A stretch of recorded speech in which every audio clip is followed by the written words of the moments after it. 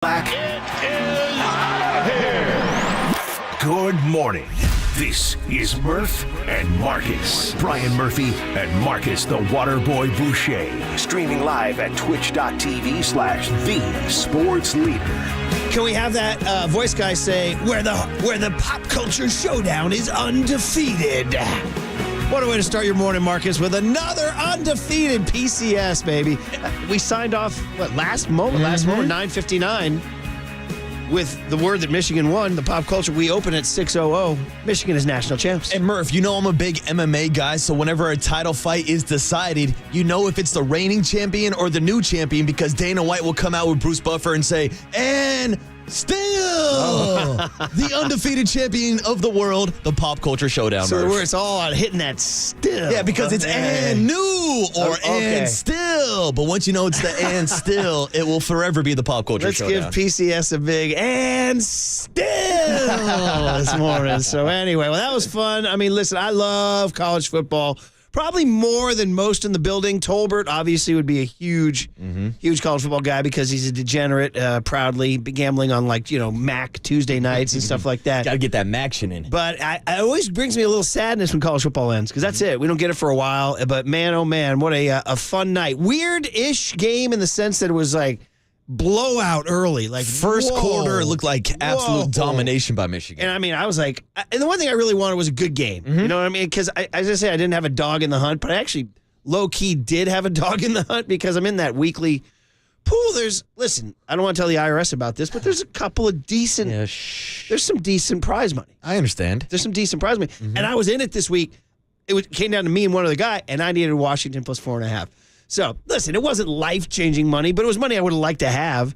And so I had a dog in the hunt. And, I mean, Washington plus 4.5. When I made the pick, I was like, I'm zigging when they're zagging. I'm zagging when they're zigging. And I think Michigan's going to win the game because the line of scrimmage is just – Harbaugh did such a great job building up the O-line and D-line there, just recruiting his ass off, which is what Chip Kelly's not. Anyway, so I had a dog in the hunt. And then at 17-3 in the first quarter, I was kind of like, man, not only am I not going to hit my bet, it's going to be a boring game.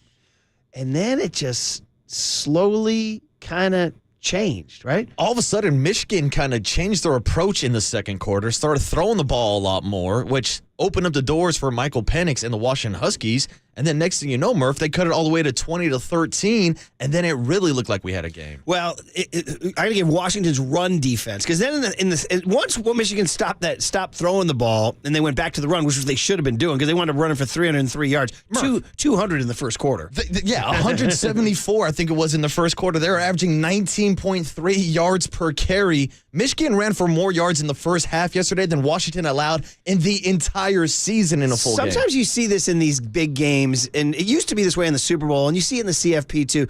The stage is so big, and there's just like they're kids, and if the snowball starts to roll one way, it gets out of control fast. And that's why at 17-3, I kind of felt like Washington was kind of like, like it's moving about 150 miles an hour. The game was talking about the game, quote, moving too fast for you, But, man, I got to give them a lot of credit because they started stoning the run. Go back and look at, there was a stretch to the second and third quarter. Michigan could not run the ball. You said Penix, and we have to talk about him because the guy in the Sugar Bowl against Texas was absolutely sensational, throwing lasers everywhere. People were saying, where should he go in the draft? Should he be a top 2 or 3 guy in the draft? Obviously, Caleb Williams and Drake May are the darlings, and Jaden Daniels and guys like that. People were like, maybe Penix is the guy. Yeah, throw Bo Nix in there, yeah. Bo Nix, yeah. But yesterday, I'm not going to say it. I saw somebody phrase it correctly. It didn't hurt his draft stock, but didn't help his draft stock. Well, no, after the game against Texas, his draft stock was at an all-time high. Like, we were talking maybe him going top 10 in the first round. I think last night his draft stock took a hit, but I think he's still going to be a first-round quarterback. Well, so the question I'm trying to ask, because I watched not a ton of Washington football, but I watched a fair amount of Washington football this year, and the guy was he threw lasers all season long, and last night he was not. And so the question is, like, as always, there's multiple reasons why. Number one, Michigan's D-line made him uncomfortable. They didn't sack him, but he got hit a lot. And they were in his orbit. They were in his sphere of influence. They were in his by the pocket, time the game was over, Michael Penix was walking off the field like he was Trevor Lawrence a couple weeks ago trying to get down that hallway. Looked like he was seriously injured by the end. With the ribs. He got his ankle stepped on early. Yeah, that was big. Maybe I should actually, the ankle stepped on early is something I kind of brushed under the rug, and that might have affected him all game long. Well, he definitely missed more passes than we've seen all season. That's what I was going to get to, is that there were, as good as Michigan, and Michigan deserving champion for sure. And can't believe Jim Harbaugh. We got to get into it today, guys. We got to get into we got to go deep into Harbaugh how today. We're feeling about Harbaugh. Our guy. 808 KNBR. Weekly shows with Jim Harbaugh that were wildly unpredictable. Sometimes long bouts of silence and awkward short answers, and then other times like crazy wild stories and yarns. Yeah, from I'd say him. they were very provoking interviews, Murph. Well, I would just say that. But anyway, for Penix, I kept thinking. So it was for me. It was crazy. Like at halftime, Michigan 17, Washington 10 was a shock. Like at that point, I was like, "Whoa, Washington, you're in this thing. You've pulled a rabbit out of a hat, And they get the ball to start the third quarter, and then you saw Penix make a bad decision. First play of the second half. Well, I guess he was going down, but still he threw it into double coverage. That's a situation where you just got to take a sack. Yeah, take the sack. Sometimes taking the sack is right. You think back to when they went for it on 4th and 7 in the first half, and he had Rome Oduzne wide open. Him missing that throw, too, because that's the kind of play that national championships hinge on plays like that. And that's kind of been the story of his season is the deep ball. And I think yesterday he started off 0 for 6 on deep balls yesterday. Finally hit one a little bit later in the game, but I thought Michigan did a great job of kind of playing that super safety coverage over the top and taking that away. I was listening to some people who know more about football than me. Some NFL guys on ESPN were talking about that Jesse Minker, I guess the D coordinator for Michigan, came from the Ravens, and he was putting NFL-styled disguises out there. Like college defenses famously are not complex, and that's always the question: is can a college quarterback make the transition to a complex NFL defense? An example being Brock Purdy is a guy who nobody figured out that he was going to make that transition so well. What Brock does so well is he's adjusted to NFL defenses. He's smart and he processes. Who was it? Was it the quiet mind that Greg Cosell called it? We were talking about the functional intelligence and athleticism. Just always you got to make the right decision, right? It's all decision making. Remember, he's got arm talent, right? Of course. Brock doesn't have supreme arm talent, but he has good arm talent and he has that mind. Well, but getting back to what Penix was seeing was more complex defensive back disguises, and that completely took away what he's been having all year. Now, that said, we talked about the Oduzne play. Yeah.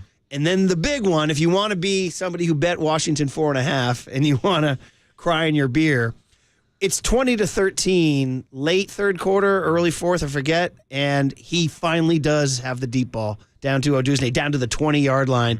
It was about a 35-yarder or something like that. Yeah, but not so fast, Murph. There's the flag. And then you look and you're like, is it a hold? Nah, and then you get to the classic.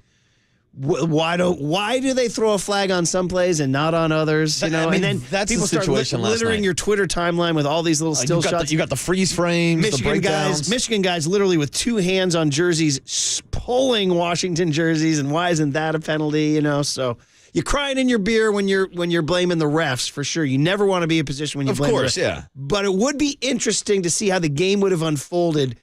That was not a penalty that had to be called. I agree with you, Murph, because there was a pull down of the left shoulder, but it wasn't like the guy was blankly holding onto his neck or anything like that. Like, we see it all the time in the NFL. There's holding on each and every play. And I know no one wants to hear the excuse of, if it's a holding call, you got to call it. Look, I get it. But in that situation, like you said, let the kids play the game. And particularly let it play out in that moment. On third down, come on. The way the game was being officiated, too. It was sort of out of the blue. Anyway, again, that's crying in your beer. Yeah. It's one play we're nitpicking, but number 73, the right tackle, had a rough night. Multiple penalties and was getting beat left and right. And that's the O-line that won what's called I didn't even know this award existed. The Joe Moore Award, given to the nation's best offensive line. I didn't know that thing existed. And Washington won it. Apparently, the word was that Michigan thought that they should have won. They were pissed. And Michigan had won it the 2 years prior, I believe. Well, I'll tell you what. And some people were talking about this last night. Everybody says basketball on grass is football now, right? Basketball on grass, it's 7-on-7, basically glorified. Credit to Jim Harbaugh, and you know that somewhere up in he was doing this for Bo up in heaven, for Bo Schembechler, Dude, they did not play basketball on grass. They played old school, black and white movie, Newt Rockney, Bo Schembechler, just smash mouth. My D-line and my O-line are bigger and badder than your D-line and your O-line. Mm-hmm. And that's like not, I mean, in an era of aerial circuses and passing and basketball on grass, Michigan won one for the old heads. Oh, Michigan said, we're going to line it up. We're going to run it. You're knowing that we're going to run the ball, and you still can't stop us. And we're just going to run it down your throat play after play after play. But you just don't see that much. And you're like, you pointed out in the second quarter, the only time they stalled was when they got away from it a little bit. Yeah. And then Michigan, I got to give credit Washington, too. Washington really adjusted and did it. And then at that point, the better team won. The best team won. Listen, they beat Ohio State, Alabama, and Washington to finish their stretch. I mean, mic drop, right? I mean, that's about as good a run as you're going to make. Mm-hmm. Ohio State, Bama, and Washington. I know Georgia's like, what about us? Well, you should have beaten Bama. You should have beat Bama. You should have made the playoffs. Speaking of, I just want to get one cheap shot off because I always do because I'm a petty guy. So my two nephews Candace's brother's kids go to Michigan, two of them. Mm-hmm. My nephews, Christopher and John. I want to congratulate them. They were in the building. They were having the time. I said, guys, that's it. On your deathbed, you're going to remember that. That's the pinnacle right there. Didn't mean to put them on their deathbed when they're 20 years old. Yeah. But anyway. They're on the back end of their 20s, Murph. It's like, guys, I'm just so happy you guys are there and da-da-da. And I they had been to the Rose Bowl prior, and I was so proud, Papa. I was like, what do you think of my home stadium? Yeah. And they're like, yeah, it's great. So I jokingly said, listen, I know tonight's great, but it's no Rose Bowl, but it's pretty good. Ha ha, wink emoji. And then my brother-in-law, Mark, said, oh, that's funny you mentioned that because they live in D.C., and one of their neighbors is some like congressman or something or some high-level Senate staffer or something because it's the whole D.C. scene. Okay. And he's from Alabama. He goes, yeah, our neighbor from Alabama. He's the one who told us to go and everything. And he texted tonight and he said, the real national championship was the Rose Bowl. You guys won the Rose Bowl. That was the real national championship. Washington's a pretender. And for some reason, that text just hit me wrong because I was like, I'm a West Coast guy. I'm a Pac-8 guy. That's just the pretentious SEC talking. So I kind of got pissed. I wrote back to Mark. I said, hey, why don't you show Jeff this text? I said, hating on the Huskies. It was 20-13 in the fourth quarter. A dubious flag changed the entire game. And oh, by the way, hey, neighbor from Bama, why don't you beat Texas and get back to me?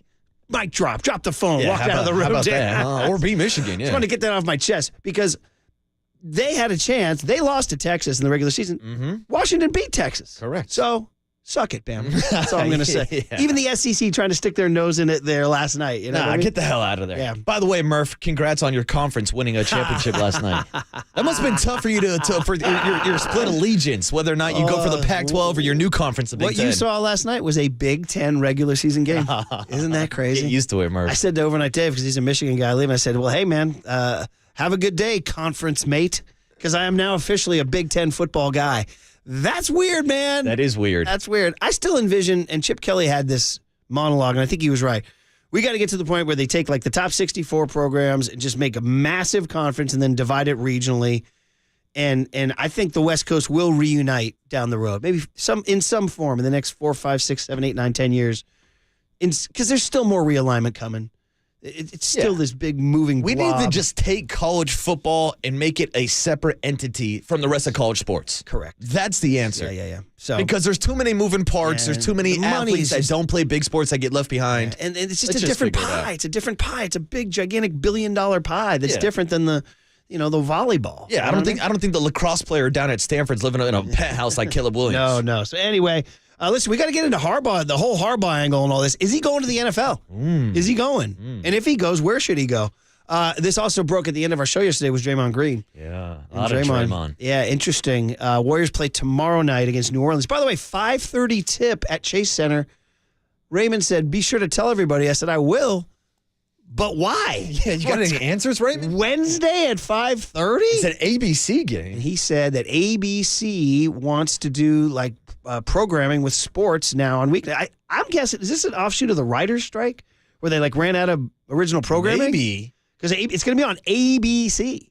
Like you used to watch. And that's what I was confused about too. Abbott Elementary. Like we know we get the TNT doubleheader every week, but I didn't know we were getting network TV, ABC doubleheaders. Old school network TV. Anyway, that's I'll take it. 5:30 tomorrow night. Will Draymond play? I heard Marcus Thompson telling Papa Lund probably not till the road trip. But anyway, we got to get into Draymond. Trade talks are heating up in the NBA, and at some point we got to acknowledge the Giants because we listen, we came in Monday. It was all Niners. We didn't even talk Robbie Ray trade. No, we did not talk Robbie. The name Imanaga, the Japanese lefty, is coming up as a possibility. Matt Chapman's getting written about a lot. So let's do it. Cody Bellinger's still out there. Yeah. Their outfield's stacked, though, right? Well, they just got rid of Mitch Haniger. Yeah, but that's clear. I mean, they can't add another one. Why not? I would rather have Chapman than Bellinger. I think that's a good take, but Bellinger could also play first base for you. Okay. Well, listen. We'll get into it. We'll discuss. 808 We will KNBR is discuss. the number. All right. Congrats to Jim Harbaugh. Who's got it better than him? Nobody. Got to get props to his old man. His dad's out there looking so great. And I started thinking as I'm watching the team, I'm like, how old is Jack Harbaugh? So I actually wikied the damn thing. He's 84. Bro. You want to talk about running for president? We should have Jack Harbaugh run for president. Stop it, Murph. All right. We'll do that and get the guest list next on KNBR Pop Culture Showdown Undefeated. KNBR 104.5 and 680, the Sports Center. Well.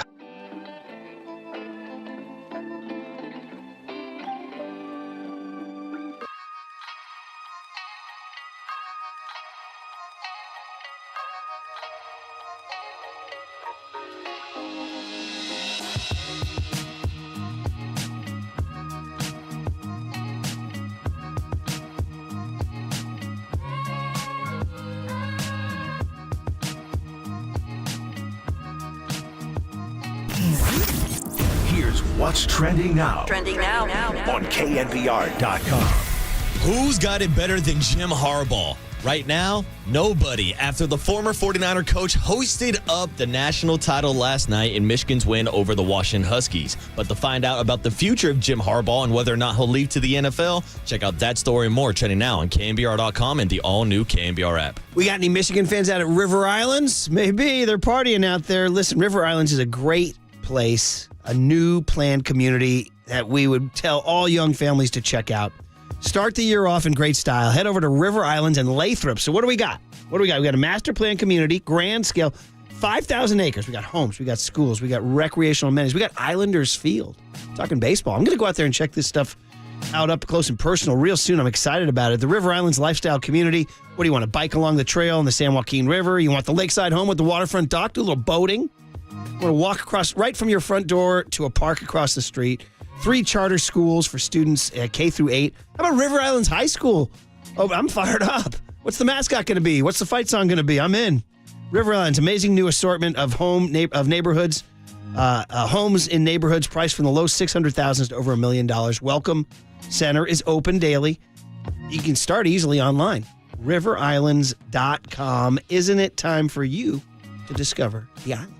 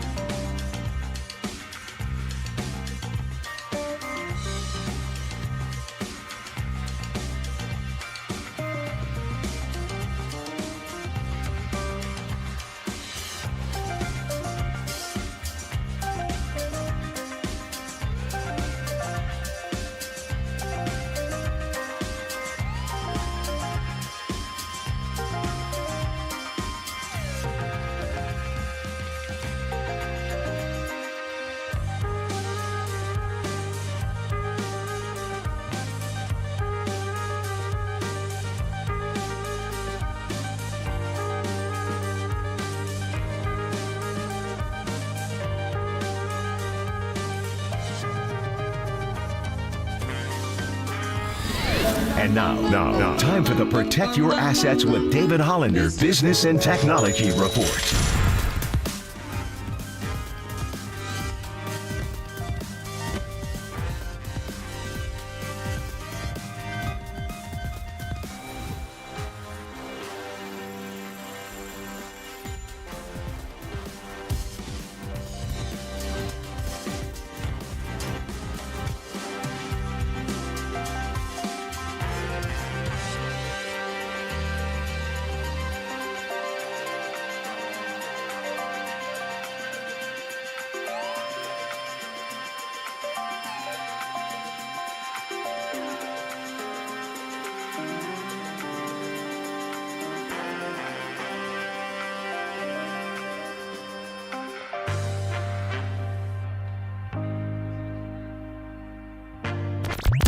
Good morning, Seamheads. Murph and Marcus keep rolling. Streaming live at twitch.tv/the-sports-leader. San Ramon, shout out to you for supporting KNBR, San Ramon's sports leader.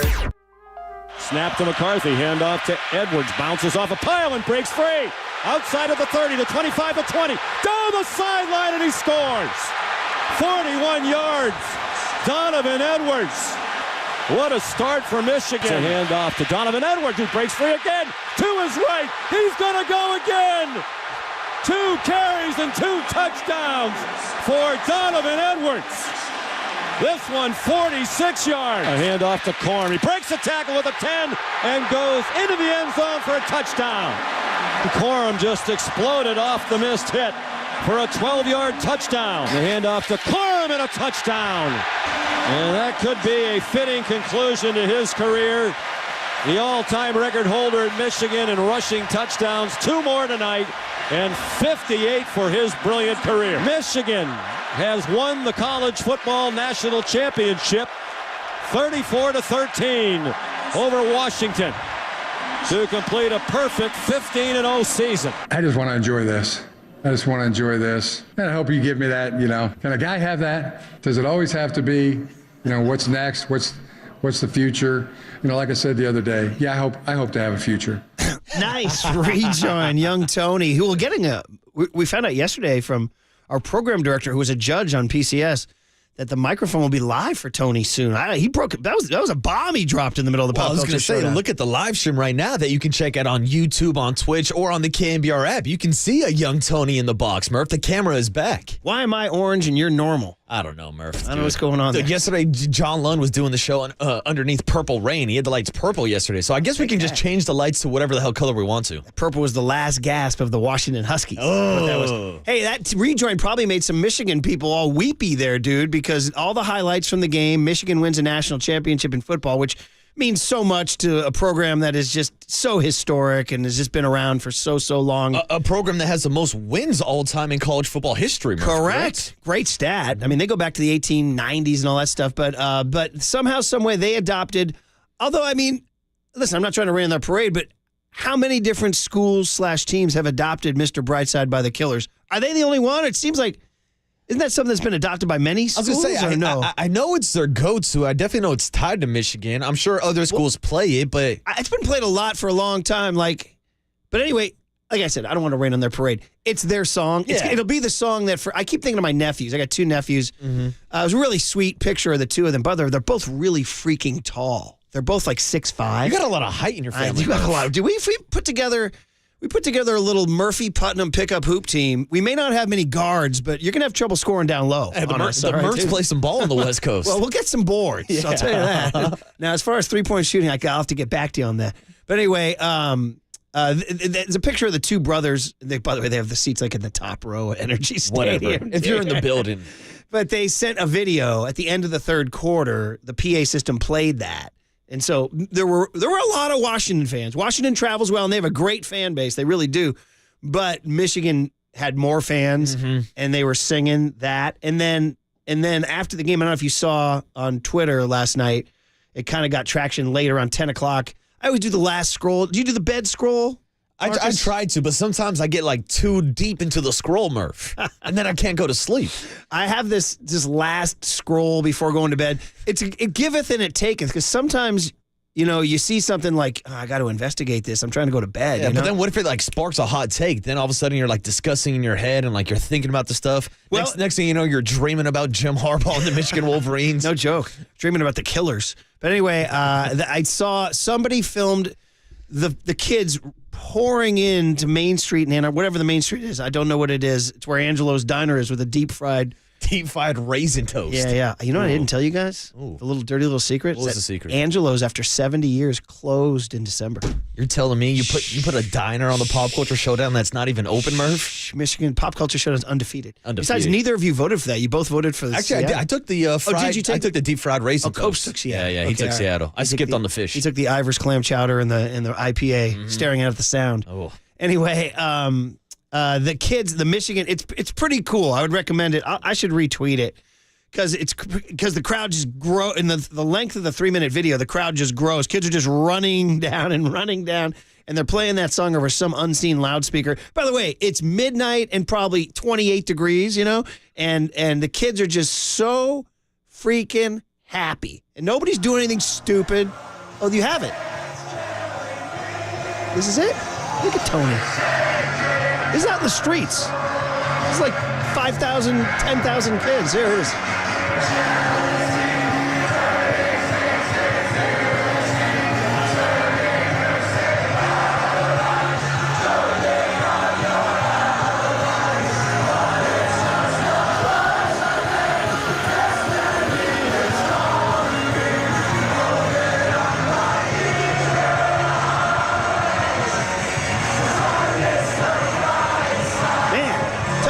In a nation that doesn't have a lot of good news, what a wholesome story. Right? It's cool when something like this brings people together. I mean, that's why it's cool when they sing it at the big house and you have 100,000 fans all doing karaoke at the same time. So Murph. Wisconsin does House of Pain, jump around. Jump around. Yeah. That's the coolest tradition to me. Florida does. Florida football, the Gators do at the end of the third quarter. They do Won't Back Down. Little by petty our action. Guy. Here's my guy. That's pretty good. Yeah. Alabama does Dixieland Delight.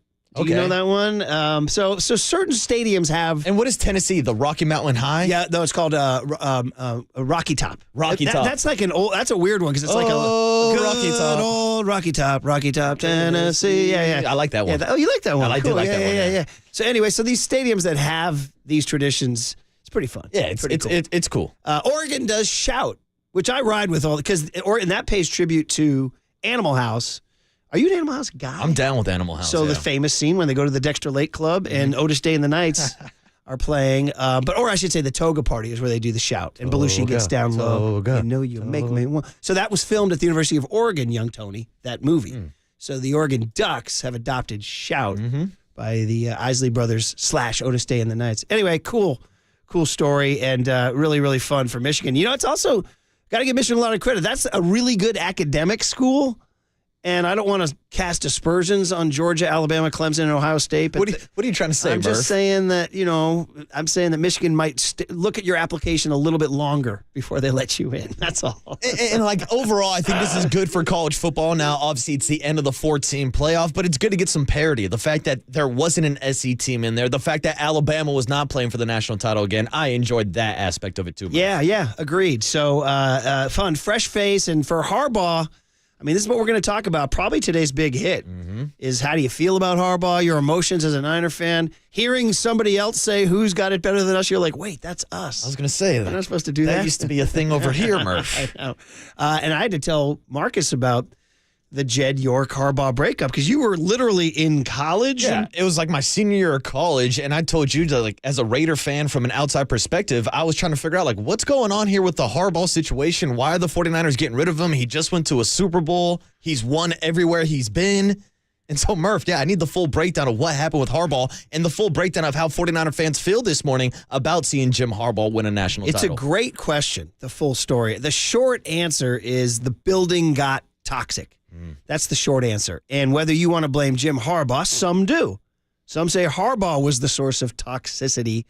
Others say Trent Baalke was. Others say Jed York didn't know how to sort of create the culture in the building. And it was two moody alpha males butting heads between Baalke and Harbaugh. And the word was, after all went down, it just wasn't going to, it was no way to live. It was no way to live. Too many egos, huh? Yeah, and I don't know, it's the true full story has never been written. That's just the best we've gotten through the years. Is it got ugly? Harbaugh and Balky did not get along. Could barely be in the same room. This is the GM and the head coach. Okay, you know what I mean? Yeah, So, that's an issue, Murph. like we look at John Lynch and Kyle Shanahan, like oh my god, it's a different universe than what Balky and. That said, as you pointed out, NFC Championship 2011, go to the Super Bowl in 2012, and in 2013. It comes down to the final play inside the 10-yard line, Crabtree and Sherman. I mean, they were on a roll, baby. But 2014, at that point, the team petered out. Kaepernick got hurt. It got a little weird. Harbaugh began to sort of give signs that he was done. And, man. A weird ending, Murph. Yeah, weird. Then the next thing you know, you got Sherman and Wilson eating turkey on your 50-yard line. Yeah. So Life comes at you fast. then we had Jed on the radio. And it went, it was a little tense. That's a story of its own, That is a right? whole nother story. Yeah. He hasn't been on since. Oh, I understand. I think it's time to it's been 10 years. Yeah, why not? About time. Let's break bread, Jed. I should reach out. He and I, we had the urinal summit. I told that story, right? Like, Have you turned? so he and I you didn't told talk. that on air, yeah? He and I didn't talk for a while after the contentious The interview. urinal summit. Then they had Tom Sula, and it didn't work out. Then they hired Chip Kelly, and I drove down there for the presser, and it was held in that fancy club they have down there on the club level. It changes the name all the time. Oh, like the BMW whatever. Mercedes-Benz Club or something like that? something Yeah, like that. Big fancy club with big Shout out to the walls one percenters to know what we're talking about. Huge one percenter thing. Big walls. I was imagining big, like, tall walls. Everything's all glassy and leathery and all that stuff. And I ducked into because I had driven down after the show. I'd had a lot of coffee. I had to drain the main vein, as they say, And I run it. Who's the only other guy in there? Jed York. Jed. He and I at the urinal. Now, how many urinals were in between you So guys? it was about 8 urinals, and I was like at urinal 2. I was at urinal 7. He was like urinal 2. Well, that's good urinal etiquette. We looked to the right and saw each other and did the nod. And then we went to go wash our hands together. And we looked at each other in the mirror. So it wasn't. Oh, that's We didn't awkward. turn to the right. We looked at each other in the mirror. And we said, hey, how's it going? How you? And then I said. Are you like talking through the mirror? Yes. Did you finally turn? Oh, Yeah, you didn't yeah. even turn to him. And I said, I remember I said, well, a new start today should be intriguing. And he said, well, at the very least, we're going to score some points finally. That's what he said. At the very least. Whoa. And he said, have a good one. Meaning Chip Kelly was going to bring offense. Yeah. Did he? I don't think so. Not a whole lot. All right, let's get the guest list on a Tuesday, January 9, 2024. 1/9/24. 408 remembers the interview. He says, quote, I dropped the phrase, you're going to rue the day. Rue the day. I love a good Ruth of the day. You got to laugh about it. It was funny, man. I remember when it finished, our digital department was just starting, and Josh Lander was the guy. He came running down with a little lousy 2014 camera. He's like, hey, do you want to do a follow-up interview for the digital right now? And I was like, no. I mean, I can like gloat about it or something. Like a post-game press conference? A post-interview press conference with Murph? Rue the day. We should start doing that. All right. Post-interview press conferences. All right. Maybe we'll do it this morning after we interview John Wilner at 6:50 this morning. He, of course, covers college football is what I'm trying to say for the Mercury News, so we can talk Harbaugh, Chip Kelly, Michael Penix, anything you want, Murph. Yeah, Wellner's great. And he's already written something. And by the way, you got to love, because you played that bite of Harbaugh saying, can I just have this? Because Andy Staples asked him, do you want to win a Super Bowl next? He's like, can I just have this? Already the 2025 odds are out. I was going to say, also, isn't that a rhetorical question? Do you want to win a Super Bowl? Doesn't everybody want to win a Super Bowl? Yeah, unless you're Bear Bryant, you stay in college all your life, or Bo Schembechler or Woody Hayes or these old school guys. Yeah, I Who's think today's Harbaugh wants out. lifer in college that's just never going to go anywhere? I don't know. No, well, Saban went to the NFL. Nick Saban was in the NFL. Yeah, he went to the Dolphins. Yeah, That's all right. It's a Young good guess, young though, Tony. Yeah, Good guess.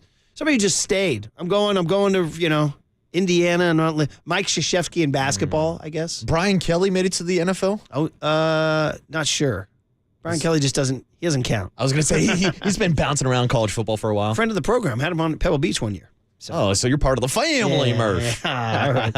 All right, 6:50, John Wilner. Then at 7:35, it's usually a Tuesday morning hit with Mike Krukow, but we're going to the bullpen today. Dave Fleming filling in for Mike Krukow, 7:35.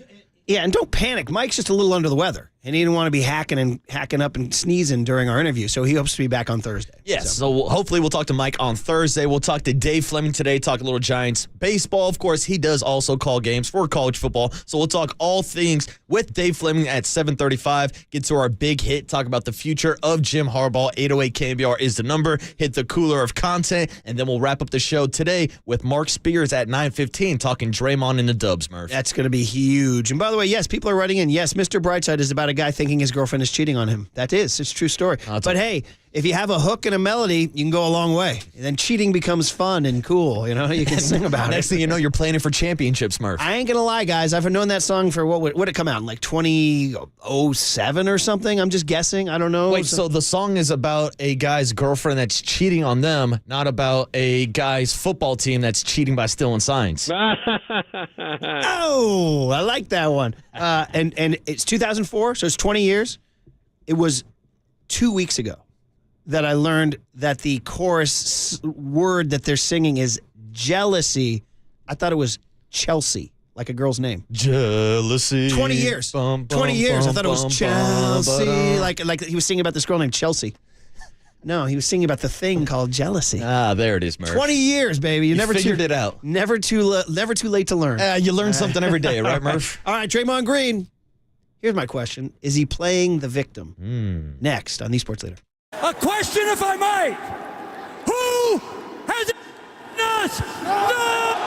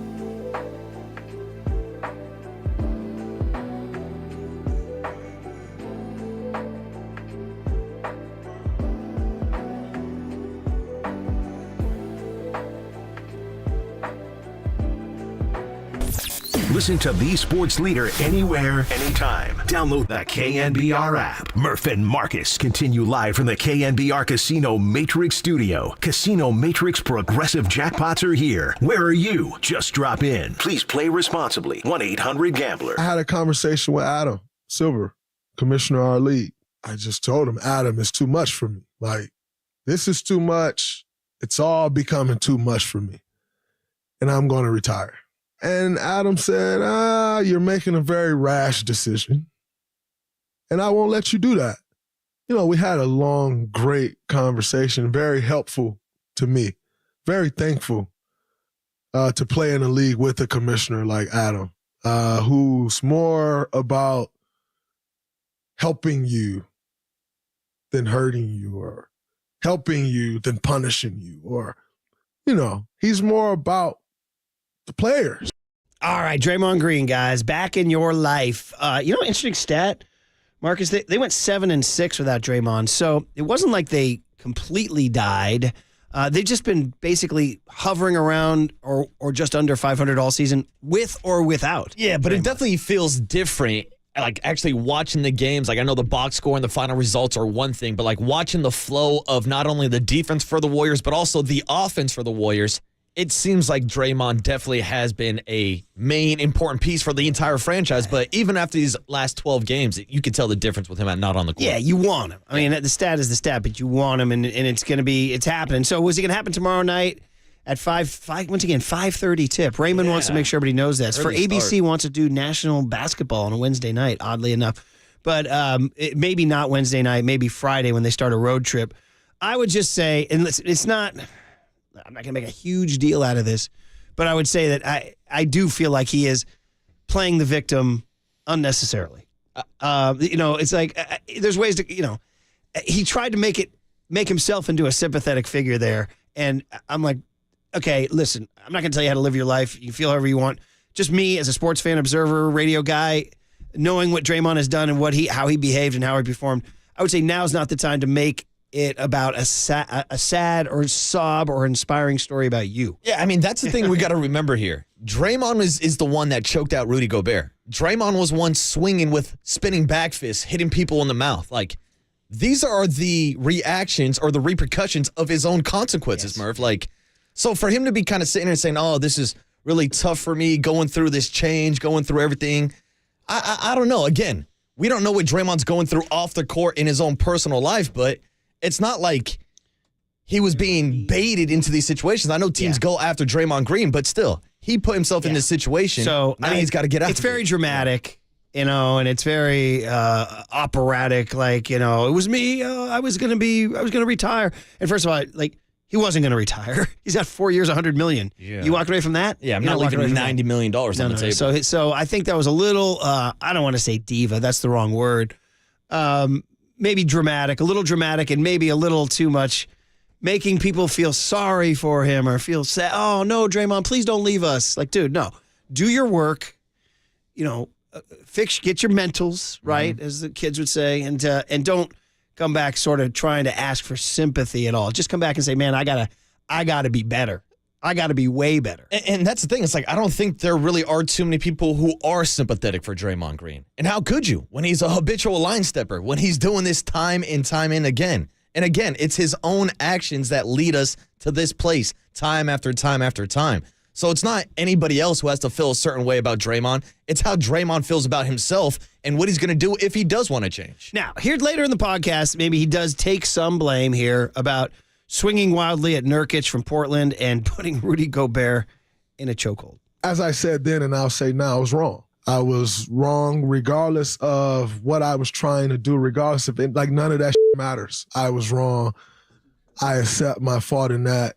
And I apologize. Not only from that, Rudy Gobert situation. I was wrong. Went way too far. I am a guy who plays on the edge. I am a guy who walks right up to that line, and I have no problem with admitting I have walked over that line. Okay, so that's more what he should be saying. Mm-hmm. I was wrong. I walked over the line. I got to be better.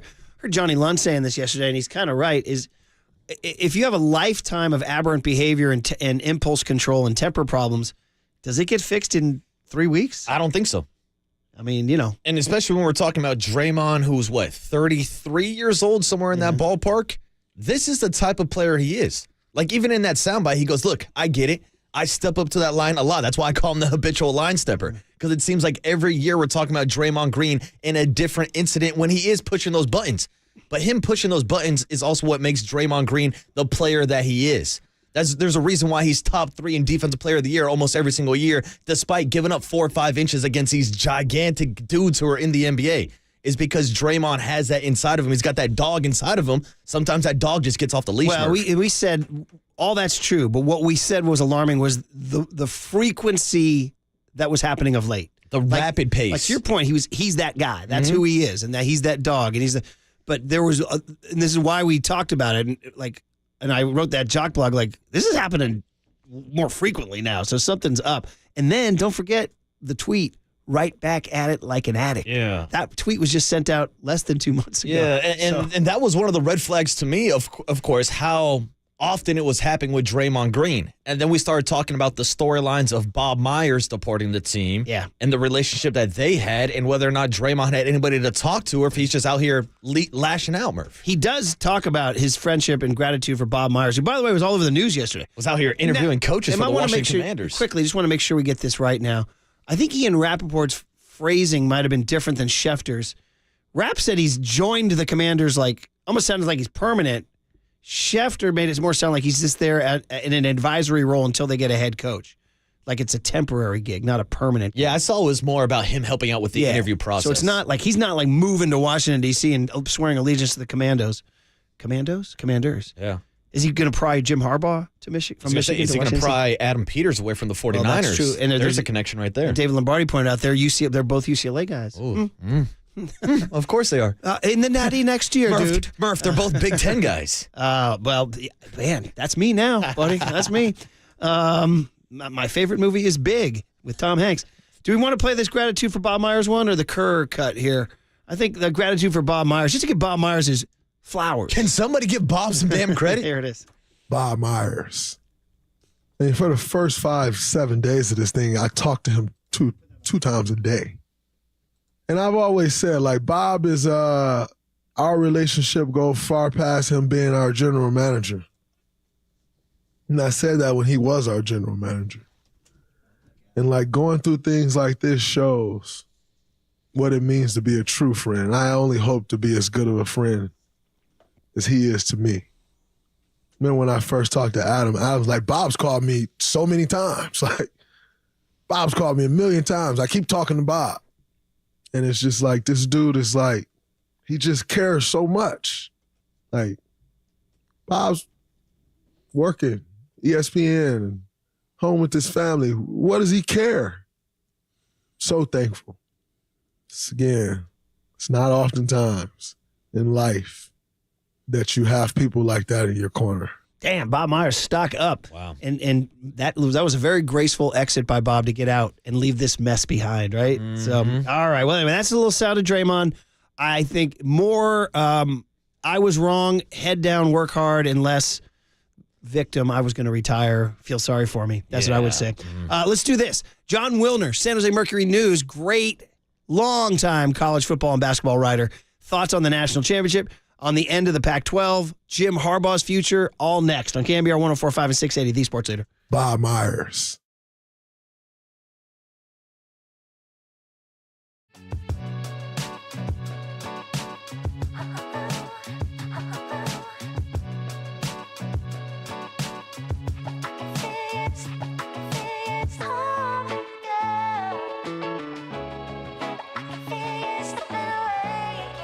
I'm sitting next to a man who had Daisy brand French onion and ranch dip in his home last night for the Natty and had wings dipped in the Daisy brand. It's everything. It's all we're doing. We all got it. We love it. Daisy brand. So it used to be in the old days, Daisy sour cream, you poured the seasoning in. You don't have to do it anymore.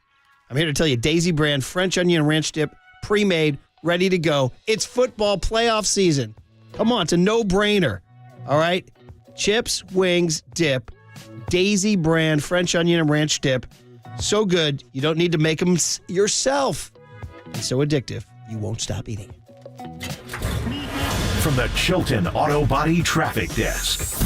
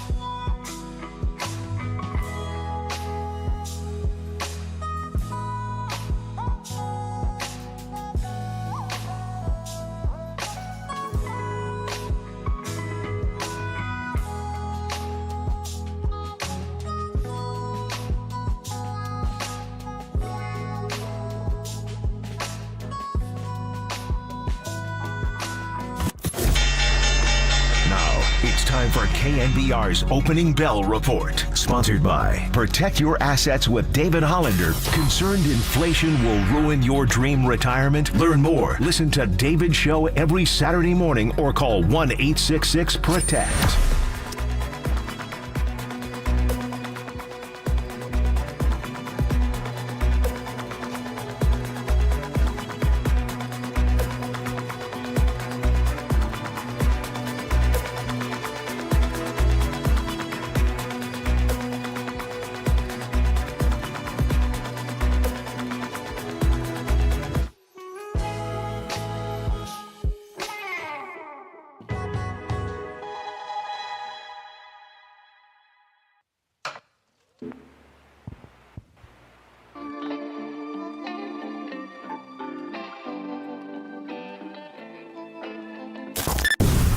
This is KNBR, and this is Murph and Marcus on KNBR 104.5 and 680, the sports leader. So happy for our players, for our parents, for their grandparents, our coaches, Sharon Moore, Jesse Minner, Jay Harbaugh, the coordinators, the coaches, the staff.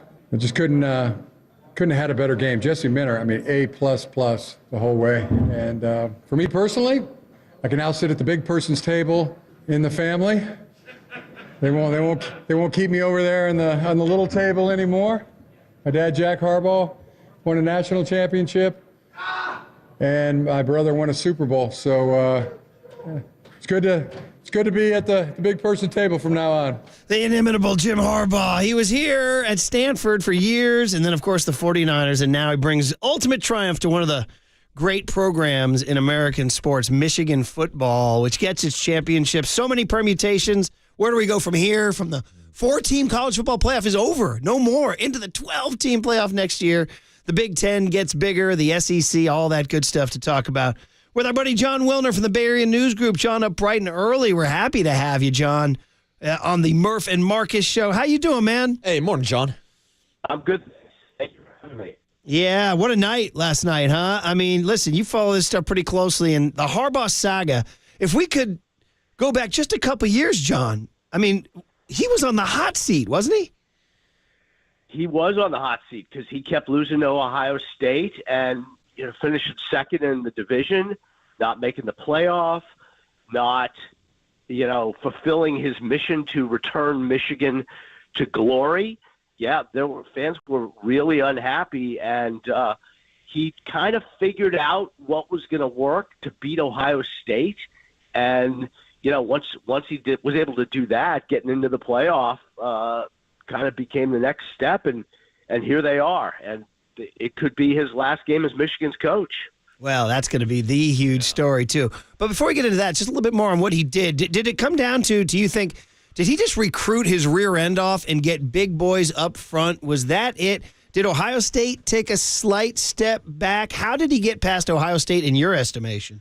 Well, I think a lot of it has to do with the line of scrimmage, right? And, when he was at Stanford and when he was with the 49ers, they always were really good up front. And that's kind of where he closed the gap, because Ohio State is usually going to have better athletes on the perimeter than Michigan, just kind of by the nature of the school's recruiting. But Harbaugh figured out the way to win the game's going to be at the line of scrimmage. And their offensive and defensive lines have been phenomenal, the last few years. I mean, kind of watching them shut down Washington last night, it's kind of like what we're used to seeing Alabama and Georgia do in the championship game, because they're just so good on the defensive line.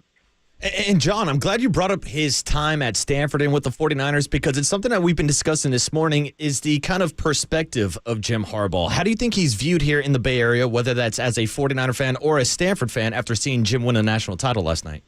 Well, certainly he's viewed even more favorably by Stanford fans, given what has happened to that program the last 4 or 5 years, right? That's the glory days in a lot of ways. And, I think the Niners, I don't follow that closely in terms of how their fans would view him, but, he turned that program around too. He's, been an incredibly successful coach at 2 Bay Area football franchises. And, he's got and the other thing is, he's got ties to the Raiders, which is, I think, important going forward, right? Al Davis gave Harbaugh his first full-time coaching job as an analyst. And I think Harbaugh's got, a lot of love, enduring love for the Davis family and for that franchise. So he's really had a role in 3 Bay Area schools. In your teams. Yeah, John Wilner, Bay Area News Group here, and so many different threads from last night, how Michigan did it, and, obviously the future of college football. But just more on Harbaugh for a second. When he was at Stanford, and he's kind of a cipher, he's kind of a mystery, he doesn't really tell everybody what he wants to do. But did you get the impression from your sixth sense that the Lombardi Trophy, the Super Bowl trophy, means that much to him, that he would make the leap now that he's checked that box at Michigan? So, in other words, you pushing your chips in on he will be an NFL coach in the fall? I think there's a good chance of that, yeah. I mean, I have never thought he was going to be a lifer at Michigan, even though he's a Michigan alum. To me, that was always, I'm gonna kind of turn the page from the NFL, go back to college for a while, but then ultimately get back to the NFL. I once asked him, and I think it was before the 2010 big game. I remember talking to him, and at that point, he had lost 2 out of 3 games to Cal. And I remember asking him, basically, if he kept score personally, how he did against other coaches. And in that case, I was talking about Jeff Tedford. And he looked at me the kind of way he does, where it's almost like he's looking through you or next to you, and you're not sure if he's engaged in the conversation or not. And I remember he said, "You're damn right I keep score." And I thought that was real interesting. And I think, this is just my opinion, I think he's keeping score with his brother, and I think he's keeping score with Pete Carroll. And those guys both have Super Bowl trophies, and I think he wants one, and I am convinced he will be in the NFL in the fall. That's a good answer, John. And I'm glad, by the way, that you had that exact same experience, because I start to wonder, like, is it me? Do I have bad breath? Is it my deodorant? Because he's standing next to me and he's looking weird right through you and past you at the same time, right? You don't just know if sometimes he just seems like he's not all there. Yeah. And he's a very different guy. Not just in the way that football coaches are different and NFL coaches are different. He's just different. And he once said, if you drilled a hole in his head and peered inside, you would see a football. And I think that is what he's all about, and competition is what he's all about. And he's going to have a ton of NFL offers, right? Two teams that seem very attractive, right? The Chargers and the Raiders, and there may be others for him. And I just think he is thinking about that as his next thing, is that Lombardi Trophy, because his brother's got one and his longtime coaching rival has one. Now, John, when you speak about his unique coaching style, do you think that's a style that's better fit for the college game or for the NFL? I think it works either way. It worked for the Niners for 4 years. He burns hot, though, right? I mean, personality, he grinds on you, and I don't know that he is, he coached at Michigan for, I don't know, what's it been, 9 years? I can't see him coaching for a single NFL franchise for 9 years. I think he would just get old quickly for a lot of the players and the the front office. But certainly for a 4 or 5 year cycle, I think it works perfectly well with NFL. And now he's going to be coaching guys that either played for him or against him in college. Right? There's a lot of Big Ten players that are in the NFL in their early stages of their careers, and I think that would help him, in terms of the locker room respect and all that kind of thing. It's interesting, John. It's true too. You're talking about burnout and the grind and all that. Is that I think most people said, well, when he goes to Michigan for 5 years tops, and he made it 9, which is really surprising, given that USD, Stanford, and the Niners was all 4 years, right? I'm wondering, has he changed a little bit? Or, do people mellow? He's 60 now. He's 60. Or just was Michigan. See, that's the thing, is like, it makes me wonder if Michigan is his true destination. Like, he is Bo Schembechler's descendant. That's one thing that gives me pause. Like, maybe he does love it there. I don't know. I also think he's done a real good job with his coaching staff at Michigan at getting in assistants and coordinators that can kind of help bridge that gap with the players, so he's not necessarily grinding them directly as much. But the other piece of it, too, is, he got suspended 2 different times this season for 3 games each, and thinks he was the victim in both cases. And I think the feelings with not only the NCAA but the Big Ten from that, the sign stealing scandal, I think he's really upset about that, and that may, be one of the factors he considers when it's like, do I want to leave the NCAA behind and head to the NFL? I think that's got some lasting. There's some scars from that situation in October, November. Yeah, and it seems like the feeling is that he's going to be headed towards the NFL, John. Now, if you had to handicap the options that are out there, you mentioned his past ties to the Raiders. We know about his ties to the Chicago Bears. We've seen the LA Chargers linked to Jim Harbaugh. Where do you think is the best fit for Jim in the NFL? Well, I certainly, I'm sure he will take a long, hard look at the Chargers situation because he's got a quarterback, right? And that's ultimately Harbaugh, former quarterback himself, views himself as a quarterback mentor. I think the chances to work with Herbert will probably be pretty appealing for him. But I don't know. he will do this for sure, though. He will leverage every opportunity to get himself the best deal. When he was, end of his tenure at Stanford, he had two different agents. One of them was negotiating a deal with Stanford. One of them was out trying to get him the best deal in the NFL. And he's all about competition, and that includes for his services. So it'll be interesting to see how much he is able to basically drive up the market because he's got the option to remain at Michigan.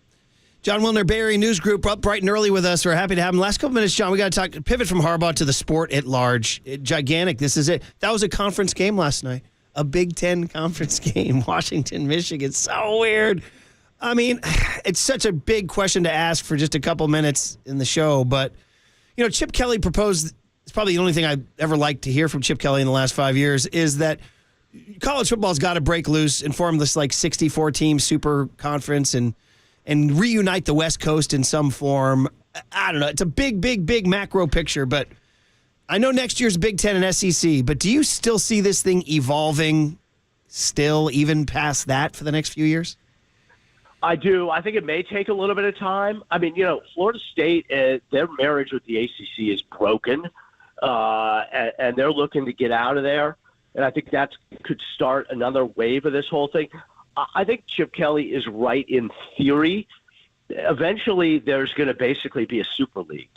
I don't know how long it'll take, but I also don't think it's going to be all 64 teams or 65 teams. I think it's going to end up being a mini NFL where you got 24, 28 teams. Because think about this, ESPN and Fox, those are the bank accounts for these schools, right? But ESPN, those networks, they're paying the Big Ten, for instance, the same amount of money to broadcast a Michigan-Ohio State game as they are to broadcast a Minnesota-Illinois game. And at some point, they're going to realize that's an inefficient process, and they're just going to say, we're going to stop paying the conferences. We're going to just pay the schools. And at that point, I think you're going to see college football break off, 20-something teams, mini NFL, and then everybody else would just play regionally. And so the Pac-12 would kind of reform, except probably not with Washington, Oregon, and USC. Man, so still shifting, moving, many questions. But in the short term, though, it's a two-conference world. 12 teams next year in the playoffs. And I saw you wrote in the column in the Bay Area News Group, John Wilner, Bay Area News Group, you think 7 or 8 would be SEC Big Ten teams? I do. It's going to completely dominate the thing. And the other conferences are going to basically get one. On a good year, they'll get 2. But look at those. I mean, those schools, those conferences have all the big names. All 4 teams in the playoffs are either in those 2 conferences or will be in those 2 conferences next year because Texas is going to the SEC and Washington is going to the Big Ten. So it is becoming a sport dominated by just these 2 leagues, and everybody else is just secondary at this point. Yeah, Texas is SEC and Washington is Big Ten. Yeah, wrapping it up here on the UMA guest line with John Wilner this morning. And John, the last question I wanted to ask is about Michael Penix Jr. I wanted to get your breakdown of his performance last night, whether or not it's going to affect his draft stock and how his skill set does translate to the NFL. Well, the big thing for Penix is going to be the medical exams, right? Because he has had multiple season-ending injuries. I don't think what happened last night is that big a deal. He was getting pummeled, and the teams will see that. And that was the difference is Michigan's the only team that's really been able to get him out of his rhythm. But, he's had knee injuries, arm injuries. He's had a ton of stuff, not when he was with Washington, but during his tenure in Indiana. And I think a lot of his draft stock is going to just be based on what the exams show. The guy can deliver the ball anywhere on the field, at any point, right? He's got a cannon, and he throws a great deep ball. But he's not real mobile, and he's got a list, an injury history. So to me, that will be the big key. Could I see him ended up in the top half of the first round?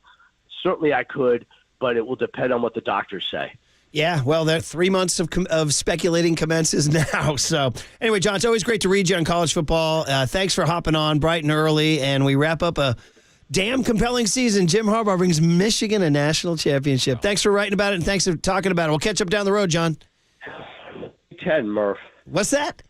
Have fun in the Big Ten. Oh man, I got to be honest. Just to let you know, like anecdotally, last 3 months, I was kind of like, yeah, it's going to be interesting. And now, right this morning, it feels weird. All right, it feels weird. It's like it's official now. So, anyway, thanks, John. Be good. Thanks, guys. There he is. Yeah, John likes to tease me about my UCLA struggles. They are not even. I'll just tell you this personally. Like last night, I was happy for my nephews and some other friends I know from Michigan. But I was also more jealous than I've been at any other time when Bama wins, Georgia wins, Ohio State, or Clemson wins. They are just different planets. And Michigan is actually sort of in the same academic and cultural sphere as like UCLA. They kind of go about their business the same way, the way they run their schools and the way they admit their students and the way they kind of run their athletic departments and all that. The way they share a conference now? Well, yeah, exactly. So that one was like, damn, like if Ohio State wins, I'm like, well, they're just, Ohio State's a football factory. Clemson, Georgia, Alabama, football. I'm like, Michigan, yeah, football, but they try to do it the right way, although maybe they're stealing some sign. Yeah, shout out Connor Stallion. Where was he last night? Academic, this is the best academic school to win a national championship in a long while. Like they are, if you go by the rankings, whatever that matters, Michigan's easily the highest ranked academic school to win a national championship in forever. So it made me jealous, like, damn. They pulled it off. Man, we're not light years from that. You're not expecting a national title with Chip Kelly at the helm, Murph? Brother. See, somebody wrote a tweet, some UCLA writer wrote a tweet saying, on the night Jim Harbaugh brought Michigan, a comparable school, a national championship, Chip Kelly got 3 transfers from Navy, Yale, and Elon University. Elon?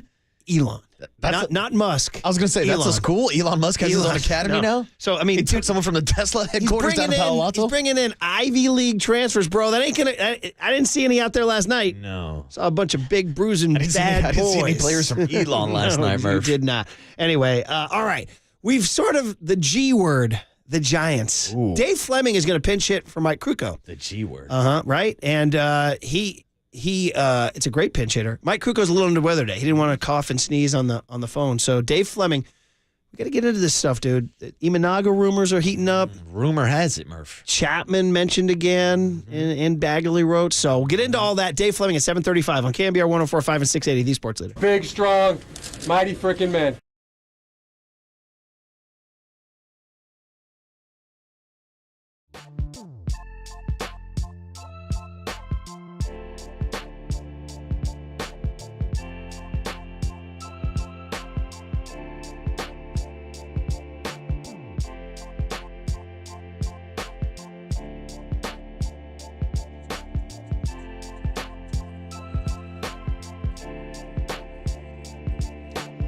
All right, our good friend Steve Moskowitz is on the line. Steve, you want to talk about unfiled tax returns? That's right. Here it is, the traditional tax filing time. And the IRS is on maximum enforcement. This is where they make examples out of people during traditional tax filing season, and it doesn't have to be. If you've gone ahead and not filed for some years, 2 biggest reasons are, 1, didn't have the money to pay it, no problem. We'll work out a deal for you with the IRS. And the other problem is you don't have your records. No problem. We'll get all the records the IRS has on you. And since it is traditional filing season, we offer a 5% discount on the 2023 tax returns that are retained in January. Bottom line is, it's a new year. Let's clean up this tax problem once and for all, and then you can enjoy a normal life. We do a lot of these cases. We know what to do, how to do it, with whom to do it. Let us take care of you. Thanks a lot, Steve. And for more information, the phone number to call is 1-888-TAX-STEAL, 1-888-TAX-STEAL, or go online to MoskowitzLLP.com. Mountain View, shout out to you for supporting KNBR, Mountain View's sports leader. From the Chilton Auto Body Traffic Desk.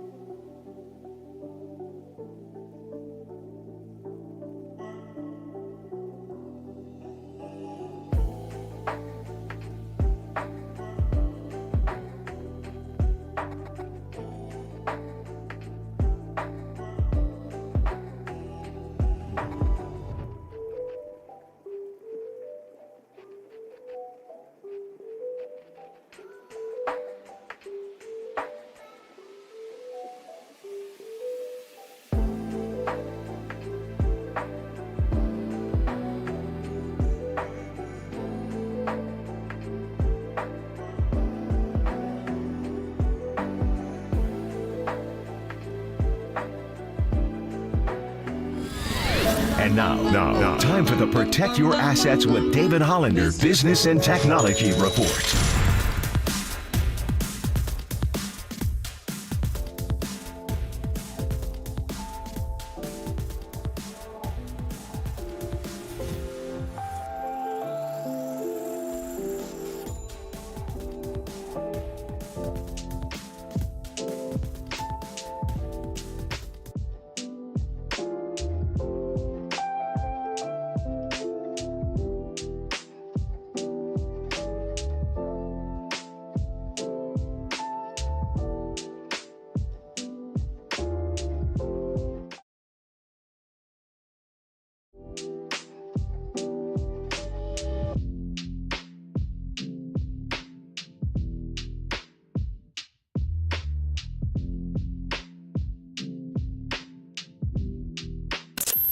Murph and Marcus keep rolling on the sports leader and streaming live on YouTube at KNBR 1045.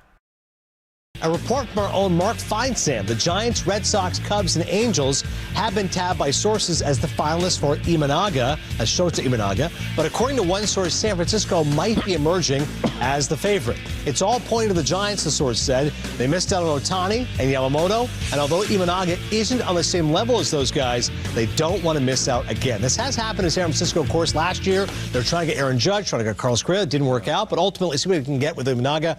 What's this pitcher look like, Roddy, when he comes to America? Well, I mean, he's a very accomplished pitcher. He's called the throwing philosopher. So as Dennis Eckersley would say, he throws some educated cheese. But when you get Imanaga, he's had every bit of success that you'd want to have in Japanese baseball. It's time for him to come here.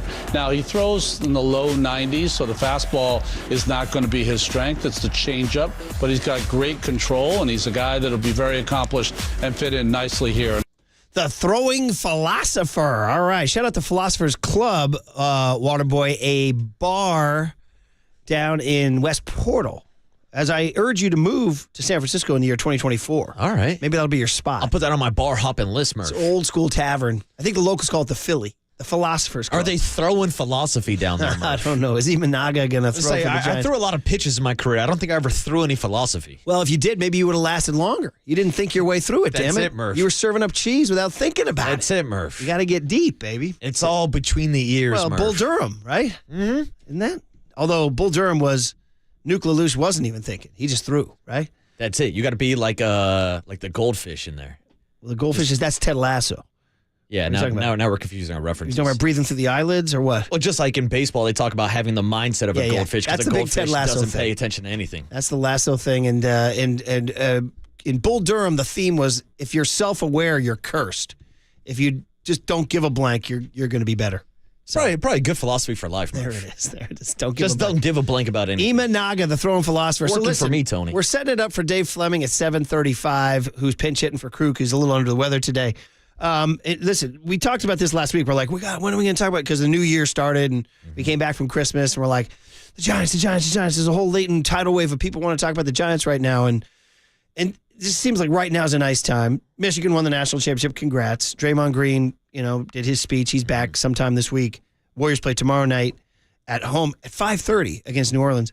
But the Giants. Now, the Robbie Ray trade. We haven't even really talked about it because it happened after our show signed off on Friday. Let's discuss. My first instinct was I was just excited that the Giants made a trade. That was it. Like, forget the merits of anything. I'm just glad they're doing something to shake up the status quo because the status quo was bumming people out. Well, stale as hell. Especially the stalest quo. Yes. Especially when you're striking out in free agency, you're like, all right, let's go with an alternate route. Let's go to the trade market and see what Farhan can cook up. So the first reaction was, damn, Robbie Ray, that's a legit 2021 Cy Young Award winner. Then you read one sentence further. I didn't follow the Mariners that closely last year. I didn't realize Tommy John. Yes, so he will not be pitching until it sounds like All-Star break at the earliest. Right, at the earliest. Yeah. I mean, so you're talking about now. You got a whole half a season, you don't have the guy. So my excitement dimmed a little bit, and obviously. And this is also a rotation that's going to be missing Alex Cobb to start the season. So now my excitement definitely dimmed. Dwindled. How'd I feel about losing Mitch Haniger? I mean, we hardly knew you. Yeah. The guy came, he played how many games, and he left. I mean, he might go to Seattle and hit 25 bombs. I mean, that was the Mitch Haniger story. I know a lot of people in the Bay Area were excited because of his ties to Midi High School, being a Mountain View / San Jose kid, the homecoming and coming back, but it's kind of been the story of Mitch Haniger's career. He just hasn't stayed healthy. He can't stay on the field. He's not getting those at-bats, and that's why Farhan, in my opinion, almost took this on as almost a salary dump to get rid of Mitch Haniger's contract and Anthony DiScalfani on top of it. So he had a 61 games, a negative 0.3 WAR, if that matters. I don't know what WAR is, but that can't be good, Murph. 6 bombs, 28 ribs, and a 631 OPS. Forever Giant, Murph. Right, that was Forever not. Giant. That was no bueno. So he's 33 years old. So I mean, I guess the metrics would tell you you're not losing a ton. I don't know. He had an 804 OPS as recently as 2 years ago when he finished top 20 in the MVP voting in the American League, but that was 2021. This is 2024, right? So things change. So you're not crushed over losing Haniger. You also needed to create space in your outfield because you've signed Jung-Hoo Lee. You have Yaz and Slater. No matter what you think, they're back. There's your platoon system. You're looking at your platoon in right field, and then you're looking Conforto opted back in. He's kind of your left fielder. So you're looking at Conforto, Jung-Hoo Lee, and a Yaz Slater platoon in right. Yeah, and don't forget about our guy Luis Matos and Elliot Ramos. So, where do they fit in? A Wade Meckler, a Tyler Fitzgerald. So there's a lot of outfielders. Correct. So they had to move one. That's why signing Cody Bellinger it was like the choice was maybe signing Bellinger or Lee. You point out Bellinger can play first base. That's true and worth thinking about for sure. But it sounds like to me they wouldn't sign Bellinger. It's kind of crazy that it's January 9 and none of those guys, Blake Snell, Cody Bellinger, or Matt Chapman, has signed anywhere, not much less Rhys Hoskins or Imanaga, who you just heard about coming in. Correct. Who's people are like, wait, Imanaga. Everybody focused on Yamamoto, who's a Dodger. By the way, you saw the Dodgers did it again over the weekend? Teoscar Hernandez. More deferrals, Murph. Did you see the thing? I posted this tweet. Somebody did the Dodger logo. Their new City Connect uniforms. And it says instead of, in blue cursive, instead of Dodgers, it says deferred. Yeah. It's pretty good. The Los Angeles deferrals. I mean, somebody put, is this bad for ball that they're doing this? I mean, Teoscar Hernandez signed a 1-year deal and he's getting paid till 2039. Is that what it is? Here, I'm holding it up to the, oh, darn it. I lost my thing. Yeah, and it's like 1 year and deferring. Somebody said, this is bad for baseball. I heard somebody else say, well, why doesn't your team do it? Yeah. You know what I mean? I mean, we've seen this before, obviously, with Bobby Bonilla. Every 4th of July, he gets $1 million.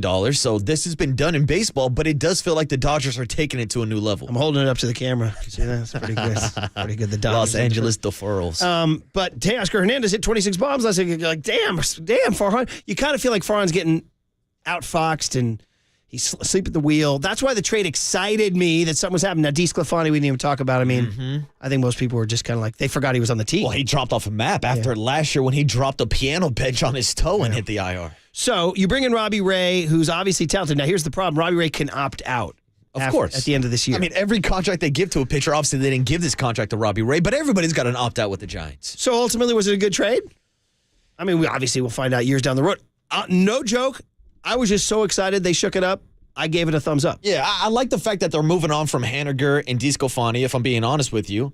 And I like the fact that this gives you another left-handed arm in your rotation because outside of Kyle Harrison, you didn't have any lefties in your starting rotation. But it's the fact that he's not going to be available until the All-Star break. Murph, with this current roster, where are the Giants going to be at All-Star break? So the sad answer, and this is the thing that has nagged me forever, is that the expanded playoffs mean that at the All-Star break, no matter how bad you are, you're within shouting distance of the 6th seed. You are. Yeah. And they'll be good enough to be within shouting distance. I mean, they're not going to lose 100 games next year. They're going to be, we're just talking about that mediocre 81 and 81. Yeah, they're not going to be the Oakland A's no. have a historically bad season. That'll put you within shouting distance. Yeah. So I would bet that at the All-Star break, they're within shouting distance of the 6th seed. Here's my problem. Do I want to live my life being within shouting distance of the 6th seed? No, I want to be the Braves. I want to be the Dodgers, right? I want to be the royalty. Well, that is yet to happen, and they certainly did not add, obviously, Juan Soto. They didn't add Ohtani. They didn't add Yamamoto, which leads us to Imanaga, who's a lefty out of Japan, whose posting period expires Thursday at 2 p.m. So we're going to get resolution quickly. And you heard Mark Feinsand of MLB said all signs point to the Giants. Now, for fun, do you guys follow these crazy Twitter accounts that are? I do. There's a guy who's got some traction out there called the Ghost of Bay Area Bob. And these are people that are now become little mini celebrities. Oh, yeah. Because we're just starving. Everybody wants answers. So the guy during the Ohtani Yamamoto sweepstakes was a guy named Black Wings 2011, Joseph Kim. He became a mini celebrity. Yeah. And it turns out Joseph Kim. Turns out He knew nothing. Absolutely nothing. Poor guy. But I will say, Ghost of Bay Area Bob, I think, was the first person or one of the first people to report that Shohei Ohtani had actually met up with the San Francisco Giants in San Francisco, or at least So his Ghost camp of Bay Area did. Bob has some street cred? It sounds like he's always tweeting about Farhan and what he's doing down at Oracle Park. He has this picture of Farhan coming out of the crypt, says he has risen. He's wearing a chef's hat. He keeps on telling me Farhan's going to start cooking, but he's out here with an easy bake oven, Murph. He said last night that the Giants were out on Imanaga. But I mean, I'm not going to, we're not taking that for anything other than just crazy Twitter celebrities. We're all just right? looking for some kind of content. So would it be exciting? Yeah, because we decided the Giants need to build around pitching. If the Dodgers are just going to be this team, you have to take advantage of your ballpark and your arms. And that means bring me Imanaga. Bring me Blake Snell. Bring me all the arms you got. Well, especially left-handed arms when you have to pitch against Shohei Ohtani and Freddie Freeman and Max Muncy and the list of bombers that the LA Dodgers have. Right. Bags wrote a piece about Matt Williams on The Athletic, and it continues to talk about this Matt Chapman connection. He's connected to both Bob Melvin and Matt Williams. There's a lot of like noise there, Now, at his age and his declining, he had a hand injury last year that affected his power. The glove is unspeakable. Now, if they do sign Chapman, that leaves you with two guys, J.D. Davis and Casey Schmidt, that you don't know what to do with. That's why I keep looking for these creative trades. You have these excess pieces in the outfield, whether it's Conforto or Matos or Ramos, and you have these excess pieces in the infield, whether it's Schmidt or Davis or Luciano, whoever. Well, how about you take a look behind home plate? Joey Bart's still on the roster. That's right. So bottom line is, it's January 9, and I'm going to need more. Like this trade that went down Friday, good, but it has to be the start. It can't be the end of the moves. Farhan, you got to keep going, brother. And I understand. Be patient. Let's see. I mean, it's only January 9. There's no game tomorrow. But let's just say, dude, we need more. You need a better strategy than hoping that you're hovering around 500 at the All-Star break with the maybe hope that Alex Cobb and Robbie Ray can come back to save your season. I need another trade. It's the bottom line. And I need trades for young, controllable players. So, Farhan, keep on keeping on, brother. Randy Arena's out there, Murph. Is he? Pete Alonso's out there. Okay. I mean, they're talking about these guys maybe being available. Now, you're going to have to overpay for some of these superstars, but you're going to have to overpay to get somebody to come to San Francisco. Telling you guys, old school, man. Al Rosen dropped his cojones on a table and made the trade for Dave Javecki and Kevin Mitchell. Brian Sabian dropped his cojones on the table, traded Matt Williams. Which was insane. It'd be like trading, I don't want to say it was like trading Buster Posey, but kind of at the time. Matt Williams was the guy on the Giants. And Will Clark was there too. I mean, Barry Bonds was there too. Clark was gone by then. But Matt Williams was one of the two guys on the team. So it can happen. You can make bold-ass trades. Farhan just hasn't done it. And when he did make a trade, he traded for a guy who's got Tommy John, who will be out until July. So anyway, listen, it's all set up for a great conversation with Dave Fleming. First of all, Fleming can talk to us about anything, including the Natty. He's a big college football guy, does all that great college football work for ESPN. So Jim Harbaugh's future, and he knows Harbaugh well from Stanford, too. So we'll start with a little Harbaugh chat with him and then get into this Giants offseason and January ahead, baby. Dave Fleming starts our Power Hour next on KNBR 104.5 and 680, the Sports Leader.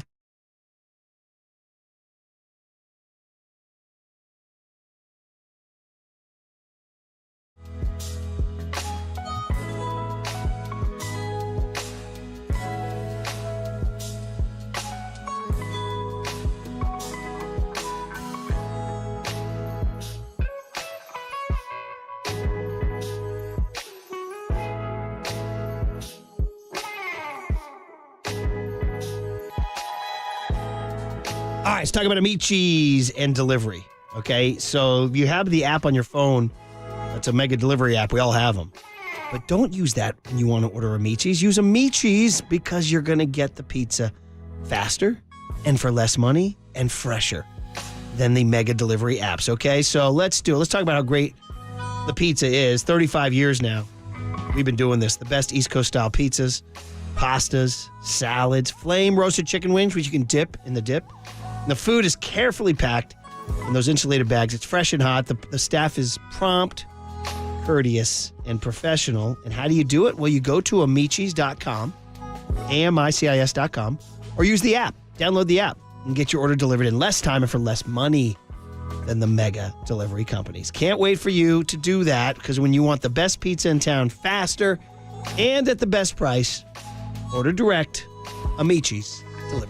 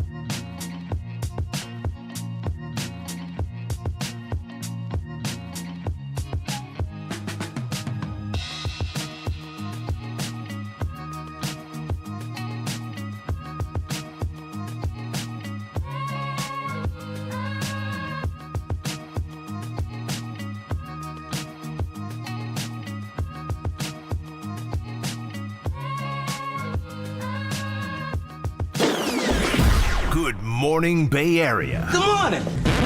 Good morning. The sports leader welcomes you to KNBR's Power Hour.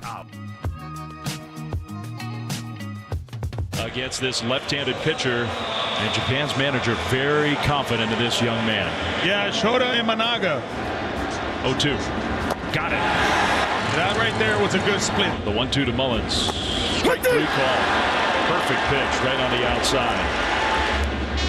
2 on, 2 out. Mookie Betts swings at that pitch and hits a fly ball to left field. Yoshida will make the catch short of the warning track. And Mookie might have just missed one. Anytime you make a move, it changes your depth chart and it rearranges your priorities and the level of fit of different players, whether it's free agent targets or trade targets. Again, I don't want to comment on anyone specifically, but, I'm sure you can do the math that based on today's trade, they'll, it probably creates more need in some areas and less need in others. So, it's definitely going to impact how we're viewing the free agent board.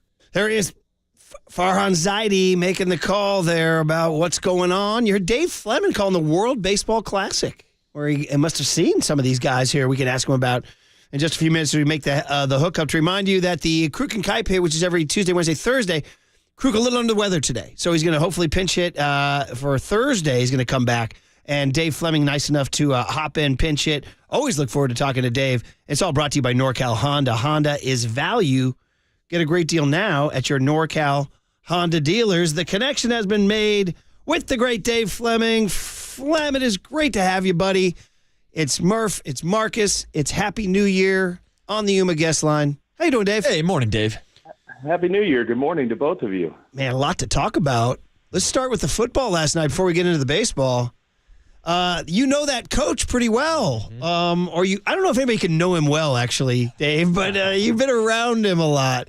I need all your thoughts on seeing Harbaugh win the national championship last night. What did it make you feel and think?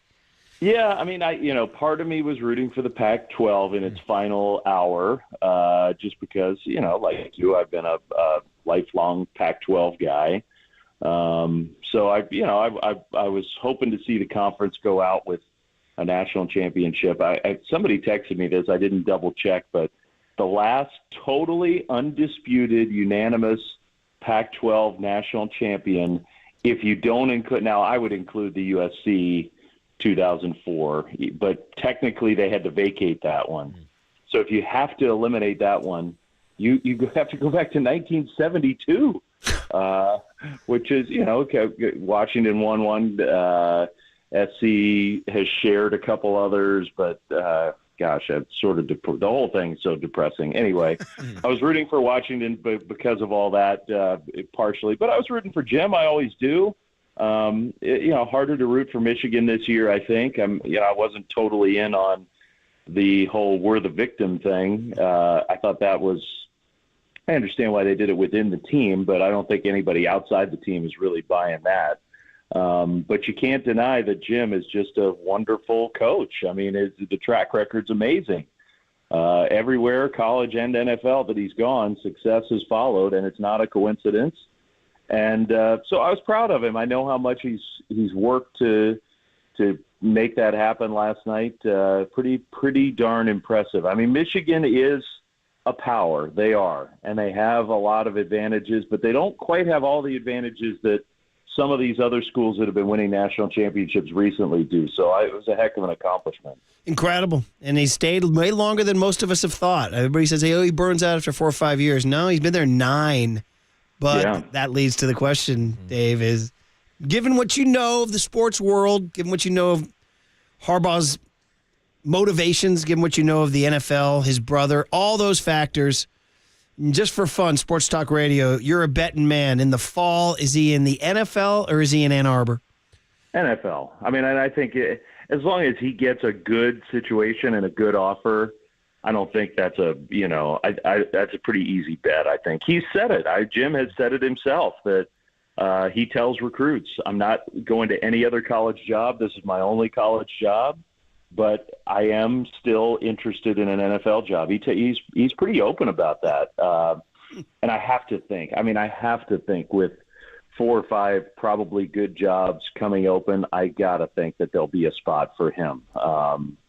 So we'll see. He drives a hard bargain, Jim does, and he's got an agent that drives a hard bargain. And so it's not, we saw him come real close a couple of years ago to the Vikings job, and it fell apart in the end because they couldn't agree on the money or whatever else. So I could see that being, in the end, a stumbling block for him and maybe staying because of that. But otherwise, I think he'll be in the NFL.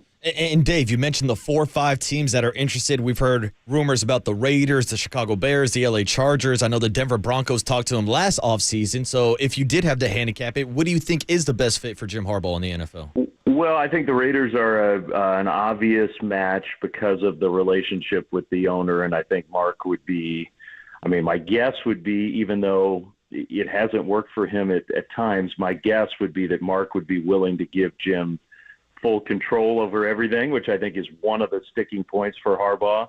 I think Jim's wife, Sarah, is from Las Vegas. So I'm pretty sure that I have that right. So I think that would be a tie. The silver and black, the history of that franchise would appeal to Jim.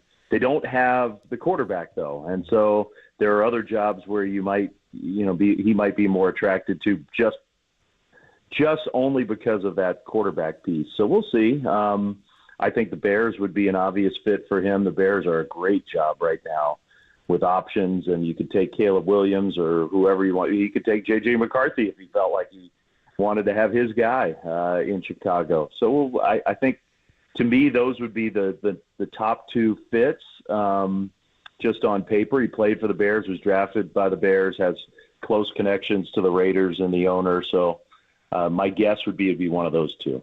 Talking to Dave Fleming, pinch hitting for Mike Krukow on the UMA guest line. Krukow a little under the weather. We appreciate Dave hopping in, and obviously Harbaugh winning the national championship. Huge story today. It'll be our big hit. We'll talk about that at 8 a.m., where he might go, where do you want him to go, and how you felt about him as a Bay Area sports fan. But Dave, while we have you, we got to talk about the baseball team. January 9, the Hot Stove League still going. So many different angles to approach. We haven't talked to you since Ohtani and Yamamoto and the deferrals that the Dodgers did, or since the trade that the Giants made for Robbie Ray. Since that was the most recent, why don't we start there? Your reaction, Mitch Haniger came hoping to be a local boy, make good. It didn't work out for whatever reason. DeSclafani had his sort of struggles injury-wise. And then in comes Robbie Ray. It's exciting, except he can't pitch until July. How did you analyze that trade? Yeah, I thought it was an interesting deal on both sides, and I think in the end it was a really good deal for the Giants. I think the Giants have enough. I keep hearing the Giants need more pitching, and I think that's probably, you like the old adage is you can never have enough pitching. The Giants have enough pitching, even with Cobb out, even with Robbie Ray not available for a while. They can cover the first part of the season. Now, would it be an ideal scenario? It probably would not be. But they have arms, they have options. But I think, what the Giants and what everybody around the game is focused on right now is, okay, there are more playoff spots available. You get there, you push hard all year to get to the playoffs. Now what? And the formula in the playoffs is to have at least a couple guys who you can give the ball to and think that they can dominate for us and win a playoff game for us. And, Robbie Ray is not a guarantee to do that, but Robbie Ray is the kind of upside guy who you can dream about, like, okay, we can give the ball to him in the playoffs and he could strike out 10 in 5 innings and help us beat a really good team. So that's why, that to me is the intriguing part of that trade. And I think it also clears a little room. I think it's clear the Giants are still trying hard to figure out what their next move or moves are. And the market is just gummed up. One agent has these top players, and he's the one agent who's willing to hold out his guys and is willing to wait and wait and wait. With Scott Boras, there is no such thing as, let's just get a deal done. That just doesn't exist. And he's got the top 4 or 5 guys that are on the board, and he's just willing to play chicken with all these teams and make them sweat it out. And the players are willing to go along with that. So I think it's just until at least one of those guys says, okay, I'm ready to sign, or gets an offer that's good enough for them, we're still going to be kind of in this waiting mode. But it gives the Giants another extra roster spot, a little more flexibility. That's always good. I think they do still have, the Giants, probably 2 moves to make. Yeah, I think we're all in wait-and-see mode to see if Farhan and the Giants are going to add another pitcher to that rotation. But, Dave, I wanted to ask you about your comments on the current starting rotation for the Giants. And obviously last year it was a starting rotation that utilized the bullpen games and the opener. Do you think that there might be a philosophical change away from that with Bob Melvin now taking over for Gabe Kapler? Well, Bob has told me, and he's told others, that he wants there to be. The pitching coach, Brian Price, definitely wants there to be. Those 2 guys have always emphasized starting pitchers taking the bulk of the innings. I think the Giants even, this current, forget Bob Melvin, as the year went on, we heard from Gabe, from Farhan more and more about how, they were putting so much pressure on their bullpen with and the bullpen was really good, but in the end of the year, the Giants bullpen faded out. And, I think the theory was, well, we just taxed them too much along the way. So even independent of Bob Melvin, I think there was going to be a bit of a shift in that direction. That's definitely the way Bob wants to take it. You still have young guys, though, who are going to have to be not babied or protected so much as, when they're young, you want to just make sure that you don't go too far in pushing a young arm that's never done something before. So I think, that's where they need some veteran presence, whether it's Marcus Stroman or Imanaga or Blake Snell. Even just one of those guys would help with Logan Webb, and then Alex Cobb comes back healthy, and then you hope at some point Robbie Ray is there. Then you're feeling like, okay, we got a lot of arms to cover a lot of innings in the second half of the season. You just don't want to tax those young guys too much along the way. Yes, Stroman, a name that's still hanging around on as a possible signing for the Giants. Dave Fleming, kind enough to pinch hit for Mike Krukow, is a little under the weather today. It's great to catch up with Dave on a number of topics, from Jim Harbaugh to the Giants. Just on that big topic table, Dave, is the Dodgers. I'd love to hear your reaction to, not just getting Ohtani and Yamamoto, but then the story of the deferrals, which is either just brilliant by the Dodgers and maybe everybody else should do the same thing, or it's playing some sort of game. I don't know. What's your reaction? Well, I mean, my reaction is it doesn't seem right. It just does. They didn't break a rule, and apparently Ohtani was the one who sort of volunteered it and had the idea in the first place. So it's hard to blame the Dodgers as much as I like to blame the Dodgers for anything and everything. I mean, it's hard to blame them. But if I were the commissioner, I'd be looking at that and thinking, well, that's just not right. That's not the spirit of any of this. And, the spirit of competition, that should not be allowed. And even if the Giants made that same deal and it was benefiting them, I would feel the same way. That just doesn't feel like that's in the spirit of things. So, was I ticked off about that? I was. I think the thing that hurts the most is Yamamoto, and I've told you guys this before. That's the guy the Giants had circled. Ohtani, everybody had circled, and the Giants went hard after Ohtani, hard. But it was always going to be Ohtani choosing as opposed to you pursuing. And he wanted to stay down there, fine.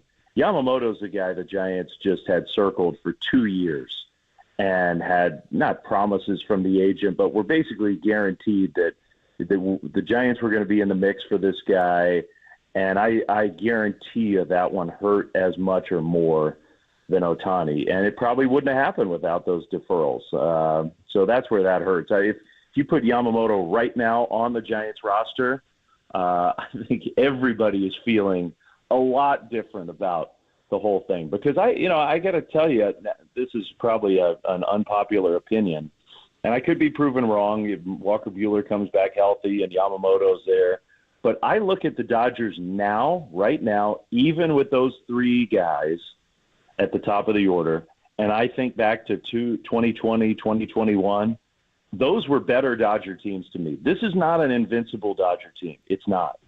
But the Giants need the pitching to take them down. And Yamamoto, I think, was a huge part of their plans, hoping to be able to do that. Yeah, and don't forget Tyler Glasnow and Teoscar Hernandez, right? And Glasnow, you're right. Again, the flexibility to do all this stuff, the willingness to do all this stuff. And Glasnow, sort of funny coincidence that the day that I was the bat boy was the day that Glasnow pitched against the Giants. Of course. So memorable day. I was in the dugout watching him pitch, and I do remember thinking, oh, my God, this guy's stuff is ridiculous. He really, truly has, some of the very best stuff in the game. But he can't stay healthy, and I don't expect that to change. He's going to miss a lot of time. If he doesn't, I will be shocked. And so, I think for the Dodgers, it's just sort of cross your fingers and hope. They signed him for a bunch of years, and he's never been able to stay healthy. So I think if you're the Giants, maybe you take your chances with them making that move. Yeah, Giants missing out this offseason on Tyler Glasnow, of course, Shohei Ohtani, and Yamamoto. But one player that they were able to land, Dave, is Jung-Hoo Lee. And we haven't been able to get your reaction on the morning show, so I wanted to get your breakdown of the signing of Jung-Hoo Lee and how his skill set translates to the MLB. Well, I do think there's going to be a transition period on the offensive side. I do. And probably defensively as well. I think people probably underestimate that. Just the adjustment to the different ballparks, different players, the lack of familiarity. It's probably going to be a few months of figuring it out for him. But I really like his talent. I think he's going to be a very good player. And the idea, when the Giants signed him, and I was reading all this stuff about how they blew away expectations, please. They did. No way. I knew he was going to sign for a big number. So I don't think that was at all out of line with what the Giants expected to have to pay for him, and many teams expected to have to pay for him. So that whole storyline was just bunk. This guy was valuable and was going to sign a big deal. I talked to a guy who watches he's sort of a Korean baseball expert over the last 5 years or so. And it was consensus, this guy is the most talented player in that league by far. And so I bet on that kind of ability. His dad was a great player. He's got baseball pedigree. He's 25 years old. He's got a big personality. I think Giants fans are going to really like him. But I do think it's going to take him it could take him even a full year of getting acclimated before we see all that talent come out. He's going to make him better, I think, right away. But I'm excited about this guy. The other thing I think Pete Patella has really emphasized is you get a player like that who's never had a Major League Baseball strength training program, and you get him over here and get him into the Giants program of weight training, he's going to get a lot stronger. And so that could unlock some more ability for him. Dave Fleming, nice enough to step in for Mike Krukow. A little under the weather today. Hope to have Kruk back Thursday. Good to catch up with Dave on the UMA guest line here for the first time in the new year as we talk Giants baseball. We talked Harbaugh winning the national championship too, which we'll do again at 8 o'clock on the Big Hit.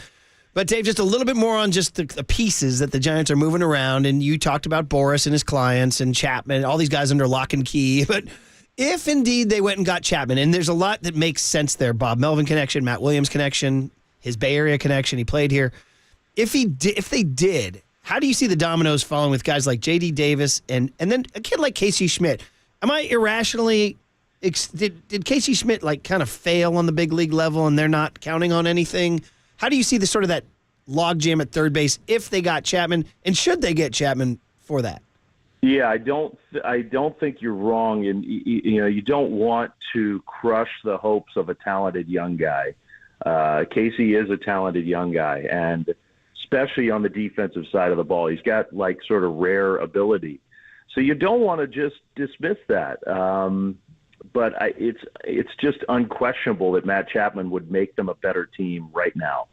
And so the urgency of that, I think, could end up trumping, whatever you think about the development prospects of Casey. The other thing about Casey, though, is that the Giants pushed him over to shortstop a good bit last year, and he handled it. Like, he looked like he can be a shortstop. Would he be would he win a Gold Glove there in the big leagues, where I think everybody believes he could someday win a Gold Glove at third base? Probably not. But in terms of like those depth options behind Luciano, if Marco's going to get the first crack at being the shortstop, Casey would be he'd be a good fit in that role. A guy who, if he goes down to AAA and really lights it up, might force the issue and push his way back up. So I think that, in a way, that's kind of the fallback plan for Casey. He also handled second base nicely last year. So he has some other spots where he can continue to grow and get better. I just think Chapman, is Chapman the perfect player? He's not. The age, the strikeouts, the batting average was real low last year. He's just such a solid pro, and he's such a good defensive player that if you're talking about Webb, and if they sign somebody else in Cobb, and like supporting those guys, let's support the strength of our team, our pitching, as best we can. It's hard to argue that Matt Chapman wouldn't do that, wouldn't accomplish that. So, I think he's clearly on the Giants' radar, not as a perfect fit, but as a guy who I'm sure would like to play here and would complement the other strength of your team. Yeah, it should be. I mean, that's one's got some momentum behind it. Let's end it with this, Dave, and you're kind enough to get up early to talk to us. We appreciate you. Big picture. You live in the city, and, Giants fans are starving, but they're angry, and it's out there, and Farhan even addressed it in his Kawakami podcast about what he does to filter out the noise and how hard it is to filter out the noise sometimes, and you want to broadcast a winner. I mean, you want to get back to those exciting days at Oracle Park. So what's your big picture take on how the fans are just saying he's not getting it done and they're not building a winner and the Dodgers are miles ahead, and just that? What's your read on the frustration level in the Giants fan base? Well, I understand it, and I think it's obviously very tangible and real. But I guess I defend Farhan in that they made about as good of an effort as they possibly could to try to get Aaron Judge. They made the best possible effort they could to get both Ohtani and Yamamoto.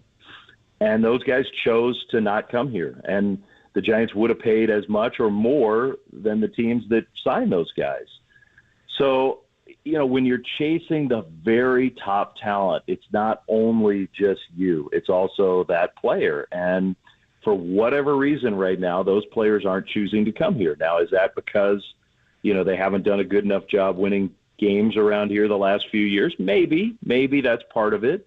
And I think the building block is, hey, get to the playoffs, make another playoff run, show players that you are a team that's going to be there year after year. That clearly matters to all of these top level players. But the way to do that for the Giants, I mean, I'm not saying wave the white flag on signing these big guys. You got to keep pursuing the top level talent. Barry Bonds changed this franchise for a long time. So you got to keep doing that. But the path forward for the Giants may well be not an underdog mentality, but hey, we got to do it a different way than the Dodgers. They can have all their stars. They can have all, they can. You look in the background of Taylor Swift at the Golden Globes, and there's Freddie Freeman sitting there. Great.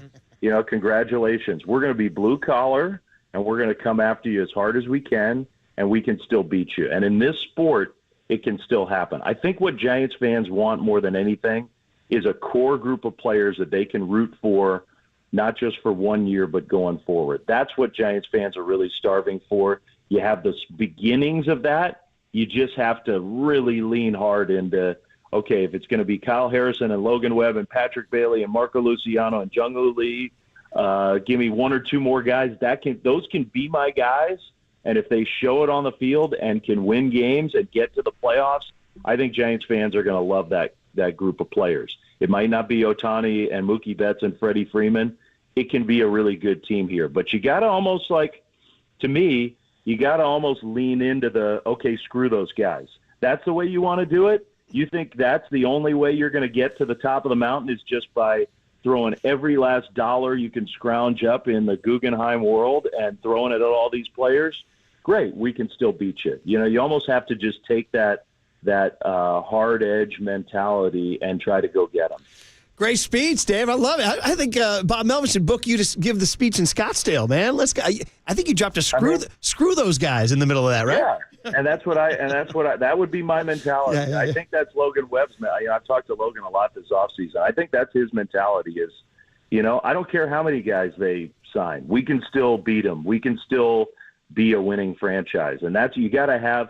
And that's where, I know we got to wrap up, but that's where maybe a guy like Matt Chapman, like a fiery, hard-nosed dude, get a couple of those veteran types around your young guys and just try to out-tough them, outwork them, play harder than they do, and don't back down at all. Don't have this defeat. I'm tired of this. Everybody around here just is this defeatist mentality of it's just a fait accompli.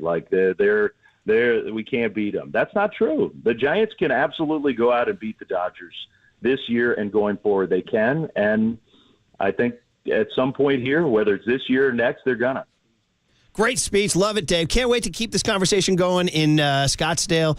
Great checking in with you. Hope the family's well, and we'll see you soon, okay? I hope Mike is feeling better on Thursday, and you can talk to the man himself. Well, we talked to the man himself, Dave Fleming. So have a great day, Dave. Yeah, I appreciate it, Dave. Thank you. That was good. Dude, that speech, you ready for the screw? So I kind of sent out a tweet similar to this with about 15 minutes after the Ohtani, I just said, Jung-Hoo Lee got to come in spikes high at Chavez Ravine. That's going to be my slogan. Young Tony, do you know the phrase spikes high? See, that's an old school baseball phrase. Yeah, back when you were allowed to break up a double play. Now, would you even know that one, Mark? Oh, yeah, Murph. So, Tony. Talk about guys coming in with spikes high on me and then slapping down a nice little slap with the glove. See? Oh, yeah, I would backhand some fools on the diamond, Murph. So, Tony, young Tony, in the old days, spikes high meant you came into second base. Your spikes are showing. You're looking to hurt somebody. We're not looking to kill anybody, but you're looking to intimidate them, maybe cut their skin a little bit. Break up a double play. Maybe, yeah. So that's going to be my slogan. Jung-Hoo Lee, spikes high, 2024. That's my slogan. Next thing you know, Jung-Hoo Lee is going to be the Draymond Green of the San Francisco Giants. He's going to be suspended left and right, Murph. Well, this kind of, Kruko gave us the speech about 2 weeks ago of rub it up. Yeah. Didn't he say, rub it up and let's go? Yeah. And, people are like, well, that's Kruk kind of being the ultimate Ted Lasso guy, right?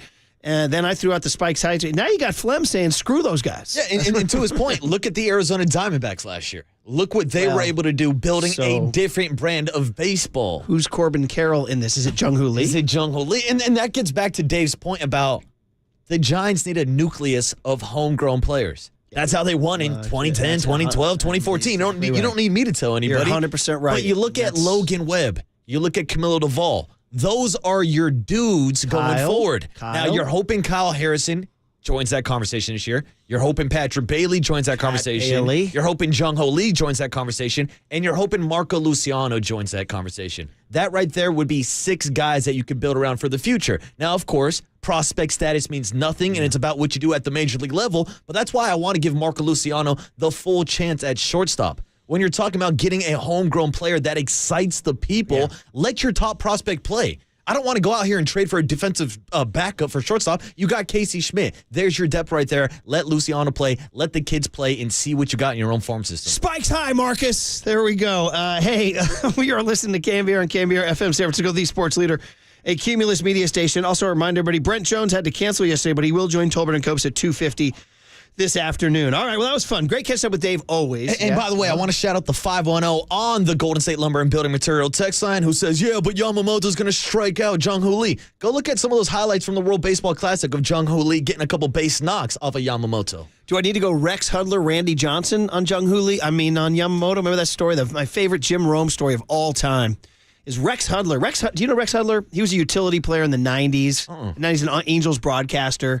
Hilarious guy. Just one of those baseball characters. The Wonder Dog. He used to go on Jim Rome all the time, and he had this style. He just told the best. He's basically like a baby Mike Krukow in the sense that he just was hilarious, funny stories, like being in the dugout with him. And he wasn't much of a player, but he hung around the league. He was a utility guy, just hung around for a long, long time. And he told Jim Rome this. I was spellbound listening to this on the Jim Rome show one day. And he was talking about the day he got Randy Johnson. When Randy Johnson was at the peak of his powers, dude, and he was throwing the big unit, a hundy from the left side at 6'10". Looked unhittable. Yeah, you're talking about one of the most intimidating pitchers of all time. Man. Hudler was this incredible storyteller. He goes, Romey, it's like that time I dug in against the unit. And he was blowing 100, Romey, at 6'10". I couldn't even see it, Romey. He's like, but I just got up there, I dug in my cleats. He goes, and I just closed my eyes and I swung, and Romey, I got that thing on the barrel. I don't know how it happened. It soared over the center fielder's head, Romey. It banged off the wall. He goes, I just started running. I didn't know. He goes, I slid into second base. I doubled off the great Randy Johnson. He goes, and he stood behind the mound. He walked towards second base to retrieve the baseball, and he sneered at me. And he looked at me and said, you lucky S-O-M-F and nut. He goes, Romey, I summoned up all the courage I had. And I said, get back up on that launching pad. We ain't done with you yet. Oh, the launching pad. Saying that to Randy Johnson, that takes some cojones. It's one of the best stories I ever heard on radio. Did he get one in the rib the next at bat? I told him, get back up on that launch pad. We ain't done with you yet. So that's the reason I tell that story is that's the Giants against Yamamoto and the Dodgers. And Ohtani and Glasnow and everybody else. Yeah. Now, are we just pissing in the wind right here, boys? There's a good chance. Is it blowing right back in our face there, dude? All right. Is it getting deferred like the Dodgers? Oh, man. All right. Well, we're late to the big hit. It's Harbaugh winning a natty and how you're feeling about it and where he's going next on the Sports Leader. You got to almost lean into the, okay, screw those guys.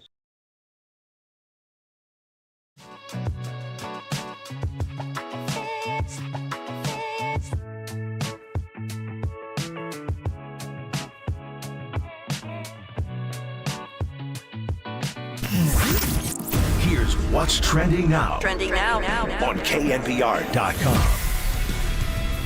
Marcus Thompson stopped by the Papa and Lunch show yesterday morning to talk about the impending return of Draymond Green and what it could mean for the future of the Warriors starting lineup. To hear that podcast and more, check out what's trending now on KNBR.com and the all-new KNBR app.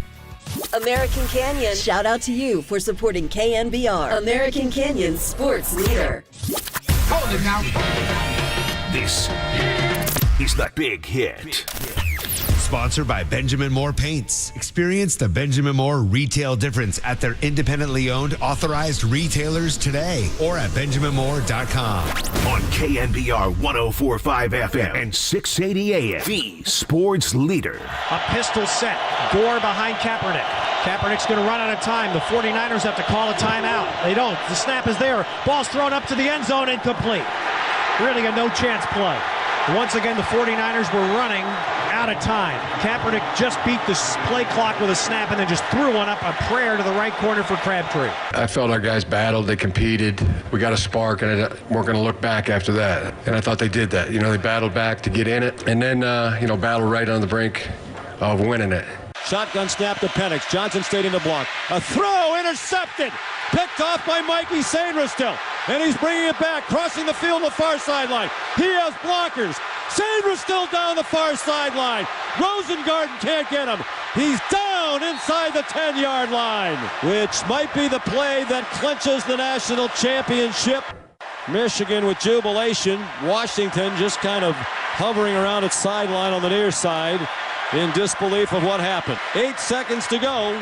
Michigan has won the college football national championship 34-13 over Washington to complete a perfect 15-0 season. There it is. We have, by the way, Jacob, who we affectionately call Lice Boy around here because this is incredible, beautiful mane of hair. If you know, you know. Back in the day when he was in the Fantasy Football League and we were last year, the years past, our Fantasy Football League was heavy on mean-spirited trash talk. This year was nothing. No trash talk at all. It was bad. We used to make mean videos.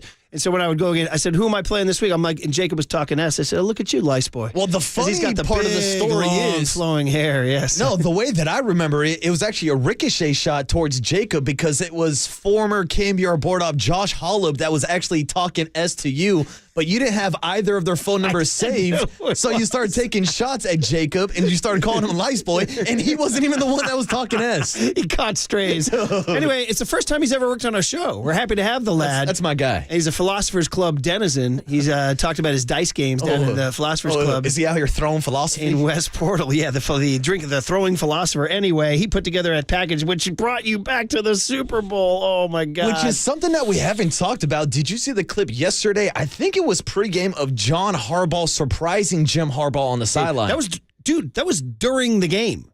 Did you see that? I didn't know. I saw the clip going around Twitter. I was trying to talk earlier with Jacob whether it was pregame. It was actually during the first quarter. They ran it in the first or second quarter. And based on the angle and how it was my impression that it happened during a timeout.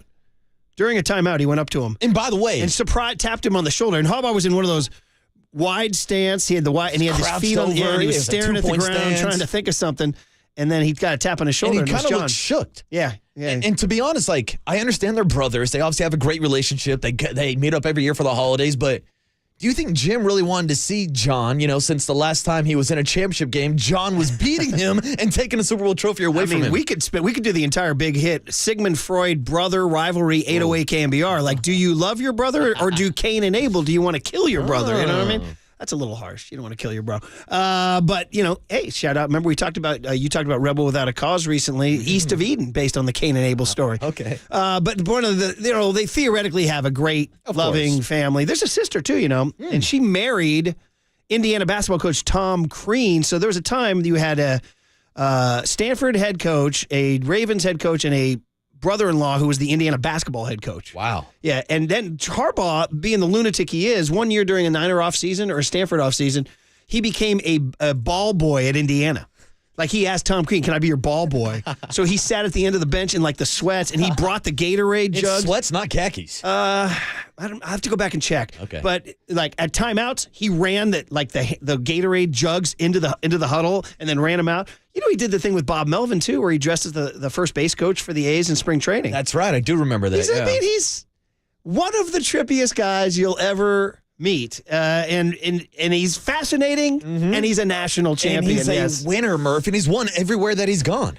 Dude, going back to the University of San Diego, where he turned them around. Then I honestly think that his coaching job at Stanford is the best coaching job I've ever seen in my life in any sport. I will go to my grave saying that. Wow. You need to know how dire Stanford was when he took it over.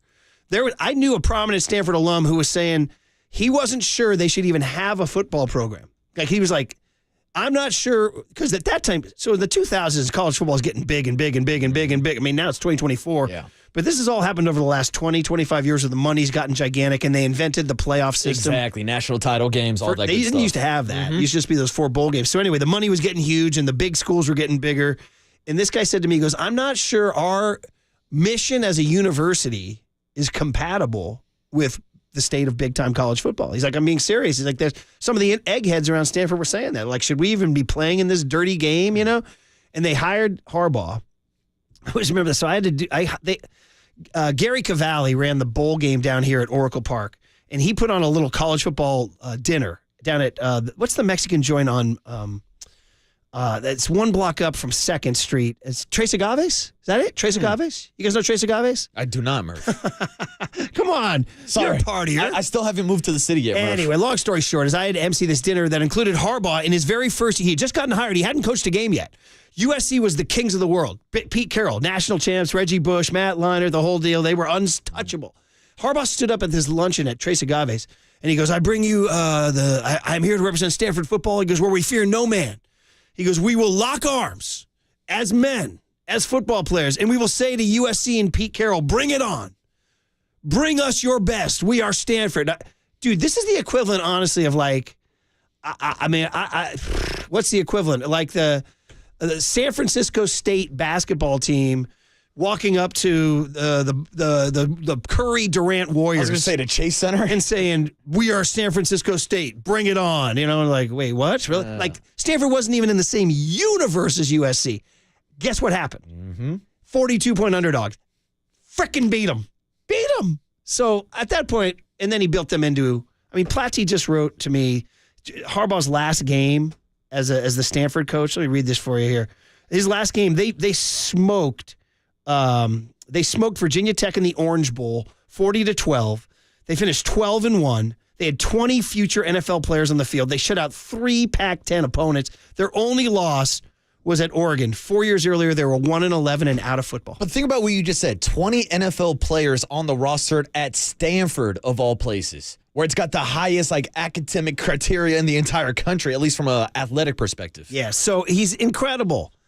And what he did with the Niners, he took over a bad Niner team now. That was a bad Niner team. I mean, Murph, you could talk about him winning with the 49ers, winning with Stanford, winning with San Diego State. The last time the Raiders were in a Super Bowl, Jim Harbaugh was on the coaching staff. That puts everything in perspective, doesn't it? That does put everything into perspective. So the question would be, guys, is he going to the NFL? You heard Dave Fleming. You heard Dave Fleming say, yeah, he's going to the NFL. By the way, nice little nugget from Dave Fleming saying that Jim Harbaugh's wife might be from Las Vegas. This is true. This is true. Connections. Let's say that John Wilner came on our show earlier today. Let's play cut A, where he talks about he thinks that Harbaugh is the kind of guy who wants to go to the NFL because he wants to do what others have done.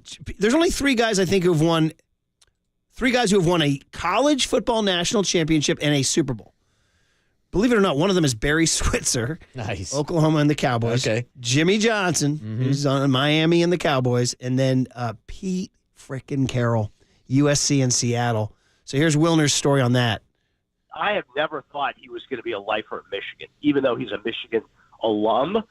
To me, that was always, you know what, I'm gonna kind of turn the page from the NFL, go back to college for a while, but then I'll ultimately get back to the NFL. You know, I once asked him, and I think it was before the 2010 big game. I remember talking to him, and at that point, he had lost 2 out of 3 games to Cal. And I remember asking him, you know, basically if he kept score personally, how he did against other coaches. And in that case, I was talking about Jeff Tedford. And he looked at me the kind of way he does, where it's almost like he's looking through you or next to you, and you're not sure if he's engaged in the conversation or not. And I remember he said, "You're damn right I keep score." And I thought that was real interesting. And I think, this is just my opinion, I think he's keeping score with his brother, and I think he's keeping score with Pete Carroll. And those guys both have Super Bowl trophies, and I think he wants one, and I am convinced he will be in the NFL in the fall. Great story. John Wilner of the Bay Area News Group came on our show. I mean, Harbaugh, have you met him, have you? Oh, no, I've never gone face-to-face with him. He's a trip, man. He's a trip. So back in the day, we did the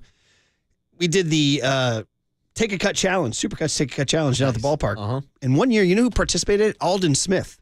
Oh, I bet he squared up a couple He had never really played baseball, so he was confused. But when he got a hold of one, it was great. But he swung and missed most of the time. Yeah. Anyway, Paulie and I were leaving the park. We were in a car. We were driving across the Lefty Oldville Bridge, and Harbaugh was jaywalking right in front of us. And we stopped and go, kind of honked the horn. We're like, "Hey!" And he goes, "Hey!" And he comes over and he leans in the passenger side of the window and puts his head all the way in the car. And he goes, "Hey, how'd Alden do?" And it was just like, he was kind of, and he had his glove. He had a glove. He used to bring gloves to the game, you know. Harbaugh brings gloves to baseball games. Does he really? Yes. He sits in the crowd with a glove. Yes, he had his glove. Oh, he's a gamer. And he goes, how'd Alden do? And he has his mouth kind of open. And you don't know what to think. Like, is this guy here? Is he with us? Is he out there? I mean, it's wild. But he's so intense. Did you guys see the phrase he kept saying, "Let's pull it down"? Pull it down, Murph. I heard the ESPN guys, all the NFL guys they have on ESPN saying this morning, they're like, we don't know what he's talking. These are guys who played football at the highest level. They're like, We don't know what he's talking about. I didn't know either. And shout out to our guy, Overnight Dave, who, of course, has ties to Detroit and, of course, the city of Michigan. He was hyped about them winning the championship last night. He was telling me it's like when a truck driver pulls down the horn. Pull it down, Murph, pull it down. I don't know about that. That was his explanation. I mean, maybe. I don't want to call Overnight Dave a liar, but I'm not sure. I'll put that down as a candidate. Pull it down, Murph. Pull it down. Well, here's Harbaugh. Andy Staples, the college football writer, asked him, do you want to win a Super Bowl? Here's his answer. I just want to enjoy this. And I hope you give me that, Can a guy have that? Does it always have to be, what's next? What's the future? Like I said the other day, I hope to have a future. I hope to have a future. He actually went on. That cut is longer. He goes, I hope to have a tomorrow and a day after tomorrow and a next week and a next month Murph, and a next year. He almost went full Kyle Shanahan on us. I can't guarantee that anybody in the world will be alive Sunday, so I can't guarantee who will be on our roster on Sunday. So that goes for all of us. And that goes for Jim Harbaugh. Nice. Oh, buddy. Very good. But yeah, I mean, he didn't answer it. Some people were saying, that's an unfair question to ask him. No, it's not. This is the high-level sports world. You can handle the question. And he handled it. He's such a trip, too. I was talking about his weird, you have to pull it down, young Tony? Just want to pull it down, It's glorious. It's a glorious feeling. What are you laughing at? That almost sounded sexual. I just want to pull it down. All right, Jim, calm down. Come on, give it to me, Tony. Yeah. Just want to pull it down. It's glorious. It's a glorious feeling. It's glorious. I just want to pull it down. It's a glorious feeling. I understand. Do you have your music over there too? Yeah. Should we hit it? Yes, absolutely. Play it for the bite here. Yeah.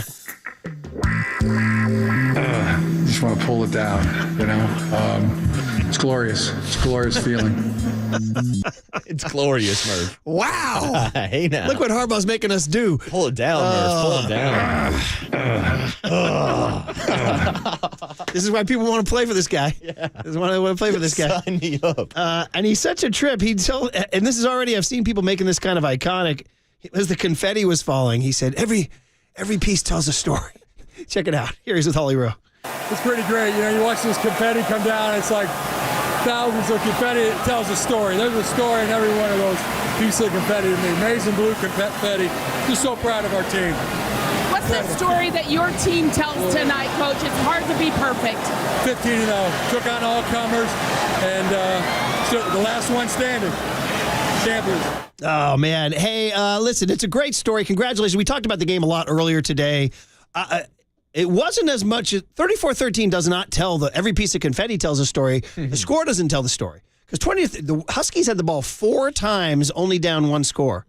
They shot themselves in the foot with false starts on a number of occasions. Yeah. Shout out to number 73. That right tackle had a terrible night. There was Multiple also mistakes. a running back in the flat who had a first down ball on 3rd down that he dropped.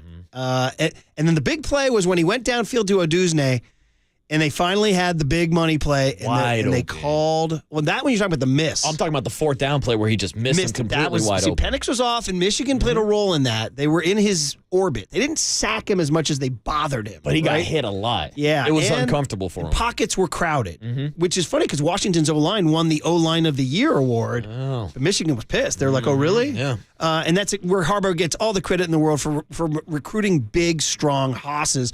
In an era when it's basketball on grass, air quotes, you're just supposed to run 7-on-7 out routes. They went back to old school. It's basketball. It's football in the trenches. Oh, we're bringing in tight ends. We're bringing in fullbacks. We're going old school football, Murph. Shout out the line of scrimmage, Marcus. There it is. The game is won in the trenches, Murph. Well, some people say, no, it's one in the air, but not last night. It was one in the trenches. So, anyway, last one about his family. First of all, shout out Jack Harbaugh, 84 years old, looks great. Having the time of his life. Like I said, the guy might want to consider running for president. It's the cut about sitting at the big boy table. I think it's cut K from Harbaugh, because listen to this one here. Yeah. Glorious win. Could not be happier or prouder. Our team, 15-0. Yeah, took on all comers. Last one standing. It's a great feeling. So happy for our players, for our parents, for their grandparents, our coaches, Sharon Moore, Jesse Minner, Jay Harbaugh, the coordinators, the coaches, the staff. I just couldn't couldn't have had a better game. Jesse Minter, A++ the whole way. And for me personally, I can now sit at the big person's table in the family. They won't keep me over there on the little table anymore. My dad, Jack Harbaugh, won a national championship, and my brother won a Super Bowl. So it's good to be at the big person table from now on. Okay, so that's a funny comment, but it's also a telling comment, right? Mm-hmm. And it's funny, I was thinking about Jack. I was like, where did Jack win one? I had to look it up. 2002 Division I AA Western Kentucky Hilltoppers. He won the national championship. Wow, and they have a true playoff in 1 AA. Before Division I had it, 1 AA had it. That used to always be the argument, because Division I was resisting a playoff all the time, and they're like, it's too many games in December, and everybody's like, 1 AA does it. Yeah, go talk to Jack Harbaugh about it. Yeah, and he won one. So, and then obviously John Harbaugh won the Super Bowl. Jack, Jim, and John, all champions. Incredible. And Mom looks great too. Mm-hmm. She's the one of the Italian, because Harbaugh has some Italian blood. She's the Italian mom, and she looks dynamite. She had that cute sweater on and her big Go Blue pin. And did you see him pick her up? Kind of tenderly, and she had the big smile on her face. She was poking her. She's like, "You did it! You did it!" So the Harbaugh family, my God. Now, I guess we end the big hit by this. Everybody's saying he's going to the NFL. Everybody, which makes me think he might not. Because did you Harbaugh. see last night? There's a couple of viral clips going around. Maybe we have it in the cooler of content. He went on Scott Van Pelt show last night, and was talking about how they're pushing back spring practice for Michigan this year. And he says it's going to be a nice spring in Ann Arbor, which some people are taking as a hint that he might return now. But of course he has to talk like he's not going. He doesn't know the offers yet. Mm-hmm. He doesn't know the contract details or terms. Or here's the thing: maybe they're pushing back spring practice because they don't know who's the coach is going to be next year. He did say, we actually have that. He was on Van Pelt, and this is as close as he got to talking about the future at Michigan here. Told him 3 or 4 days ago we're moving spring practice back. We usually start on Valentine's Day, February 14th, because we love football. But this year we're going to move it back. We're going to move it back about a month. That'd be good too. We'll have some nice weather in the spring in Ann Arbor. Okay, so is he messing with you? Is that negotiating to the Chargers? There's a reason why he hasn't signed that contract with Michigan yet. He got offered that 10-year, $250 million during the winter break, but it had that clause that he couldn't go to the NFL for one season in it. I think the reason why he hasn't signed it is because he's going to the NFL, Murph. Okay, just quick, because we got to go. We're late, and we'll talk about this as the days go on, but Chargers? Because of Justin Herbert? Chargers seem like they're the best fit because Joey Bosa? They have a franchise quarterback. They got Bosa. They got Khalil Mack. They got Derwin James. They have Austin pieces, Eckler? and they have the number 5 overall pick. Do they have the 5 pick? The Chargers have the 5th overall pick. So that seems like it's the most enticing. But then again, you're also entering a conference that has Patrick Mahomes, Andy Reid. You're going to have to take on Lamar Jackson and the Ravens, Joe Burrow and the Bengals. Like, to me, it seems more enticing to go to Chicago, where the NFC North is still a little bit more up in the air. I know the Detroit Lions are great this year.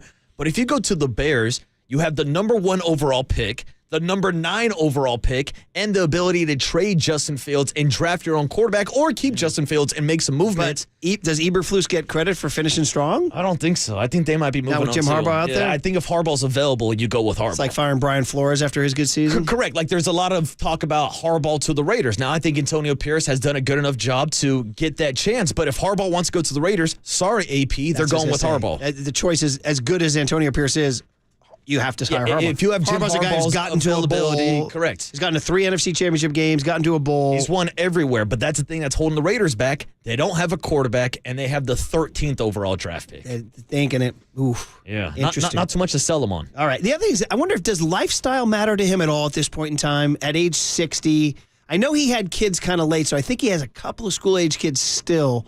So, he had multiple kids through the years. He's been very prodigious in that department. He has multiple kids. Murph, he's good at pulling it down. Well, you might want to do that. You just want to pull it down. It's glorious. It's a glorious feeling. It's glorious.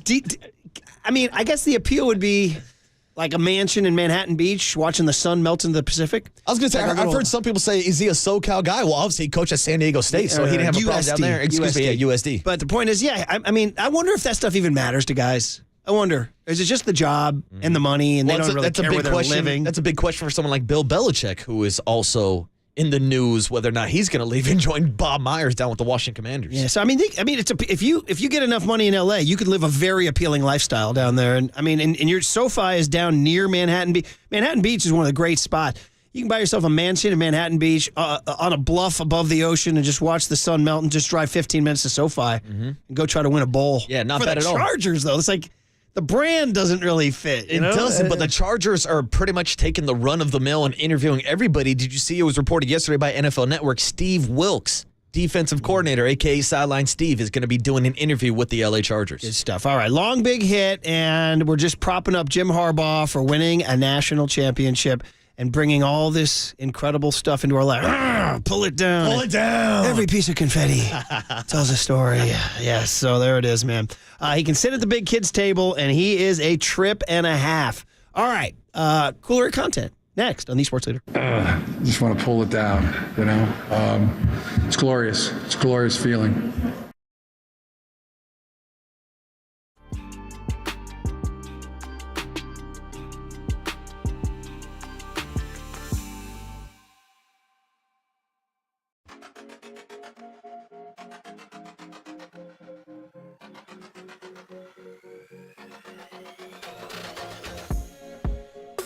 All right, what's up, everybody? Happy Tuesday morning. It is the Murph and Marcus Show, and I'm here to talk to you today about Prize Picks because Prize Picks is the most fun I've had, winning up to 25 times my money this football season. And now I can play across basketball season, too. I can even pick combo projections across both sports. Just select 2 or more players, pick more or less on their projection, and place your entry. You can turn $10 into $250 with just a few taps. Easy gameplay, quick withdrawals, and an enormous selection of players and stat options are what makes Prize Picks the #1 daily fantasy sports app. And Prize Picks is the only daily fantasy platform with an injury insurance policy, keeping you in the game even if one of your players goes down. Join the Prize Pick community of more than 7 million football fans who have already signed up. Now, Prize Picks will match your first deposit match of up to $100. Just visit prizepicks.com/leader and use the code word leader. That's code word leader at prizepicks.com/leader for a first deposit match of up to $100. Prize Picks, daily fantasy sports made easy. Here's what's trending now. Trending now. On KNBR.com. Matt Barrows stopped by the Papa and Lynn Show yesterday morning to talk about the 49ers' loss to the LA Rams this past weekend and Jake Moody's struggles headed into the postseason. To hear that podcast and more, check out what's trending now on KNBR.com and the all-new KNBR app.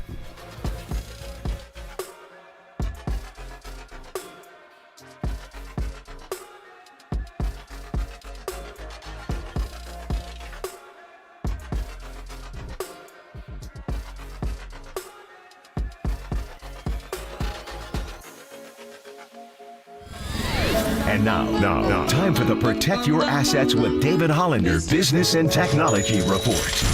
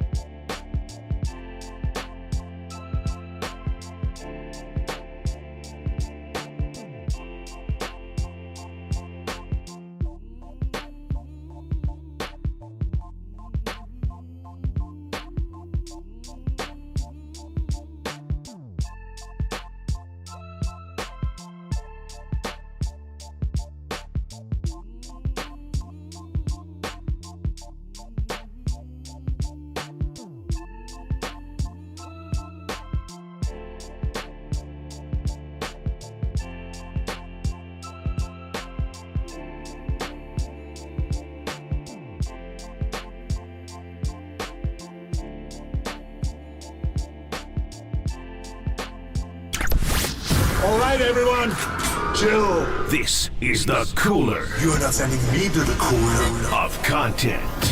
Sponsored by Mancini Sleep World. Sleep better, live better. Visit sleepworld.com. And by Marin Health. Marin Health Medical Center and Marin Health Medical Network world-class care. Closer than you think. On the sports leader. All right, the cooler of content. Harbaugh himself could be a cooler of content. Pull it down.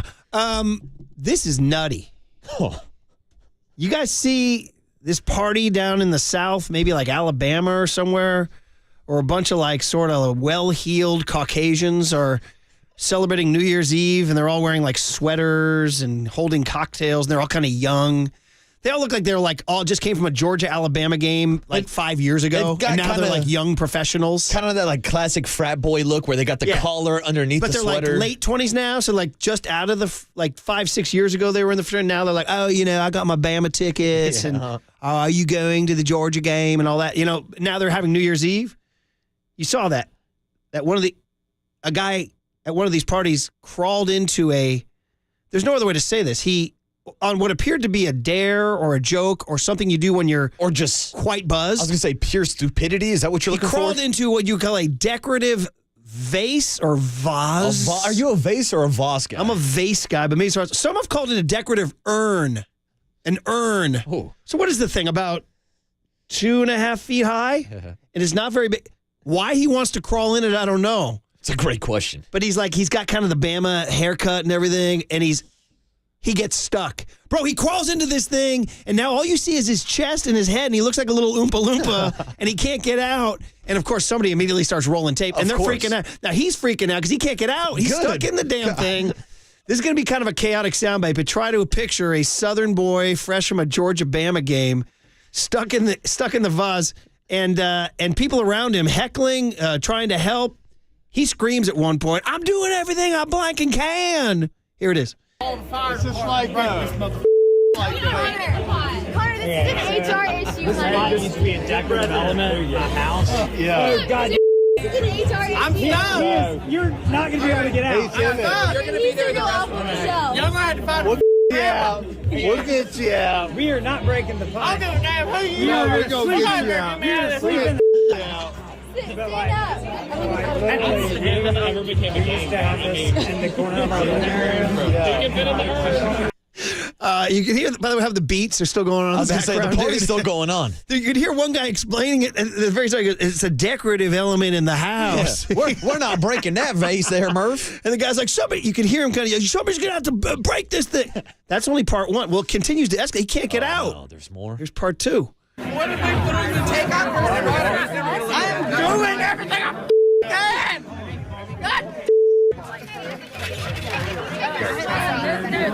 My sweater off. I already took my belt off, and I didn't do shit.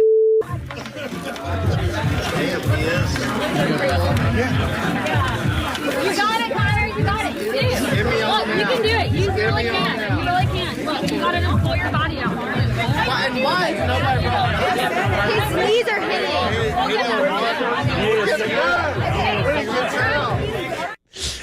This is chaos. It's all about that. If you can isolate where he goes, I'm doing everything I blanking can. He's just starting to snap. Doing everything I can.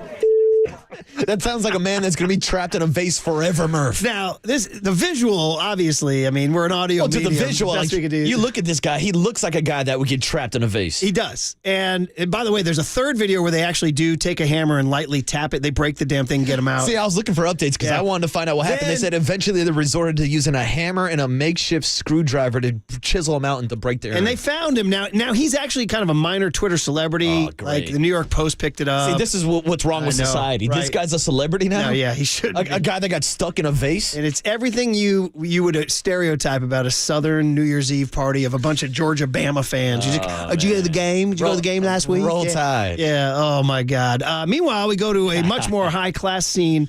How about this? Did you see this shot of the luxury box at Energy Stadium? Listen to this roster. This is Chris Fowler and Herbie describing a luxury box at Energy Stadium. This is the place to be. Look at this box. Michael Jordan up there. Derek Jeter in that white Michigan hoodie. Travis Scott over there in the right. I guess that's the box to be in. Stephen A. found his way in there. Yeah, Dez is in there. Jess Sims on the far right. Travis Scott hanging out. I mean, I got everybody in there.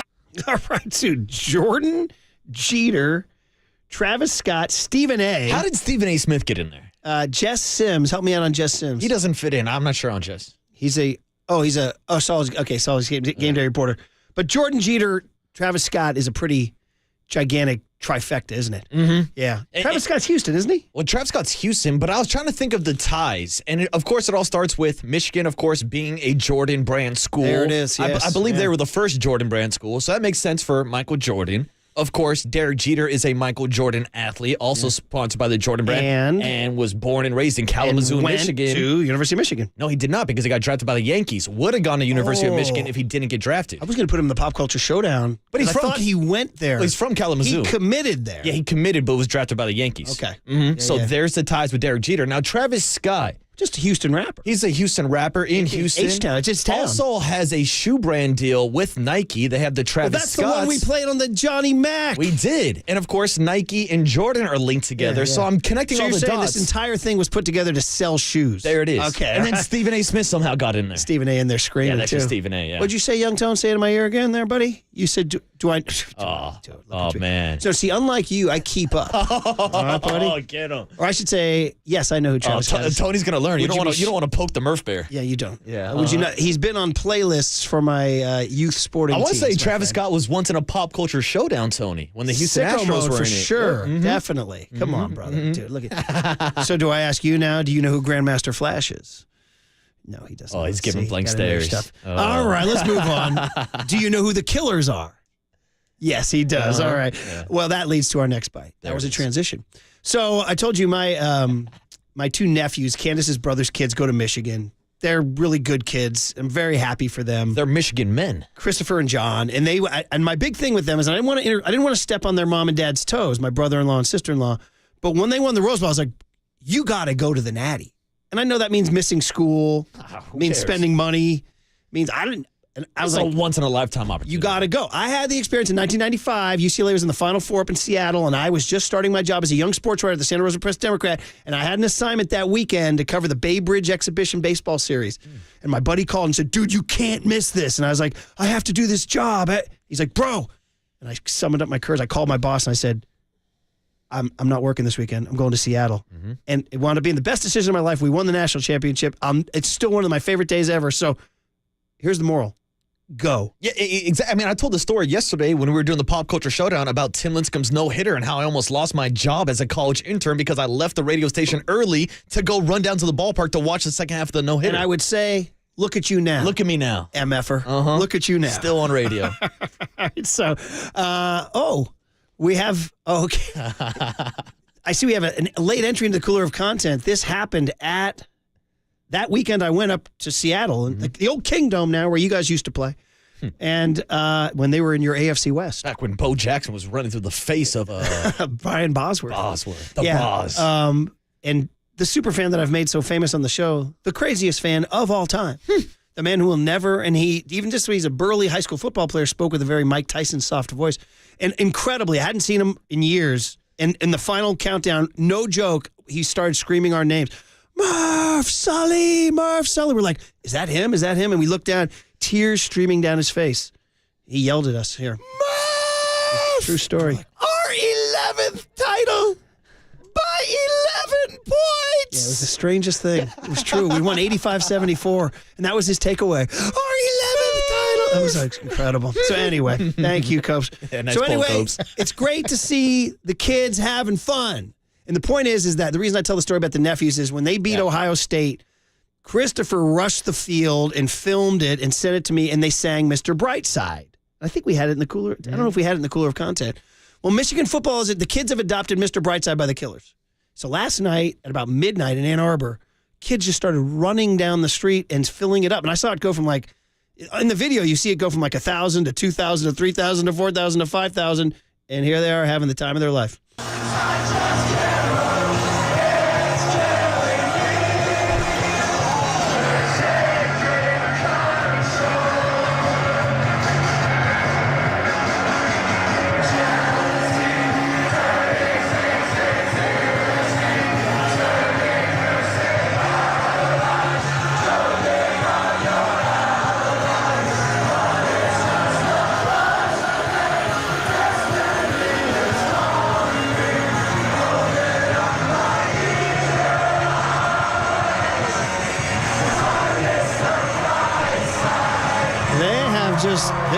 theirs, man. They've made it theirs. That's you know what they call that, Mark? It's good, clean fun. It is. Good, clean fun at the old ball yard. It's a good karaoke song. It was cool to see him do it at the Rose Bowl a couple weeks ago. Yeah. As you said, they did it last night at the game. I actually saw some clips of them at the Michigan basketball arena last night. It looks like they had a watch party, so they were singing it all last night. So it's, I mean, by the way, who's loving this? The Killers. How about the downloads on that's coming their way? Talk about that Spotify boost. Brandon Flowers is his name, right? He's watching his like Wells Fargo account. Cha-ching, cha-ching, cha-ching, cha-ching. What does he get? Like, what do you get? Like 1 cent per download or something? Every play's like 2 cents. It's the banger of the 21st century. Do you remember during the pandemic when Shaq put out a video of himself DJing in his kitchen with his sons? They're doing that song. What's he doing, Mr. Brightside? Shaq's going crazy. He's jumping up and down and pumping his fist. That's DJ Diesel. Well, where my ladies at? Yeah, where my ladies at? Shout out Outside Land. As Triple E told us, right? So if Shaq approves of the tune, I guess it's got to be cool. It's funny. It is a song about a guy feeling nauseous as his girlfriend cheats on him. Yeah. It's a positive message for the kids. As I said earlier, Murph, it's fitting since, Michigan was a team that cheated all year. Oh, very good. And I did confess to you guys earlier in the show, and I'll do it at 8:45. So that song's been around 20 years, and it's gained popular. I saw it was the most downloaded song of the 2010s, by you. I don't know who, Spotify, YouTube, Pandora. I don't know. Somebody quantified it. It was the single most downloaded song of the 2010s. That's surprising. Yeah, and I know. I was like, damn, all right. Kids love the song. Yeah, cool. And it wasn't until about 2 weeks ago that I learned that the line was jealousy. I thought it was Chelsea. I thought it was a girl's name. No. I thought he was singing about a girl named Chelsea. You thought Chelsea was the cheater? Yes, I did. Because now she's coming and all that stuff, that whole deal. I'm like, damn. I feel for the dude in the lyric. I'm like, damn, bro, you're having a tough night. And then he's talking about Chelsea. Yeah. I'm like, her name's Chelsea. She ruined jealousy. him. It happens. I was jealous. I think Chelsea's actually a better lyric, tell you the truth. Chelsea. Bum, bum, bum, bum, bum. Is that it for the cooler? Or are we going to do a couple more? Harbaugh is getting a tattoo? Inked up and tatted Jim Harbaugh. And again, you are tattoo free? No tattoos, Murph. Would you get one under any circumstance? If maybe I won, I don't know, if I won a world championship or anything like that, like you always get people talking about your team, like the Raiders or the Giants or the Yankees or somebody won a world? Well, the Yankees have already won a World Series in my lifetime. Now, the Raiders, honestly, maybe that would be a possibility just because I feel like I've been waiting my entire lifetime. I got no need for the needle to dig into my skin. I'll just put a pennant up on my wall. But here's the problem. Like one of my best friends is a Steeler fan, and he has a Steeler tattoo on his forearm. The problem is, the diamonds are all different shapes. Oh, dude. So, dude, if you get a botched tattoo of your own team, it's a terrible look. Ooh, boy, man, man. I don't need to get a Raider tattoo with like the eye patch on the wrong eye or something. Did we work with a kid who had a tattoo of like what was some of the random animals that he had? Oh, he had like the alien from Toy Story tattooed on him. He had the whole like Young Sebastian Tony. Under the Ink? Sea, Little Mermaid, all Jacob, that stuff. Ink? No. Yeah. Wow. Oh, this is the ink-free show today. Jacob's kind of the cool kid, I would think, because of the hair. I was gonna say he looks like the rebel without a cause. Does Copes have ink? I don't think Copes has any tattoos either. Who's inked in the bullpen? Derek Papa? Greg Papa's inked up, head Derek to toe. Papa? No, I don't think Derek has any. I don't. Does anybody at the station have tattoos? I think Walt, based on what he did when the Giants played the Pirates, maybe Walt should get a Clemente tattoo. Yeah, it's his boy. Well, I go down with a ship on that one. He wore the Clemente throwback the day the Giants played the Pirates. I'm like, what are you doing? It's Clemente. Everybody's like, it's Clemente. He's untouchable. I'm like, I'm trying to win a ball game. I'm coming in spikes high. All right? Yeah, you are. Anyway, Harbaugh's getting a tattoo. That's the point. This one will go down in the books forever. How fondly will you look back at this team? I'm gonna get a tattoo that says 15-0. No, you're not. I'm doing it. I made that vow. I made that promise, and I'm going to do it. To quote J.J. McCarthy, bet. Bringing everyone together. Bet. All right, get the tat, Jim. I guess the question is, when you get your first tattoo, how do you decide where to get it? I know. Didn't Rick Pitino, as an old man, got one when Louisville won a national championship? Good call. On the back, then you can't see it? I don't know. Yeah. I don't know. You try to hide it somewhere. Sometimes you see people with really small tattoos, and they're like, you didn't have the courage of your convictions. You got to just go. Go big. Anyway, I'm not getting one. Even if UCLA wins a national championship, I ain't getting one. Sorry. I told you, I'll put a pennant on the wall. You're not going to get a Chip Kelly portrait on your ass? Oh, bro. Nah. I didn't think so. As Ricky Gervais's David Brent would say, nah. And the last one, I want to do this one. It's Charles Woodson drunk singing Hail to the Victors, because I did want to say, as one of my takes, that it is, I think, unequivocally the best college fight song in the land. I do. And I think the only other competitor is Notre Dame. To me, it's always been a 1-2 race, a 1-2 horse race. And maybe on the right day you get me, I'll say Notre Dame. But I think in the end, just hail. I mean, did you hear in the national anthem when they sing, Oh, say, can you see the dawnly light? What so proudly we... And the whole crowd yells, hail, like they do in Baltimore when they yell, oh, say does it, and they yell, oh. Is it disrespectful to yell a sports chant in the middle of the anthem? Probably is. KNBR. Probably is. Someone's probably pissed off about it. Anyway, it's a great fight song, and Woodson's drunk.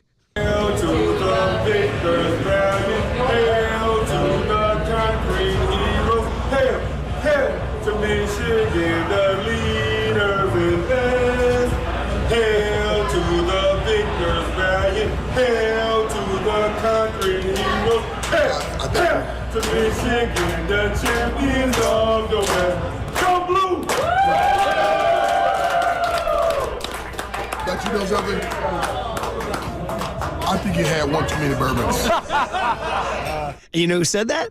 Bo Jackson. Wow. What a watch party to watch. But you know what they were probably sipping on, Murph?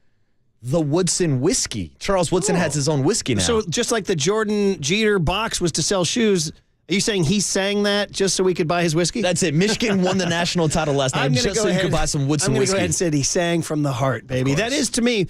And Michigan, like you'll see the cool T-shirt, the navy blue T-shirt with the maize. It just says "Hail." Yeah, I mean you're a Michigan fan, so I will give it up for Michigan's fight song. It is the best in the land, and congratulations to all you Wolverines, because today's your day. Congrats, Seawood. All right, back to the hard stuff. Draymond Green, Mark Spears is going to join us at 9:15.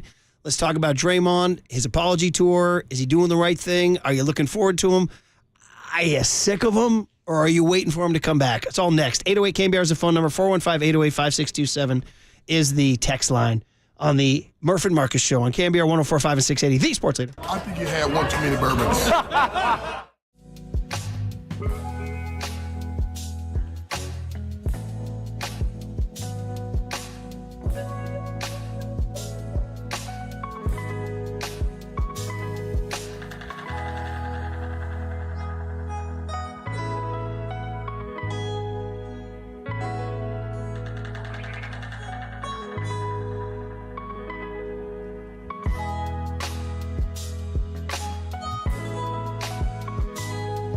All right, let's clean our carpets, baby. Zero res, spelled the same backwards and forwards. We had them come to the Murphy household.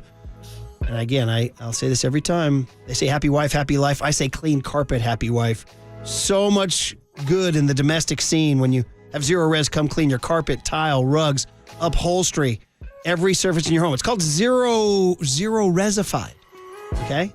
Because it is a beautiful way to get clean. And we're going to offer you two bonuses, okay? One is to get a carpet cleaned, one room, $43, promo code New Year 43, okay? Promo code New Year 43. The other one is your air duct. A lot of dust and dander in there causing all those allergies. So promo code DUCT50, DUCT50.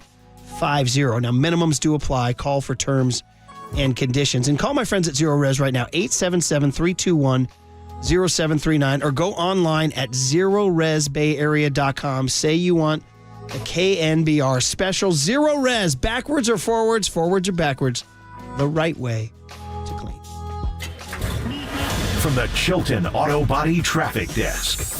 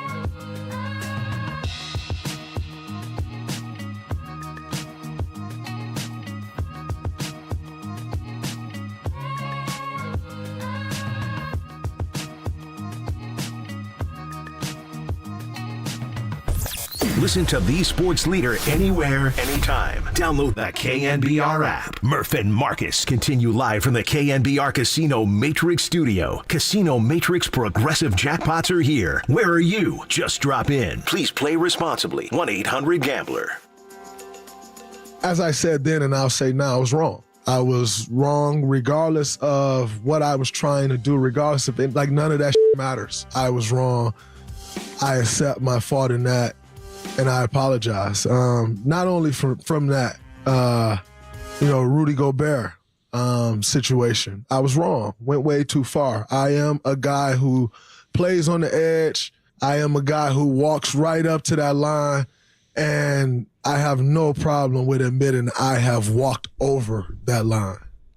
There he is, Draymond Green, man, the podcast, as he narrates his return. I would say he's coming back to a mixed crowd here in the Bay Area.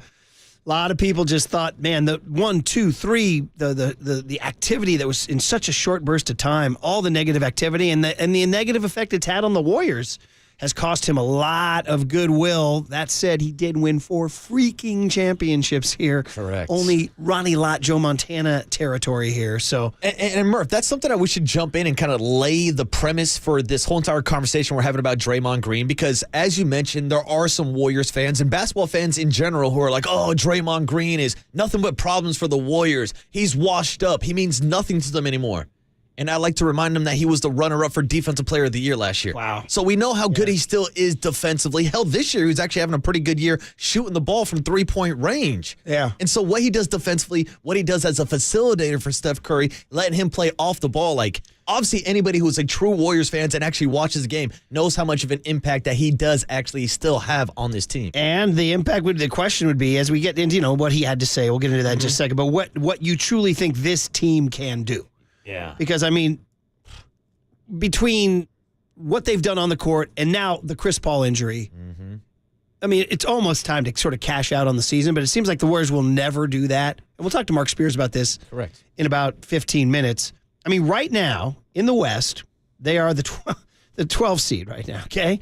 So you're looking at the 6th seed. You're 4 out in the loss column from Dallas. So it's not unreachable, but you're going to have to go through a stretch where you win 5 or 6 in a row, 11 out of 13, that kind of thing. Does this team have it in them? Without Chris Paul, I'm not so sure you do. And that leads to the trade deadline. And that leads to making that move. Can you move Wiggins? Would anybody take Wiggins? What's his value? Yeah. Exactly. So do you choose between Kuminga and Wiggins? Do you trade Kuminga for Siakam for a short term? There's so many questions out there. Can you move Chris Paul's contract? So many different questions to be determined. They kept saying, well, we'll find out January 1. Well, here it is January 9.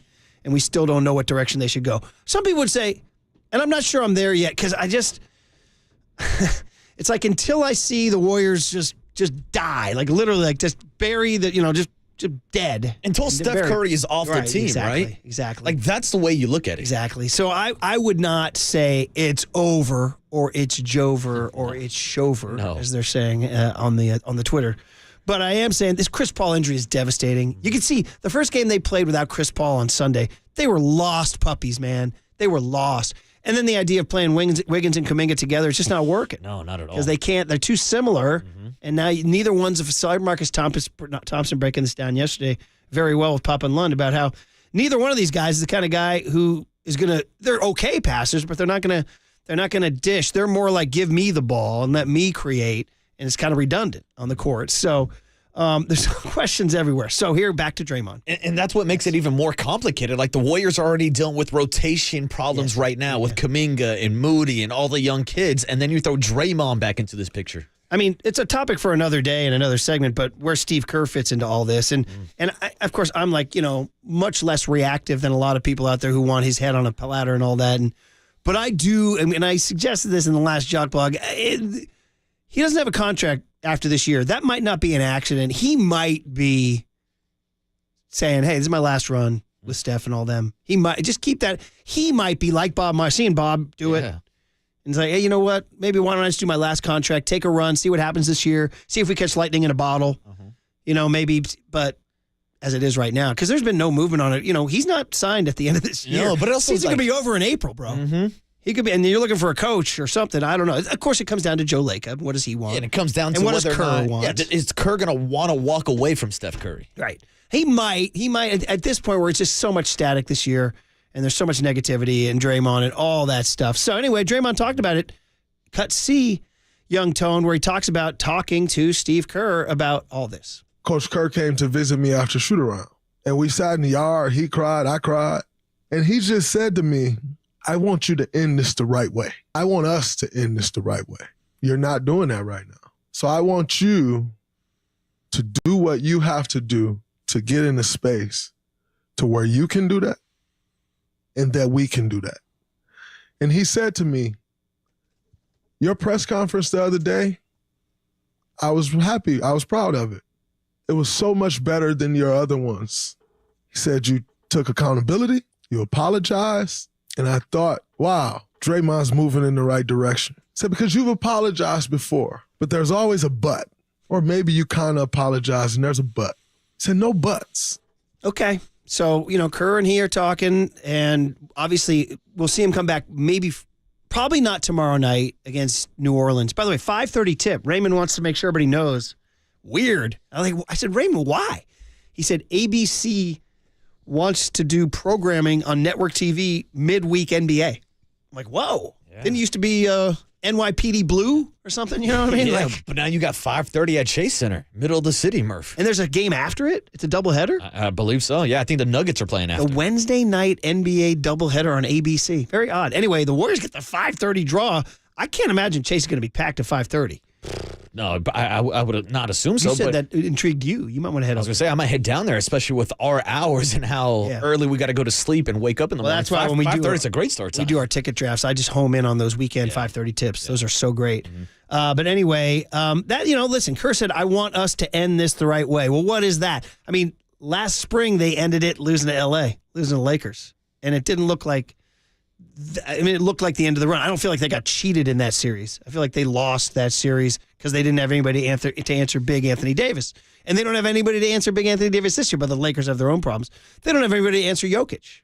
Unless you think Draymond can do it. I don't think, Well, isn't it crazy to think about that Draymond Green was last seen in the playoffs last year smiling with LeBron James after being eliminated by the Lakers? He was in a better mental state being eliminated by the Lakers than he is right now after being paid $100 million over the next 4 years after the Warriors decided to ship out Jordan Poole. They gave Draymond everything he wanted, and now all of a sudden in the middle of the season he's talking about retirement, Murph. Yeah, it's weird.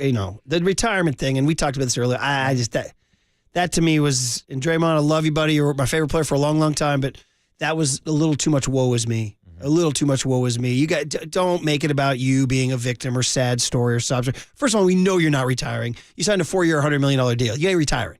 All right? And so don't kind of make, I'm sad. Now it's like people like sympathy. Oh, Draymond almost retired, man. Dude, go do the work. The big thing, too, was he was talking about how it's all getting to be too much, and there's a lot of criticism. You got Stephen A. Smith talking about Steph Curry's leadership and all these other different angles, but then it's like, Draymond, your end game is working for TNT. You want to be in media. You're going to be involved in these conversations, whether or not you're on the court or on the broadcast booth. These are topics that Draymond's going to address. So it's not like he can just run and hide and go take a trip to France with LeBron James. Well, so speaking of comments, Kevin Durant saying, I hope Draymond gets the help he needs, which Durant has said he meant in a positive way, but Draymond didn't know how to take it. Before I had made those comments, they saying Draymond's going to therapy. What I'm supposed to think? They say somebody going to therapy. I hope he get better from that. I hope he learn from whatever he feel like he needs to learn from going to therapy. So that's all I heard. I'm glad he's back. I'm glad he can move past that. Draymond is an incredible teammate. He got his times where he loses temper, but everybody has those times, and I'm sure they all all happy to have him back. But I didn't mean no ill will by what I said. I know some people look at me as this malicious snake, passive aggressive. I know how people feel about me sometimes. So when I say I don't mean no harm by nobody. I don't mean to disrespect him or his family if he felt that way. I'm just glad he's back on the court. Durant saying, I know people think I'm a malicious snake and passive aggressive. Damn. KD. You've been reading a lot of those Twitter comments, KD. His feelings there. He's been on his burner account a lot. I wish he just had, he's got to be that, you just can't, it'd be so great to just not care anything when anybody says. You just got to move. Like Bill Belichick. You think he cares? No. Well, that's always a question, too. What'd you think of the criticism? What do you mean? I don't know what you're talking about. Yeah, but there's also people who say they don't care, who probably care even more than the people who actually don't care. Well, they say Eleanor Roosevelt said, "No one can make you feel inferior without your consent." Ooh, Marcus. That's deep. Young Tony. You don't have my consent, Murph. No one can make you feel inferior without your consent. Okay. Eleanor Blanken Roosevelt. Here's Draymond's reaction to Kevin Durant. Here it is. I'll tell you, it really pissed me off when Kevin Durant said he wasn't like that when I was around. I hope he get the help he needs. And I start going into this deep dive of like, how this, how that. But then it's like, wait a minute. What do you want the world to know about you? And so I sat with myself and I'm like, how he going to say I need help? And when I went back through it with another lens, I was like, maybe you shouldn't hear help so negatively. Maybe you're listening to the word help with the same mindset that the word help meant when you were 15 years old. And maybe he's not saying that as negatively as you're taking it. And even if he was, I made a decision in that moment that I wasn't going to take it that way. It's on the couch with Draymond Green here, man. That was like a deep therapy Yeah, it was dive. very deep. Like the origin of help and whether or not it's a negative or positive connotation. Well, Marcus, what happens when you tell me I need help? How am I supposed to take that? How am I supposed to take I think you would take it positively because like me showing that I want to help you shows that I'm invested and I care about you, Murph. But I'd be like, damn, do I need help? Damn, yeah. I guess I do. I got the water boy helping me now. And then finally, Stephen A. saying Steph Curry's not a leader because he let Draymond go crazy. And that affected Draymond. Cut E as an elephant here, yes. One thing throughout this process that really hurt me, I turned on the TV screen and someone, Stephen A. was like, Steph is a bad leader because Draymond did X. And it pissed me off, but it crushed me. It crushed me because how is Steph enduring being a bad leader? Like, this guy doesn't give us anything to tear him down about. This guy does everything the right way. And yet he's being torn down because my actions crushed me. That was a tough blow to deal with. So, man, Draymond listened to it all. That's for sure. He didn't shut it out. He's talking about Durant. He's talking about Stephen A. He's talking about everything. So, listen, he's going to come back and is it going to save the Warriors season? That's kind of a long shot. Is it going to make them better? Yes. Is it going to clog the rotation? Yes. And then the pressure increases on Mike Dunleavy to decide what kind of season they want to have and what kind of movie he's going to make February 8th. And we'll see how they play in these next few games. I mean, the homestand was a disaster. 2-4. They have one more game in this homestand. And yeah, Denver was one of the games and but and they blew an 18-point lead. I mean, they should have gone 5-2 on this homestand. And they're going to go at best 3-4. And those are two big games. I told you, you're 4 out in the loss column. You'd only be 2 out in the loss column. 4 out in the loss column. I mean, you've blown 4 different 18-point leads this season. Unbelievable. And by the way, if you know, this is a weird little stat, but Steph actually is in a little bit of a shooting funk right now. I mean, listen, he's gonna knock Steph Curry's shooting, but it comes and goes, and right now it's gone. He's in a little bit of a he had an icy stretch here. He had that 3-point streak that felt like it lasted forever, and then twice within the last couple of weeks, he's gone games without making a 3-pointer. That's the stat. So there it is. So see, Clay was out kayaking yesterday. Oh, Clay's back in the bay, back in Tiburon in the southern Marin region. All is right in the world. And he said, "I'm so grateful for the ocean and all her inhabitants." I'm so grateful for the ocean and all her inhabitants. Maybe that's a good sign that he's reconnecting with Mother Ocean. I was gonna say he's actually shooting better lately. Okay, and he was on a kayak in the bay, and he took some video of some seals on a rock. Nice. Look at the inhabitants hanging out. So all right, Mark Spears will put a big giant make sense bow on all this next. Oh, and then Mark Kestisher checked in, ESPN's college football coverage. So we'll wrap up Harbaugh on the back end too. That's all coming up on KNBR 104.5 and 680, the Sports Leader. No, I'm just having fun.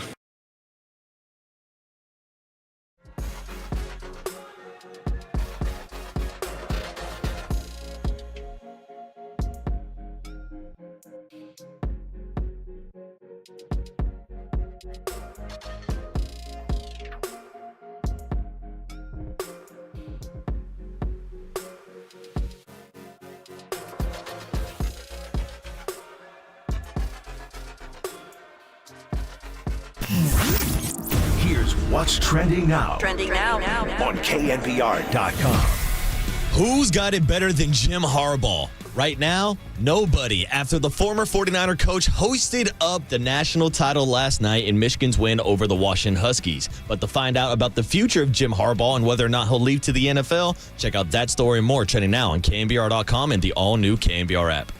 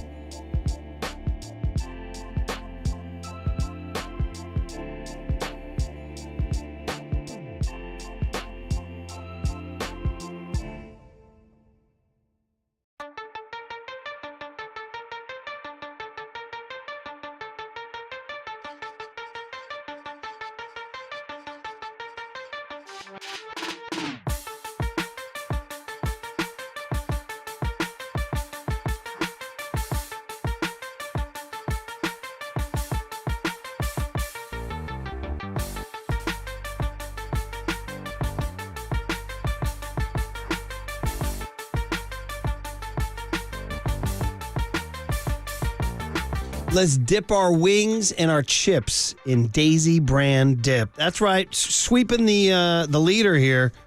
We got this Daisy brand dip, French onion and ranch dip. We're loving it. Everybody's eating it. Everybody. Cole, Kyle, young Tony, Marcus had it last night. Waterboy. I've killed off at least one of each French onion and ranch dip. This is Daisy brand dip. So it used to be the Daisy sour cream and seasoning. Now they make it, boom, all ready to go. So good, you don't need to make it yourself. Daisy brand, French onion and ranch. Get going. It's football time. Start dipping. Daisy brand. So addictive. I can't stop eating it.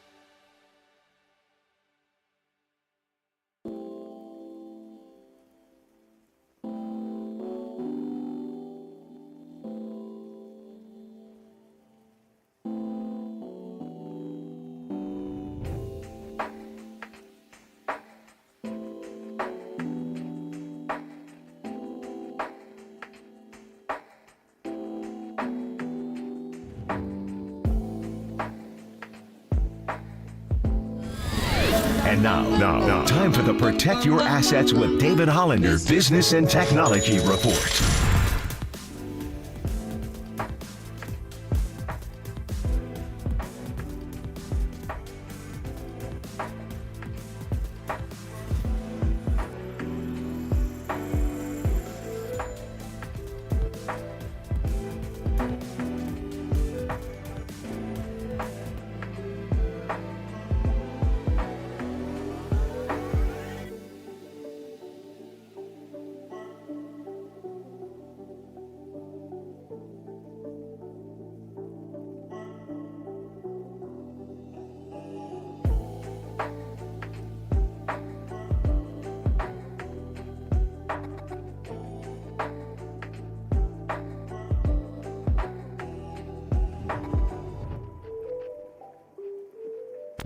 Dub Nation, Murph and Marcus keep rolling on the sports leader and streaming live on YouTube at KNBR 1045. I had a conversation with Adam Silver, commissioner of our league. I just told him, Adam, it's too much for me. Like, this is too much. It's all becoming too much for me. And I'm going to retire. And Adam said, you're making a very rash decision. And I won't let you do that. You know, we had a long, great conversation, very helpful to me. Very thankful to play in a league with a commissioner like Adam, who's more about helping you than hurting you, or helping you than punishing you, or, you know, he's more about the players. Well, there it is, man. Draymond Green doing his thing. Somebody texted in. I should probably give credit to the area code, but they said, 925. So dramatic. So dramatic. Get it? Yeah, we're going to start calling him Drama Green, Murph? Yeah, well, that's what the deal is. We're making the connection with Mark Spears of ESPN and Anscape. He's a big Draymond guy. He's a kind of a PhD in Draymondisms, and we just talked about it last segment as he gets ready for either tomorrow night against New Orleans at 5:30 at Chase Center or Friday when they go on the road. Here, I like to do my little folding the paper. One of our listeners likes it when they hear me do that. I'm glad one guy likes old it. School. Yeah. It's old school. You don't like that? It's all right. Yeah. Warriors at Chicago Friday, then at Milwaukee Saturday.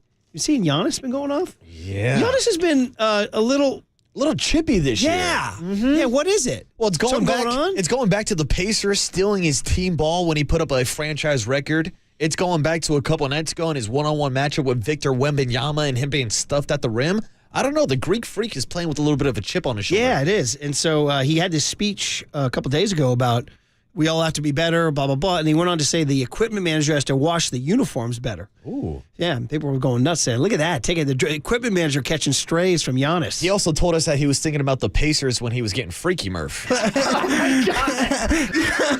we have that? Do we have that cut there while we wait for Mark Spears? Giannis, freaky time. About getting freaky. By the way, so it's at Chicago Friday. Chicago's 17-21.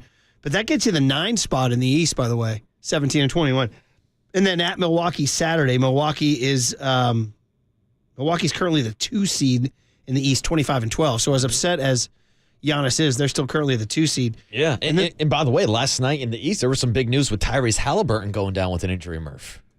And now we don't. When you're about to get freaky at night, you think about it. There it is. Tyrese went down. I was going to say, last night he might have been getting freaky when Tyrese Halliburton got hurt. For an Indiana team that's currently 21-15, the 6th seed. So at Chicago and then back-to-back at Milwaukee. I mean, you'd be lucky to split those two, right? You'd be lucky. And then at Memphis on Monday night, a TNT game. In Memphis right now, they're in the news, and they are 13-23. They're 10 games under. Yeah. And Ja Morant done for the season with a shoulder injury. He's being shut down now. That's incredible for the young man. So, and then at Utah next Wednesday. So it's a 4-game roadie, and Utah right now is battling with the Warriors for that play-in 10 seed. They're 18-20. So listen, we're long past the days when you'd say, oh yeah, the Warriors should go 3-1 on that roadie. Like the Warriors, if they went 2-2 on this roadie, it would be incredible. But they also got to beat New Orleans Wednesday night. Well, the question is, what Warriors team is going to show up? Wow. Is it the team that beat the Boston Celtics over the winter break, or is it the team that blows 18-point leads in the fourth quarter? The team that had the Denver Nuggets beat at home, with Jokic and Jamal Murray. They're playing their guys. So, connection made there with Young Tone? Yes? Almost? Jacob talking to him? Lice Boy's talking to him? Jacob Tell him about his hair? Chopping it up. All right. ESPN's Mark Spears from Manscaped, too. And, Mark, we haven't talked to you in the Happy New Year, man. How's 2024, man? How you doing? Hey, man, I'm alive and breathing. As my mom says, I can take nourishment. You know what I mean? So okay. I'm good. All right. That's all good. Hey, that's some stuff some citizens would tell you, right? I'm able to take nourishment. I like always it. laugh when my mom says that. I'm tucking it in. I'm taking that one. How's your guy Draymond? You know him very well. How is he? How do you interpret all the comments? We haven't had a chance to talk. I think he's just overwhelmed with messages, texts, which is kind of what he said in his podcast. So he's still playing me on the Domino's app, but we haven't had a chance to have a conversation. But it was really good to hear him being basically taking accountability. And as you mentioned, there's no but. There's no but. He was taking accountability and wants to be better. And, I'm sure everybody is saying, well, it sounds good. Well, let's see what happens when he plays. See how he channels everything. And I think that I wonder how much rope he has now, right? Even if it's some innocent bantering to the ref, there are probably some mature refs out there that will listen. There's some others that might be on guard and give him,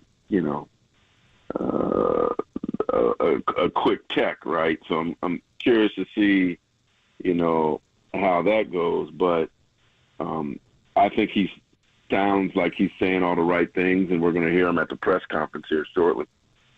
Yeah, we're talking to Mark Spears on the UMA guest line, and it is true. Now, all that said, what did you think of the retirement bluff? Was that a little too much playing the victim, a little woe is me? See his paycheck? He ain't retired. I know. So why did he say that, do you think? I think he was understandably in his feelings. And, the thing is, and that's the accountability part. There's only one person that could make change, and that's him. It wasn't society's fault, right? I just think he, as somebody close to him told me, this one hit different.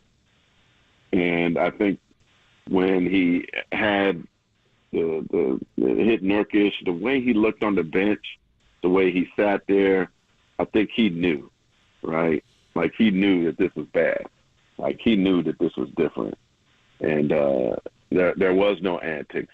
He ran directly to the bench. I think he knew. So another thing I thought was interesting that he apologized to his family members. He apologized to Steph, his kids, because this is bigger than him.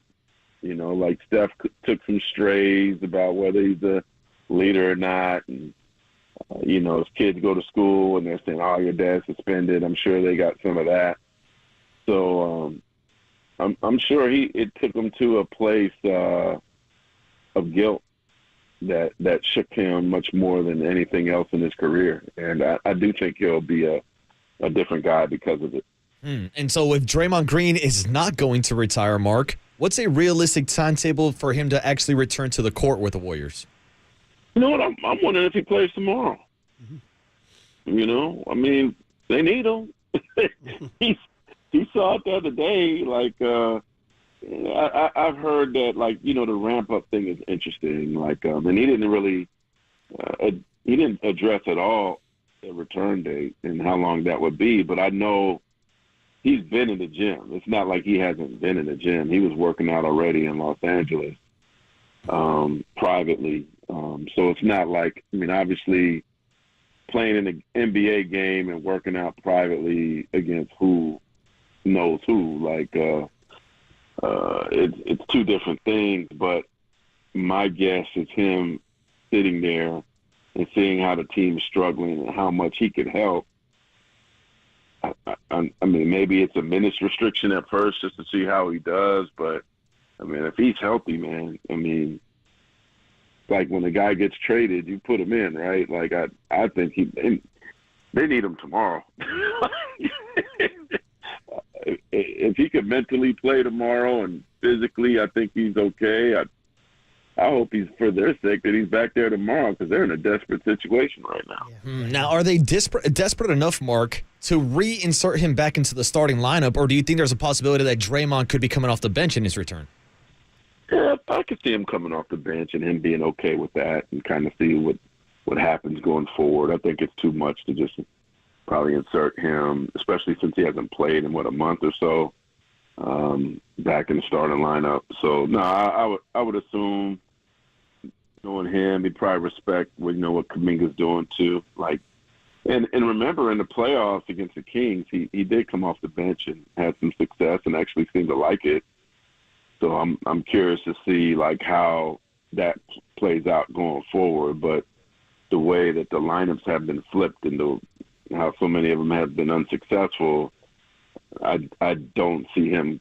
I expect him to come off the bench in the beginning, but I don't think that's a long-term thing. Like they need better focus. They need better starts from the beginning. They need better fourth quarter endings. And, when Chris Paul got hurt, to me, that took a huge IQ away from the team, a great basketball IQ. I think Draymond and Chris Paul are the two best basketball IQs in the league.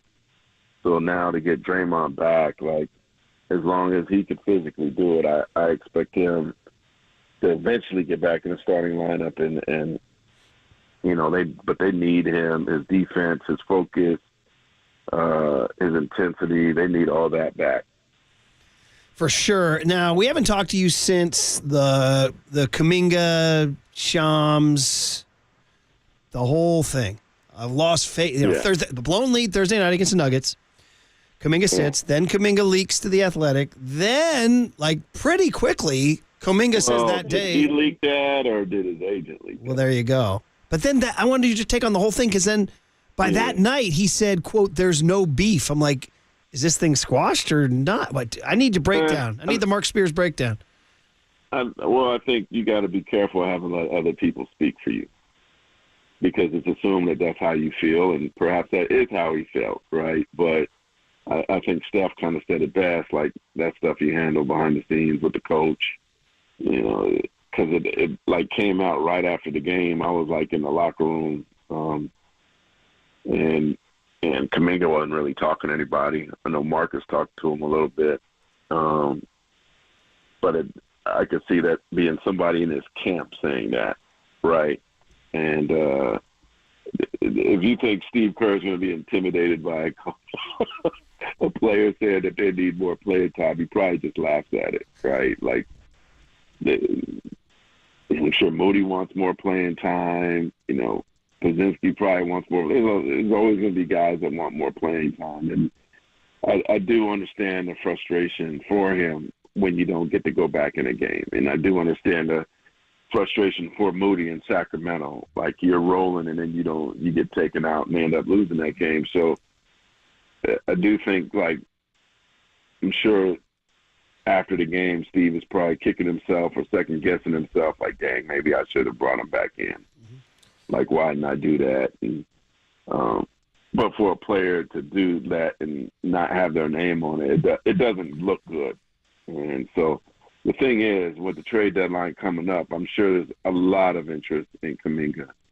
And I wonder what you guys think. Like, what do you think his value is? Like, I don't know. Like, to me, Steph's window is small, right? If you could get a guy like Pascal Siakam to come in and be the number 2 and at times the number 1 scorer, an all-star caliber player that could give you 25 a game, hey, man, you got to give up something to get something. I wouldn't be opposed with the Warriors, like, moving Kuminga for a player like that. It has to be. And people are like, oh, he's old. He's 30. 30 in the NBA world is not old now. To me, it's relatively young. So there's only so many more years of Steph, and it's obvious that they desperately need another elite scorer. Like, if you could get a guy like Siakam or Levine or DeRozan or like a Keldon Johnson, like, there are guys out there. I love Kuminga. I don't know what he's going to be long term, and he could end up being something. But again, you got to get something give something to get something, and if that means that Steph has another chance of winning a title because of this addition or this change, I think it's worth the sacrifice. Because the best of Kuminga may not be for 3 or 4 years from now, right? Like, do the Warriors and Steph have the patience to wait? Or I think you got to put your chips in, and he's an amazing chip to offer. And if he's going to get you an all-star caliber player, if I'm the Warriors, and that's not a knock on Kuminga. That's a basically respect to what he will be. But if like when I hear that the Kings won't trade Keegan Murray or the Warriors won't trade Kuminga, I think for Pascal Siakam, man, come on, man. Well, you want to talk about shrinking the window to the window would be like 3 months, and then that's it because he walks as a free agent. No, you don't make that trade unless you know he's re-signing. Come on. True. And Mark, just circling back to that report last Friday from Jonathan Kuminga, do you think his camp purposely leaked it to maybe influence a trade or force the hand of the Warriors? And do you think ultimately sometime within the next month that the Warriors will move Jonathan Kuminga? Only if it's something special. Like, right, you don't let that intimidate you. What is he going to do? Like, he's stuck here. He's in a rookie deal. Like, he's not going anywhere unless they want him to. That's part of the collective bargain agreement, unfortunately, for the player. But, I think that's one of those things where there's a lot of emotions that people have to be careful about, saying those things right after the game, right? But I do think there's certainly a reason for him to feel that way, to be frustrated, to not feel like you're getting an opportunity to make mistakes and to flourish. He wouldn't be the only frustrated player in the NBA, so I get it. I just don't – I guess my thing is I don't think that helps, but obviously by the way he played, I guess maybe it did help him because he got to play in crunch time, and it looked like he played a season-high minutes the other day. So maybe both, Kuminga and Coach got some things off their chest, and he'll see some more playing time going forward. There's so much to get into. We're out of time, unfortunately, but just, can they win a championship? What does Lacob think? What is Dunleavy going to do? What's Kerr going to do? Hey, man, I'm telling you, like, if Steph's window, if this guy could get you that piece to get him back there, like, I don't know, bro. That's definitely an argument. Like, this is it. You have Steph for a finite amount of time and try to go all in instead of just when you're kind of still doing the two timelines. If you keep waiting, Yankee mentality, right? Like, I think the Warriors have to have the Yankees mentality. Like, they give up youth to win. Yeah. And as long as Steph Curry's there, they're going to be able to, like, you can't tell me that Pascal Siakam wouldn't re-sign with the Warriors. Well. But, like, the thing is, it's the expense of it. So, you might have to include Chris Paul's contract. Yeah. Which essentially could be his the next year, right? So perhaps that's how you make it work. Going to be an interesting few weeks. January 9, February 8th, the deadline. We'll see how the Warriors play this week. Or I will say real quick, Wiggins. Yeah, well, we didn't even have time to get into him.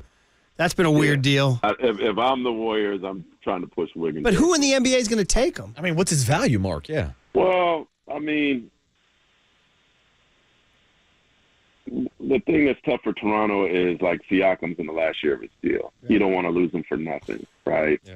And I think with Van Vliet last year, they just didn't feel like they had a good enough offer to get him, to move him, so then they decided to roll the dice to try to re-sign him after the season. It didn't work. So if they're at the trade deadline and Wiggins is the best thing you got, sometimes you have to make a deal to have an asset. Yeah. And he maybe going back home. Well, he was just 2 years removed from being an all-star. Right. Maybe a change of scenery would be good for him. But I just think that there's some kind of mental thing, respectively, going on there. That some kind of that where it just doesn't seem like his mind's in it here.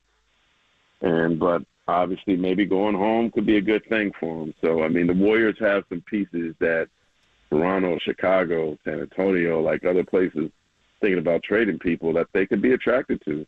with young players and expiring contract and Chris's, and maybe they do Chris a solid and they waive him right after. So once he gets healed, he could sign wherever he wants to sign.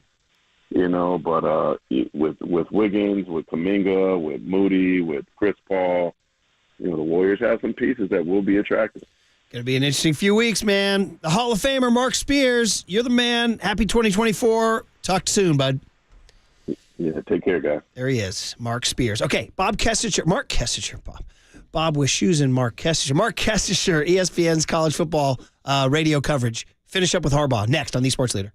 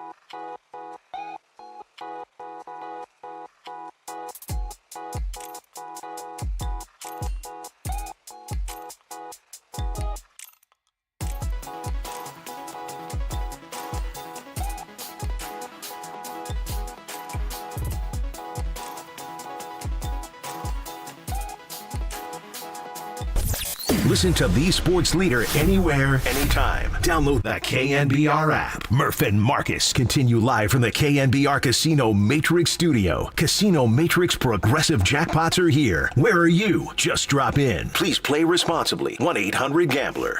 Michigan with jubilation. Washington just kind of hovering around its sideline on the near side in disbelief of what happened. 8 seconds to go. Michigan has won the college football national championship 34-13 over Washington to complete a perfect 15-0 season. It's pretty great. You watch this confetti come down, it's like thousands of confetti. It tells a story. There's a story in every one of those pieces of confetti to me. Amazing blue confetti. Just so proud of our team. Every piece of confetti tells a story. Gotta love Jim Harbaugh. Always intriguing as heck. Let's talk about an epic night in college football last night, especially for those of us who've known Harbaugh since the Stanford days, the 49er days, Palo Alto High School days, and then, of course, winning a national championship at Michigan. Part of ESPN's excellent coverage on the radio last night was Mark Castasher, who takes some time out to join us here on the Murph and Marcus Show. Brian Murphy, Marcus Boucher. Mark, it's great to have you. How are you this morning? Hey, morning, Mark. Gentlemen, good morning. Yes, I've been in on a few Jim Harbaugh TV radio meetings. Interesting is a good word to say. That is one interesting dude. He beats to a different drummer, and amidst everything that went on this season, congrats to Michigan, because we had Washington 4 times, our crew, and as much as they were overlooked or, underdogs, that was a great team that just didn't have a great night, and a lot of that goes to what Harbaugh and Jesse Minter in Michigan did last night. It's kind of amazing, Mark, that, in this world where Georgia and first Alabama ruled it for years, and then Georgia came along, and then if there was ever going to be a team to challenge, Clemson had their run, it was going to be Ohio State. And Michigan just wasn't going to be up to it. And they were getting punched in the face over and over again by Ohio State. So, covering the sport, what was your view of how Harbaugh finally conquered that? First the Buckeye Mountain, and then to be good enough to beat those big bad teams from the SEC and elsewhere. Yeah, it's interesting to watch kind of the ebb and flow of Michigan and Ohio State. I worked in Cleveland, Ohio in the mid to late 90s, and that was, when Ohio State just couldn't beat Michigan. And those were the great Michigan teams, including the co-national champs the last time they won it in 97. And then it swung. And then you had that dry period, right, like around 2008 until Harbaugh got there, and they had some miserable seasons. They had like the one Brady Hoke 11-win season, but it just wasn't up to the Michigan standard. And then, Harbaugh comes in, fast forward to this year, and if you look past all of the stuff that went on, the 2-3 game suspensions, the sign stealing stuff, and all the headlines, we had them mid-season. Our crew had them. And, by all accounts, there's probably going to be 20 guys drafted in the NFL in the spring off this Michigan team. I mean, they were that good. We're talking Alabama, Georgia levels of NFL players on that team, and they were consistent. And the only thing you couldn't extrapolate was the Big Ten schedule, because they didn't play anybody until they played Penn State in November, and they were way better than Penn State. And then the big game is Ohio State, and that was a close one and could have swung other way and completely changed, how the CFP was or who was going to win the Big Ten. And Alabama was the big test, and Bama was lucky to get by the Iron Bowl, but they had momentum. They got some really good players, and they got to Jalen Milroe, and so the only question was, can they get to Penix? And ESPN, the Sports and Information Group, right after the game, came up with these great pressure numbers, and all the pressures that Texas had against Penix in the Sugar Bowl semifinals, he completed, I think it was 10 of 13 passes. Last night it was like 3 for 18, and their pressure came from everywhere, and Penix was off a little bit also, and all that combined adds up to this was, next to Georgia until they lost the SEC championship. To me, I was always Michigan might be the best team in the country. We just don't know because they haven't played anybody. And the games that they played, somebody, Ohio State, Alabama, Washington, they won all those. So congratulations. They deserve it. Yeah, and last night they obviously got the better of Michael Penix. And I wanted to ask about his performance before you ask you about the future of Jim Harbaugh. And I wanted to ask if you thought that last night his performance maybe took a hit on his draft stock, or just how you see Michael Penix's game translating to the NFL, Mark. I think he did enough this year, and the arm talent is so good, and we really didn't get to see it last night. And, for whatever reason, there were a lot of overthrows. Some of that is pressure, and it came from in and it came from out. And so he was just off a beat. Could it be a red flag? Maybe. But in a league that really loves arm talent, obviously they would love, his ability to use his legs. That's not his game. But if you put him next to, some huge weapons, and he has NFL weapons at Washington, led by Rome Odunze, who's going to be an outstanding NFL wide receiver, I think you like what you see. But, we're always kind of the prisoner to what we just saw. Having seen him up close now 4 or 5 times this year, I don't know if it took a huge hit. because he had just such a good resume this year. In my book, he was the Heisman winner. Nothing against Jaden Daniels. I just thought he had too much of a dry spell when he might have been hurt, might have had the flu, whatever. They had 2 or 3 really poor games. But, outside of last night, I'm just so impressed where his ability to put the ball where he wants it outside the numbers. That's a talent you don't see a lot in college players these days, especially. Yeah, just missed a couple last night. We can talk about that, and he'll rue it for sure. But Mark, of course, the game was over a half hour before somebody asked, I think it was Andy Staples, asked Jim Harbaugh, do you want a Super Bowl trophy? He said, can I have this moment? I don't know. We're all guessing, but we're all kind of reading to your guess. Does this box checked, he can put his Michigan hat on the desk, walk out proud that he did it in Ann Arbor and go to the NFL? Or does he say, nope, I'm Bo Schembechler, I'm staying for life? It seems hard to believe that he's not going to leave. To leave on that high note, you can't do anything else than win a championship at your alma mater. There were 5 head coaching openings last night. I believe 2 minutes ago, the 6th opened. Mike Vrabel was fired in Tennessee. Mm-hmm. There's probably going to be at least 2 more. So he's going to have his choice of 8 jobs, including down your coast in Los Angeles, with the Chargers, who have a really good young quarterback.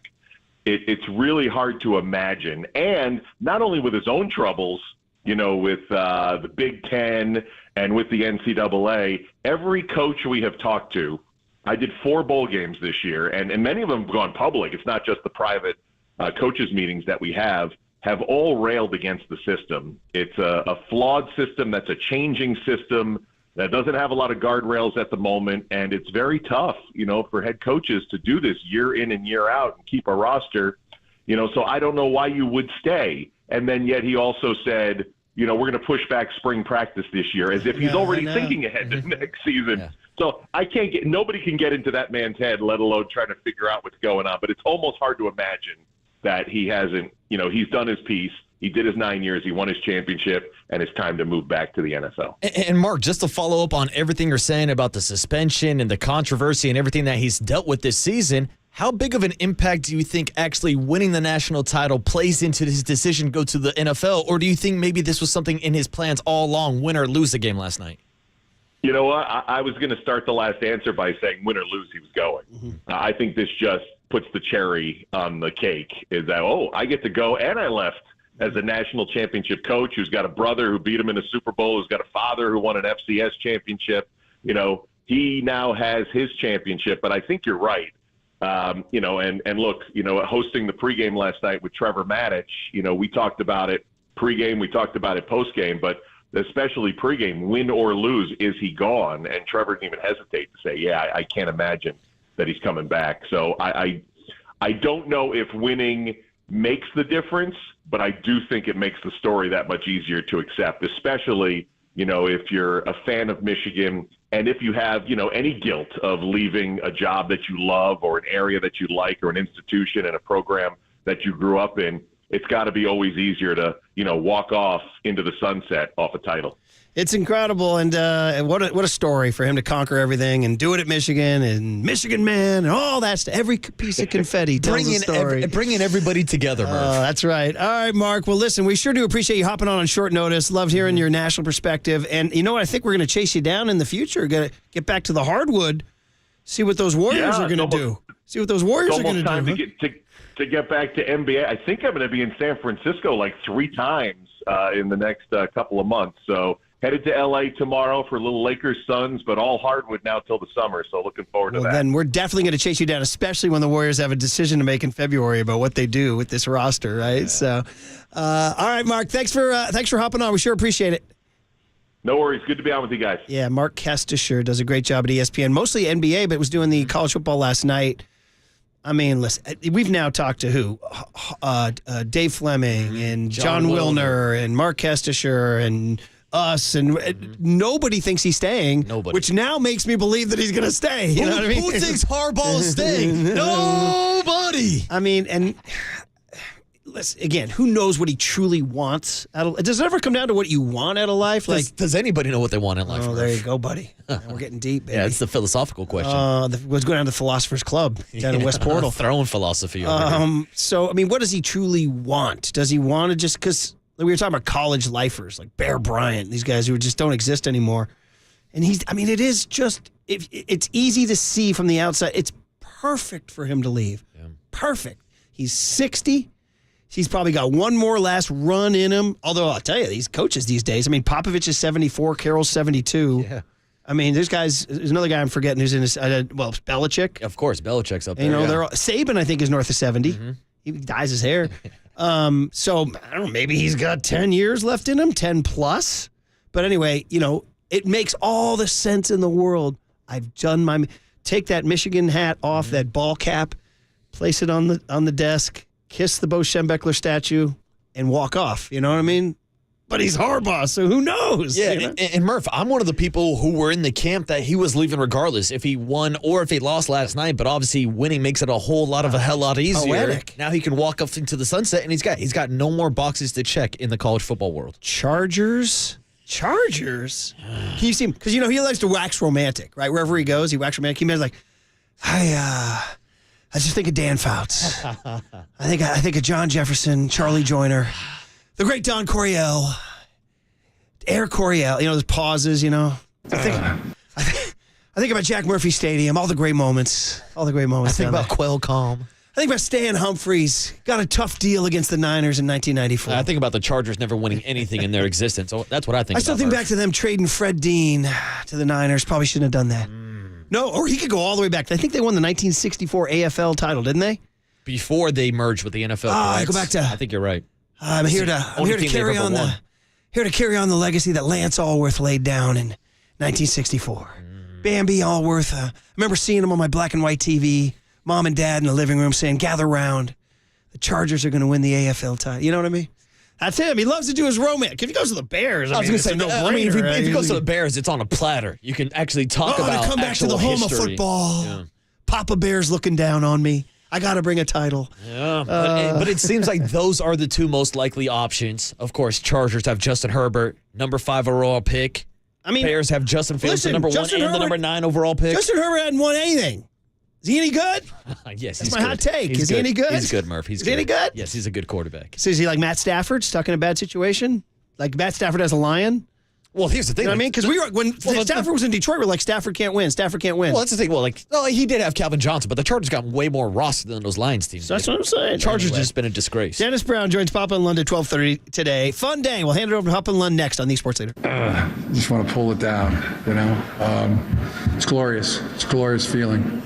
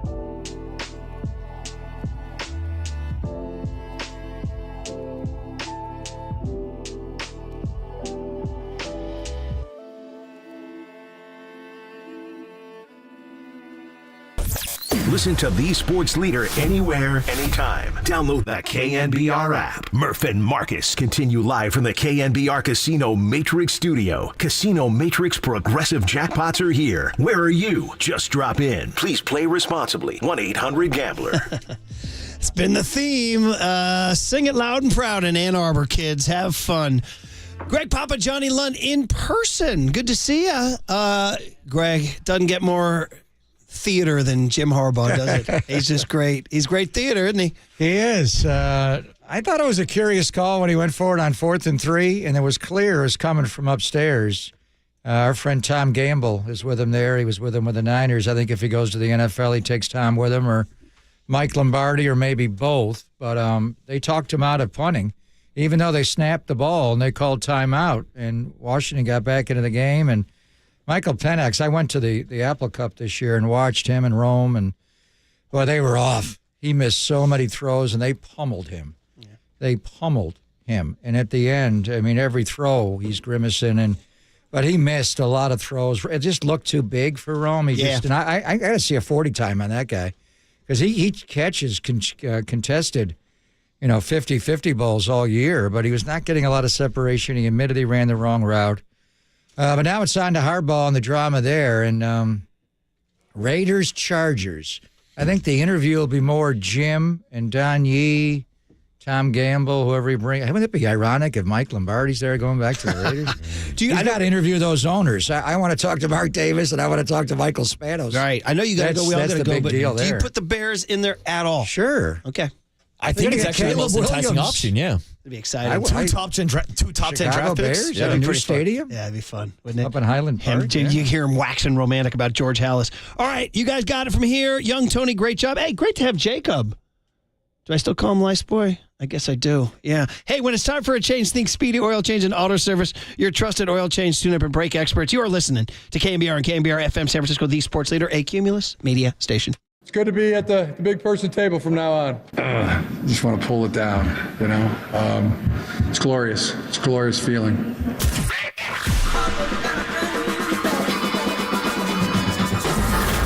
Ladies and gentlemen, Prepare yourself. prepare yourselves I love it when you call me Big Pop. for Greg Papa Sleeping Boy to Superman. San Francisco. and John Lund. It's 10 o'clock. Let's hit it. This is Papa and Lund That's right. We're getting it going. on KNBR 104.5 and 680. The sports leader. Snap to McCarthy, handoff to Edwards, bounces off a pile and breaks free. Outside of the 30, the 25, the 20, down the sideline, and he scores. 41 yards, Donovan Edwards. What a start for Michigan. It's a handoff to Donovan Edwards, who breaks free again. To his right, he's going to go again. 2 carries and 2 touchdowns for Donovan Edwards. This one, 46 yards. A handoff to Corum. He breaks the tackle with a 10 and goes into the end zone for a touchdown. Corum just exploded off the missed hit for a 12-yard touchdown. The handoff to Corum and a touchdown. And that could be a fitting conclusion to his career. The all-time record holder at Michigan in rushing touchdowns. 2 more tonight and 58 for his brilliant career. Michigan has won the college football national championship 34-13 over Washington to complete a perfect 15-0 season. Business is finished. Yes, thanks for joining us now. Where does former 49ers head coach Jim Harbaugh go? We got that to discuss. Warriors, they don't play till tomorrow, but there's a lot of questions around Draymond Green and the future of Steve Kerr. Got lots of Niners, of course. They are off this weekend, but we will give you everything as far as the NFL playoffs are concerned and a ton more. Are the Giants in on a certain Japanese pitcher or not? Conflicting reports on that as well, and how much would it even help? Good morning, my friend. We got the mood. We're both in studio today. Yeah. We have a high-level meeting we're missing, and then we have a video that we have to make. Oh, really? We're going speakeasy lighting today. This reminds me of the new Giant Clubhouse. By the way, I was over there a month ago, for a Holiday Heroes event, and I just rummaged through the entire clubhouse. The party was in there, but I went upstairs and saw all kinds of things that I hadn't seen before. And all by myself, it was amazing, but it reminds me of not so much Murph's clubhouse, but the new clubhouse with the lighting. But Yeah, I'm trying to figure it out. I'll get it figured out because people are watching on YouTube and Twitch. It's too dark. Well, there's one. I'm okay with it, but there's one bright spotlight that goes right in my face. Believe me, I was here Friday alone. You were home, and I thought, did I get pulled over here? I got to walk the line. I haven't had a drop, but believe me, you're blinding my pupils. I can't see. I'm going to fall over. I got to figure it out. There's a happy medium somewhere. I like it now. I like the speakeasy look at 10 o'clock in the morning. Yeah, why not? That was my college roommate, Sean McDonough, the great Sean McDonough, day floor, sixth floor, Day Hall, Syracuse starting in 1980, and Sean's done them all. He did the Washington game, obviously, when they beat Texas in the Sugar Bowl to advance to last night, and they were so good in that game, John. And I went to the Apple Cup this year and saw the brilliance of Michael Penix, the quarterback, and Rome, the receiver, number one, and, man, they just looked off last night, and the quarterback got pummeled. And that is an NFL defense. All I'm watching them, and I thought this when we were playing the Ravens, because Mike McDonald was Jim's defensive coordinator last year for 1 year. We're watching the Ravens at the college level, the way they play. I mean, they don't have Lamar, but J.J. McCarthy can run a little bit. He had a big run last night. But the way they ran the ball last night, the two explosives right away, and the 200 yards of rushing in the first quarter got to 3 Bills by the end of the game, thereabouts, and just their defense, the way they come at you. With Alabama and the running quarterback, they pressured them. Last night they rushed 4, the zones, the way that Mike McDonald in Baltimore drops into their zones. I don't know. I was watching it thinking, yeesh. And Nick Saban said it. It's like a Baltimore Raven NFL defense. So I think, and we'll get into exactly what Jim Harbaugh does, because all these years I'm still a little uncertain. He is a leader of men, although he's quirky in every way. So can he lead old men, which he's proven to some degree in the NFL he can. Young men in Michigan, it's just interesting. He doesn't run other side of the ball. One thing he does do is hire a good coaching staff and people around him. And Tom Gamble, who was with the Niners for years with him, is there. And when he does take an NFL job, I think Tom will go. Maybe Mike Lombardi will go. But Michael Penix Jr., John, I mean, they're talking about him being a top 10 NFL pick. Was it just that tape is going to hurt him last night? And they pummeled him. He got pounded. In the second half, you thought, can he finish the game? But there were throws earlier in the game where it just looked like he was really confused last night. Not only the missed throws, which you hadn't seen from Washington's top-ranked pass offense, but also just missing open receivers where you're like, that guy's open, he would go another place. I think you started seeing ghosts. I think that he was getting hit so much that he just wanted to get rid of the ball very quickly and wasn't letting routes develop. So congratulations to Michigan. And you and I have had this conversation about Jim Harbaugh forever. What exactly does he do? But the one thing, whether it's USD or Stanford or Niners or Michigan or whatever, he just wins. And if I'm an NFL owner right now, I'm not sure what he does, and he is quirky and he is hard to work with. And I remember the end for the 49ers and Trent Baalke and a lot of people that I spoke with in that organization were good riddance, dude. They did not like Jim Harbaugh at the end. But if I'm a fledgling franchise, if I'm struggling, if I think I should be better than I am, and that has Chargers written all over it to me, and he's already got a great quarterback in place, and you just mentioned this at the end with Murph and Marcus, maybe it comes down to the Raiders and the Chargers, but I'll tell you, the one thing is, and we can see this in the playoffs, Kyle Shanahan was asked this question after the regular season finale. Actually, he was asked this by Tom last week, which is, you're not going to tell us who you want to face in the playoffs, but he was talking about characteristics of teams that Kyle did not want to face, and Kyle first and foremost said the quarterback. Facing the toughest quarterback is the toughest thing. So if I'm an NFL head coach, the thing that I'm looking for is the quarterback. I mean, that's the bottom line, and Justin Herbert's there. And I think if Jim Harbaugh went to the Chargers, I think the Chargers would make the playoffs. I don't know if they do what the 49ers did the first time Jim was here, but they look similar to me. They've got a ton of defensive talent. They got the quarterback in place. And I remember you and I started our show together when Jim got here with the 49ers, and it was a shortened season. Alex Smith was down at San Jose State throwing with the receivers. And, man, they knew, but it got old. Remember, we've talked to Joe Staley. We've talked to Patrick Willis. After 1 year. That college rah-rah crap with who's got it better than us, it wears on guys. Because in college, it's every 3-4 years they're rolling over. In the pros, it's like, all right, dude, I've heard it. Like, I get it. With the shirts and the names on the shirts for the gas station and all that, and we've got it. Who's got it better?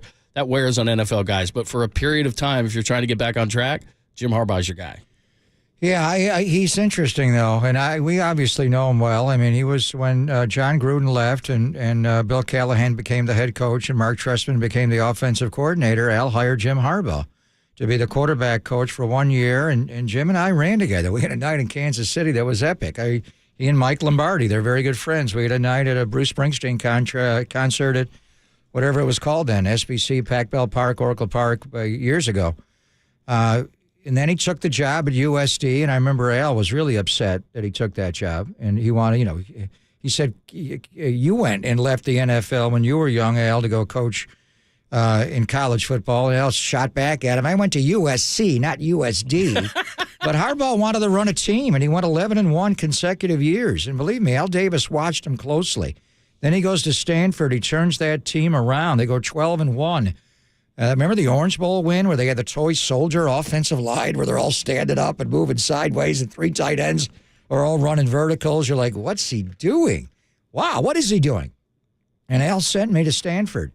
And he said, go find out what he's doing. Who's calling the plays there? And I was doing Chronicle Live then, and we sat down. And first of all, he acted like he didn't even know me. And he was really weird, and he would not ask questions. I think we got the answer that he was not calling plays. It was being done in a combination. It was David Shaw, Greg Roman. It was David Shaw would call the pass plays. Greg Roman would call the run plays.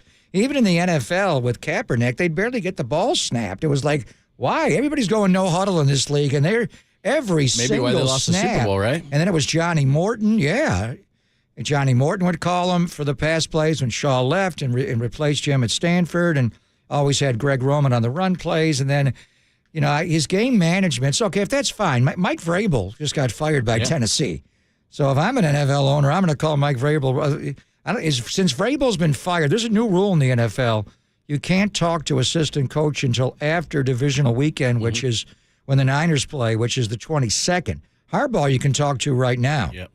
Now that Vrabel's been fired, can you talk to Vrabel immediately? Yeah, he's a free agent. I think so. I'm not sure how that rule works, but that's changed. Like a guy like Steve Wilkes has had right, if you're employed, you got to wait. Which is a little bit weird because Steve Wilkes is available to talk right now. The Niners have no idea who they're going to play. They're not even practicing right now, so it's a lot of self-scouting. So if you wanted to talk to Steve Wilkes, now would be the time. But in any event, I thought one of the curious moves last night, and I think I'm just watching his body language, it came from upstairs.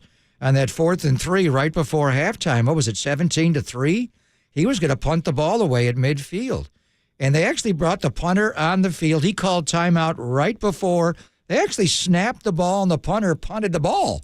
But you could see him away from the quarterback meeting with J.J. McCarthy, getting down low, and he was listening to what it may have been Tom upstairs. I've texted Tom this morning, and I think the analytics people said, go for it here.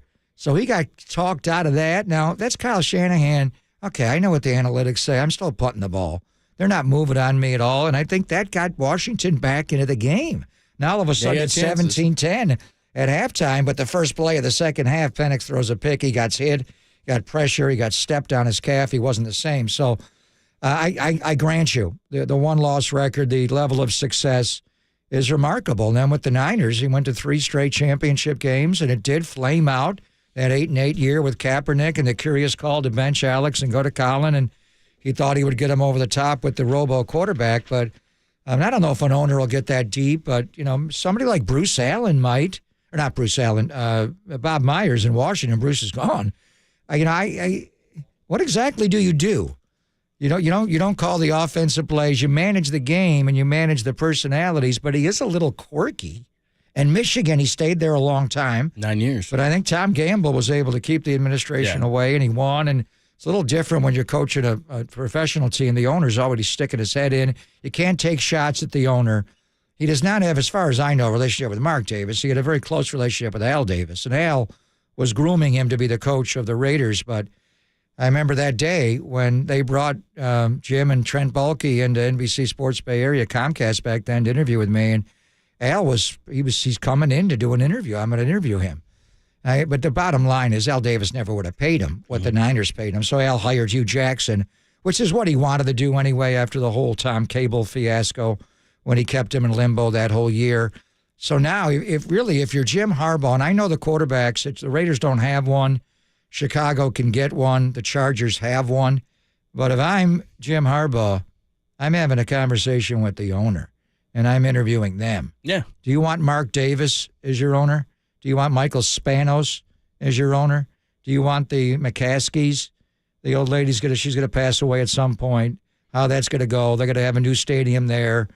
I mean, he's got other options. You know, Tennessee would be an option as well. Probably not as much there. Would he go to New England, Atlanta with Arthur Blank? You'd like to go there. I just, what gets Harbaugh in trouble is with upper management. He goes to work for Mark Davis or Michael Spanos. It may not last long. Yeah, you said, like you said, it's the owner, it's the general manager. He and Trent Baalke was famous at the end. It was really ugly, and there was a lot of people who wanted him out of the building. And I think that, I think he's going to go to the NFL, but I think his act, who's got it better, and that keeps rotating, and the fresh things that he can do and all this stuff, it stays fresh with college players. It wears fast with NFL players, especially if they're not winning at a really high level. And then, like you said, he's very quirky. I mean, they could not wait to get rid of him around here, and it set off, the horrible thing with, Tom Sula to Kelly and finally getting it right with Kyle Shanahan. We got a ton to talk about. That is your look at last night between Michigan and Washington. Jump on the Golden State Lumber and Building Materials text line. It is wide open, 415-808-KNBR.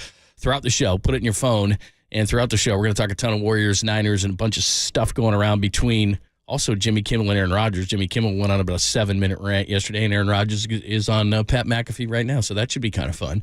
We'll let you know if there are any fireworks among those. But we'll also do Ask Papa. We do that every day at 11:50, so get your fingers ready. You can also call the show. Every day we're doing that? That's what that's they love it so much. Wow. They love to interact with you so much that so we'll take calls at about 11:50, as well as on the text line. YouTube had a bunch of great interaction in all the different platforms yesterday. So we'll do that at about 11:50. Plus, we got a great guest list to throw at you next. We'll do it all. It's Pop in London, only here on the Sports Leader. Who's got it better than us? Nobody!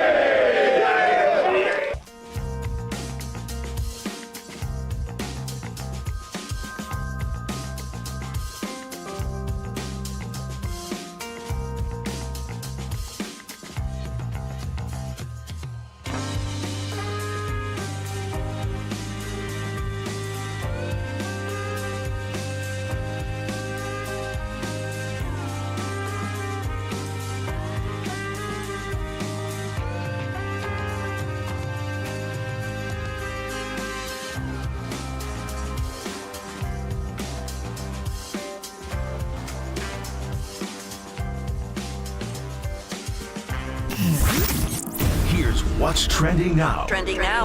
On KNBR.com. Jim Harbaugh wins his first national championship and now may return to the NFL. That story and more returning right now on KNBR.com in the KNBR app.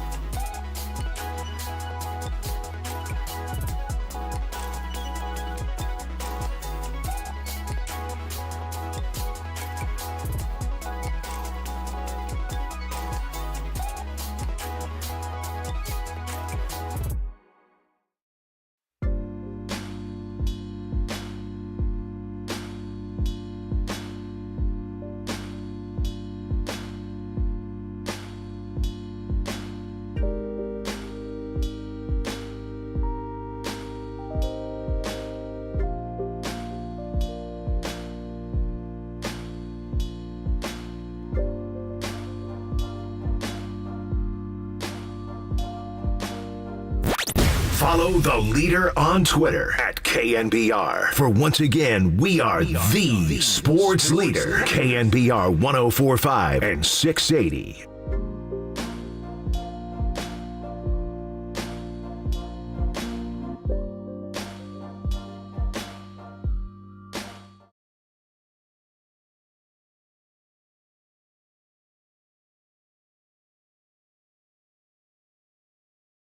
What's happening? Thanks for joining us, Pop and Lund, on a Tuesday edition of the program. Lots it's raining of stuff going sideways. On. Oh, my gosh. What's it doing in Tahoe? I want to report. Oh, it's got to be pounding snow, right? I want to report. Don't you always hate that when the holidays are happening and there's no snow and then the holidays end and you get all this? No, this is the greatest football weekend, which I'm starting to think. Are you going to go to Tahoe this weekend? There's a strong chance. Yeah, I know better than to ask on a Plus, Tuesday. we're off. I mean, ordinarily, we have to work on MLK Day. Either I'm doing a Warriors show. The Warriors playing on MLK Day? I don't even know. But we're off. Yeah. We have no talk radio on that. I mean, what if the Niners are playing a playoff game this weekend? Thank you, Jackson Smith and Jigba. Yes. Getting the exactly weekend right. off. Thank you, Kyler Kyler Murray. Yeah, it was very nice. Yeah, we appreciate all that, all those plays. You and I were talking about this before the. By the way, here's the lines on the games this weekend. I don't know if Vegas is going to be right or not. You can tell me if you agree or disagree. The Cowboys are 7.5-point favorites over the Packers. That seems right. Lions 3.5 over the Rams. That one's going to be close. Well, it's a home game, and they're the better team. Yep, They've had the they better are. season throughout. So I think that's actually a very modest. What they're saying is, at a neutral field, it's pretty much a pick at me. I people are basing this too much on the history of the Detroit Lions. They are a good football team, with the exception of Baltimore, who just ran all over them. They had a hard time with Chicago. Thanksgiving Day didn't go well. Lots of home to the Seahawks. They are a solid. That went to overtime though. In Seattle, they are a solid team. They have a great offensive line. They run the ball. The one issue on the offensive line is the left tackle. He gives it up. They're going to play a little bit of a game with Laporte at the tight end. It looks like he won't play. Now that changes things, but getting Jamison Williams on top of Amon-Ra St. Brown, the two running backs. I mean, with them, it is Jared Goff and the play action. And the way he holds that arm out there, he is so good at it. It's a hard play action. They pull it off of it, but Gibbs can get wide. He's tough in between the tackles, and obviously Montgomery's a beast. And then he throws play action off of it. The offense is built for him. If you just give him a clean pocket, he will pierce you.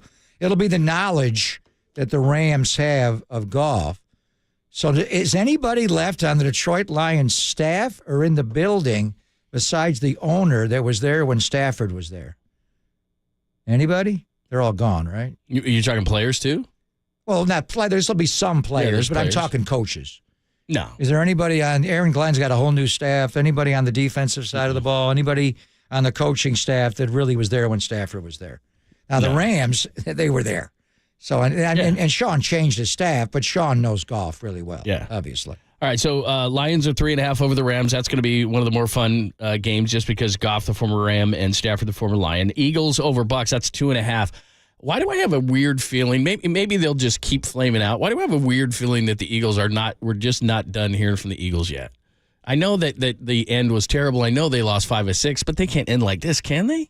Well, I don't know. It's a different time. They have not been good. I mean, they were 10-1, and we called them the cockroaches, and they were hard to beat. I think that gauntlet that they had leading into the Niners, just so many tough games, obviously. The Cowboy game, the Miami game, the Chief game on Monday Night Football, but the one that took it out of them was the Buffalo game. Do you realize Buffalo was not... the game they won. They won that game in overtime, but their defense had to play 92, 95 snaps, whatever it was. They really were outplayed. Buffalo rolled up, 500 yards? Their third down conversion rate? Buffalo's not lost since. Philadelphia's won one time since, and they didn't look great in doing it. They're going to have to flip it around. Tampa Bay's defense will give them problems. There's no doubt. Is the quarterback completely healthy? The dislocated finger, normally you pop that back in. Is A.J. Brown's knee right? They got to get their mind right, and they got to go on the road. So, I mean, there's a good chance that we're going to see them coming to Levi's. We thought it would be January 28th. It could be January 21st where they come here. All right, so if everything goes to chalk As far as Vegas, I'd leave Lions and Cowboys, Eagles and 49ers. As far as the AFC is concerned, and you're right on that, Chiefs are 4-point favorites over the Dolphins, and apparently that's going to be like 0 degrees plus wind chill of like minus 20. I don't know that Dolphins play well in that weather, but we shall see. Browns 2.5 over the Texans. That's an interesting one. Joe Flacco against C.J. Stroud. And your Buffalo Bills are the biggest favorites of the weekend. They are 10-point favorites over Mason Rudolph and the Steelers. So that's what the AFC has. If that holds chalk, Browns at Ravens, Chiefs at Bills, that would be awesome. Yeah, I'm debating whether to go to Tahoe, and now I'm getting a report that it's actually raining on Donner Pass from our text line, and it's sunny up there, not snowing at all. So I could just, you know what I'm thinking of doing if I can get a crew there is fly to Buffalo. And go to the Bills-Steelers game. When was the last time I went to a Bills game amazing. And did not broadcast? By the way, the 49ers are playing in Orchard Park next year. Would you be part of Bills Mafia? Would you jump on a table? I'm Italian, John. There's no such thing as mafia. I don't know. You're going to get an ice pick through your temple. I don't know what you're talking about. You saw it in some movie where guys wear nice suits. I would love to see you jump on a table. There's no such thing. John, I was going to Bills games since I was 8 years old. I was there first game in 1970 when Bullet Bob Hayes caught a slant on Robert James and went the whole way. Forget the mafia. Bring me back to O.J. and Thurman Thomas. Do that. Anyway, what we'll see. Well, but I think Buffalo rolls Pittsburgh. I don't know how they win with their offense. They were. Baltimore played their guys. They didn't play Lamar, and then they get a slant route over the middle, and they wind up running for a touchdown. And now is TJ going to play in this game against Buffalo? So I think that's the one game where Buffalo is going to be hard to deal with. Can we get to you pick the Cowboys-Packers game yet? Yeah, Cowboys going to win that game. You sure about that? Yeah. You're sure about that? Jordan Love has played great. I've seen a real change in you since the legalization of gambling, where you're talking, all you talk about is what's going to happen, how games are going to go. Saying this is Are you doing this to funnel info to people? No. Look, I like Jordan Love. First of all, it's the NFL. You don't have any idea week to week what's going to happen. The Green Bay Packers are playing pretty well right now, and it's going to be hard to go in there and beat them. Dallas, they Dallas at home. Okay, Detroit beat them. If they call the tackle eligible play correctly, Detroit wins the game by a point. Detroit played with them that night. They were not invincible at home. They can be beaten there, and we'll just see. I anticipate Dallas winning, but. That's the first game I'm going to look at closely because if Green Bay wins that game, well, then it's over. They're coming to Levi's. All right, we'll talk more about it. The one thing, this was interesting. Tom asked Kyle an interesting question of how he looks at NFL teams. He has one above all others as far as a quality is concerned that makes him nervous. We'll tell you about that, and then we'll rank them. Plus, we talked so much about Pro Bowls and All Pros and all kind of stuff. Pro Football Focus has their All-Pro team out, and there are some good and some bad. We will explain. It's Pop and Lund on your Tuesday, only here on the Sports Leader.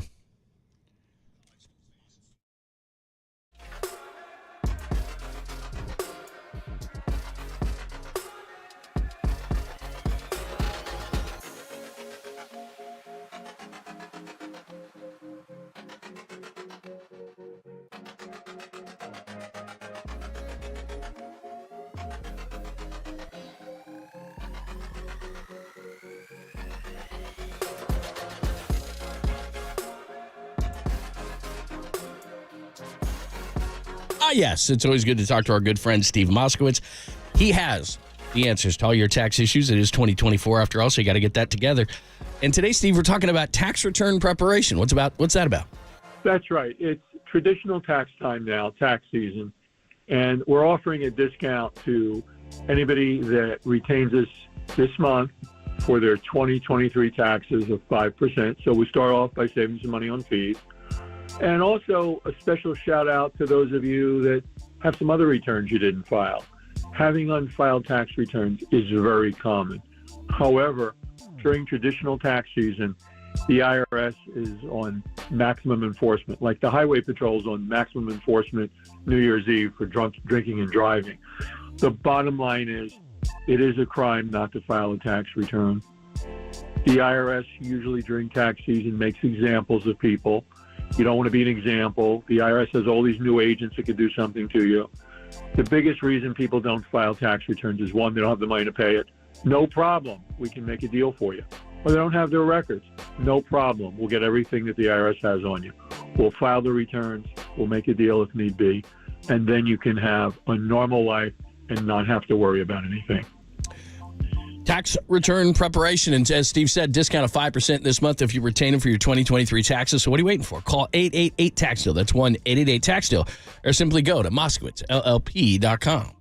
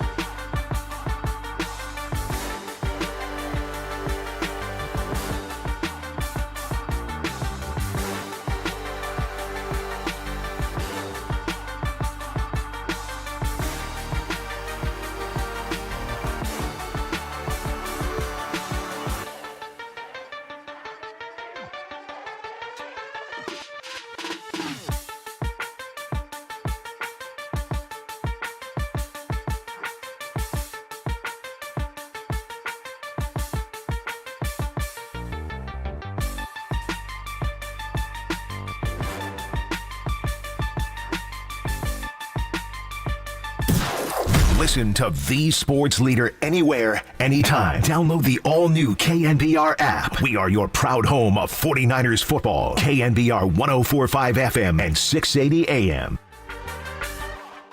This is my opinion and my opinion only. I don't think there's another corner in the National Football League that is playing better than Travarius Mooney Ward. So kudos to him and being elected for his first Pro Bowl, and hopefully that predicates also in All-Pro, because I think he's playing at that caliber level. That's Steve Wilkes, who's going to be involved in the head coaching process this offseason. By the way, I get it because the 49ers are so successful, but Adam Peters has a real opportunity if he wants it in this offseason. Steve Wilkes, I think, has an opportunity if he wants it. It seems like every single year. You know, I know the Eagles, we were just talking about the Eagles, they lost their offensive and defensive coordinators, had to change those guys. They even changed their defensive coordinator in season. So it's been difficult for them, but what else is new? 49ers lose Robert Saleh and Mike McDaniel and Rand Carthon, and I mean, go on down the line. Martin Mayhew was let go in Washington, but Robert Saleh, I mean, it seems Mike McDaniel, you say, Mike? Every single cycle they lose somebody because they're so good and everybody wants the next Kyle Shanahan. So that's just something that generally happens. Pro Football Focus did put out their All-Pro team, so I don't know if obviously this isn't the official All-Pro team, but at quarterback, Brock was not one or two. That went Jackson and Allen for their first and second team. Josh Allen was number two. Second team. Wow. CMC was number one at running back. Brandon Ayuk was named as a wide receiver. Oh, first team or second team? First teamer. So this is Pro Football Focus. This is Jeff Deeney. Yep. Yeah. George Kittle at tight end was number one. Trent at left tackle. Edge Bosa made the second team. Middle linebacker Fred was number one. No Mooney man at corner, as we just heard. First or second team? Nope. No Mooney man at first or second team for them. But so a lot of guys, but I'm sure a lot of people are like, what? I mean, I think Mooney had an amazing year.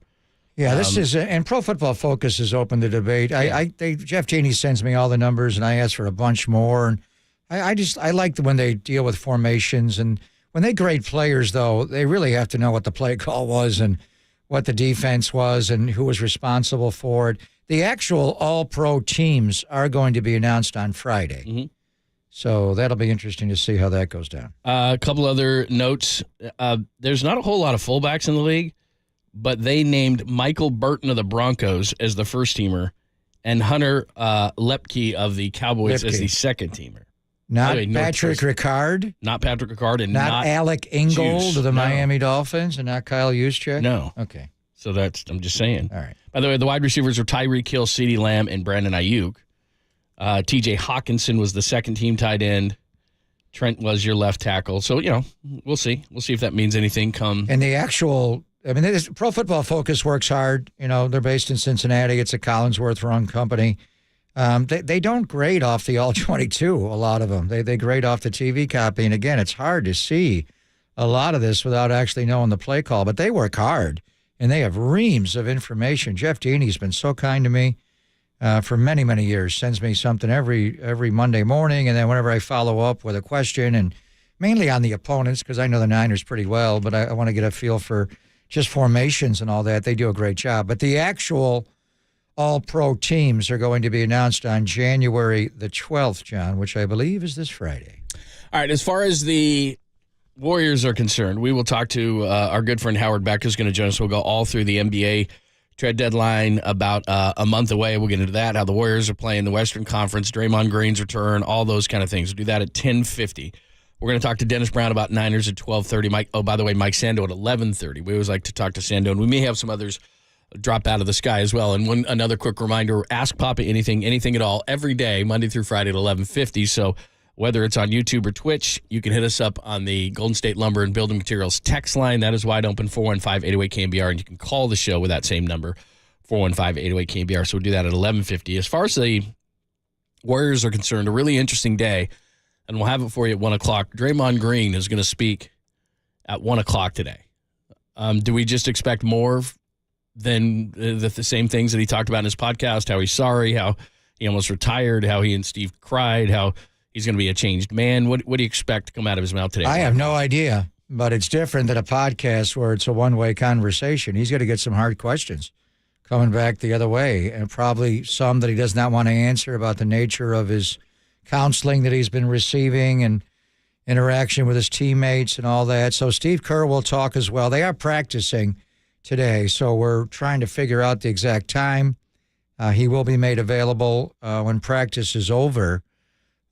Steph will not talk today. Steph will talk after the game tomorrow night against New Orleans, but Steve will talk, and then Draymond will talk. And I think it's hard to say. Based on what he said in his podcast, he's taken a mea culpa, a concession speech, and when he gets pushed a little bit by hard questions in the room, how will he push back or will he not? Will he roll over and just take responsibility for everything? Will he be honest about everything that he's been going through? I don't know.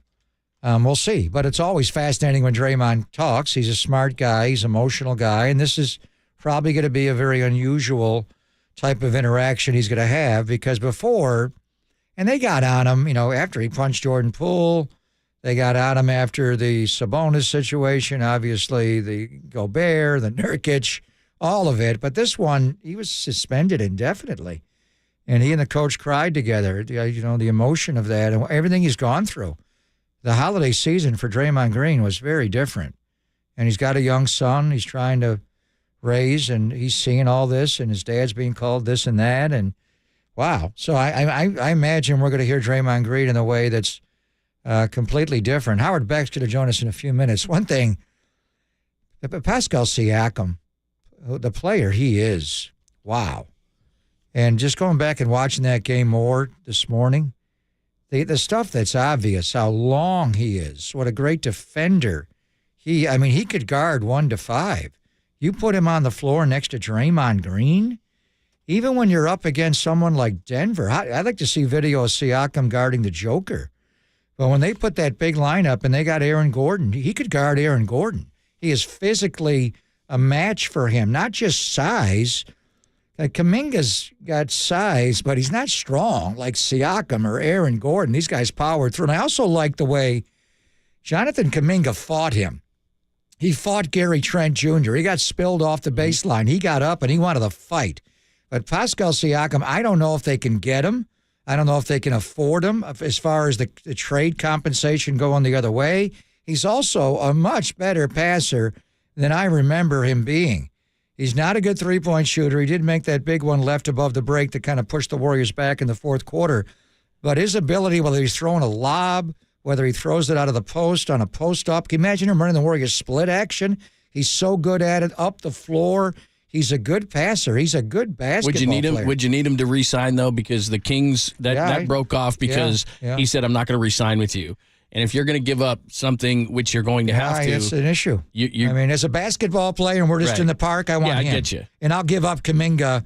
It'd be hard. Kuminga's just, he's young. He's a baby. But let me ask you this on Siakam's Kuminga. 29, about to turn 30. He's a beast. He would roll right. I don't want to give Kuminga up. I don't want to give Wiggins up. Let's be realistic. If you're going to get this guy, Masai's not going to give him away. But the business side of it probably prevents you from doing it. But, man, John, that guy's a good player. Well, first of all, no offense to Kings fans. I think the Warriors are different than the Kings. I mean, you have Steph Curry. You have a win. This team has won. The Kings might be the better team right now. But I don't know what he would say if the Warriors said, look, we need to sign you to an extension. But here's the other thing, too. I was thinking about this with Kuminga. I like Kuminga a lot. I like his upside. But you've already committed to the one timeline. The two timeline's over. I like Kuminga a lot. I don't know what he's going to be. He might be better than Siakam down the line. But the reluctance to include him, and I know I'm in the minority in this, but the reluctance to include him, you've already gone down this path, man. You've already said you're trying to get Steph Curry a championship, and the current team is not going to do that. So I would rather put Wiggins in a deal. You could match up the salaries. They're not taking that. This whole angle of, well, he'll go back to Canada and Canadians will come out and see him. That's not happening. You've got to give up something to get something, and Toronto's not doing this deal without Kuminga. I don't want to give him up either, but you got to give up something, and you're already dedicated to this timeline of trying to get Steph a championship. Yeah, I'm not so quick to kick Andrew Wiggins out of town. I'd like to know more, and I don't think I'm sure they know why he's underachieving, why he just seems to have regressed as far as his body language. And there's certain nights, the Denver night against Jamal Murray, he got into him. I want that guy, every night. Can you give that guy to me 4 times a week? Where is that guy? Show him the video. Maybe there's something going on that we don't know about that will one day pass and he'll be able to handle it. It seems like Draymond acts up and he gets into trouble and he takes it. Andrew kind of recedes. He goes back into himself. As a coach, you got to bring it out. I don't know. I'm not giving up on him, though. But I like Siakam is all I'm saying. So, I mean, if you could would the contracts work if you traded Chris Paul and Jonathan Kuminga? Could you get Pascal Siakam? Yeah. Because Siakam makes about $38 million. That's what Paul makes. So you can. It's not like Kuminga makes a ton. You can find a match on that roster. Something I'd look at. But if you're Toronto, I mean, look, then you have the expiring contract, and then you got to sign Kuminga at some point. But I think that maybe gets it done. That might be the best offer they get. But do the Warriors need an assurance that he's going to sign with them? Because are you going to give up Kuminga for half a season of Siakam? And that doesn't guarantee anything. Yeah, let's ask Howard Beck. That's tough, right? Who's his agent? Who's Siakam's agent?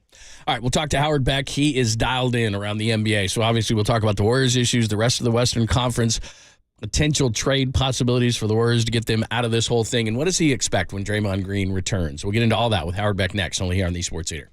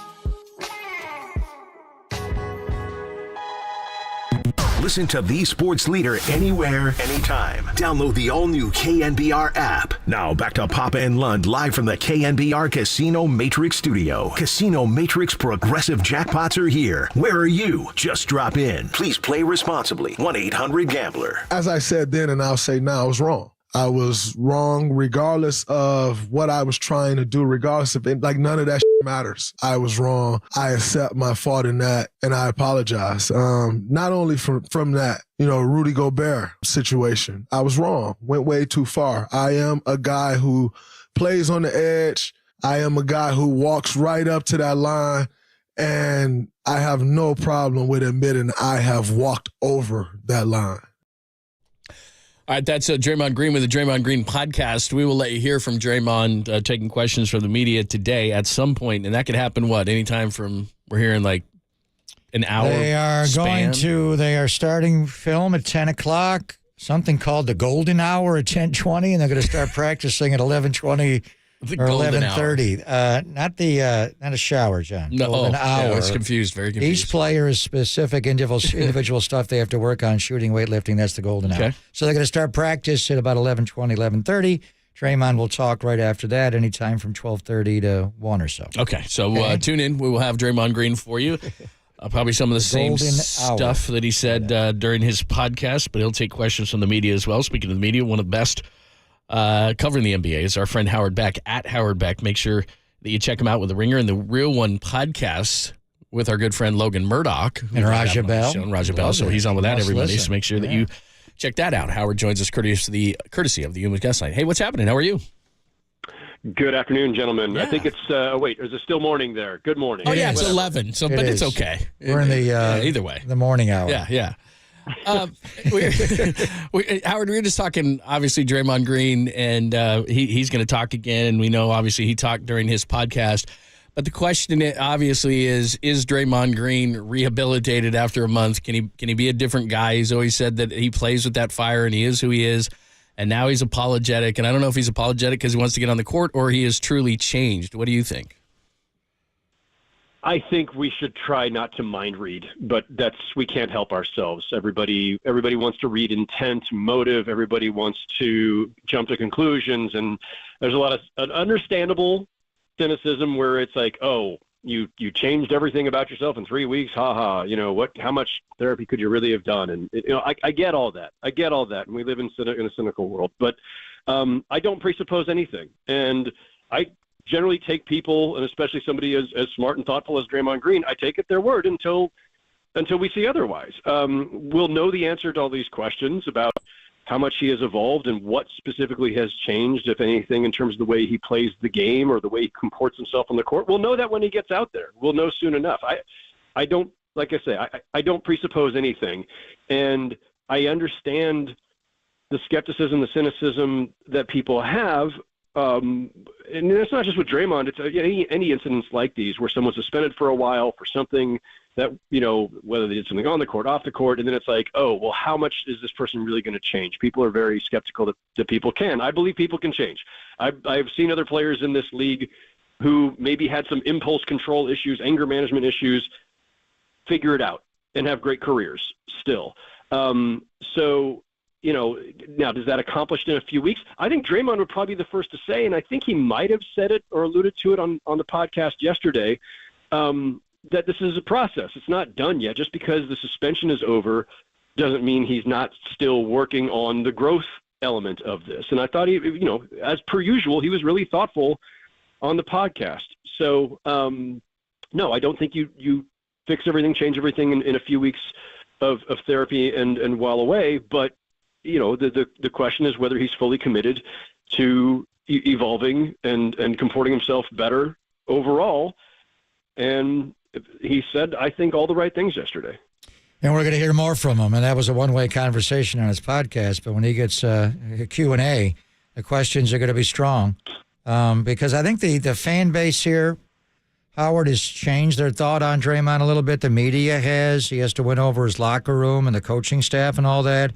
But when the Rudy Gobert situation, and Rudy and he have a bit of history, Rudy kind of shot back at him. And then Yusuf Nurkic, when he had the situation with him, he's like, that boy needs, that brother needs some help. And Kevin Durant had some comments. What do you think the NBA players think of Draymond Green right now? He's lost a little credibility in his own locker room that he has to win back. Has he lost some cachet among NBA players the way he's acted out this year and last year? I don't know how you gauge that, unless you're going to go poll every locker room. Like I don't even know how to answer that question. I think right, it's a tough one. But also listen, did he cross some new lines over the last 15 months or whatever? If we want to go all the way back, starting with the Jordan Poole punch, and then come forward to this season with the Gobert and Nurkic incidents in a matter of a couple of weeks. All of that is new and some of it more extreme than what we'd even seen earlier in Draymond's career. And if people have changed their opinion of him based on that, maybe that's understandable. But I would just say, all of this is still within the spectrum of issues that he'd had previously. They're more extreme, but the impulse control, lashing out physically in the midst of a game, that kind of stuff has just been part of his career anyway. So I don't know that anything really changes. I mean, and as a player, he's as decorated as they come in this generation of player, and as accomplished as they get. And he's like, it would be surprising to me if anybody viewed him that much differently, other than, wow, I can't believe at this stage of your career you're still dealing with these things or have crossed some new lines. But I don't know. I mean, it's like I said, I think the totality of Draymond Green, everything that comes with him, positives and negatives. He's been in the public spotlight for over a decade, and I think people have an idea. Whatever their opinions of him are, they probably already were. The great Howard Backus joining us, senior NBA writer for The Ringer and the Real Ones podcast every Monday. Make sure that you check that out. Raj Bell and our good friend Logan Murdoch as well on that. So you got to check the guys out. Tons of NBA knowledge there. In terms of the Warriors, I think we may be too close in the Bay Area to this situation because we've seen them win these titles, and we're always thinking, hey, if they get in a series, you never know what could happen. We said the same thing last year, and the Lakers knocked them out. They sit at 11th in the West, and we just haven't seen them much because Draymond Green has not been available, but what we've seen has not been good. So what is your viewpoint? What is the national viewpoint of what the Warriors are or what they could be with Draymond Green? A year ago, I thought the outline of a great team is still there. They just kind of have to figure it out, pull together. I think the difference for me this year, and I'm one who, I have a hard time quitting the Warriors as a contender, right? Steph has had so many of those magical moments this season, and even, they were really competitive for a while there immediately after Draymond got suspended and had some really nice games. And so every time I see that, I think, I still believe. I still believe these guys can pull it together. I think the difference for me this season versus last year and the way I view them is now I think they need some fundamental changes. And I don't mean trading Draymond. I don't mean anything to do with Steph or Clay for that matter. I think that they just don't have the right pieces. And they're still, even a year after trading Weissman, they are still straddling eras. They are still not, if you want to be fully in on maximizing Steph and whatever years he has left playing at this level, you're still straddling a little bit. And so either Kuminga, Moody, or, maybe Pods, whoever, either you're playing them a ton because you think they can help you get really deep in the playoffs right now, or if they're not good enough, then you need to be flipping them for players who can, so that you don't waste any of Steph's late prime. And and now, I thought Chris Paul, I was one who thought the Chris Paul deal was good, and not just as I know a lot of people thought, they're getting him just so that they can flip him again later. I actually thought Chris Paul was going to be really valuable to them, and I think he showed in the last couple months how well he fit in and how much he still can contribute and bring the best out of guys. Losing him, I think, changes the calculus too, because now it's you're already dealing with the fallout from Draymond's suspension. You're dealing with Clay's struggles and Andrew Wiggins' struggles even more so. And now you're dealing with losing Chris Paul. And I think however serious the conversations internally already were about what to do between now and the trade deadline, I think they have to have amped up, because I just don't see how you can stand pat. A year ago, I would have said, they'll figure it out, and they didn't stand pat, right? They made the trade to get Gary Payton II back, but I think where they are right now is really precarious, and I think they absolutely need to do something. Don't ask me what, but I'm going to ask you what. I got a specific trade for you, because we just saw Pascal Siakam, Howard, come in on Sunday night with the Toronto Raptors, and we know him obviously from when he took a Warrior championship away in Durant's last year, and he just looks bigger, stronger. He's still a great defender, not a great outside shooter, but he's a good passer. Masai Ujiri was here as well, watching the game. Their team president. They've already traded OG to the Knicks. Siakam apparently is available. He's got a big salary, almost $38 million. Final year of his deal. You got to re-sign him. Could the Warriors put a package together, Chris Paul and the expiring contract, and maybe Kuminga to get Pascal Siakam? And then who's his agent? How do you re-sign him? How do the Warriors get Siakam? Yeah, the Raptors are one of the hardest teams in the league to read, and, we've been waiting for them to kind of reformat since the championship for the last couple of years, and they waited too long on Fred VanVleet and lost him for nothing. They finally did move off of Anunoby, but there's still talk, people who are much closer to the situation than I am, some folks in Toronto are saying, if they don't find the right deal for Siakam, they might just try to extend him. And, there's definitely some difficulties there, because Siakam has been wanting some clarity about his career or his future with them for a while, and they've been kind of slow to move. They're also playing pretty well since that OG Anunoby trade and picking up Emmanuel Quickley and RJ Barrett from the Knicks. And so the Raptors are so hard to read. Will they really move off of Siakam? If so, what will it cost? And how much do they factor in the fact that he is a pending free agent? Because if you're the Warriors or any other team that wants to trade for Siakam, you're not going to offer the house when he's a potential walkaway free agent. So you either have to have reassurance through his agent that he wants to be there, that he wants to re-sign with you. And even then, there's some risk involved. And generally speaking, if a guy has less than a season left on his deal, expiring contract, being traded in February, you usually don't give up as much for those guys in a trade because it's baked into the negotiation that we don't have any assurance that this guy can stay. You'll give up more if he's under a 3-year deal or something. The fit is interesting because Siakam's 3-point shooting kind of comes and goes, and there's a lot of other stuff he does great, but for spacing purposes, him and Draymond on the court together is that going to be a challenge? But I love a lot of what he brings to the table, and especially the ability to defend multiple positions and the athleticism and somebody who can attack downhill, attack the rim. I imagine at this moment the Warriors are exploring all options.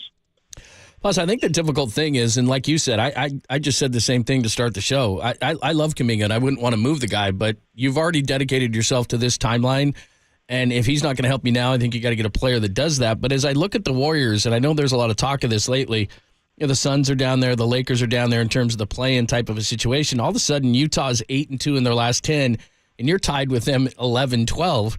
And I think we all believe at this point, we're almost to the midway point, the Timberwolves and the Thunder are real. The Nuggets are the champs. The Clippers are showing what they are. The Kings made the playoffs. I mean, all of a sudden, the Mavericks, the Pelicans, who we'll see tomorrow night here, the Warriors are tied for, depending on how you look at it, 11th or 12th place.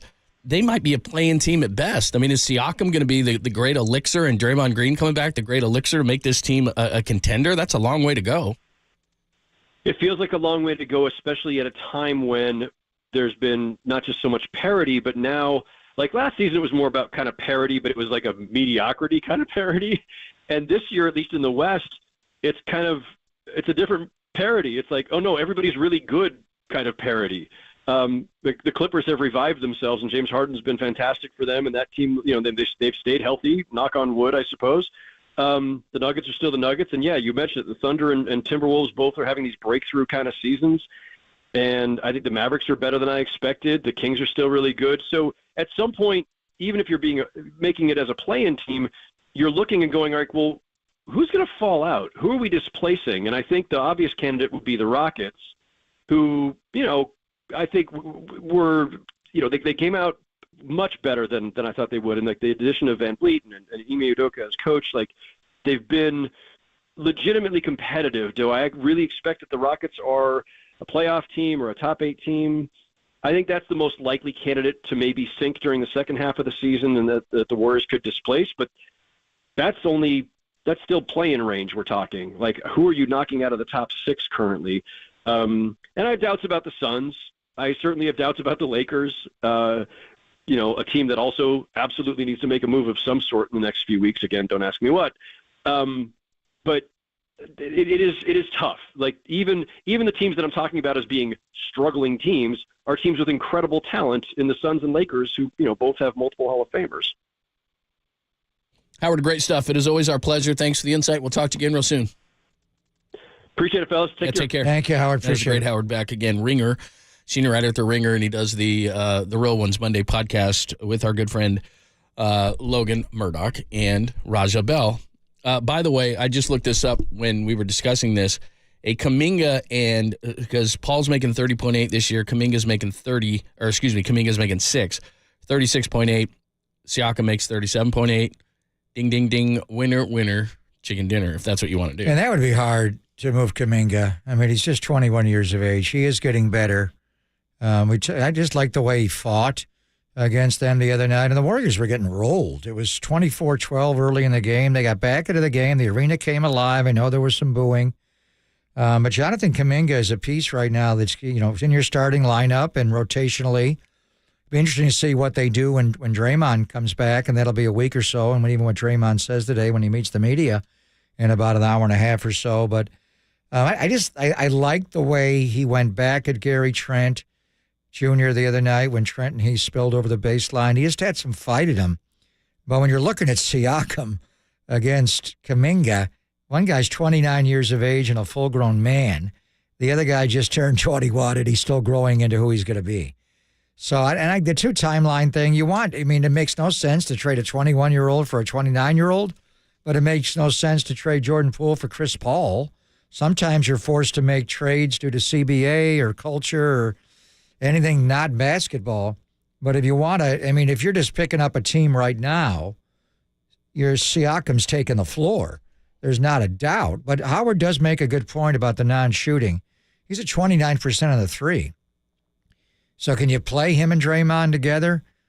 I personally think that stuff's overrated, but Steve does not. He has a hard time playing Kavan with Draymond. They rotate off. I think you can hurt people together. If they're going to sag off of you and gap you, Siakam will do a chin up on the rim. You kidding me? Or you can't run a pick and roll with that guy and lob him the ball? I mean, he's still springy. And then I want to go out and guard. We're going to run up the floor, and we're going to score in transition like we used to, and we were the Warriors. I mean, the obvious thing, just watching them play live on Friday, John, they're just not athletic as they should be, and they haven't been for a while, but their skill was so supreme they could make up for it. And then they're not big. Siakam's big in a modern NBA way. And now that he's filled out and he's stronger, his arms, how long are his arms? He can guard. I'm thinking, and I know Minnesota's the flavor and Oklahoma City, and those young players are good. And Minnesota's playing Twin Towers, so you got to deal with them. But that Denver front line, how are you going to guard them? Not just this year, but many, many years. How are you going to guard the Joker? How are you going to guard Aaron Gordon? And I'm going to sag off of him, but that guy is so athletic. I put Pascal Siakam on Aaron Gordon. I'd like to go watch the video of Toronto against Denver when he matches up with him. And then, Michael Porter Jr. is a pogo stick. The way he rises up, he's hard to get to. And then you got to deal with Murray in the pick and roll game, so I want to keep Wiggins there. But I just think Siakam would be the guy. But realistically, if you're Masai Ujiri, the guy who runs Toronto, the Warriors have enough. Somebody else will make a better offer to get him, right? Unless they like Kuminga a whole lot. And the 925 hits us up on the text line. Kuminga is helping now. I'm with you, bro. It's just that Andrew Wiggins ain't getting a deal. Well, you're not going to get Siakam for nothing. You're not. And you're not going to get him for Wiggins. What else could we do and keep Kuminga? Give him Trace Jackson Davis, Pajemski, Moody. Think they're going to do that? No. They're not doing that. They're going to get a better offer. I mean, honestly, I don't want to give up Wiggins. Would they do it for Wiggins and Paul? I don't think so. I'm not sure I would do that. I need Wiggins to guard the ball. But Wiggins is going to come out of his funk and be the player he's been. Or if you think he can't, then you do put him in the trade. I don't know. But Pascal Siakam is just that good. Yeah. But wouldn't the Lakers put together? What if they put Austin Reeves in a package? Maybe. They couldn't get him? I get it. And everybody on the text line hitting us up and saying, I don't want to move Kuminga. I don't want to move Kuminga either. But wait a minute. Straight up, you trade Kuminga for Siakam like right now. There's not a doubt. Well, now, you can't, salary-wise, you got to throw Paul in. I'm just saying, from a basketball standpoint. Sure. I would. I absolutely would. But I understand because he's a homegrown guy and he's a young guy and people like him and he's springy and athletic and all these. I get it. But the thing is, I said the same thing Howard said before. You're already dedicated to this. If your number one goal is to try to get Steph another championship or in contention for that, which is the Warriors' stated number one goal. Or just win another championship for yourselves. Right. Then Siakam is better than Kuminga at this moment. Now, 5 years down the line. But here's the thing, too. Let's inform people of this. When Steph leaves, the Warriors are going to suck, whether Kuminga's here or not. So what's the difference? They're going to be in the lottery when Steph leaves, Kuminga or not. That's just how it works. Well, that's the cycle. So when is he leaving? It could be another 10 years. I don't know. But Steph in whatever he does, that's what's going to happen. So I understand. One thing they've got to do keep Kuminga, is I think it's a lot of how they play and the way they ask him to play. They're just not moving the ball. He looks tired. They are wearing him out. Well, no, he's gassed. Yeah, but he needs help. Yeah, and he's susceptible to soft tissue. I mean, it's just too much. You're wearing him out. You could see it in his eyes, his body. He didn't make a three again the other night. This just happened twice in a short period of time. He went years. I mean, at a single three. I mean, he got frustrated when the horn went at the one timeout. He shot it anyway and made it, but his body just looks drained. They are wearing him down. They need Draymond back on this team, not just spiritually and to communicate. They need him on the team physically to help Steph Curry because they're driving this guy into the ground. The Golden State Lumber and Building Materials text line is wide open, 415-808-5627. Phone lines, 415-808-5627, KNBR. You can ask Papa anything at all. We'll do it every day at 11:50. So we'll have that coming for you. Draymond Green at some point between, say, 12:15 and 1:30. So we'll keep you up to date.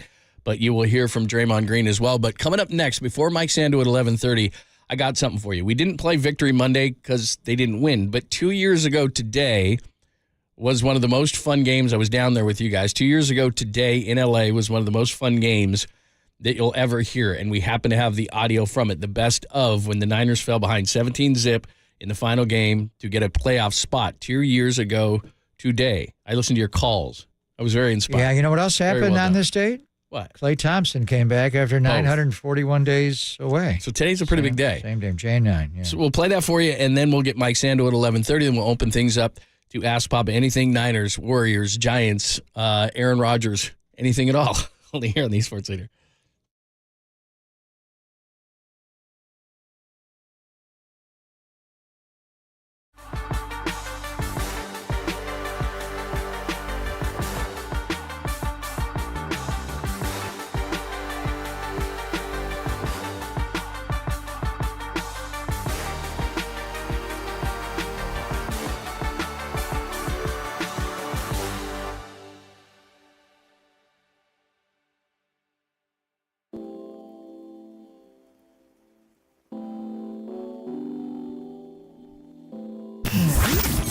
Here's what's trending now. Trending now.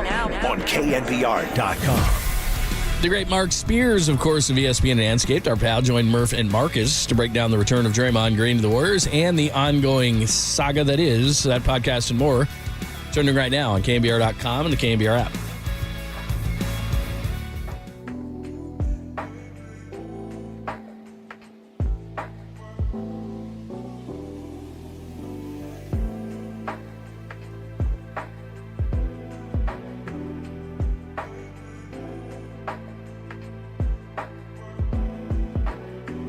The following is a test of the emergency alert system.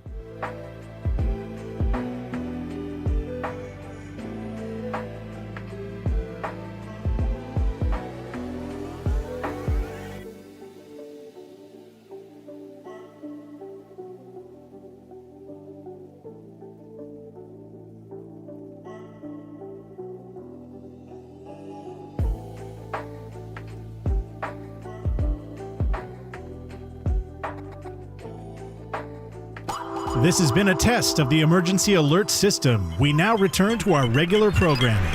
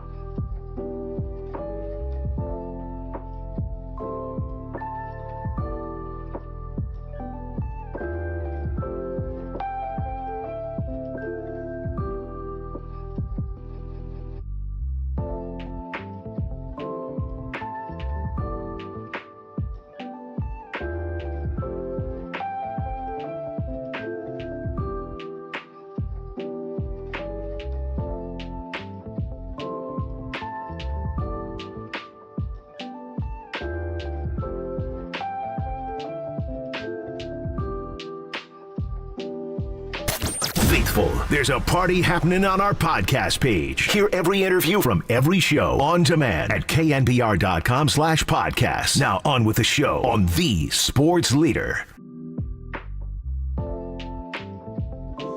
Outstanding hour for you, the Sweet Clean listener. Here's what we got. We're going to go back in time 2 years to the day, which was a heck of a lot of fun at SoFi Stadium. We'll let you hear Greg and Tim on that. And then bottom of the hour, our good friend Mike Sando is going to join us from The Athletic. We will preview Super Wildcard Weekend.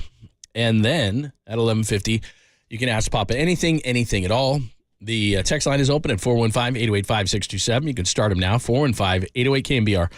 Also, call the show, 415-808-KNBR, to set them up for Pop at 11:50. Also, we are on YouTube and Twitch as well. We had a lot of great participation yesterday on that stream. So however you want to get your questions in, Warriors, Draymond Green's return. He's going to talk to the media today. Potential trade. We were just talking about Kuminga. Would you actually move him? 49ers, wildcard weekend, any of those kind of things we can discuss. But this is a lot of fun. I decided to go down on that final weekend and hang out with you guys at SoFi Stadium. And, man, from 17-0 down and Sean McVay running around in the end zone to the comeback to Jennings and all the run-after-catch stuff and Ambry Thomas at the end and in the tunnel, John Lynch hugs him. And I remember going back and forth with you guys because New Orleans was winning. You needed either New Orleans to win or you had to win. New Orleans ended up winning. And I think they went to, 9-8? So you had to win that game. And I remember being down 17-0 and looking at you guys going, this might be it. It was, a lot of debate. Dante will join us. By the way, Dante's fine after the fire alarm went off yesterday. That's crazy. Somebody fell asleep when they were cooking something in his apartment. I've done that. Dante's been saying that he thinks this is Kyle's best coaching year, and Kyle's had a great year. But to me, this 2021 coaching year was the best. I mean, it just did not start well. They were 3-5 in midseason. The Jimmy Garoppolo situation was there. He did not play well in that rain game against Carson Wentz in Indianapolis. He played better against the Bears on Halloween. The game the week after, on November the 7th, they got trampled. Remember James Conner just running over people? And it was bad. At one point, it was 31-7. Arizona, they faded that year but lost to the Rams in the playoffs. Anyway, the Niners, they had that Veterans Night game against the Rams, and he didn't have any running backs. All of a sudden, Debo's running in the Deadpool 11 Tyson and saved the year, and they just kept winning and kept winning. Jimmy did get hurt in Nashville, but this game, they had to win. It was every single game they had to win, or they were not going to make the playoffs, and they did fall behind 17-0. Tyler Higbee caught a touchdown pass, and the head coach of the Rams ran physically into the end zone on the field to celebrate. And I don't know if that flipped things. Karma's a bitch. But Debo got going. Remember the pass from Debo to Jawan Jennings? Jennings caught the big touchdown at the end to force the overtime. Robbie made a field goal. And we'll get into a lot of Matthew Stafford. Matthew Stafford threw a bad interception on the last play to Ambry Thomas, and it really was Odell Beckham Jr. was open on the play, and he just missed him. And there was a point in that game where and nobody likes to get hit. Tom Brady, you could see it at the end of his career. The one way to beat Matthew Stafford, he will make, and we'll get into it with Sando, he is as far as pure thrower of the ball, there are very few people that's walked the earth that throw it better than him with changing arm angles and, Aaron Rodgers, Joe Namath, Dan Marino, John Elway, Patrick Mahomes, Herbert, whoever you want to mention. It's just, but he'll try every throw. And he'll throw the ball away every now and then. He did a couple against the Giants last time he played. But the one thing that was glaring in this game, he does not want to get hit. He is going to chuck and duck. And there was a point there when the Niners were building the comeback, they were starting to tag him. And Matthew Stafford, it was like he had a grenade in his hand, and they pulled the pin, and he wanted to get that ball out of his hand. So 2 years ago today, this is a lot of fun. This got the Niners into the playoffs. Ultimately, they would play the Rams again in the NFC Championship game, and even though they had a lead going into the fourth quarter, we all talk about the Jaworski chart drop, they did not make it to the Super Bowl, but a hell of a season, a great comeback to a slow start 2 years ago today. Garoppolo in the gun, he lifts his right leg, takes the snap, hand off to Debo, off the right side, gets wide, 10, 5, down the sideline, diving for the end zone, Debo Samuel takes it in, touchdown, San Francisco. Now Wilson goes in motion. It's a pivot handoff to Debo. Looks to throw. He will throw wide open. Touchdown. San Francisco. They throw it. They don't throw it with Garoppolo. They throw it with Debo Samuel to Jawan Jennings on a 24-yard touchdown. Stafford in the gun now. Cooper Kupp inside receiver left. Stafford time. Throws a deep shot down the field, and it is intercepted by Emmanuel Mosley. Gets back up and runs to midfield. Ram 45 still going. Emmanuel Mosley. 3 left, throw out left into a crowd, cut by Debo Samuel. Debo across the 40, 45, breaks a tackle. 40, finally dropped on the Ram 37-yard line. No one can tackle Debo. Third down now, Stafford back, pressured again. Fred Warner comes on a blitz, and they sack Matthew Stafford. Arden Key also there. Garoppolo steps up in the pocket, throws out right. It is caught by Debo Samuel. Debo 30, Debo 20, Debo inside the 20 on the 19-yard line. Gotta spike Get it. up on the ball. Gotta Spike clock it. Debo in orbit motion to the left behind Jennings and Ayuk. Garoppolo back. Garoppolo time. Throws caught by Jawan Jennings. Touchdown! San Francisco! Jimmy back. Jimmy throws out right. Caught! Jawan Jennings down the sideline. Breaks a tackle. Jennings 40. Jennings 30. Jennings finally dropped on the Ram. 25-yard line. Stafford back on first down. Throws a deep one down the right sideline for Odell Beckham Jr. Intercepted by Ambry Thomas. Ambry Thomas takes it away. The Rams only have one timeout remaining. The 49ers are going to win the game in L.A., and they have won the game. They are going to Dallas. That was awesome. And then, of course, the next week they beat Dallas. Got the turnover by K'Wan Williams. Debo punches it in. They beat Dallas. They come back. Of course, they lose the NFC Championship game despite that lead. But, man, that was a lot of fun. And you're hearing guys, like Mosley in that highlight package. That was a fun game. That was a hell of a fun game. Brandon Ayuk had a huge game, 6 catches for 107. It may have been Jawan Jennings' best game in the NFL. Yep. He had 2 touchdowns. The one where Debo threw it, and they ran 10 straight plays. It was run after run after run. And that's, going back to Veterans Night when the season flipped, the 49ers trucked the Rams. They ran right over them. In this game, they just kept running and running and running. And then Kyle, he got Raheem Morris, their defensive coordinator, on the pass by Debo. And then, Jennings later to tie the game. It's just, we may see this team in the playoffs. We just saw them on Sunday. A lot of the names have changed, obviously, on both sides of the ball. It's no Garoppolo. It's Brock Purdy now. It is still Matthew Stafford. And after this game, we saw them 3 weeks later, and they rose from the dead, and Cooper Kupp was unguardable. And they won that fourth quarter with a 10-point deficit to go to the Super Bowl. Aaron Donald got them the Super Bowl, and Cooper Kupp was the MVP. But they've got Kupp, they've got Higbee, now they've added Puka Nacua.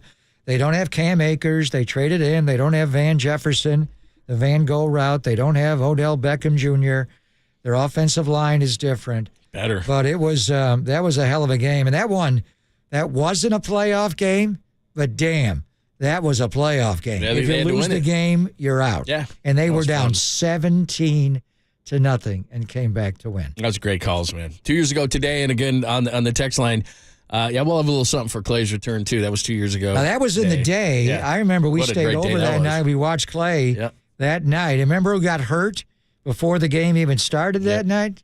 Draymond Green. That's right. Had a calf injury, and I'm thinking, calf injury? And then it turned into a back injury. He got sciatica. That's crazy. Remember that? And we are going to hear from Draymond coming up probably in an hour or so. But are we going to see the Rams again? It was 3 weeks ago. That was Jan 9. We saw them on January the 30th in the NFC Championship game. We just saw them on Sunday. Are we going to see them again on Jan 20? We sure could. If they beat the Lions, it's obviously the Packers right away if they play the Packers, or if the Packers beat the Cowboys, because that's the 7. But I have a feeling that Stafford's going to go into his old team, beat them in the 6-3, and we could see the Rams. So let's speaking of the playoffs, let's preview the entire playoff. Our good friend Mike Sando is going to join us from The Athletic. Coaching changes, playoff previews, all those things with the senior NFL writer from The Athletic, our friend Mike Sando. He's next, only here on the Sports Leader.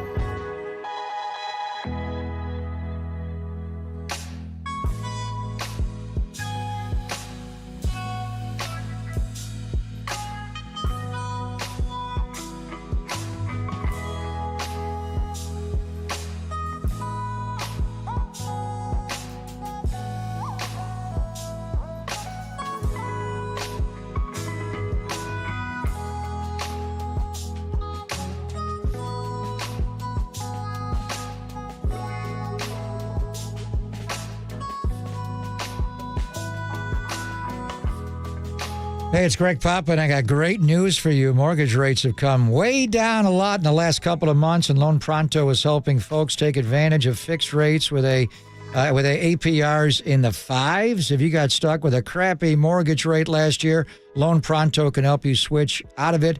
A much better payment right now, and they can do it fast with no appraisal and no cost. So lower your payments right now. If you're buying a new home, and the rates have come down as well, so Loan Pronto can and will beat anyone else's rates with no closing cost, or maybe you just need some cash to pay off all those credit cards from the holidays. Loan Pronto can get you hooked up with an express equity line at a great rate and keep your main mortgage intact. You can get $50,000, $80,000, $100,000 out of your home's equity in about 5 days and use the money to get credit card debt relief for 2024. So don't wait for rates to go back up. Seize the moment and snag a great offer for a new home purchase, a full refi, or just get some cash out of your equity. Loan Pronto is the place to call. 415-808-5721. 415-808-5721. LoanPronto.com. Again, the number 415-808-5721.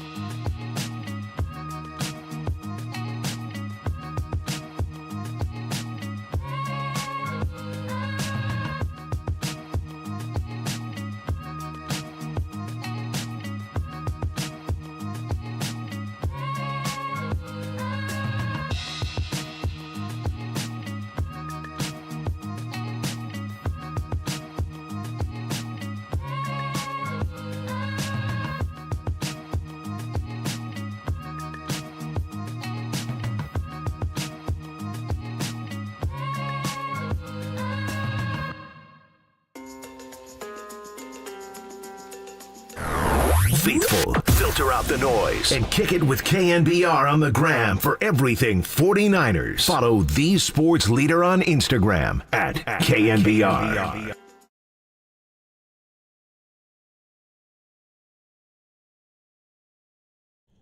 What's happening? Thanks for joining us, Papa and Lund, on a Tuesday edition of the show. Remember, ask Papa anything at all at 11:50, so you can jump on the Golden State Lumber and Building Materials text line, hit us up there, or via the phone, 415-808-5627, 415-808-KNBR, YouTube and Twitch as well. You can get the conversation going there. If you got questions, put them there. Just hashtag it, Ask Papa. But let's get into all of the NFL playoffs and relive last night's national championship game. Look at some of the coaching openings in carousel as well. Pick six, Mike Sando does a tremendous job in The Athletic, and he's got it all.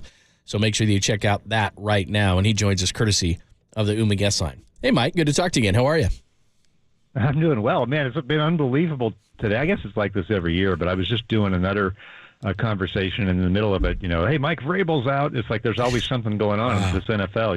It's playoff week, and we're not even talking about the playoffs. Yeah. So with Vrabel being available, and that's amazing, but, the owner wanted to move on. He got Rand Carthon there. Do you have any feel on how Belichick's situation is going to get resolved in New England this week or next week? And the obvious thing for Bob Kraft and Jonathan is to hire Vrabel. Is this more impetus maybe to move on from Belichick? How do you see Belichick's offseason going, and likewise Mike Vrabel, Mike? Yeah, so I do think that Belichick is going to leave the Patriots, and not only have we kind of put two and two together, and it feels that way, but when Jay Glazer comes on the weekend and basically says that's the way it's going to go, Jay is not one of these guys who's trying to break 50,000 stories. He tries to break, I'm going to make it up, 10, and they're all like totally airtight. So, that's good enough for me. I believe that that's going to happen. And the Vrabel becoming available is just, the fit couldn't be better. You don't have to do some complicated trade for him. He is a Patriot. He is a Parcells, or he is a Belichick disciple, but not in the way some of the other guys are. He didn't coach under him for 10 years. He just knows the New England culture. He appreciates it. He's like a favorite son there, more than he is a Belichick clone. And I think that's a great way to transition on. It's like, yeah, you don't want to continue Belichick, but you do want to continue the best of what it is to be a Patriot. How do you get better than Vrabel? That's a great point. Mike Sando joining us from The Athletic before we get to some of the games this weekend and who the 49ers might potentially play, just looking at the coaches. So, as you point out here in your Pick 6 column, Vegas, Carolina, the Chargers, Atlanta open, Washington is open. Likely to open, as we just said, New England. You had Tennessee as a wild card, so that wild card hit. The one I want to talk about, just because it's in the Niners division, you said awkward conversation, Seattle. Now, Pete Carroll has gone on a local radio show like he does every week and said, no, I'm not tired. I'm good. I'm not burned out. I'm going to come back. But is there something there, or is Pete definitely back at, 72? Yeah, I think he's most likely back. But the awkward conversation to me is their defense has gotten incrementally worse every year for the last 10 years, from number 1 to bottom 2 or 3 right now. And he doesn't have a fix for that. So he's had chances. He had Ken Norton as his D coordinator. He moved on from him. He brought in a combination of Clint Hurt with Sean Desai. Then Sean Desai left. Nothing's really working on that side of the ball. So I think the awkward conversation internally there is, hey, do we have the right players on defense? Do we have the right coaches on defense? How do we fix this? And there could be a difference of opinion on that, right? There often would be, right? Normally the personnel guys would be like, hey, we got you. These players, aren't they good? We traded for Leonard Williams. Isn't that what we want, right? And then, what's Pete's answer to that? Is Pete's answer, no, we don't have enough guys. This is ridiculous. Or is it, yep, you know what? I screwed this up. Here's how I'm going to fix it. We're changing our defense. We're modernizing. Here's who I'm hiring. Those types of conversations are really easy to do between me and you on the radio. They're really hard to have internally when you have someone who's, had the success Pete Carroll's had, has the control he has had, right? It's awkward.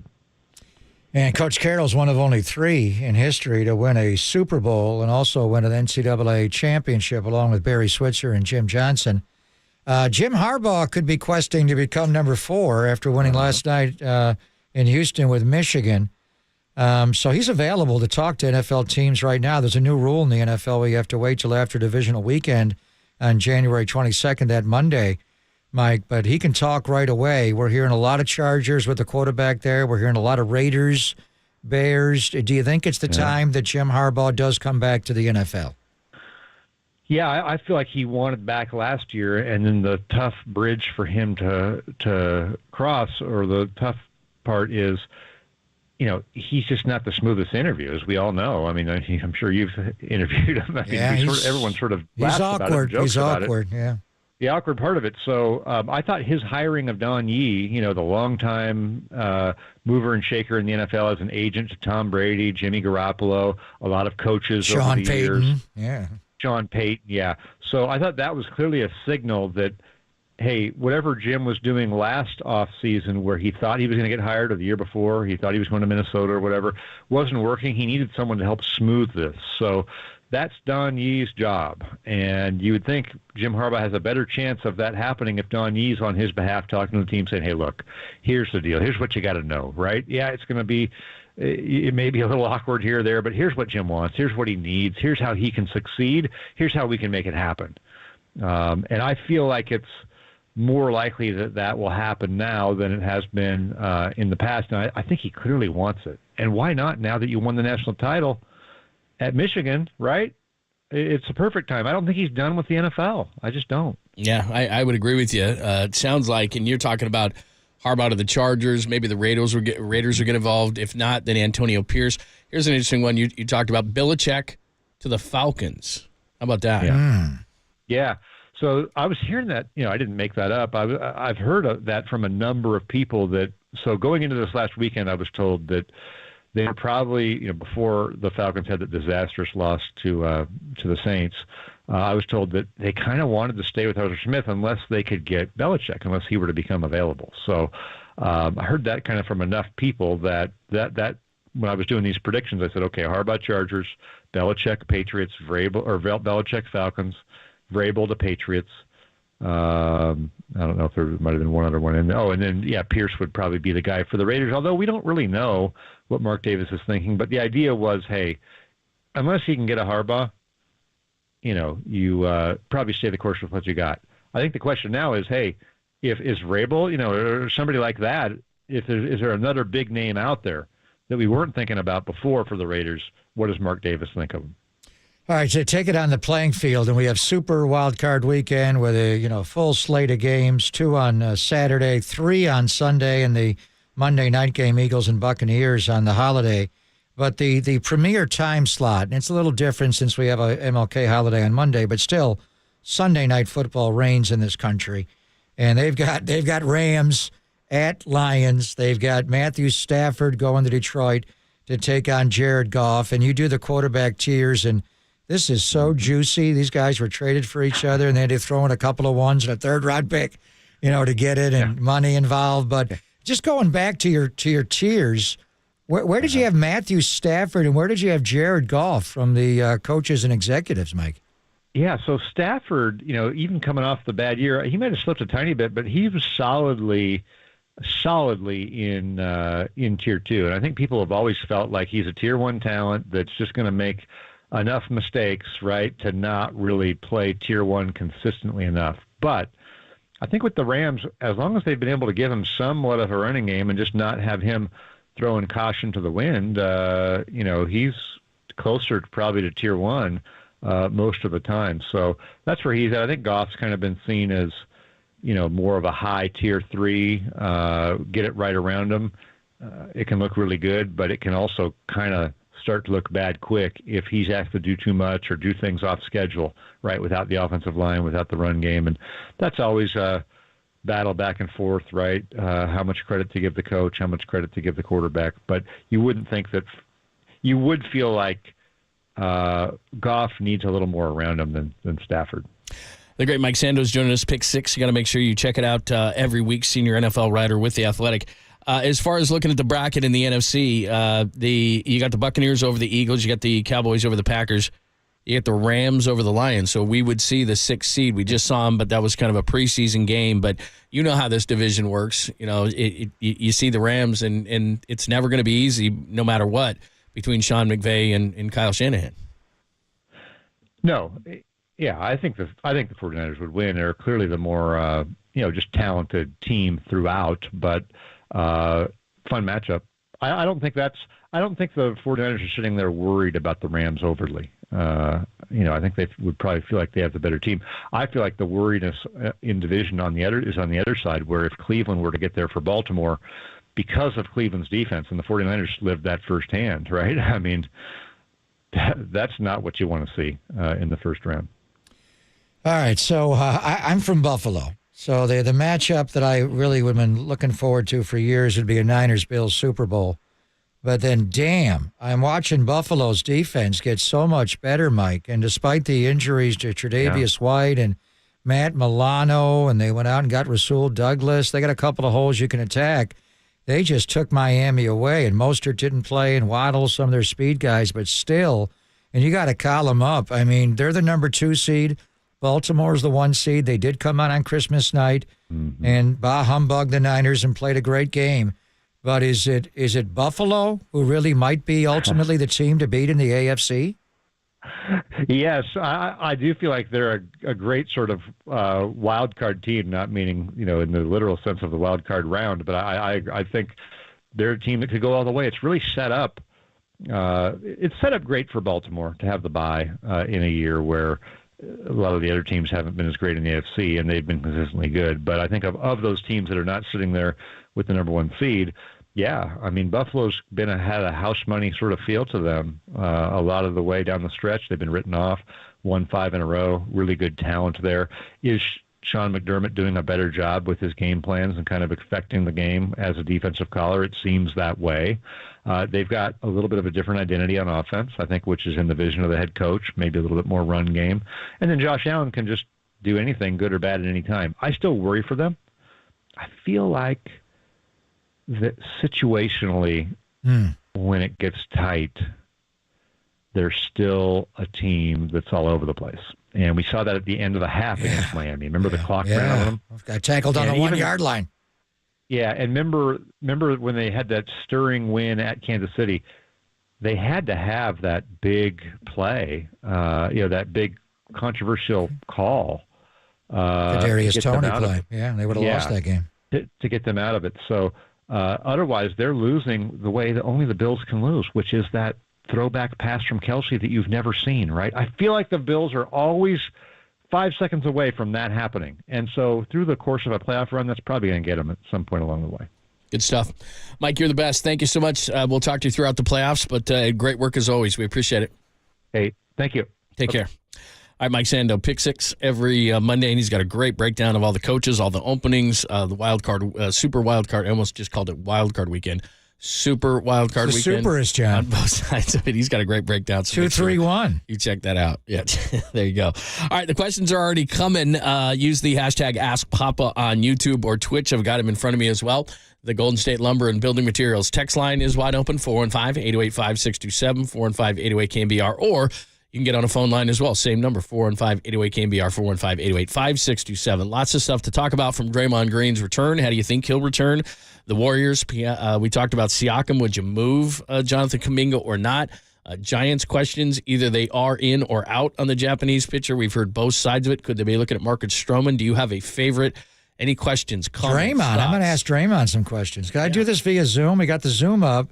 They got an empty chair in the Bill King interview room. He's not there yet. They are practicing. Golden hour is ended, and they're practicing now. But Draymond Green, you will hear Draymond Green's first interaction with the media since he was suspended indefinitely. Right?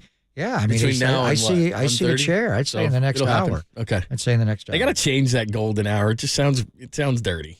I mean, I'm just going to be honest. All right. Golden hour, golden shower. Like, it's just, you got to change that. Whatever the golden hour is. They are the Golden State Warriors. I know, but somebody's got to step in. It's an hour where they work on their individual improvement. I'm with you.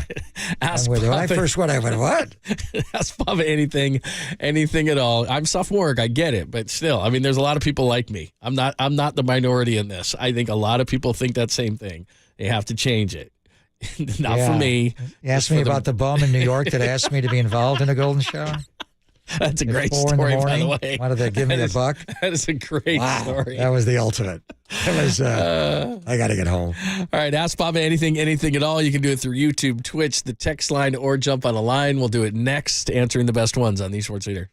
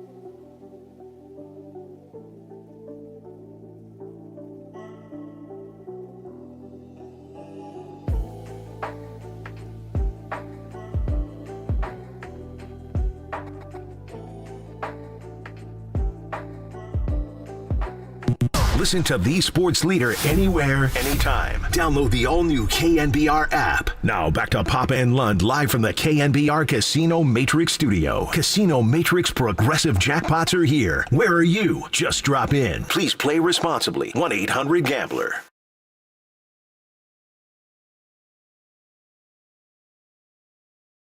All right, thanks for joining us.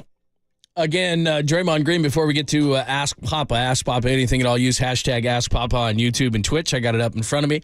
You can hit up the Golden State Lumber and Building Materials text line. That's 415-828-5627, 415-828-KNBR. Any 49ers questions going into the playoffs?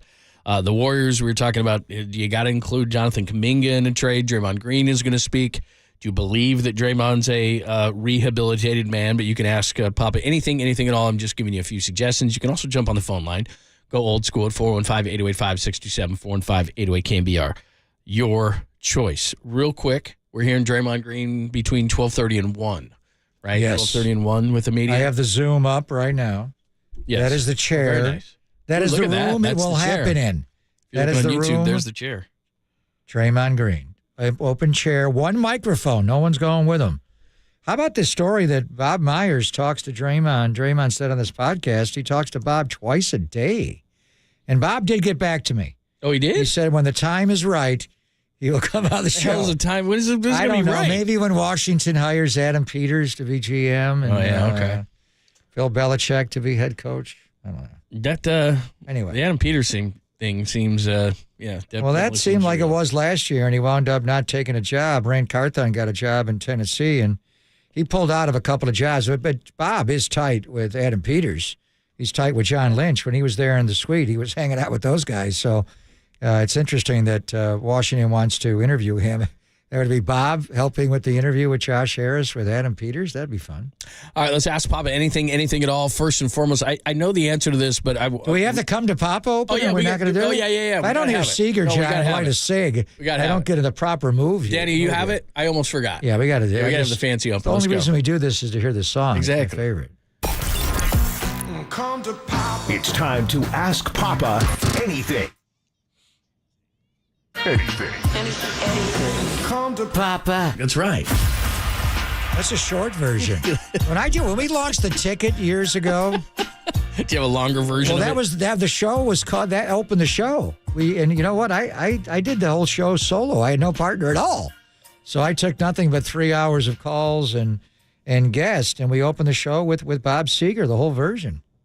Call me anytime you want, John. By the way, from the 415, there's a guy on there on the text line. It says, I'm 100 miles from Buffalo now, Greg, on the 90. And he's actually got a photo Interstate up there. 90. Wait a minute, 90 miles from Buffalo going towards... On the 90. Past Rochester going to Syracuse. And he actually sent a going picture. past Batavia. Ooh, it's Let me snowing see. there. Batavia Farms. You see that on the text line? Look at it. Which way is he going, west or east? If he goes east, he's going to wind up in Erie, Pennsylvania. It looks like he's on the north, too, and it says 8790. It's the split there. Oh, I know that area You can either well. go to New York City or Albany and so he's Buffalo. way down. He's by Poughkeepsie and way down. Wow, look at that. He's way down. All right, I know the answer to this question, but I want to use it as a jumping off point to something. I know that you fear only the Niners, but is there a team as we're going through this? And I know the answer because you said it before, but I want you to expand on this. That's the team you fear? So in 2019, there was a point where it was the game, a couple of games, the Ram game at the LA Coliseum when Jared Goff had 92 yards passing. He couldn't complete a pass. He got so rattled. Jimmy Ward jumped in the slot. That game, I remember you came out and we're going to Miami. And I thought, then I thought that defense is really good. But it was the game against Aaron Rodgers and the Green Bay Packers on Sunday Night Football that year when Aaron Rodgers had those deep, dark eyes, and it wasn't like he just got a call from Jimmy Kimmel's lawyer. It had nothing to do with that. But it was, he just knew we can't block these guys. Bakhtiari, what are you doing? And they had no recourse. That in my mind, I thought this team is going to the Super Bowl. There's nobody in the NFC that can beat. New Orleans was the one team that year that I somewhat feared, but Drew Brees had the finger injury, fumbled. Minnesota beat them. They came to Levi's. Niners ran all over them. They ran all over Green Bay. But the one team all year that I feared also wore red and gold in Kansas City, and it was Mahomes. And the Niners had them beat. They had them beat 20-10 with 7:13 to play. They ran the 2-3 chip jet wasp play, and boom, they're the Warriors. And Steph made a three. Mahomes made a deep shot. They won. I do respect Baltimore and what they did. I am actually glad we played them on Christmas night just to know what they're capable of. They'll change. Oh, wait a minute. Yeah. Because we played Will Smith's Miami hold on. But here's the thing. But now, you think it's still too early to play that? No. That the goal before was we are going to the Super Bowl. Yeah. The goal now is we got to win the Super Bowl. So the team and I think Baltimore's good, but if you get Lamar into a 3rd and 17, he's got to hit his back foot, make a throw. Let me see. Josh Allen, I've seen it. And that the 2020 pandemic year, when he constantly kept rolling hard, and there was nobody in that stadium but us, and he rolled hard to his right and got up against that sideline time after time, and it's like he's stepping out of bounds. To throw the ball up against the sideline when you're running towards the sideline and to be able to keep the ball in the field of play is almost impossible. He did it over and over and over again to Gabe Davis. I don't even know if they had Diggs then. I don't think they had him yet. They didn't. So anyway, but their defense got fixed, and the whole irony is I'm from Buffalo. So I've been waiting for the Bills to win a Super Bowl my whole damn life. Buffalo. No, but it's not that. But it would be. I wanted my mom and dad to see this game forever, and my brother Gary is a big influence on me. This whole thing where it's Buffalo against the Niners. Stop giving me that look. It's keeping me up at night. Believe me. I think I'm going to fly to Buffalo this weekend to root for the Steelers. That'd be amazing. You got to send video of that. I'm going to show him a picture of Mel Blunt. I remember Jerry Butler catching one over his helmet. What jersey did you have? Joe DeLamielleure? O.J. Simpson. Are you out of your mind? The greatest player in the history of the sport. Anyway, no, we didn't even have jerseys back then, but I think Buffalo, are they, but is Josh going to turn it over? He'll turn it over 2 or 3 times. I don't know. Anyway, I think the Buffalo Bills are an issue. I think, Baltimore is going to be an issue. But I think the thing with him is completely different challenge with Lamar as opposed to Josh, because Josh can beat you running in a different way than Lamar. He'll run right over you, through you, and jump over you. How about when they're doing the push and he's jumping in the air now? But it's his arm. He really is John Elway. But John Elway lost Super Bowl after Super Bowl in Buffalo. They're just not destined to win one there. So, but I think keep an eye on Buffalo and where they go. Ask Papa anything at all. Again, we got you on the YouTube and Twitch. We got you on the Golden State Lumber and Building Materials text line. You can also jump on a line like Ben did in Burlingame. Ben, welcome. Ben in Burlingame. I love the alliteration. Ben, ask Papa anything. Go right ahead. What up, London Papa? Really enjoy the show. Love it. Thanks, Ben. Love Lord Papa. Want to get your take. Ben, I love you so. Lord. Called him exactly, Lord. Yeah. You're going to be calling the Super Bowl in Vegas, too, and winning it this time. My thought, should the Warriors just move off Draymond? I realize what he's done with the franchise, and is it time to just move on from him? And similarly, what players do you think should be on the trade block to improve this roster? Appreciate the time. Thanks. Trade block is I'm trying to improve the team, so I'm trying to bring people in. They've been at crossroads with Draymond Green many times.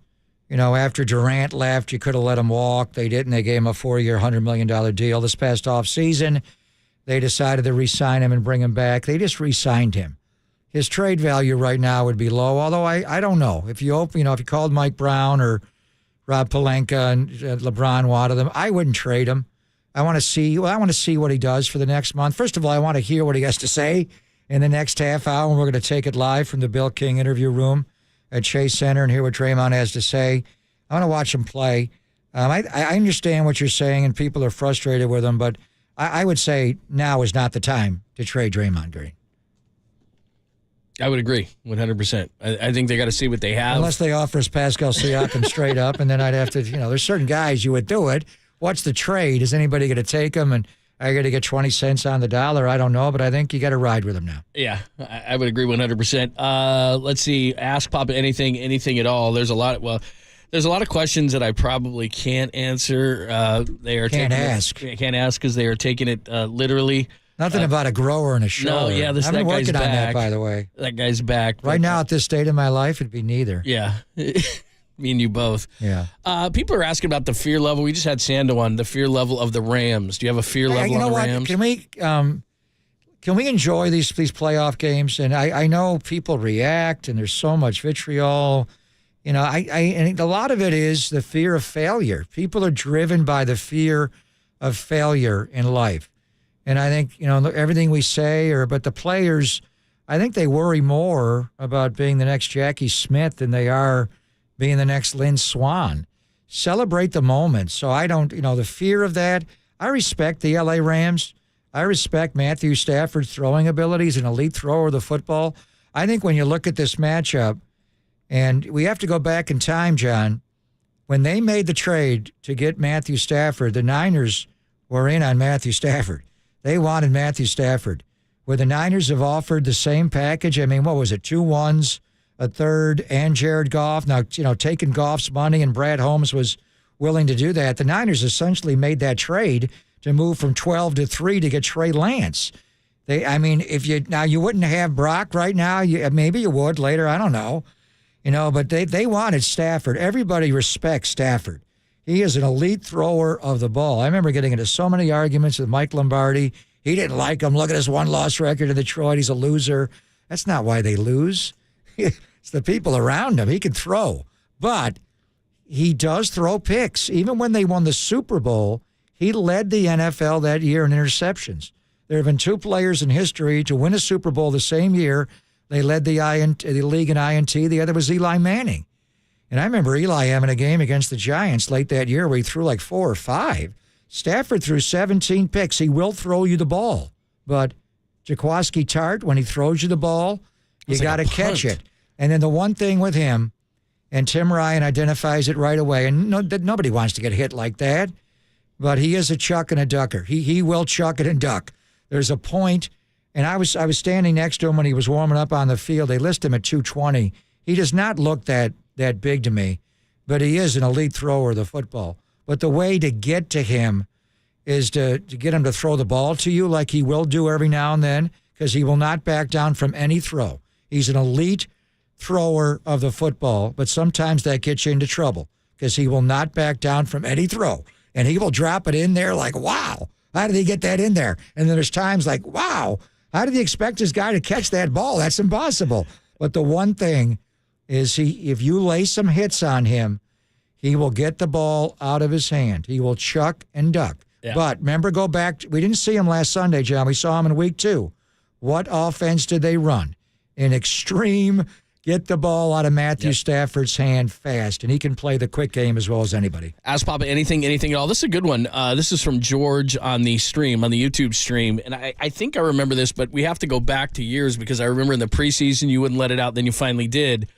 When you were with a certain organization, you called the touchdown one way. How did you come up with the touchdown San Francisco? That's a long story. Originally, it was going to be a homage to Don Klein. Yeah. The great voice of the Niners when I moved to the Bay Area. And his line was, touchdown 49ers. But I was having a hard time with inflecting. I remember you going back and forth. Well, I didn't know what I was going to do, but that was going to be it. I didn't tell anybody that. But as long as I hold the touchdown part, it's hard to say, touchdown 49ers. It just didn't work. And then the preseason that year, we're playing the Kansas City Chiefs. And Mitch Holthus is the voice of the Chiefs, my friend. And he does touchdown Kansas City. And I thought, whoa, how about San Francisco? And my dad, his name is Frank. My dad died July 30th of that year before I did my first game. And the city is named after St. Francis. And it's named after Frank. He's named after my dad. And it was a tribute to a lot of things. I gave it a lot of thought. I reached out to Al Guido and Jed York. And I also, people get so into, well, they don't play in San Francisco, they're in Santa Clara. Well, the Patriots play in New England. They don't play in Boston. Dallas plays in Arlington, Texas, nowhere near Dallas. The New York Jets and the New York Giants don't even play in the state of New York. They play in Jersey. Buffalo plays in Orchard Park. Tell me a team. Philadelphia plays downtown. Yeah, but a lot of teams But I think it also was, let's remember who they are. And on the helmets, it does say SF. And at the middle of the field, it's SF. And we need to remember that. People from the city come to the South Bay. People from Marin and the North Bay. So to me, touchdown Niners is one thing, and I say Niners way more than I ever thought I would. I thought I'd always say 49ers, but you're in the heat of it, and people have just incorporated Niners. But I did want to make a mention that they are the San Francisco Niners. So, in many, many reasons, the way it would sound, the way I could execute the call, in honor to my dad, Frank Papa, and just the fact that they are, and we should never forget, they are the San Francisco 49ers. It made sense. I'm glad that you reminded us of this, because I remember having tons of conversations with you about it, both on and off the air, and I'd forgotten. So that's good information. Fillmore, Mike, ask Papa anything at all. Welcome, Mike. Hey, what's up? What's up, Lund? Hey, what's going on? What's up? Are you in the Fillmore right now? I'm meeting you there. Let's have a cocktail. Let's do it. We could meet up, but I'm actually by China Beach. I went by China Beach. I grew up in Fillmore and went to Sutro. We used to always go to China Beach, and I had some time. I was like, man, let me hit up China Beach, see how China Beach looking. Nice. It's not, Ocean Beach, China Beach, Baker Beach. That look, that view from the other side of the Golden Gate Bridge is a trip. It's nothing like it. Yeah. Nothing like it. It's nothing like it. Yeah. Now, but Pop, cool. I just wanted to ask you. Are you afraid of Shanahan getting, I want to say, like a cold, you know what I'm saying? Like he doing conservative, coaching out of the ordinary, doing things that he normally would do. No. Okay. Like what? What do you mean? Like go foring it? Like getting a penalty on a. First of all, he doesn't go for 2-point conversions hardly ever. You're saying if you take a penalty and you go back to the 7-yard line and you go for 2, he's not going to do that. No, What do you mean? Like going for what?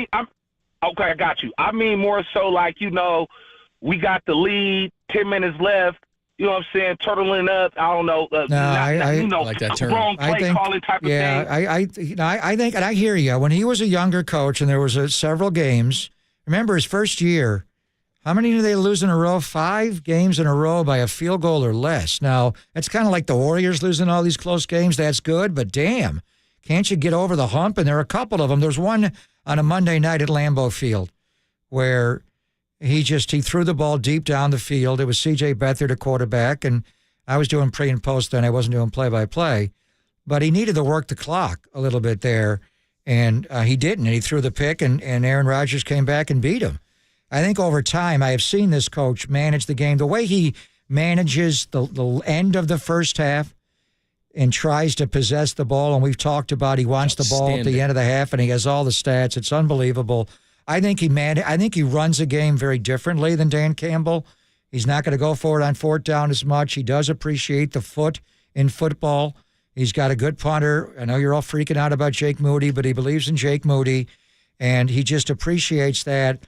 And he also he doesn't go for 2-point conversions, even though a lot of times the analytics. And I just think the one thing they do when they have a lead and it's a 4-minute drill, it's even with Brock Purdy, it becomes like a 7-minute drill. And we've talked about it, the way they call it milking the clock. I call it clock suckers. They are the best clock suckers in football. When they get, I've said this before, and you've all freaked out. Golden hours, clock suckers. Watch the way Brock Purdy executes the snapping of the ball when they have a lead. I mean, it's just unbelievable to watch. Bill Cowher was so good at that. He would run Fast Willie Parker early to get the lead, and then he'd run the bus over you at the end to run the clock down that was banned. But just watch the way they suck that clock over and over again, where they snap. And Brock, he did it his first preseason game ever against Green Bay. If they have a lead and they're trying to bleed that clock or milk that clock, they will snap it at 3-2-1 every time. If Matt Ryan did that in the Super Bowl against the Patriots, Kyle Shanahan would have a ring on his finger. There's no doubt about it. All right, keep them coming. Great stuff on the phone lines as well. There is a question, yes, I know about the one thing that you just mentioned. 415-808-5627. You can do that both on the text line and on the phone lines, 415-808-KNBR. We'll keep them going. Great stuff on YouTube and Twitch as well. A few more. We'll get to those at the bottom of the hour. And then do remember, you're going to hear from Draymond Green anytime between like 12:30 and 1 o'clock. He did talk, of course, on his podcast, but he is going to meet the media, so you don't want to miss that. And we'll have it for you at the bottom between 12:30 and 1 o'clock. It's Pop and Lund, only here on the Sports Leader. Touchdown, Kansas City.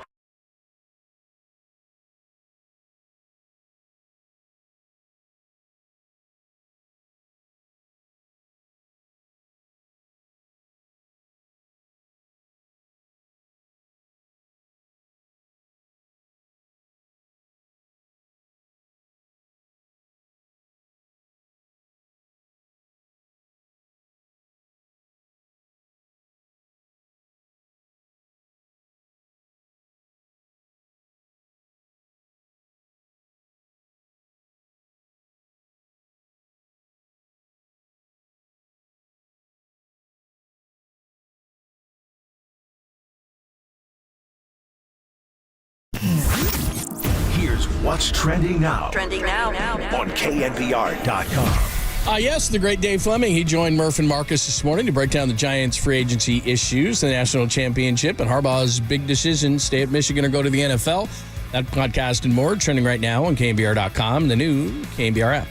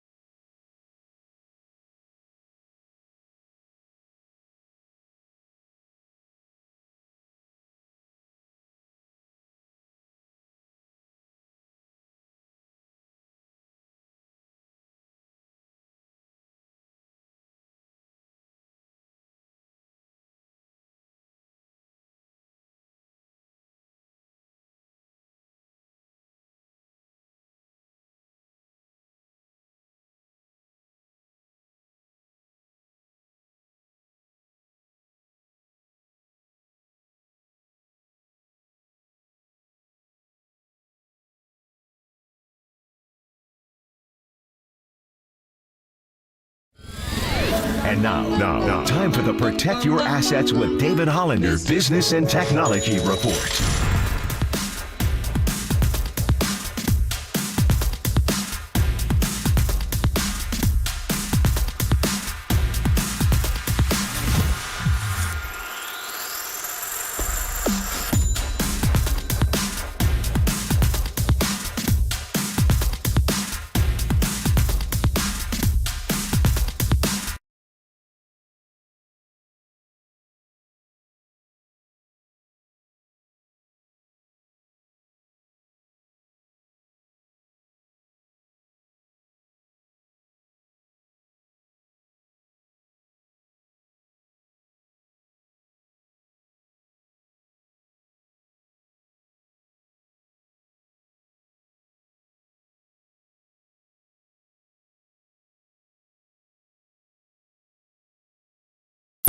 Wherever you are around the globe, stream your faithful home of 49ers football 24/7, 365 on KNBR.com. This is the sports leader.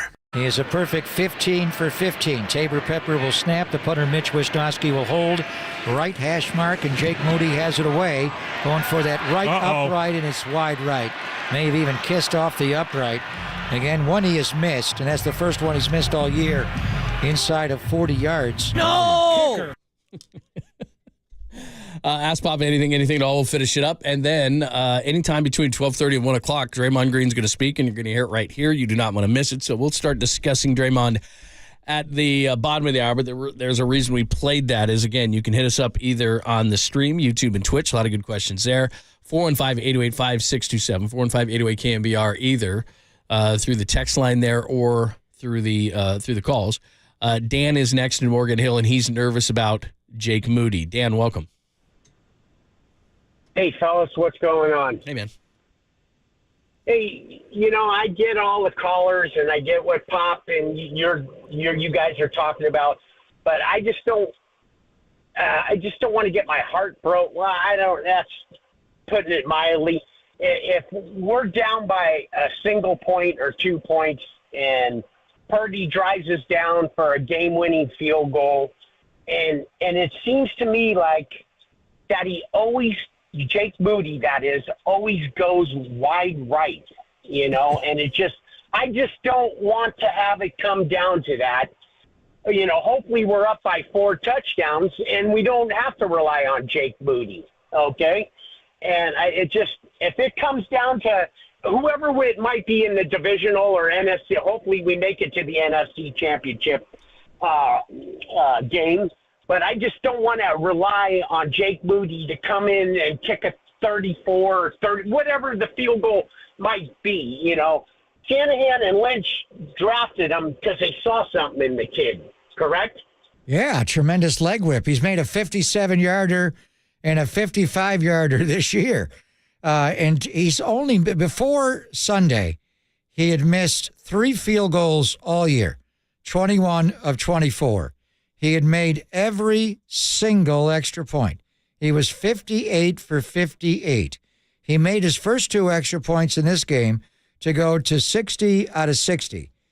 Now, you just dismiss this. They've changed where the extra point line is from the 2-yard line out to the 15-yard line. That's now a 33-yard kick and not a 20-yard kick anymore. So he had the best numbers of any kicker in the history of the NFL, but it's only been going back to 2015. So he'd missed 3 kicks all year and no extra points before the 2 he missed. Justin Tucker, who most observers feel is the greatest kicker in the history of the NFL, has missed 5 field goals this year. Now, 4 of his 5 misses were 50 and beyond. The point is that they're human beings. There is no given here. It's not a machine making these kicks. He did a very credible job all year, more than that. The issue you're making is he always misses right. Well, he hasn't missed that much, but when he does miss, there is a common denominator, and I'll take the preseason out of it because the first kick he missed in Vegas, he hooked. I think it was 58 yards away. But when they do line him up on the right hash mark, he has missed right upright. He did it in this game. He did it in the Denver preseason game. He did it in Cleveland on the 41-yarder at the end, which would have won the game, although the wind did pull that ball. That is not uncommon. As I've told you many times, Sebastian Janikowski, a left-footed kicker, had a problem, left-footed kicker on the left hash. It was hard to pull that back. So a lot of times they aim right at that upright, and if you're not exactly perfect, the margin for error, the thing would be to hook that back a little bit, but if you hook it too much, you pull it back. The 38-yarder, and by the way, he made every single field goal inside of 40 yards this year. That one, the 38-yarder, it was not a doink. He didn't hit it square. It was on the outside of the upright, but he just shaved the outside of the upright. That one was just one you're going to miss. The one that concerned me was the extra point, because that one was sprayed way to the right. He clearly, on both of them, if a right-footed kicker is going to miss right, he's hitting the ball a little bit inside out of the ball. This one, the extra point, he missed way to the right. It was not close off his foot, and the swing of the leg was inside the ball out to the right. So we don't talk. He made 60 out of 60 extra points, and we're going to freak out over the one he missed. I understand. This may come down to a kick here and there, and Robbie never missed in the playoffs. Robbie did miss kicks here and there, just never won in the playoffs, including point afters. But there's no other way to go. When you evaluate him, and this is football. They evaluate what you do on the practice field before they put you on the playing field in a game. And on the practice field, he's as good as I've ever seen. As a kicker, and Janikowski could blast the ball. He was amazing. Shane Leckler could do tricks with the ball as a punter.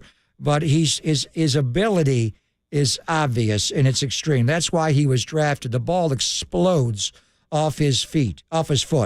I mean, he doesn't just put it over the upright. He bombs it in practice. He hits it over the fence. There are many times where, did he just knock the ball to the neighbors behind the other side of the field? And yeah, he kicked it right over the fence. So, but there's no guarantees on what he's going to do in the playoffs. There were many, many reasons why they moved on from Robbie Gould and why they went to Jake Moody. It was a exhaustive research, and he kicked for Michigan's kicker, missed one last night, or damn near did. And, Jake was there the year before. And the older kickers, you thought about Mason Crosby and Robbie. Mason Crosby doesn't look like himself at all. As a New York Giant this year, he's wearing number 21. He missed a kick at the end that would have won the game against the LA Rams, a 54-yarder. Now he's unemployed. So he has extreme ability. It is a rookie in a high-pressured situation.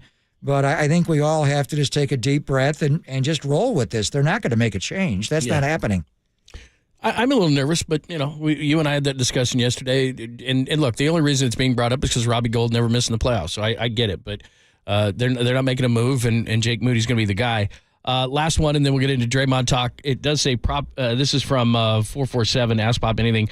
Is it creepy I have a huge man crush on Brandon Podjemski? Yes, it is. No, so the other night I'm at the Warrior game. You like him, though. And I'm out, I see Clay, and Clay does the Kareem sky hook from the baseline, and Steph comes out, and Steph's amazing. And there's a guy sitting on the other bench, and I thought it was a Pods lookalike. I did not think it was him.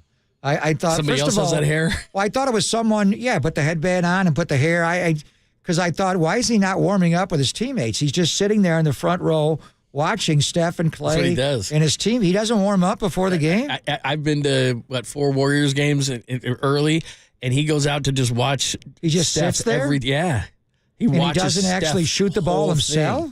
Afterwards, but he watches Steph's Steph entire came thing. out. Steph came out late, and I honestly thought it was a fanboy that was dressed like Podjemski. So I walked up to him and said, "Are you playing tonight?" Like a joke, and he gave me a look and he nodded his head like, "Of course I'm playing." I'm like, "Wait a minute. Are you actually I never heard that story. Well, it just happened That's Friday. Classic. I was like, I had no idea it was him. Classic. Because I thought it was someone either had a wig on and the headband. It's a distinctive look. It is. But I'm like, why is he just sitting there in the front row like a fan? He does. He sits right on the bench there. Why does he warm up with his teammates? And likes to watch. I don't know if he's trying to get something. He's or too shy to warm up before the game. All right, that is Ask Bob anything at all. Great stuff on the on YouTube and Twitch. A lot of great questions on the text line as well. And thanks for jumping on the phone line as well. Great questions today. We'll do it every day, Monday through Friday at 11:50. We'll keep it going as long as it's great. Draymond Green, that's the big story. He's going to speak between 12:30 and 1 o'clock. What should we expect in the return of Draymond? We'll talk about it next, and then you'll hear from him right here on the Sports Center.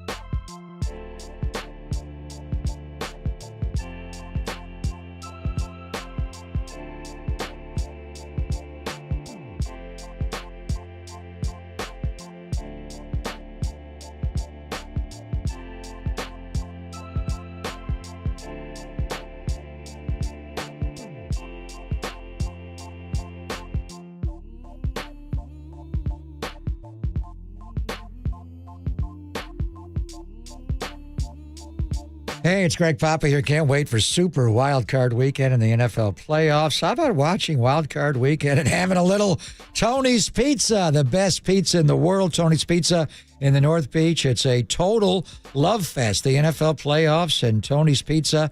Tony's Pizza in the North Beach is the best I've ever had, and Tony's has been ranked number one in the entire world, and it's my go-to spot for Neapolitan, New York, Detroit, Sicilian, and grandma-style pizzas. They also make fresh pastas. They're spicy bucatini. Mwah! Mamma mia! And don't forget about Tony's other locations like Capo's, where he makes delicious tavern-style cracker-thin and deep dish pizzas. And one of his specialties there is the Chicago Italian beef sandwiches. The Bears are not in the playoffs, but you could have a Chicago Italian beef. They are large, and they are in charge. They are mouth-wateringly good. Don't forget to finish your meal off right with a cannoli or a tiramisu. Also, wake up early in the morning, stroll through the North Beach, and try his homemade sourdough bread, pastries, and New York bagels at his bakery, Toscano Brothers. And he also has the Tony Slice House locations, the fast casual restaurants at numerous spots around the Bay Area and the sporting venues like Levi Stadium, Oracle Park, and Chase Center. So playoff season is underway. Why don't you get to the North Beach and have a Tony's Pizza? That is a match made in heaven.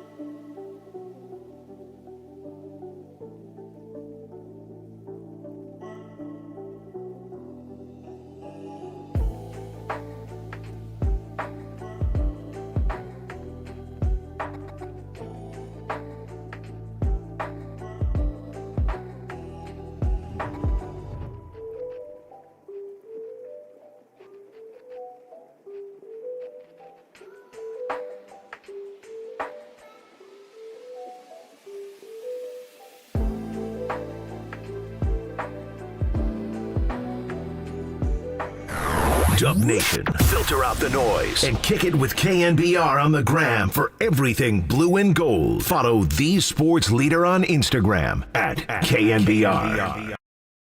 As I said then and I'll say now, I was wrong. I was wrong regardless of what I was trying to do, regardless of it. Like, none of that matters. I was wrong. I accept my fault in that, and I apologize. Not only from that, Rudy Gobert situation. I was wrong. Went way too far. I am a guy who plays on the edge. I am a guy who walks right up to that line, and I have no problem with admitting I have walked over that line. The musical choice is wonderful. That's Draymond Green. How will it sound today? He will take the podium at any point. You do have it up, right? You have it up on one of your mini iPads there? I have it up. I have it right here. All right, so we will let you hear from Draymond, but do you expect just more of the same? I mean, I'm sorry, and just kind of staying by the same line? I mean, obviously, he just did the podcast the other day, so it hasn't changed a whole lot. Today's Tuesday, but this is going to be not a one-way conversation where he's just podcasting. This is going to be open forum to the media, whatever, and there's only one microphone at the table. He's doing this alone. I mean, in years past, did Bob Myers sit down with Draymond after the Jordan Poole? I do remember Bob. Maybe after Sabonis. I remember there was a Bob has had a presence of these, and even though Bob's no longer there, and he's working in TV, and he's employed by the Washington Commanders and Josh Harris, who technically owns the Philadelphia 76ers. Draymond on this podcast said he talks to Bob twice a day, but a lot of times Bob would sit next to him and just, you know what it was? It was Wiggins. When Wiggins came back after being away for a long time, he sat with Wiggins. I mean, Bob's just that kind of guy. Mike Dunleavy, the way I see the room there and the way Raymond Ritter has it set up, it's just one mic, so I think it'll be Draymond alone. He practiced with his team. They were on the floor for a film session this morning at 10 a.m., and then they had that golden hour at 10:30 where each player works on specific stuff. And, Draymond's got to get back into it, and then we're going to practice right after that, and they should be off the court. We were told between 12:30 and 1, Draymond will talk. Steve is going to talk as well, so Steve may go first. I'm not sure. But as far as the Draymond part of it, this is going to be, what's the word? Combative, contentious, challenging would be the word, I think. There'll be some hard questions. I expect Ann Killian to be in the room and Scott Osler to be in the room, and obviously Anthony Slater and Monty Poole and Connor Letourneau and Ron Kroichek, but there may be some national media there. I don't know. I'm watching it out of Zoom. Can you ask a question from all parts of the world on a Zoom, maybe at the end? And he's going to have to answer some serious questions here, John. And he's already had the concession speech on his podcast, the mea culpa, and everything. But this is going to be different when you're asked questions. Are there some questions he does not want to answer? Will they get into the particulars of the counseling that he's been under, what he's been doing? How he's going to have to change his behavior, winning back the locker room, which he said he lost last year, never really got leadership. It's got to be worse now after what happened with Jordan Poole last year and being away so much this year. And I'm sure the thought of retiring will come up, the emotional give and take with Steve. Maybe Steve sits down with him for part of the press conference, because I'm sure Steve's going to be asked almost exclusively about Draymond Green's return and when he's going to play and all that. So there'll be the basketball, but there's going to be a line of questioning here that's just been different. Well, here's his first test, right? I mean, are you changed? Are you more mellow? Are you going to freak out? I mean, here's his first challenge, which is... Yeah, don't pick up the chair and throw it at anybody in this press conference. You know damn well what they're going to do. I mean, he knows it. I mean, Raymond Ritter's great at this, and the Warriors brass, they know what he's going to be asked. This is the first test to be chill. The media is not after you unless you give them a little bit of a reason, and I'm interested. Howard Beck told us a little bit earlier, senior writer at The Ringer, and he does a great podcast weekly, that he said he's going to give him the benefit of the doubt. I don't know if most people are going to give him the benefit of the doubt. I'm very skeptical that in 3 weeks or a month that you can change your behavior in that way, that drastically. But what we'll see, I don't think so. But I think this first press conference is going to be a test in and of itself, because he probably isn't going to like a few of the questions, but he's still got to answer it in the way that he did in his podcast. And all he's got to do is stay pretty consistent on what he said. Look, I'm sorry I screwed up. Draymond, what about this? I'm sorry, and I screwed up. Like, it's almost like, Rasheed Wallace used to play both, he asked any question and he'd say, both teams played hard. Like, just Rasheed Wallace. Thank you. Just stick to your script, which is, look, I screwed up. I'm sorry. Just continue that over and over and over, and you probably can't lose. So we'll see what he says. All right. We'll hear from him coming up next. He's between now and 1 o'clock. Could be a little bit after that, but you will hear from Draymond Green in his first comments outside of his podcast on his return. Steve Kerr probably as well on when he will return. We'll get into it next. We'll hear on the Sports Hitter.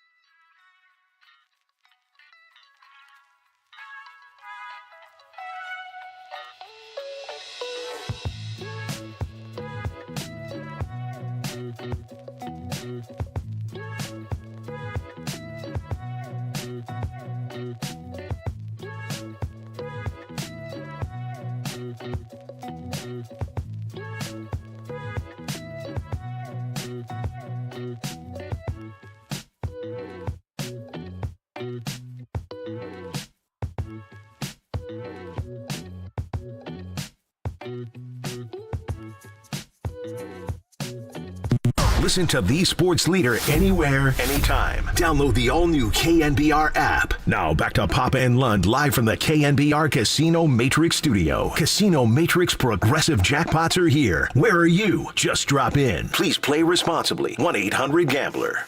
You know what? I'm wondering if he plays tomorrow. You know, I mean, they need him. He saw it the other day. Like, I've heard that, like, you know, the ramp up thing is interesting. Like, and he didn't really, he didn't address at all the return date and how long that would be. But I know he's been in the gym. It's not like he hasn't been in the gym. He was working out already in Los Angeles. That was Mark Spears this morning with Murph and Marcus. Seriously? He's not playing tomorrow. Come on. There's no way. They're not doing. He hasn't played NBA basketball in a month. So it'll be. Do you want him to start? Would it be easier to start on the road? It's at Chicago, at Milwaukee, at Memphis, at you. What does it matter? I mean, whenever he's ready to plug back in, we'll see what kind of shape he is. They're wrapping up practice now. And I think Steve Kerr's going to talk first and then Draymond after that. But the plan is for him not to play tomorrow, I'm sure. It would be more like sometime next week. Yeah, I just want to see him as soon as I can. I agree with you. I mean, you got to get into basketball shape, but you also need to see him on the floor because February 8th is coming and you need to see what you have, especially without Chris Paul. Well, you don't want to get him hurt. So Dr. Celebrini knows what he's doing with this. But we'll see. We'll see what kind of condition he's in. Chris Paul announced had this surgery today. They're going to reevaluate in 3 weeks. Doesn't mean he's coming back because they originally said 4 to 6 weeks. Or longer. He's had a hell of a history of hand injuries throughout his career. And I think between now and the trade deadline, you have to just assume Chris Paul's not going to be on your team. Has he played his last game as a Warrior Friday against the Pistons? They may put him in a trade between now and the deadline. I had a feeling he has probably played his last game because if, like you said, I said this before, and I know people don't want to trade Jonathan Kuminga, and I get it, but you're dedicated to the old timeline and try to get Steph Curry a championship, and if that's who Toronto wants for Siakam, which I'm pretty sure they do, and you want to be competitive and offer for him, Wiggins ain't going to get it done, and I think it works perfectly in terms of Chris Paul. He makes 30.8. Kuminga makes just over 6. I mean, that he and Siakam, or he and Paul get Siakam as far as the compensation is concerned, so it works financially. Do the Warriors not want to include Kuminga in a deal? Yeah, they probably don't.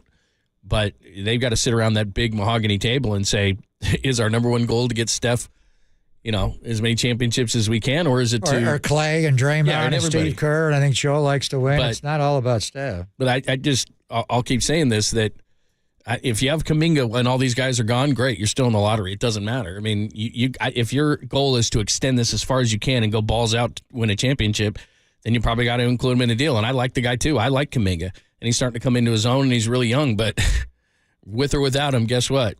You're going the way of the Bulls and the Celtics and all these other teams that have won championships, and the Spurs. After that run, you're in the lottery for a long time. So that's where they're going to go. Well, I mean, what we're waiting on is they're finishing up practice right now, and Draymond is going to talk. I think Steve Kerr is going to meet the media first, so it could happen in any minute. But this is going to be interesting just to hear how they handle it. It's very different. Steve's tone changed a lot this year. Very different than last year when the Jordan Poole situation. His first thought then was defiance. I mean, if that video never got out, I wonder how they would have handled that whole situation internally. But he was more questioning the leak and how it got out, and rather than trying to reprimand Draymond. And they wound up never suspending him. But, after the Gobert situation, Steve's tone changed dramatically, where he was saying he's, physical acts of violence. He can't act like this anymore. It went on too long. Immediately after the game, he didn't say that. He said he was defending Clay. And if you remember, the Clay was fighting, and it kind of got into a little bit of a tussle. But Steve's demeanor has changed on this quite a bit. And then after the Yusuf Nurkic situation, he just got suspended indefinitely, and they've been kind of quiet about it. So it'll be interesting to hear what Steve Kerr and the tact he has to say, and then, or just the tact that he takes here. And then if I'm sure they're going to ask Steve about what Draymond podcasted, which is the emotional conversation he had with Draymond where they both broke down and got emotional. Draymond Green's career is at the crossroads. To some degree, Steve Kerr's situation is a bit at the crossroads. He does not have a contract beyond this year. Does he want to coach this team anymore? Draymond just signed a new 4-year deal. He's not even halfway through that deal. But this is going to be a press conference that's just been different than I think any of the one we've heard. And how going first, will they sit down together? Because I'm sure almost all the questions going to Steve are going to be involving how did Draymond look in practice, what Mark Spears was talking about, where's his cardio at, what does Celebrini say? Does he have to go 5-on-5 to get him back into the game, into a game? How do you do that with the schedule? You got a game tomorrow early at 5:30. Thursday they fly. They're not going to practice on Thursday, and then they're back-to-back on the weekend at Chicago, at Milwaukee. You want to start him on the road, though? I don't think it matters. I think whenever he's ready to go, he goes. He's going to have to play road games. I'm not going to hide him. He's Draymond Green. It's just where do you plug him in? When do you have a practice? I mean, I'm sure right now, after this practice today, there's probably no more practices scheduled until you come home and play Dallas after the road trip. At Chicago Friday, at Milwaukee Saturday, at Memphis, and they are playing on MLK Day in Memphis, which is one of the civil rights most impactful cities in our country. How about the Ja Morant injury, John? They had come back and put together some really impressive wins, and poof, Ja Morant, after all of his trouble, the suspension last year, the suspension this year, and now he's out the year? Wow. Well, it's what that essentially does, the Ja Morant injury, and I'm glad you brought it up. So Memphis, like you said, they're making a little bit of headway, but Memphis, Portland, and San Antonio bye. And then Utah's 8-2 in their last 10. And so the Warriors, the Jazz actually have a .474 winning percentage, and the Warriors are at .472. So they're technically tied, but the Warriors are now in 12th place. And we talked about this with Howard Beck. This is why I understand that you got to get Draymond Green's got to be in shape, and you don't want to get him hurt and all those kind of things, but they're desperate to get him back to see what kind of a team they have here. Timberwolves and Thunder, I believe in those teams. We're almost halfway through the season. Nuggets are the champs. The Clippers are playing well. Sacramento's legit. Dallas is good. We'll see what the Pelicans are tomorrow night. Howard Beck said Houston's the team that could fall out. I get it. The Suns, they're finally healthy. We'll see. The Lakers, we'll see. But to see that the Warriors would jump all the way up to 6, now they could. They're only 4 in the loss column behind Dallas, so that they could do that. I mean, it's not that, they're still kind of bunched up there. But when you look at the quality of team in the top 6, I don't think the Warriors are there. So this is going to be a climb, man. We're 36 games into the season, and you're sitting in the 12th spot in the West. Yeah, beyond all that, the West is better. I mean, obviously at the top, Denver's clearly the best team. And the way they, that game that they kicked on Thursday night's a hard one. But Minnesota obviously is better. Oklahoma City is really good. What is Sam Presti going to do? He's got so many draft picks now. Are they all in on winning the championship this year? But beyond all that, the Warriors have got issues. They've got to figure out how to play. They just don't play the way they used to play, and that's why they're putting such a strain on Steph Curry. It's just he's so drained in what he's doing physically, what they're asking him to do. It's just that there's no real flow and motion. As far as getting easy baskets, they just don't do that. The young guys are going through it. Everybody's playing hard, but there's just a different way of how they're playing where they're just not getting any easy baskets. And maybe with Chris Paul, and that's a tough loss, but maybe you'll play a little faster now. Where not everything is in the half court. It's hard in the NBA to grind through every possession in the half court. And first it starts with getting stops. But these games they're losing, they're allowing the teams to come back in because they don't execute offensively. Just a couple of baskets in that Denver game, and Denver would have called it off. They had to fly home to play Orlando. The next night, they were down 18 with 7 minutes to go. You give it a minute or two, and then we're done. Pull them off the court. Joker, come sit here. We're getting on the bus. We're showering. We're gone. And they couldn't get any scores there. So the whole thing has just got to flow better. But it starts with getting Draymond back and helping you on both ends of the floor. These other teams are better.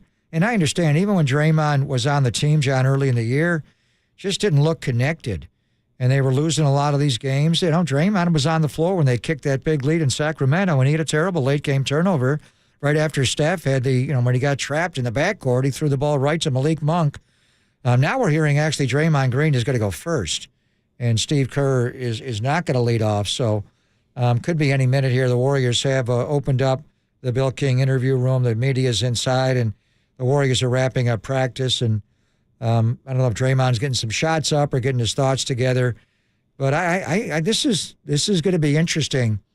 And the Bay Area media has a bit of a reputation for being soft. I mean, if this was New York or a big market, they would grill Draymond Green in this situation. It would be they'd want to know the specifics of his counseling and what he's been doing and what does your son think of your behavior, what is everything. And I'm sure a lot of it will be, were you really going to retire? What did Steve say when you guys got emotional? But I don't know. I think there's been more negative backlash on Draymond. The fan base, they react, they overreact. Social media, I think, to some degree, unfortunately, does influence what the mainstream media thinks and feels. Kind of can't avoid it if you're reading it all the time. But I'll be anxious to see, Monty Poole, Ann Killian, Scott Osler, Anthony Slater, people that have covered this team for a long time and have columns to write and not just game stories, just what tack they take with Draymond Green here. For a little bit, even though, he acted a fool here and there, he was our fool. And we kind of defended him. And, you got teabagged by LeBron. That wasn't your problem. It all changed, though, with the Jordan Poole deal. That was a different deal. No doubt. And now the two situations, and even I don't know what, I thought he had Clay's back against Gobert. Did he hold on to him too long? I guess. The Nurkic thing, that was just a wild, I don't know what that was. I mean, was he trying to sucker punch him? I don't know. But whenever he goes, when he's getting, defended like that and he's on his hip, his first reaction cannot be just to turn his body and whack the guy. Well, or I think he was trying to miss. I don't know what he was trying to do. But so what? Maybe they'll get into the specifics of the counseling. What tools? Well, that's what I'd like to know. What tools have they given you before when you would immediately go just red? You get a technical right away, and you wouldn't back away and say, "Mr. Referee gave me a tech. I can't take one more, or I'm not going to be available to my teammates, and that's not being a good teammate. I need to be available." He kept charging. Now is the official going to give him a second one because he won't back down? What tools in counseling have they taught you when you get that warning shot, Draymond? Turn and go the other way, or do you want to come off the court then? How do you want to handle it? How does he on the floor, because it's so public? Thousands of people are watching in the arena. Millions are watching on TV. It's going to be analyzed whether you saw it live or not.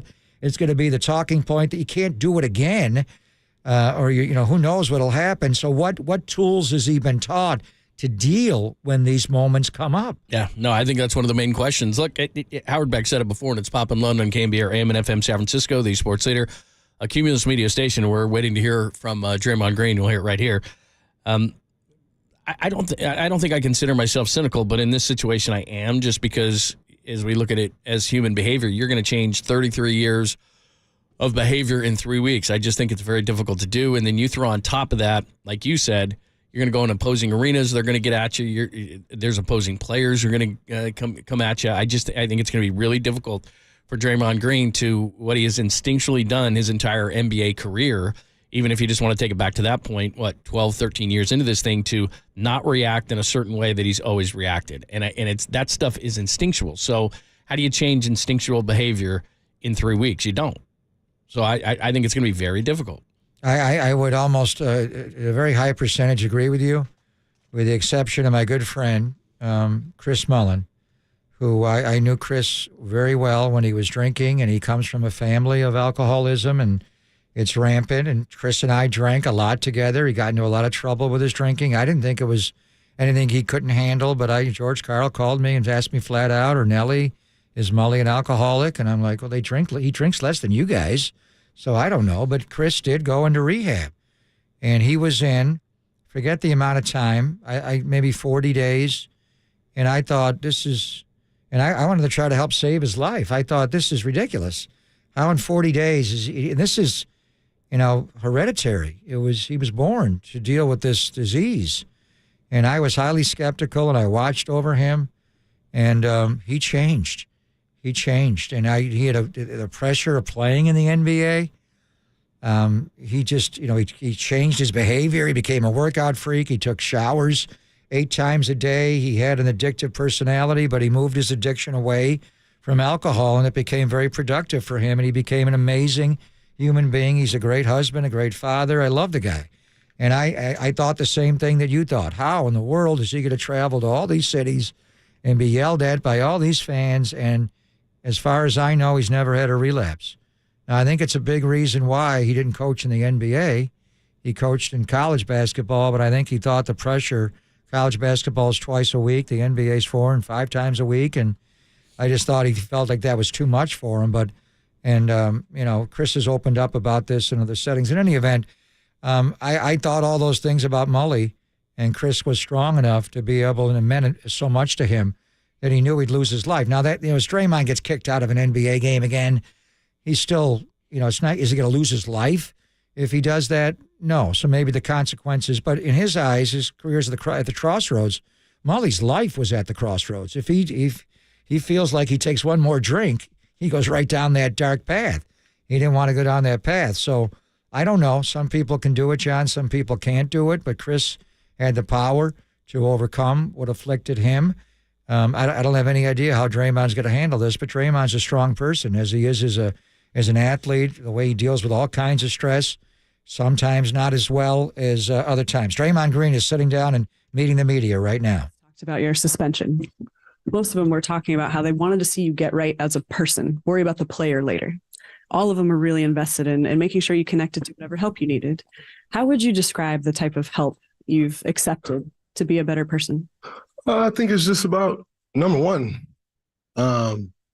knowing what it is. I think so many people throw around the word help, but what actually does that mean? And so I think for me, number one was just sitting down with myself and figuring out what that means. When you talk therapy and all these things, therapy only go as far as you take it. When you sit in a therapy session, therapists probably talk 10, 15% of the time. And you talk the other 85 or 90. So then what are you talking about? And I think for me, and knowing that and understanding that and then going into the process, it's first important to identify what exactly that is. And I think so many people can have their thoughts on what that means. But again, if it's not something that you're up to, if it's not something that you believe, then you're wasting your time. I think one of the best things that happened to me during the process, as soon as I got on the phone, for a first initial, he's like, so what's this about? I see all the things in the news.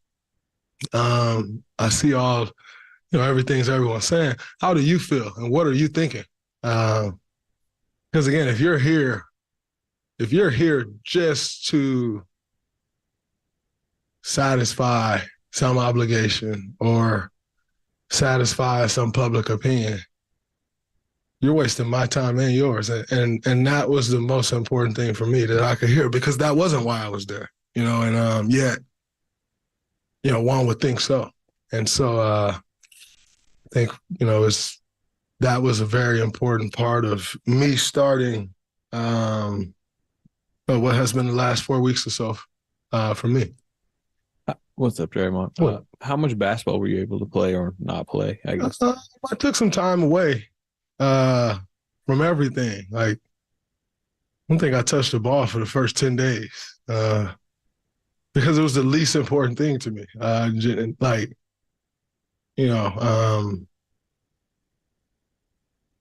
I needed a break just from everything. And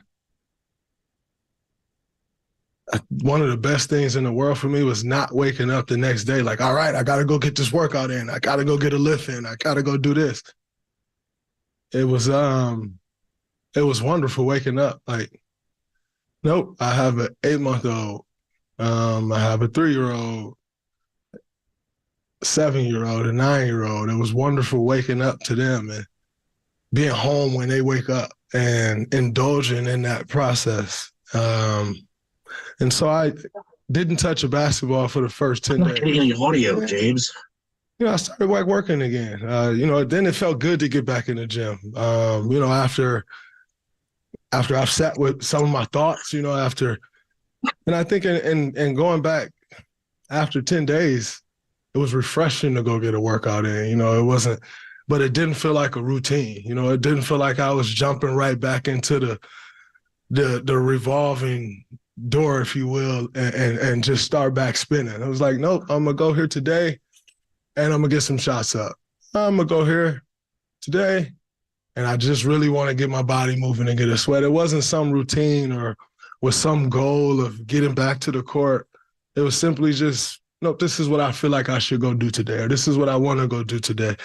And like I said, that was therapeutic in itself. You never realize how stressful this job is until you no longer have that stress. And then it's like, whoa. And I think for me, I was going through my weeks, and I was on one of my calls with the league, with the PA and Rich and Rick and Mike. And then they start talking about all right, a return date. And my body was like it just immediately tensed up. And I was like, whoa, that was interesting to me, because it also further confirmed for me what I had already been thinking about the time that I had off, and just sitting away from everything and how relaxed I was with everything. And to just hear the word return to play and tense up immediately, it was just kind of a reminder, of okay, you're going to start discussing the return now. That's great. But you can't fall right back into the tense place. And I think that was such a great moment for me to have, because the last thing I would want is to come back and have that moment when I'm going on the court, And so to have that moment, the first time I heard the word return, I thought was also a step for me in the right direction, because, wow, you're able to process that right away, as opposed to living through it. And then it's figuring it out after the fact, All that being said, you are returning to, a 17-19 team that pretty clearly needs you. How close do you feel? And, how urgent does this situation feel from just a professional? It's urgent from a professional standpoint, because I wasn't hurt, at least my body wasn't hurt. My mind was hurt. My feelings was hurt. But it wasn't like some injury cost me off the floor. So it's very urgent, because I've cost my team enough. I've cost this organization enough, and so it's not a time for me to just come back and be like, all right, I'm going to take my time and get back when I can. No, you caused this yourself. And so you don't get the grace. And although I'm very appreciative of our organization, number one, for the support, but number two, they're putting the plan together to ramp up. If it was up to me, I would love to come back and play right now. Reality is it's probably not the best thing for me or the best thing from an organizational standpoint, and what that looks like moving forward, and the risk of injury and all those things. But, there's a human component of this as well. And, you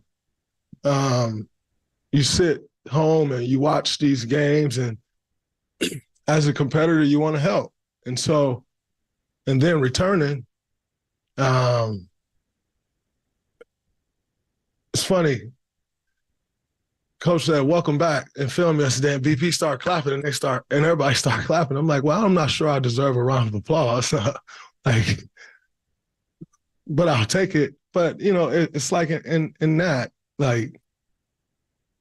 half joking, but you don't just get grace and I'll take my time and get back when I can.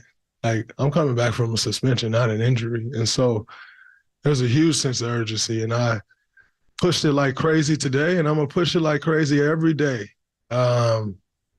until I can get back on the floor. Because, number one, I think it's also important for these guys to know and understand that, I'm not approaching this like I'm going to just take my time and get back when I can. I'm going to do all that I can to meet the requirements that I have to meet with our performance group in order to get back on the court. And I'm trying to do that as fast as I can. Whatever work that requires, that's what I'm doing.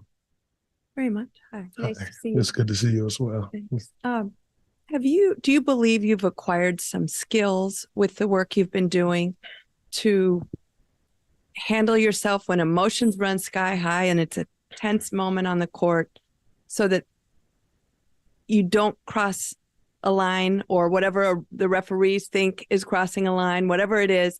How do you control those emotions the next time? And are you finding some ways and some techniques to do so? I think number one is about, first off, understanding your emotions, understanding those moments. My goal is not to come back and worry about crossing the line, because I still have to come back and play the game the way I know how to play the game and be the best me that I can be for my team to help give my team a chance to win. I think, as far as not crossing the line with a referee, yes, that's a big point of emphasis for me. And knowing and understanding where that line is. But I didn't make it to this point worried about touching the line. I didn't help this team and this organization become what we've become by worried about crossing the line. And so, throughout my time away, you kind of go through work through all these thoughts, right? And, if you would have talked to me 2.5 weeks ago, I'm like, I'm not crossing the line. I'm not doing this. I'm not doing that. And but as you continue to do work and put the work in, and as time go by, for me, it's about developing a practice, developing a routine. And I think one of the best things about that is it hasn't been just on me to develop that. I've had support from this organization, support from the league in developing what those things look like. And that's what I plan to do. I'm not going to sit here and tell you yes, I know everything, because you don't know what you do until you're in a moment, But I think going into anything, you can only best prepare yourself for what moments you may face. And then you'll be put to the test. And I'm not, my goal isn't to try to say, oh man, I'm going to do this and I'm going to do that, and this is how it's going to look. You don't know that until I'll be sitting here lying to you. If I said, this is how it's going to look and this is the process, that's not real. But what is real is preparing yourself and doing a lot of self-work so that when you are in these moments, you know where you can turn to. It's just like anything else. If I catch the ball on the wing, in that moment, I've prepared myself to shoot that ball, right? It's no different. You do the work. And then when those moments present themselves, you lean on your preparation. What's up, Draymond? What up? You said in the past and even in recent weeks that a certain mindset has gotten you to this point since you were 15 and Saginaw has gotten you from when you were in the second round pick. What's the journey been like, knowing that that's been your mindset and then finding out that's not sustainable at this point in your life and then trying to figure out another way in real time? I don't think it's not sustainable. You don't make it to this point if it wasn't sustainable. But let's face it, antics isn't something that got me here. And so when I look back on these situations, it's can you remove the antics? I'm very confident I can remove the antics. And I'm very confident if I do remove the antics, no one's worried about how I play the game of basketball. Nobody's worried about how I carry myself in the game of basketball, but it's the antics. And so that's my focus. You know, it's not on changing who I am completely. Like, you don't change the spots on a leopard. Like, it's just not going to happen. And I'm not going to try to set some unrealistic expectation of like, who's this person going to be? Like, it's not real, and that's not sustainable. I've always said before, I know how to be me a lot better than I can be anyone else. But in saying that, can I accept the fact that my antics has been over the top? Of course. Can I remove those? Am I capable of removing those? Of course. And I think without that, then I don't think there is much of an issue. But it's the antics that can go. And I've made a commitment to do things to make sure that those don't creep in.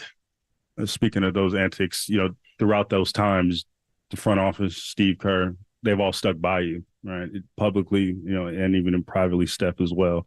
What is in a way that maybe other organizations maybe haven't stood by other players? What do you think that says about your relationship with this team and this front office and this organization? I think number one, you know, as I said before in my podcast, like, they know me. You know, they know me, the person, not just the basketball player. And their support is not something that I take for granted, you know, and I think I've had my shortcomings and my failures and where I've fallen extremely short of upholding my end of the bargain. But I am also a firm believer in reciprocity. And I think to Steph, to them, you know, whoever's coach, front office, this organization, I give my all to, you know, as a person, as a basketball player, in these personal relationships, I think I reciprocate that. Now, I've had issues that I can admit haven't been the best, and they've had to stick with me through. And I'm very appreciative of that. I don't take that for granted one bit. But I can only show that appreciation through my play and through as I continue to move forward and show the growth that I've experienced over the last few weeks, which is just the beginning. You know, like I said, I'm not going to come up here and be like, oh man, it's been 3.5 weeks, or like, here we go. Like, it's not real. But, you know, I think what I know over these 3.5 weeks, I have grown some and started a path to further grow and dedicated myself to that path. And so ultimately, you just want the opportunity to show them that. And I think that's the best way I can sit here and say thank you 1,000,000 times till I'm blue in the face, or in which, you know, I do thank them. But ultimately, what shows that appreciation is my growth moving forward, and that's what I plan on doing. Hey, thanks. Sorry. No, I lost my train of thought.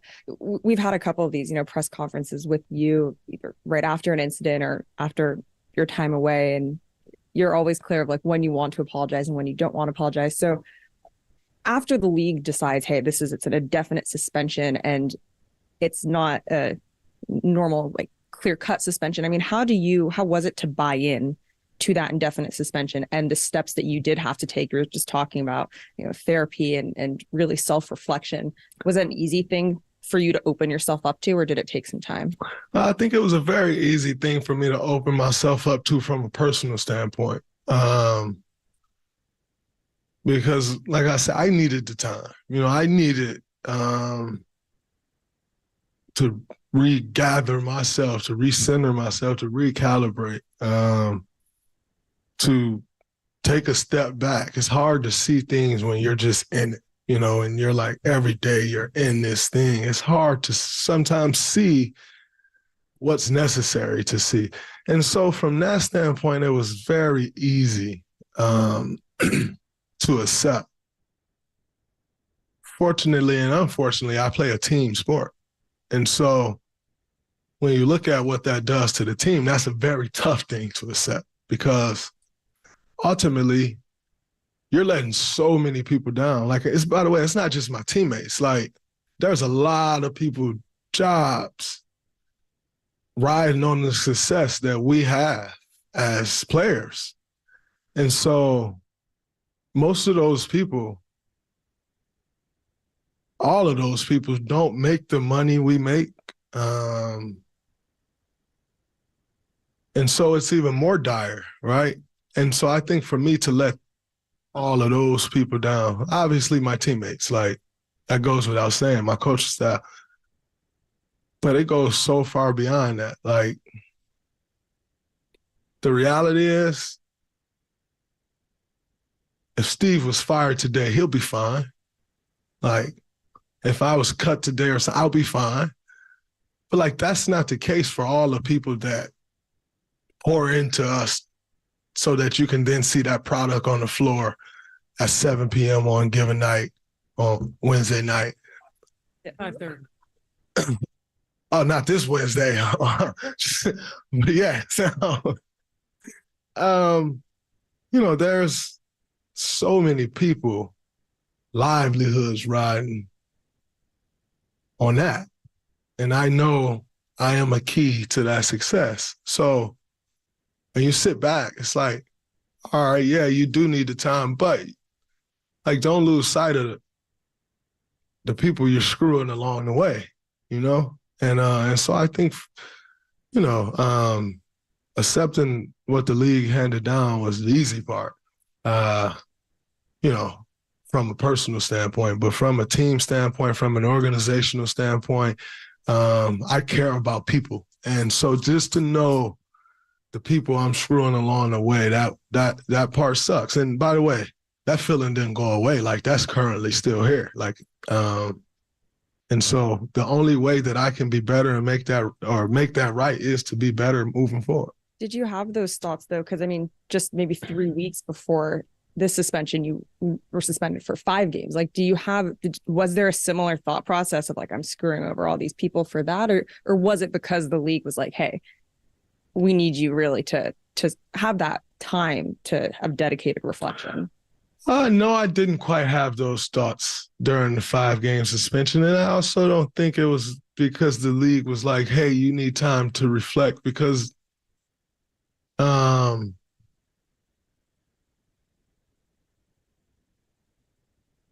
think, you know, it's not necessarily a time thing, but when it is indefinite, you don't know what that means either, you know, and so that could be like, who knows what? It's indefinite. And so, but like I said before, I think having the time allows you to process those thoughts. And I'm also appreciative to the league for the indefinite suspension. You know why? Because it was no goal to return. You know, it was no, all right, I'm going to work and get through these 5 games, so as soon as the 5 games is up, I'm back. Like, you know, a part of the indefinite and returning was being in a better space. And so to allow my mind to process what it looks like in getting in a better space, I think you're able to then sit with those thoughts. But to like sit for 5 games, I'm targeting the return date. There was no target until 2 days before it was announced to you all that the ban would be lifted. There was no target the entire time. And I think when there is no target like that, it allowed me to process all these things. It allowed me to not have the stress and the plan of working towards a return, you know. It allowed me to come to some realizations that I needed and wanted to come to. And so I think that's more so that for me than anything. Hey, Draymond. Okay. Hey, Draymond, welcome back. Thank you. Your transparency throughout this entire process has been unprecedented. We've not really seen this from any athlete. And in all the things that you've said, you could look at your message and say it could be to the youth in Saginaw. It could be to your son one day. It could be to the fans. It could be to your team.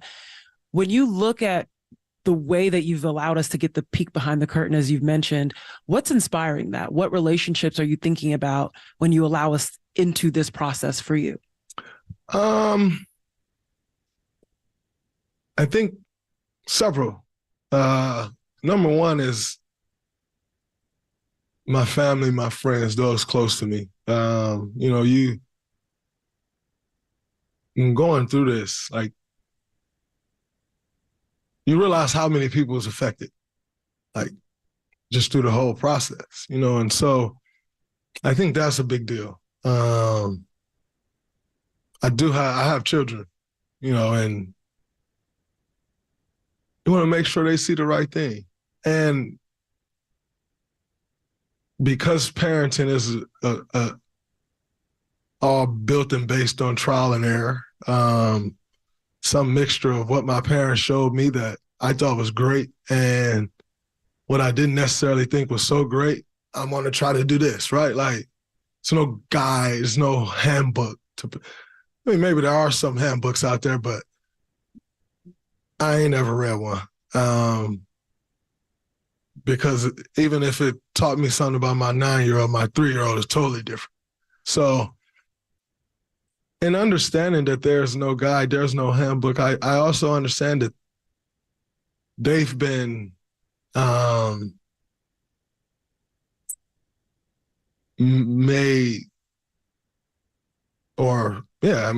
been put in a position to have to deal with some things as well. And so if you put someone in a position to have to deal with things, and it's not just my kids, but as far as my kids do go, if you've let them see you F up, then you got to let them see you make it right. You got to let them see your growth. You got to let them see you take ownership. Can't just run and hide.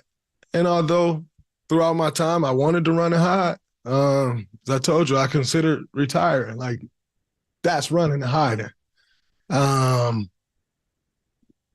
Regardless of what drive those feelings, that would be in that situation running and hiding, because guess what? You're not really leaving on your terms. You're running from something. And so I think, and then, you start talking about youth and not youth, adults. Like, adults struggle with accountability. I know I do sometimes. Maybe y'all don't, but I definitely struggle with accountability sometimes. And I've never been a me guy. Like, it's not all about me. And so in a situation like this, can I help someone else grow? If I help one person grow, incredible. Like, great. Because that leads us all to a better place. If I can help one person grow from my shortcomings, from my failures, you want people to love when you're doing something great, right? Like, you want people to go crazy when you're doing something great, and you want to feel that love. Well, like, don't run from it when it ain't so great. Don't. And so I think my goal is that a lot of people can learn from it. And yet my goal is, most importantly, is to grow. And I think if I can show growth in the position, like, there's a responsibility that comes with the positions that we're in. And, I've always been one to say, like, that's your business. Like, it ain't really my business. But the reality is, it's like, there is a responsibility. And to whom much is given, much is required. And so I think allowing the world to see that there's growth out there for everyone. And your growth may not be the growth that I need, but it's all relative. And so, and sliding the curtain back and let everybody take a peek. I let everybody take a peek when it wasn't right. It's on full display in front of the world. So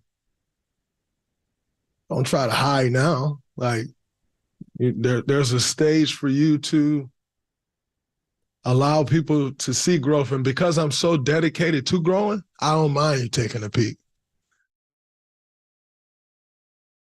All right, there is Draymond Green, Pop and Lund here on the Sports Leader. Again, wanted to hear his press conference talking to the media today after yesterday where he released his podcast. We'll give you what we thought, what we heard. We'll do it next only here on the Sports Center.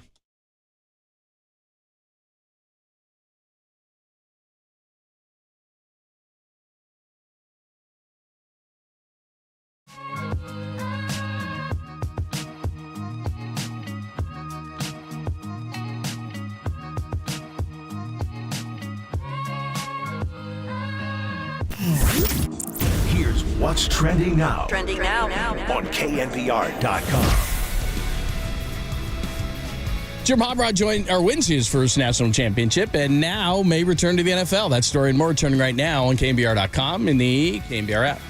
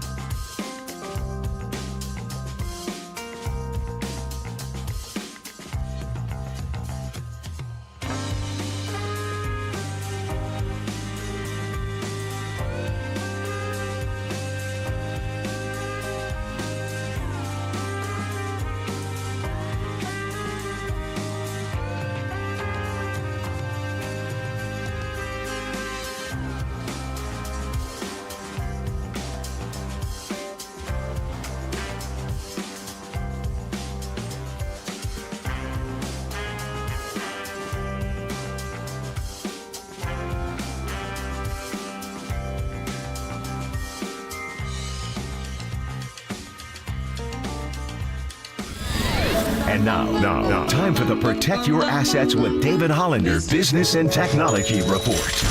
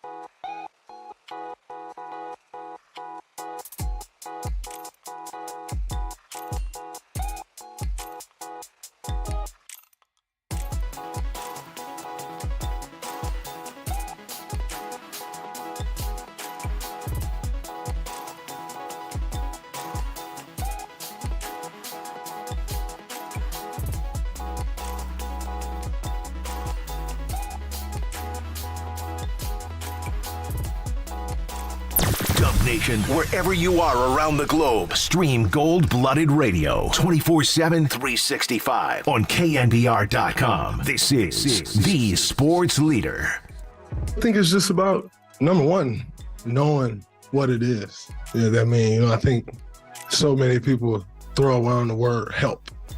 What actually does that mean? And so I think for me, number one was just sitting down with myself, figuring out what that means. When you talk therapy and all these things, therapy only go as far as you take it. When you sit in a therapy session, therapists probably talk 10, 15% of the time. And you talk the other 85 or 90. So then what are you talking about? I think for me, and knowing that and understanding that and then going into the process, it's first important to identify what exactly that is. All right, here from Draymond Green, we'll give you the thoughts, and then, of course, Tom Tolbert, Adam Copeland, top of the hour. They give you more on Draymond Green and what we heard, but what were your impressions on, and we were listening during the break, you and I, what were your impressions on what he said? He's still going. He started right around 1 o'clock, and it's 38 minutes in.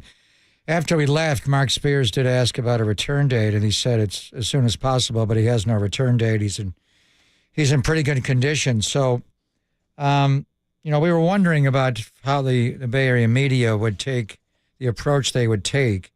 And this was the line of questioning was presented to him with compassion. They weren't combative. It's a lot of people he knows, obviously, Logan Murdoch and Anthony Slater and Janie McCauley asked the one we wanted to know about tools. And actually, Draymond's getting up now, and he's finished his press conference. So he went a good 38 minutes. I think the word we learned today is antics. And how do you describe when Draymond, as we said earlier before he got up there, acts a fool sometimes in an NBA game? Whether that word was given to him by his counselors or whatever it was. But he said, can you remove the antics? And the definition of antics is funny, silly, strange behavior, foolish behavior. It's an interesting word. Children, have antics, but I think that's an interesting word. When he loses his mind and the anger overtakes him, what was presented to him in counseling, the word was antics. And he said, can you remove the antics? And he's very confident he can remove the antics. He wants to play the way he's always played, but when those moments come, and Janie McCauley from the Associated Press asked him the question, we were wondering about tools. She said techniques. How do you deal with the antics and remove the antics? About his teammates and mainly Steph, show appreciation. I can show my appreciation by growing moving forward, and he's confident he can do that. I thought the interesting thing, and Draymond's from Saginaw. He's from a modest upbringing, and now he's a multimillionaire, hundreds of millions of dollars in salary and all the fame and fortune that he's had. But he spoke about the people you are screwing along the way, which are the people that when he goes into the arena every single night that he sees.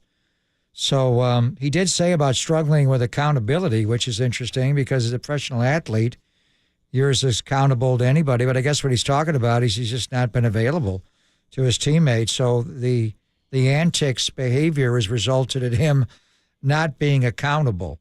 So it was interesting. He didn't touch a ball for 10 days. He was in a tense place at the time. He spoke about his children, his 8-month-old, his 3 and 7 and 9-year-olds. So now he's got to move forward, and I think he's going to be on the court as soon as he can. Steve's going to talk in a little while and probably have more of a timeline, probably a week or so. But I think what we're all looking for is to him removing the antics, not acting a fool and acting foolish. And he said, I'm very confident that I can remove the antics. Now we'll see if he can do it. I just want to see it, to be honest with you, and I want to be compassionate here, but not one thing he said moved me. It's what he does on the court from this point forward. It just doesn't really. There's nothing he could say or did say. He went off on tangents a lot of times and things like that. And I hope he got the work that he needed. But the reality of it is nothing's going to happen until we see what he does on the court and what kind of changes mentally he's going to make, because to me, there wasn't a whole lot of specifics or anything, and nor did he have to give us any kind of specifics. He doesn't owe us that. But he's got to change for his players. He's got to change, I think, for Steph, for the organization, because if this happens again, who knows what's going to happen. So he can talk all he wants, but it's just what he does. We hear people talk all the time and say they're going to change or do this or do that, and they don't. So I'm just going to wait till what he does on the court, because there wasn't a whole lot today that he said, that because he did go back to, I still got to be me. He still had a tinge of that in there. So I don't know. And 3 weeks does not change a person. It just does not. Obviously, he's going to have to go out and play. But I think what we wanted to hear from him today, we heard. He did not push back. He was open to the process of coming back. He was open to counseling. When he first met the counselor, he said he spoke 85, 90% of the time. A lot of people go into counseling and they put up a wall. He was kind of pushed into that situation. And I think what he said today was step one. Obviously, it's just step one. It's just words. He's got to go out and play. But can you remove the antics? He's very confident he can remove the antics. And we know what the antics are. When he gets a call slapped on him that he thinks is unfair, how is he going to handle that? He wasn't specifics about the tools, but he was obviously taught a technique that he can deal with. So we'll watch it unfold. I think it was a different Draymond Green today that I've ever seen before, where before he did push back. Remember that video he made when he punched Jordan Poole? It was none of that. It was not the concession, the contrarian, the mea culpa. Today it was. He poured his heart out like very few athletes have. It could have been more combative. The Bay Area media could have been, in his face. It's just not the way we are. These people know him. They're not going to treat him that way. But now he's got to go back out and play. Steve is talking right now to the media. We'll hear what he had to say about a timeline and a return date and all that. But I think, the people you are screwing along the way was really interesting. I'm sure his mother got into his ear a little bit. And, Mary Babers aired him out about, it's not just you. You got hundreds of $millions in the bank. When you're doing what you're doing, people are going to get fired. People that are working hard for your success and believe in you and lay their livelihood, they're going to trade people. They're going to fire people. They're the people that go to work there. Now, the game still went on without Draymond Green. So I just saw a different side in him. He looked older today. Just the beard looks gray. There's sometimes, and I remember they're showing videos of him when he was a kid and, where he's been in his career and reflective. But we'll see. As he said, my mind was hurt. My feelings were hurt. My body was not hurt. I think he's a different guy, but now he's got to go out. And the bottom line, he gave us the word, antics. We don't want to see any more Draymond's antics. And when he starts to boil, he said, I'm very confident I can remove the antics. So how does he get the foolish behavior out of his play and stop acting like a fool? Yeah, that's what I want to see. Like I said, I don't know that I was moved by anything he said, but I just want to see, because to me, it's almost like you mentioned Chris Mullin. It's a cold turkey kind of a thing to me. When he's got something called against him, just don't even approach the official, man. It is what it is. You're not changing anybody's mind. When's the last time you saw somebody go up to an official or berate an official and the official go, you know what? You're right. That's a great point. I'm going to reverse this call. It doesn't happen. So there is no point really in going up to official. There is no point in berating an official. There is no it's a call, man. And if you learn something, then just look. But I don't expect him to do that, because I think it's very difficult. So, look, I'm glad that he has remorse. I've never heard him have remorse. I'm okay with the way that the media approach it. There's some people on the text line go after Draymond Green. There's no reason to go after Draymond Green. It sounds like he knows that he screwed up. He doesn't owe us much of an explanation. I'm sure he talked to the team. I wonder what he said. Apologized. He said when welcome back, and Pajemski gave him applause and they gave him a standing O. And I wonder if if there was a time, that, right? A little bit, because he's been away. He got an indefinite suspension. He wasn't hurt. As an athlete, he feels like I let the guys in this room down. And my antics have adversely affected. That's why we're 17 and 19. I understand that. There's time to make it right. But I wonder if he opened up. He's got to win back. The Bay Area sports fans, we're different. We do take guys back. There's a real skepticism. This is Draymond Green.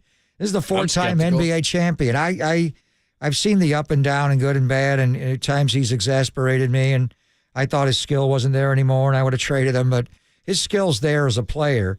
He's got to remove the antics from it. But he talked about losing the leadership in the locker room. He's a leader. Steph Curry follows him. He's just that guy. And he cannot eliminate all of it. When the officials slap a call, Draymond's a communicator. You got to go over and make the point. Be more like a trial attorney and not just start yelling at everybody and going off. Try to make diplomacy. Just be a little more diplomatic in everything you do. And then as a player, when it's time to go, be as ferocious as you've always been. It's going to be fascinating to watch him play. Because before, Mike Brown, even Alvin Gentry, they had the get-back coach. They used to try to tackle him and get him in. After a while, they just said, we can't stop him. I'd be like, what are you doing? Go get him before he They're like, whatever, he's going to do it. I now, how have they been taught to deal with Draymond's antics? Have they been given tools as a support staff around him when he starts to go there again? Do they talk him out or let him go? Or how do they all handle it? But it's going to be very interesting when he comes back and the official Scott Foster that first night back. Right. At least Chris Paul won't be there. But the word is antics. Can you remove the antics? He's very confident he can remove the antics. Let's see if he can play antic-free basketball, because that's what got him in trouble. I'm extremely skeptical, but hopefully he can. And then the other part of it that you mentioned is everybody's been concentrating on the officials. I would be concentrating on some of the young players who have had some freedoms without him, Jonathan Kuminga and Podziemski and TJD and all these kind of guys. Is he going to come back in the same manner as he did before, and he's going to berate some of these guys who I think have gained confidence and have enjoyed some freedoms where somebody's not criticizing their every move or when they screw up or those kind of things? I am concerned that when he comes back, because I respect the fact that he's a leader and he's a damn good leader, and maybe sometimes he feels like he is doing the right thing, but not everybody responds to being berated. And he's done that to a lot of these guys, and these young guys, I don't want them to lose their confidence, because one of the reasons why, and I know that they're under 500 and right now, because Utah is 8-2 in their last 10, they're sitting number 12, so there's nothing to feel great about, but some of these guys have made some strides. Is he going to come back and start yelling at some of these guys and are they going to lose their confidence? I mean, there's a lot of different layers to this whole thing of him returning to this team, not only physically when he's ready, but also, like you said, can you just come back in and be that same guy? Probably not. I don't know, if the antics include the way, and he may describe it as tough love. I mean, usually that comes from the head coach. This head coach does not yell at players. He does not show players up in public. A lot of coaches do, including the winningest coach in the history of the NBA. He will climb in your grill, and he doesn't care that everybody's watching. It's just the way he is. When Draymond is berating Kevin Durant repeatedly, not just in L.A., when he did it against the Memphis game, I mean, it's ridiculous. And the one night where he got kicked out of the game, and the argument was, he wasn't yelling at the official, he was yelling at James Wiseman. I remember thinking, really? I mean, but you know what? Watching James Wiseman the other night, that guy needs tough love. He a lot of times he doesn't know where to line up on the floor. It's like he's walking around and he's aimless. Which side does he get on the screen? There's just so many things. It's like, wow, poor guy played 69 minutes of college basketball. He hasn't played. He doesn't know where to go. It's almost send him back to college. So that's a little bit of Draymond, who played 4 years. With one of the greatest coaches in the history of basketball, and he may have viewed that as tough love. Now, to show him up in front of everybody, there's ways to respond. So I don't know, the antics, does it involve just the interaction with his players, with the officials? He's had antics with his coach, where he's gone at Steve in the middle of a game, in the middle of a practice, certain situations, and this coach just kind of rolls with it. Is that also antics? When he's talking about removing antics, does it involve just the interaction with the officials? Is it his teammates? Is it his coaches? Is it his administrators? Who knows what else it means? But I think today was step one. But, judge a man by his actions and not his antics, I guess, and not his words. The words were strong. He acknowledged he had a problem. He was very honest about it. He opened up, kind of a little sampling of how he would handle in counseling. He was open. He did not push back. He didn't answer every question directly, but he went into a meandering answer on what was important to him, right. And he did emote. But now we just have to see when he gets on the floor if his actions will change. And the big line is, can you remove the antics? And he's very confident, I can remove them, is what he said. All right, there you go. There's Draymond Green today. Steve Kerr is speaking as well. I know the guys at the top of the hour, Tolbert and Copes, will talk about some of the things that Steve said as far as timeline, which I'm sure that's what most fans care about. When is he going to come back? We'll give you a few more thoughts, some remnants, and then the guys will jump in at the top of the hour, too, only here on the Sports Leader.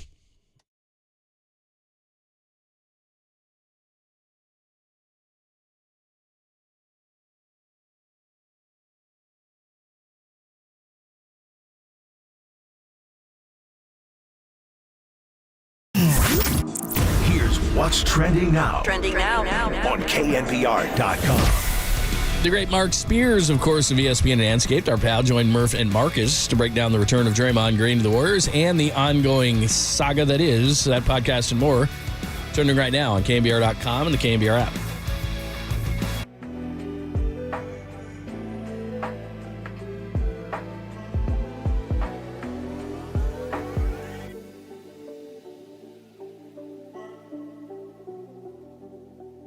Hey, it's Greg Papa here, and it's getting cold out. It's raining sideways, and the heating bills are going up as high as they are. What you got to have is proper weatherproofing. It's essential. So I have a message for professionals working with clients to upgrade or build a new home. Be sure to visit Golden State. They partner with respected brands such as Owens Corning, James Hardie, Boral Siding. Owens Corning provides a broad range of insulation, roofing, and fiberglass composite materials, and are known for innovation and sustainable solutions. James Hardie provides a durable, low and lower maintenance alternative to wood and vinyl. Boral True Exterior Siding and Trim offers phenomenal performance while consisting of 70% recycled materials and environmental leader. So talk with your client about double or triple pane windows that offer a comfortable environment year-round while delivering low energy bills. Golden State's respected window and door partners include the very best, Marvin, Anderson, and Milgard. So start online at goldenstatelumber.com. Building better in the Bay Area since 1954. Golden State. When you succeed, we succeed.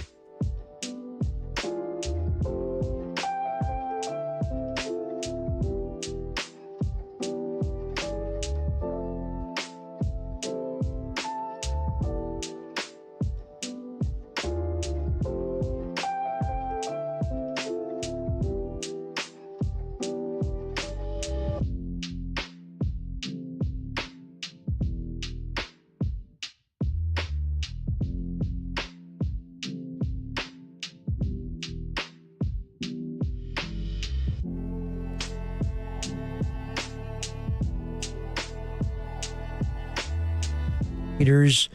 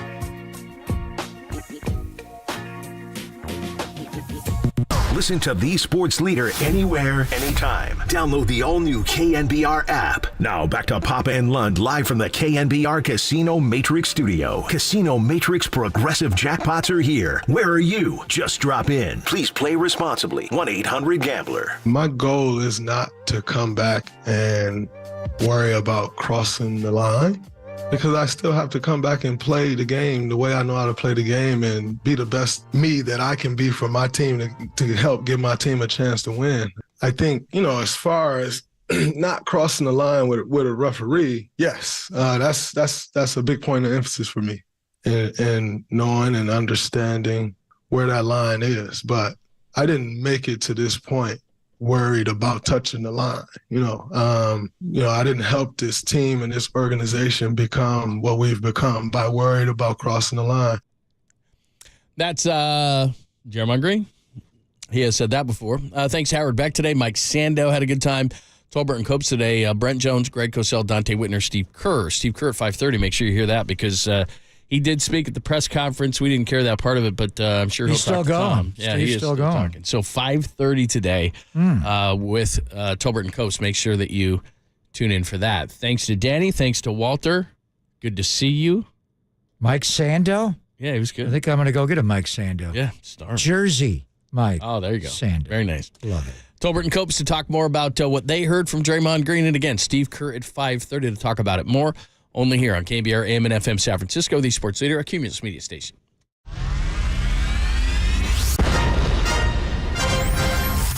The NBA brought him to the Bay, while his co-host was born and raised here. Adam, that is great co-host work right there. That is amazing. You're lucky to have Adam, Tommy. Oh, absolutely. It's time for Tolbert and Copes. Let's get it on! Tom Tolbert. Yeah, thank you. Now if I could ever get some beer. And Adam Copeland. Adam Copeland has arrived! On KNBR 104.5 and 680, the sports leader.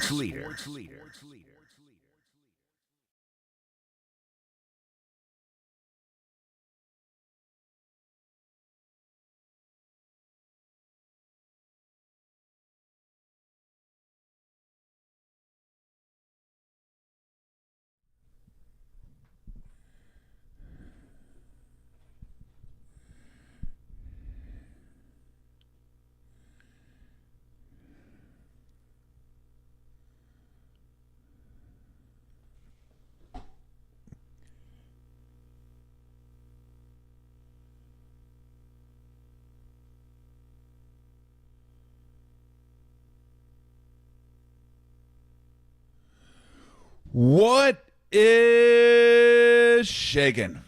Adam Copeland, Tom Tolbert with you. Today on our broadcast, Brent Jones is going to join us, who was at the national championship game last night, so we can get his thoughts on first week of the NFL playoffs and the national championship game. We're going to talk to Greg Cosell, Dante Whitner, and then head coach of the Warriors, Steve Kerr, will join us. We'll get his thoughts on Draymond Green and where the team is right now and all that stuff. So a little basketball. Man, one thing we didn't even touch on last week, I don't even think I mentioned his name. Maybe Copes did. I don't remember mentioning his name. We didn't even mention Robbie Ray going to the Giants. Mentioned him in passing. I did. Somebody. It was the Draymond day. It was the day. Well, it was like the day that we found out Draymond was coming back, and Kuminga had said the comments about Steve Kerr and lost his faith in him. Well, it might as well be in passing. We won't see him until July anyway. And so I was saying, how much time we're going to use for a guy who has an opt-out after this year and may not pitch until after the trade deadline? Yeah, that was so Giants. That was like the perfect Giants signing. We got him. Former Cy Young winner. May have him for 9 starts. Yeah. And if he pitches really well, then he'll opt out and go some. That's like best case scenario for him. 9 starts is like that's all I have to do. Everyone's gonna hit like an NFL game. That's my volume. It's gonna pack a punch there. That is like the perfect Giant. It wasn't a signing. It was a trade. Mitch Haniger, we hardly knew you, and DeSclafani go to the Mariners. I guess it's in Farhan's contract. They must make at least one trade with the Mariners per year, per like baseball calendar. Shout out Mike Ford. Yeah, one trade with the Mariners. Just Shout out have Mike to. Ford, yeah. Got to do it. So we didn't mention that. Maybe we'll get into that a little bit. I got one. Little bit today. Here's one. I got a DM on Twitter last night from there's the Twitter account LOL KNBR, great listener. They post a lot of funny stuff that happens here on KNBR, and they shot me a DM last night. And they go, "Hey Cubs, I think the listeners we're gonna have to take out a class action lawsuit via Steve Moskowitz against Dr. Bob." Dr. Bob Stoll yesterday. He goes, "Dude, we all lost our asses, man. We all went with the plus points on Washington." Hey, welcome to the club. Welcome to the club. I said, "Hey, bro, I lost myself too, man. I didn't touch the over under. Club. Sprinkle on a money line and yeah, no one. Look, you do it, you don't complain about it. No, that's it. You roll with it. That's the rule of gambling. You followed put money blindly. down, Yeah. That's just it. You just suck it up and you take losses. You cry like a man, and you just say, you know what, had the wrong side. I was going to take Washington. He said, well, I didn't take it because he said it. I was going to take him anyway, and I liked him anyway, and it happens.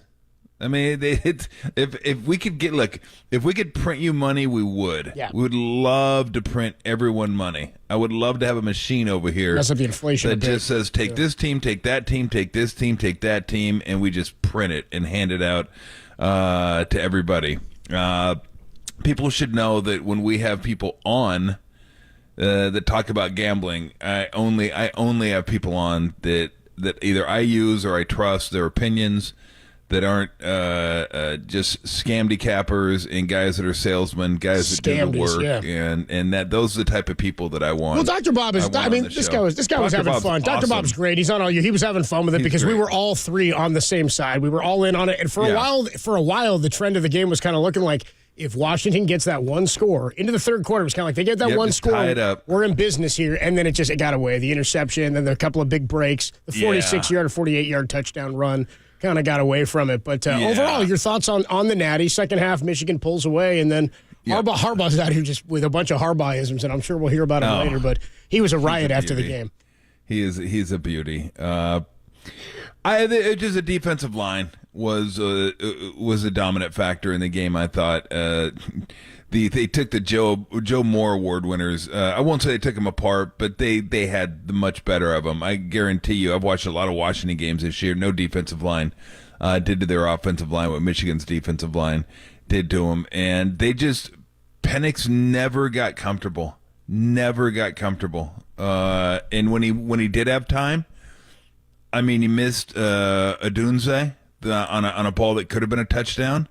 And you could make a case that Adunze could have turned over the other shoulder because Penix was trying to throw it away from the safety in the middle of the field. But still, he's got to put that one on him and say, "Well, we'll take 30. We don't need to get a touchdown here.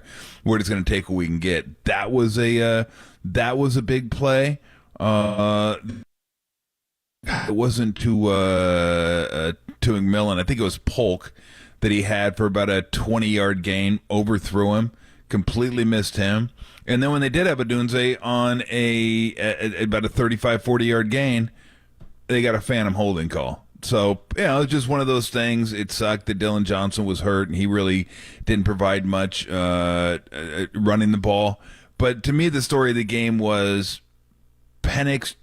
That may have been his worst game of the year. And part of it, if not a lot of it, was Michigan. Michigan's front was he never got comfortable in that game. And I had a feeling that it was going to be a blowout early, like it was over. And then Washington's defense just kept giving him more chances. I mean, Washington's defense battled their asses They off. held pretty good that whole first half. Yeah, from the second touchdown run till late in the game. I mean, they battled. It's all about the fourth, the late third, maybe early some fourth. Questionable calls from Michigan, like maybe some passes that should have been runs the way they're running the ball, but they started stuffing the run. They did really well against the run after Edwards. I mean, it looked like Edwards was going to have a heart attack. He was going to run for like 5,000 yards. I thought maybe that's their strategy to give their running backs heart attacks before halftime, and they can't run the ball, but their defense battled. I mean, they were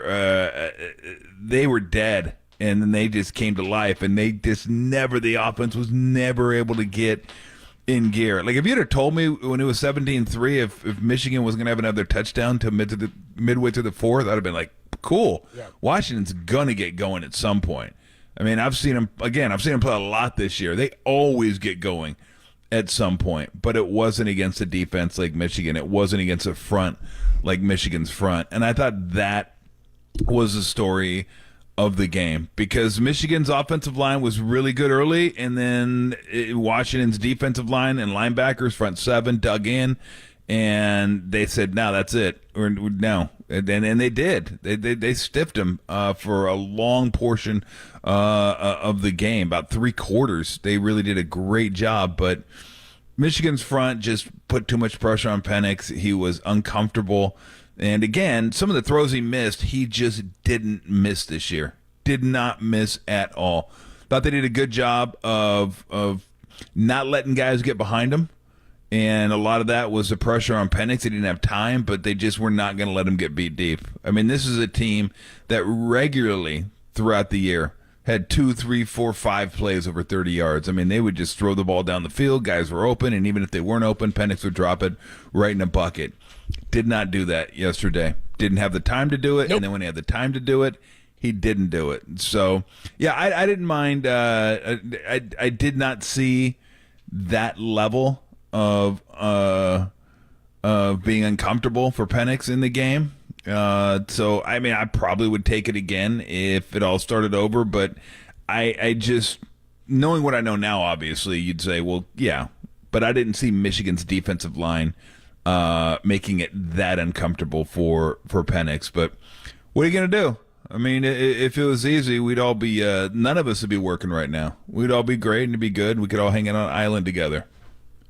Yeah, and except for the Pac-12, which is no more. Pac-12 goes out. Goes out on its back. Got 2. Oh, two hanging in there. There you go. Pac-12 is 2 hanging in there. Pac-12 is no more, though, as the national championship won by Michigan. Their first natty since 1997. One of 2 Big Ten schools, along with Ohio State, to win a BCS and a CFP championship, and then it all evolves next season. Let's jump off of that and into, how about this, Tom? More Draymond Green. Who'd have thought? There you go. Draymond pops up again, this time not on his podcast, but in front of the media down at Chase Center. Draymond spoke to the media for the first time since his 12-game suspension.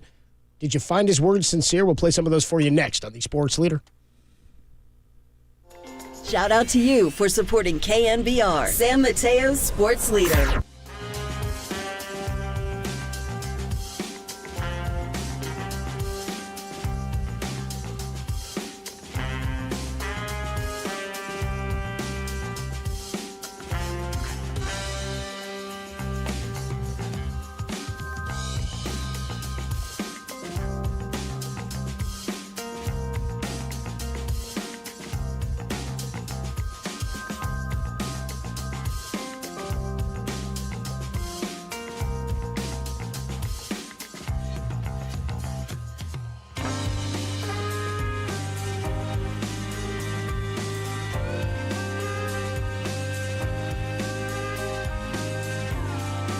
Jim Harbaugh finally won his national championship last night and could be headed back to the NFL. There's more on that story trending now on KNBR.com and the KNBR app.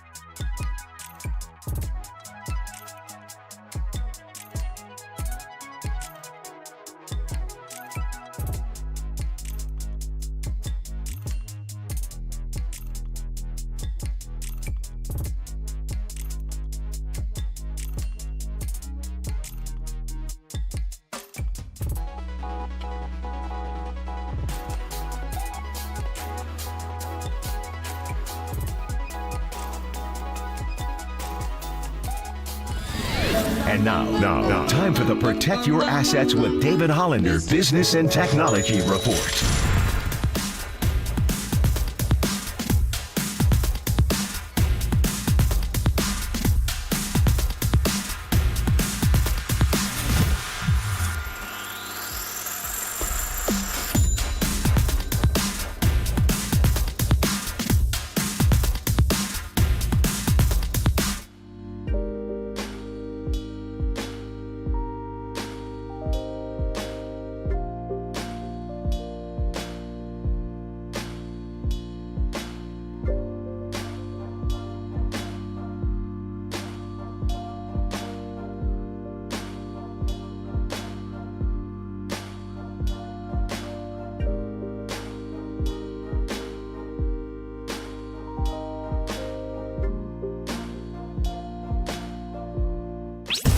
Play KNBR at your pad on your Apple HomePod. Tolbert and Copes now continue on KNBR 104.5 and 680, the sports leader. But like I said before, I think having the time allows you to process those thoughts. And I'm also appreciative to the league for the indefinite suspension. You know why? Because it was no goal to return. You know, it was no, all right, I'm going to work and get through these 5 games, so as soon as the 5 games is up, I'm back. You know, a part of the indefinite and returning was being in a better space, to allow my mind to process what it looks like in getting in a better space. I think you're able to then sit with those thoughts. But to like sit for 5 games, I'm targeting the return date. There was no target until 2 days before it was announced to you all that the ban would be lifted. There was no target the entire time. That's the voice of Draymond Green. Spoke to the media just a little while ago. His first time meeting with the media since his 12-game suspension. Adam Copeland, Tom Tolbert with you. You can watch us, stream us, view us, hear us, KNBR.com, the KNBR app, YouTube, twitch.tv/thesportsleader. We will talk to the head coach of the Warriors, Steve Kerr, at 5:30 this evening. 5:30, Steve Kerr is going to join us. There was Draymond saying he was appreciative of the indefinite suspension. It's very in line with like what the thought process was of the league in issuing the indefinite suspension. And we talked about it, like, what's the point of that? Well, then it's about showing positive change and improvement in certain areas. Again, I'm not clear yet on what those have been. I don't think any of us will know if there's a difference or a change until he's on the floor and until some of this stuff plays out. Did you find any of his words more sincere, insincere? What was your thought on what he had to say, Tom? I mean, I don't know. At this point, I don't know that I really care that much. Sure. It's going to be, you know, proof is in the pudding type deal. And we'll see when he plays. Because, look, we've heard the words before. And Draymond is very convincing when he talks. He's very smart. So I don't know. I don't know. He could be. I'd like to believe he is. And I think he believes he is. Let's put it that way. But really, it doesn't matter. Like, I just, at this point, I don't really care if I believe him, don't believe him. It doesn't resonate with me. What resonates with me is, can he go out there and play on the court and not be a detriment to the team, not be someone who goes out there and it is at the officials' throats all the time. Can he stay on the court? That's what we're gonna. That will be really all that matters for the Warriors this year, and maybe even moving forward. I mean, let's not forget, he's got 3.5 years left on the contract. That's a big deal. I mean, this isn't the last year of his contract, or next year's the last year. Like, he just signed a new deal. So he's going to be there a while, barring a trade. And I don't know if I see that happening, but who knows what could happen, depending on which way this thing, I mean, it's kind of teetering right now, depending on what happens in the next month, because he's coming back, but Chris Paul won't come back probably for at least a month. They said 4 to 5 or 4 to 6, probably more. Right? Yeah, broken hand is tough. Little bones, like those are. They said 3 weeks, and they'll reevaluate then. So let's say I guess he got the surgery today or yesterday. So 3 weeks, conceivably you could still be in pretty good shape because it's your hand, it's not your leg. So let's say he can come back a week after that. I mean, that's still a little over 4 weeks since he's been gone, maybe 5. So, you're dealing with that as well. And they're still dealing with, trying to figure out the Kuminga-Wiggins thing. Now there are reports that Wiggins is someone who they're shopping around and seeing if anybody is amenable to making a trade, with Wiggins being the centerpiece of that trade. I don't know what his value is at this point. I've been told that he still has value, but I don't know how. I guess the price point isn't terrible. 27, 28, whatever it is. That's by today's NBA standards. That's not ridiculous.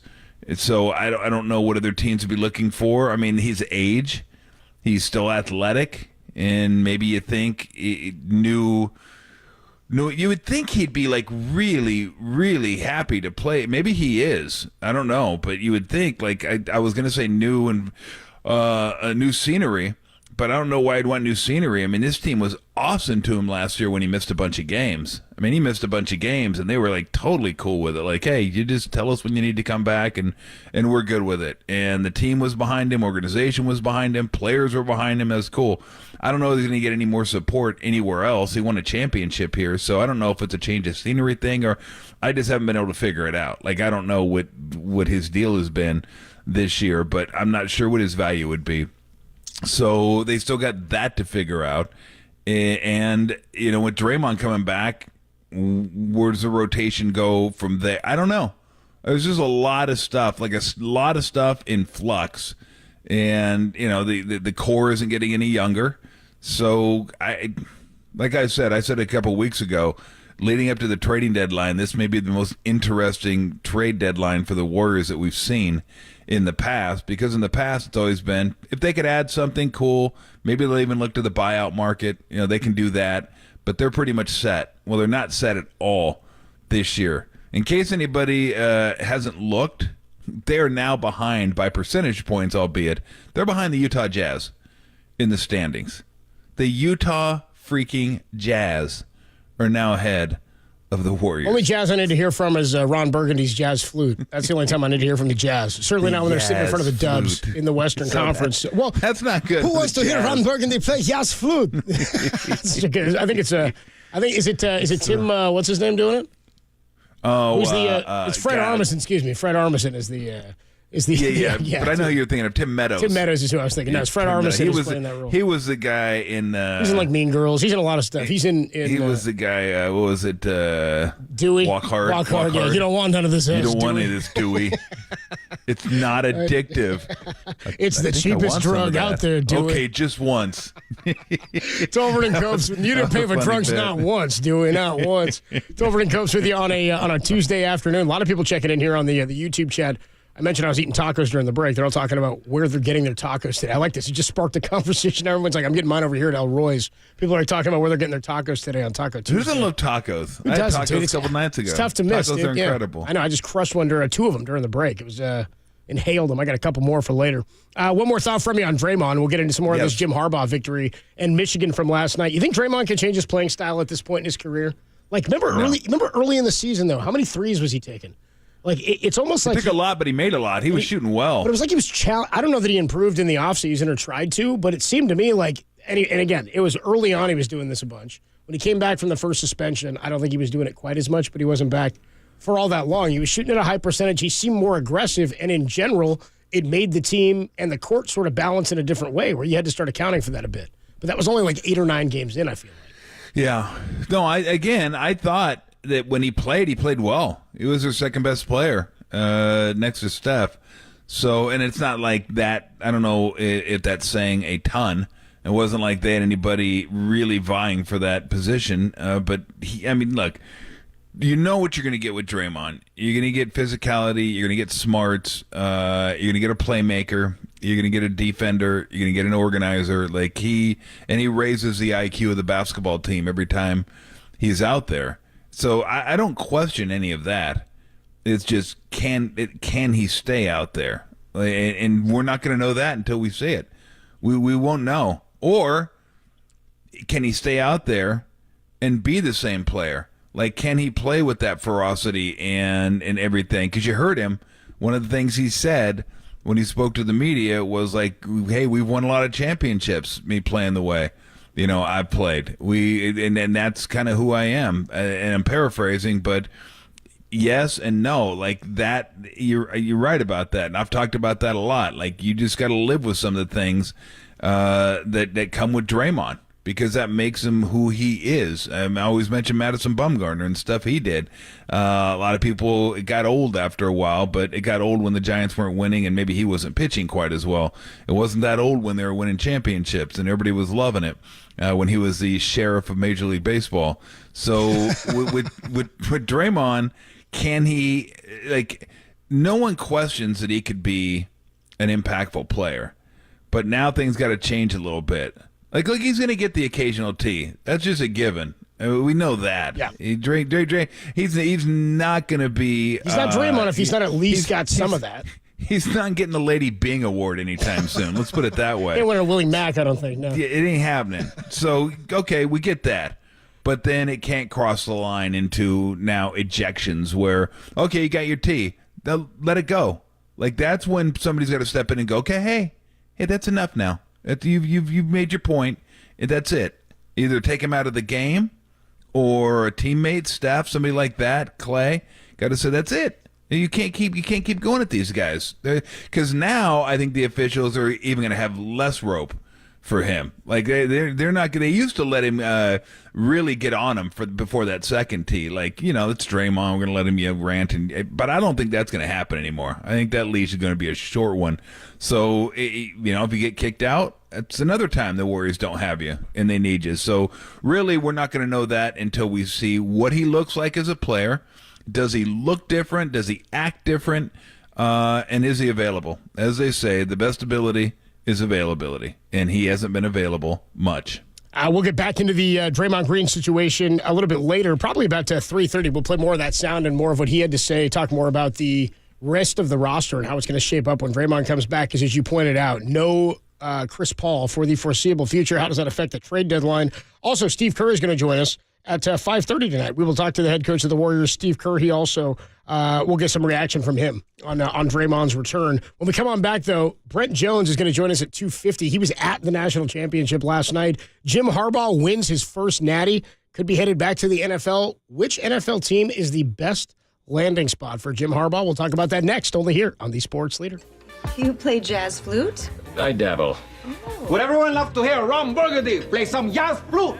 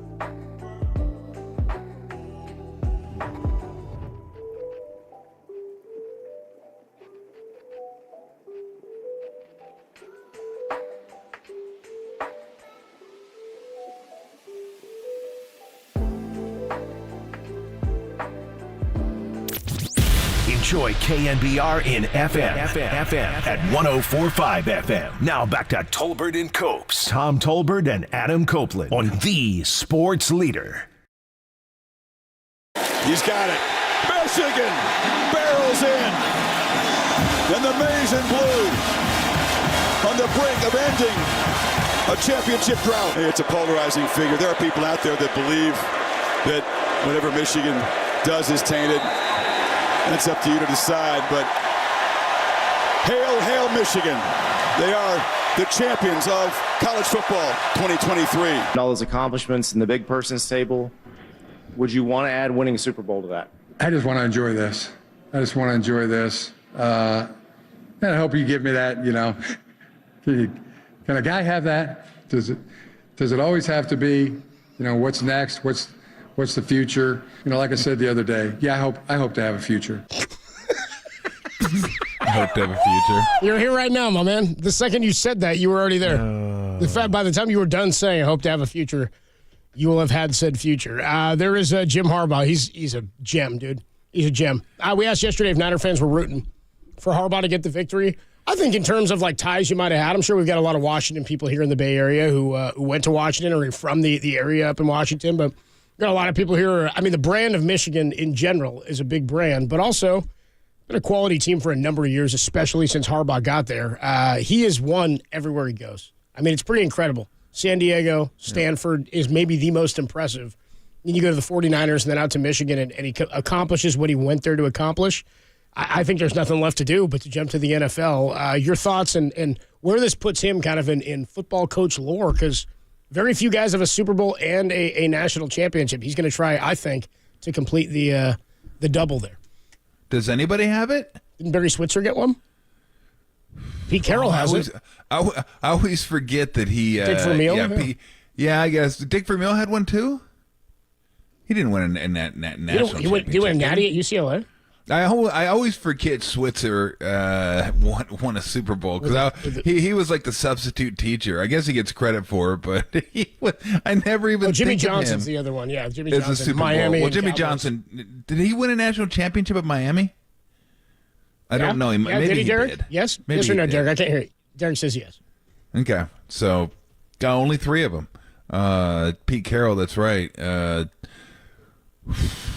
trying to think, I wish he would stay in college. I think he's so good for college. He's just fun to have in college. But I'm assuming he's going to go to the NFL.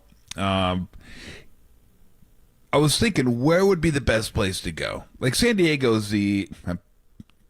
There wouldn't be a team there. LA. There you go. The Chargers would be the obvious one because they have Herbert and they have some talent on that team. Here's the problem I have with the Chargers, though, is that LA is not a great football town. I mean, look at the Rams. They get outdrawn. I mean, you look what the Niners do to them when they come down They there. won a bowl and nobody goes. It's a joke. Like the Niners, it's like 70% Niner fans when you go down there. And it's even worse for the Chargers. They have no presence down there.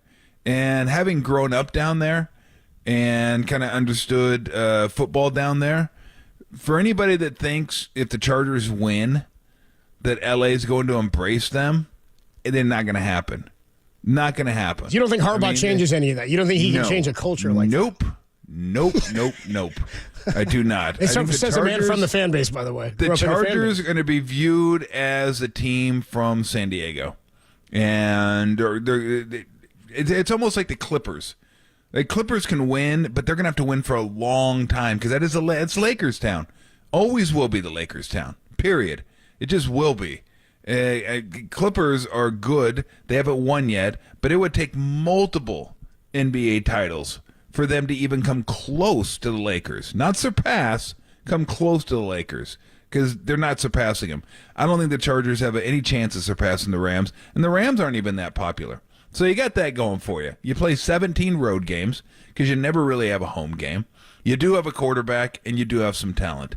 So that would be intriguing. Yeah, just to have the quarterback. If you can go somewhere and think, I've got my quarterback for at least the next 5 to 8 years, like, boom, we're done with that. Like, I don't have to worry about that. So that's intriguing. The other intriguing one is the Commanders, because they're going to have a quarterback too. I think they got the second pick overall is what it is. So assume Caleb Williams goes 1. Maybe Drake May, they're going to have their pick who they want, or if they want to trade it and kind of build out their team if they think Howell can be that guy, given the right surrounding cash. You have a new ownership group there, so it's like a fresh start there. They got a ton of tradition there. They've won there before. They have a passionate fan base. Like, you go there, you're not playing 17 road games in Washington. So that one to me would be interesting. How about the Bears? Vrabel just got let. Well, I don't even know. Eberflus is still there, but they've not said anything yet about what his future is, and maybe they're waiting officially to see what happens with Harbaugh. But they've got the number 1 pick, and they've got the number 9 pick. Well, that would be intriguing. And you've got the option of Fields and what you want to do with him. Yeah, I think ultimately what they're going to do is trade Fields, and then maybe even trade down with the number 9 pick, and then probably take Caleb Williams. So yeah, you would have your quarterback. You would have, obviously, home field advantage because passionate Bears fans. He played there. So that would be something if Eberflus is gone that may jump to the top of the list. Vrabel's gone. He's not going to last, though. Someone's going to scoop him up in a heartbeat. New England, potentially? He's possibly. He's a guy that got whacked, and he will not be out of work long. I think somebody will get him. To an AFC championship. I don't know that job's all that intriguing. Tennessee, they're kind of the middle. They're not terrible, but they're not real good. I don't know if you believe in Levis as a quarterback. So I don't know about that one. But I would say, yeah, if Chicago opened up, I would think that would be the most intriguing. I think Washington next, Chargers after that. And, like, if the Chargers were in Chicago, then I would say go to that one. I mean, you got your – because I just worry – to me – the Chargers were in Chicago. Yeah, if the Chargers were in Chicago – you thought they were in San Diego 5 minutes ago, dude. And you have well, my whole thing is if you have a fan base that's really supports you and is passionate, right. But that whole thing to me is just and I don't know that it gets any better. But I do think the Washington one is really, really intriguing with the whole new ownership group. I think that's really, really intriguing. But, yeah, look, he's going to have all kinds of options, and he's going to get all kinds of money. It just really depends on, like, does he feel like he's kind of fulfilled that part of his life, like going back to college and winning? And let's not forget, a few years ago, there was a lot of people that wanted him out there. A lot of Michigan people wanted him out. I think he was, 2-4 in the COVID year.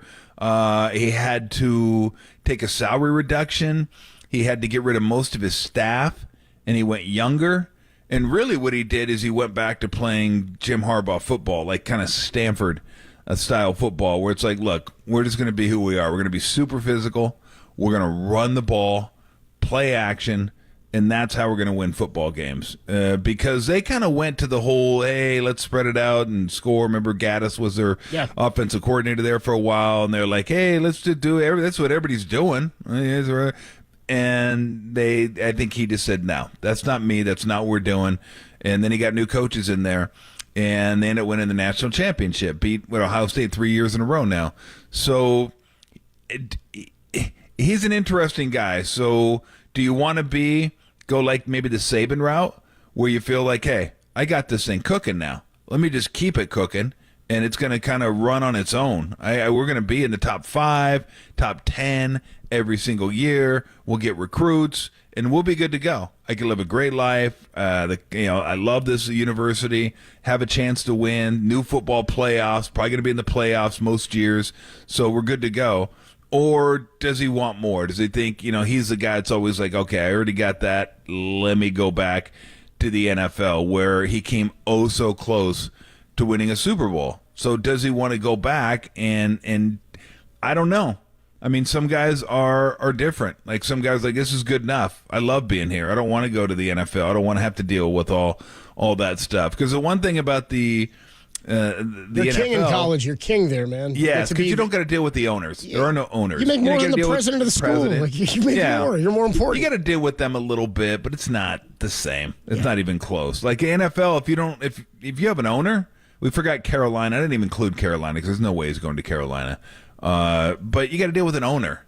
And that, sometimes that could be great. Sometimes like, oh God, I got this guy. I got to deal with him all the time. So there's pros and cons to each. But there are just some guys that want a new challenge. Like, can I do it at the elite of the elitist level? Like, this is great. College football is great. And we won, but it's not the best. You're not matching wits with the best. You're not playing with the best. Like, there are some guys that I got to know. Can I get it done? And maybe he was so close. He feels like I can get it done. I want to get it done. Played in the NFL, coached in the NFL. Maybe that's something he wants to go back and do. But who knows? Because Michigan is going to drop a massive bag of cash on his table and say, here, what do you need? What do you want? We got you. I mean, he could end up being the highest paid coach in college football after this year. I think it's probably Saban now, probably 11 or 12. Hell, he might get 15 to 20 if he goes to the NFL. But I don't even know if it's totally about money for him. I mean, it's always about money somewhat. But maybe it's just he has that like desire inside of him that like, okay, I've done that. I want to do something that I haven't done. Like I feel like I need this. This is something I want to accomplish. Yeah, John Wilner joined us last week. He was telling us that he believes that he is competing Harbaugh. He said he'll never tell you this, but I think he's keeping score with both his brother, who's got a Super Bowl in the NFL, and with Pete Carroll, who's one of the only guys who's got both a Super Bowl and a national championship. Now that Harbaugh's got the natty, and as our guy Howard checks in on the YouTube chat and says, he goes, oh, man, dude, it's not that complicated.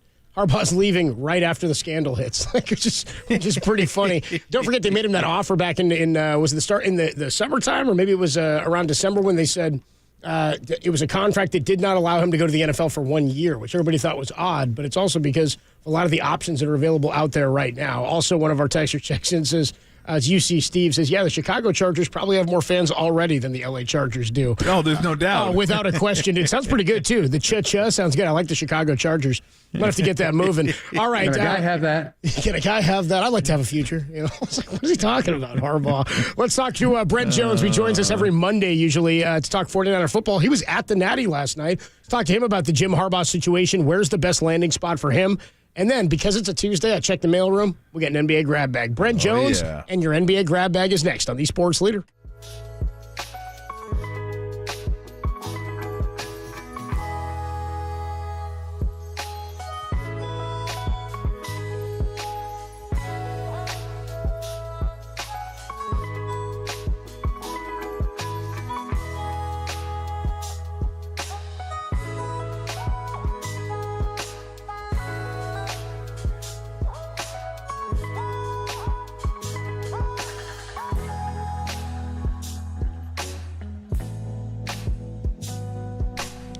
Draymond Green addressed the media on his return from his suspension for the first time since that indefinite suspension was handed out. There's more on that story trending now on KNBR.com and the KNBR app.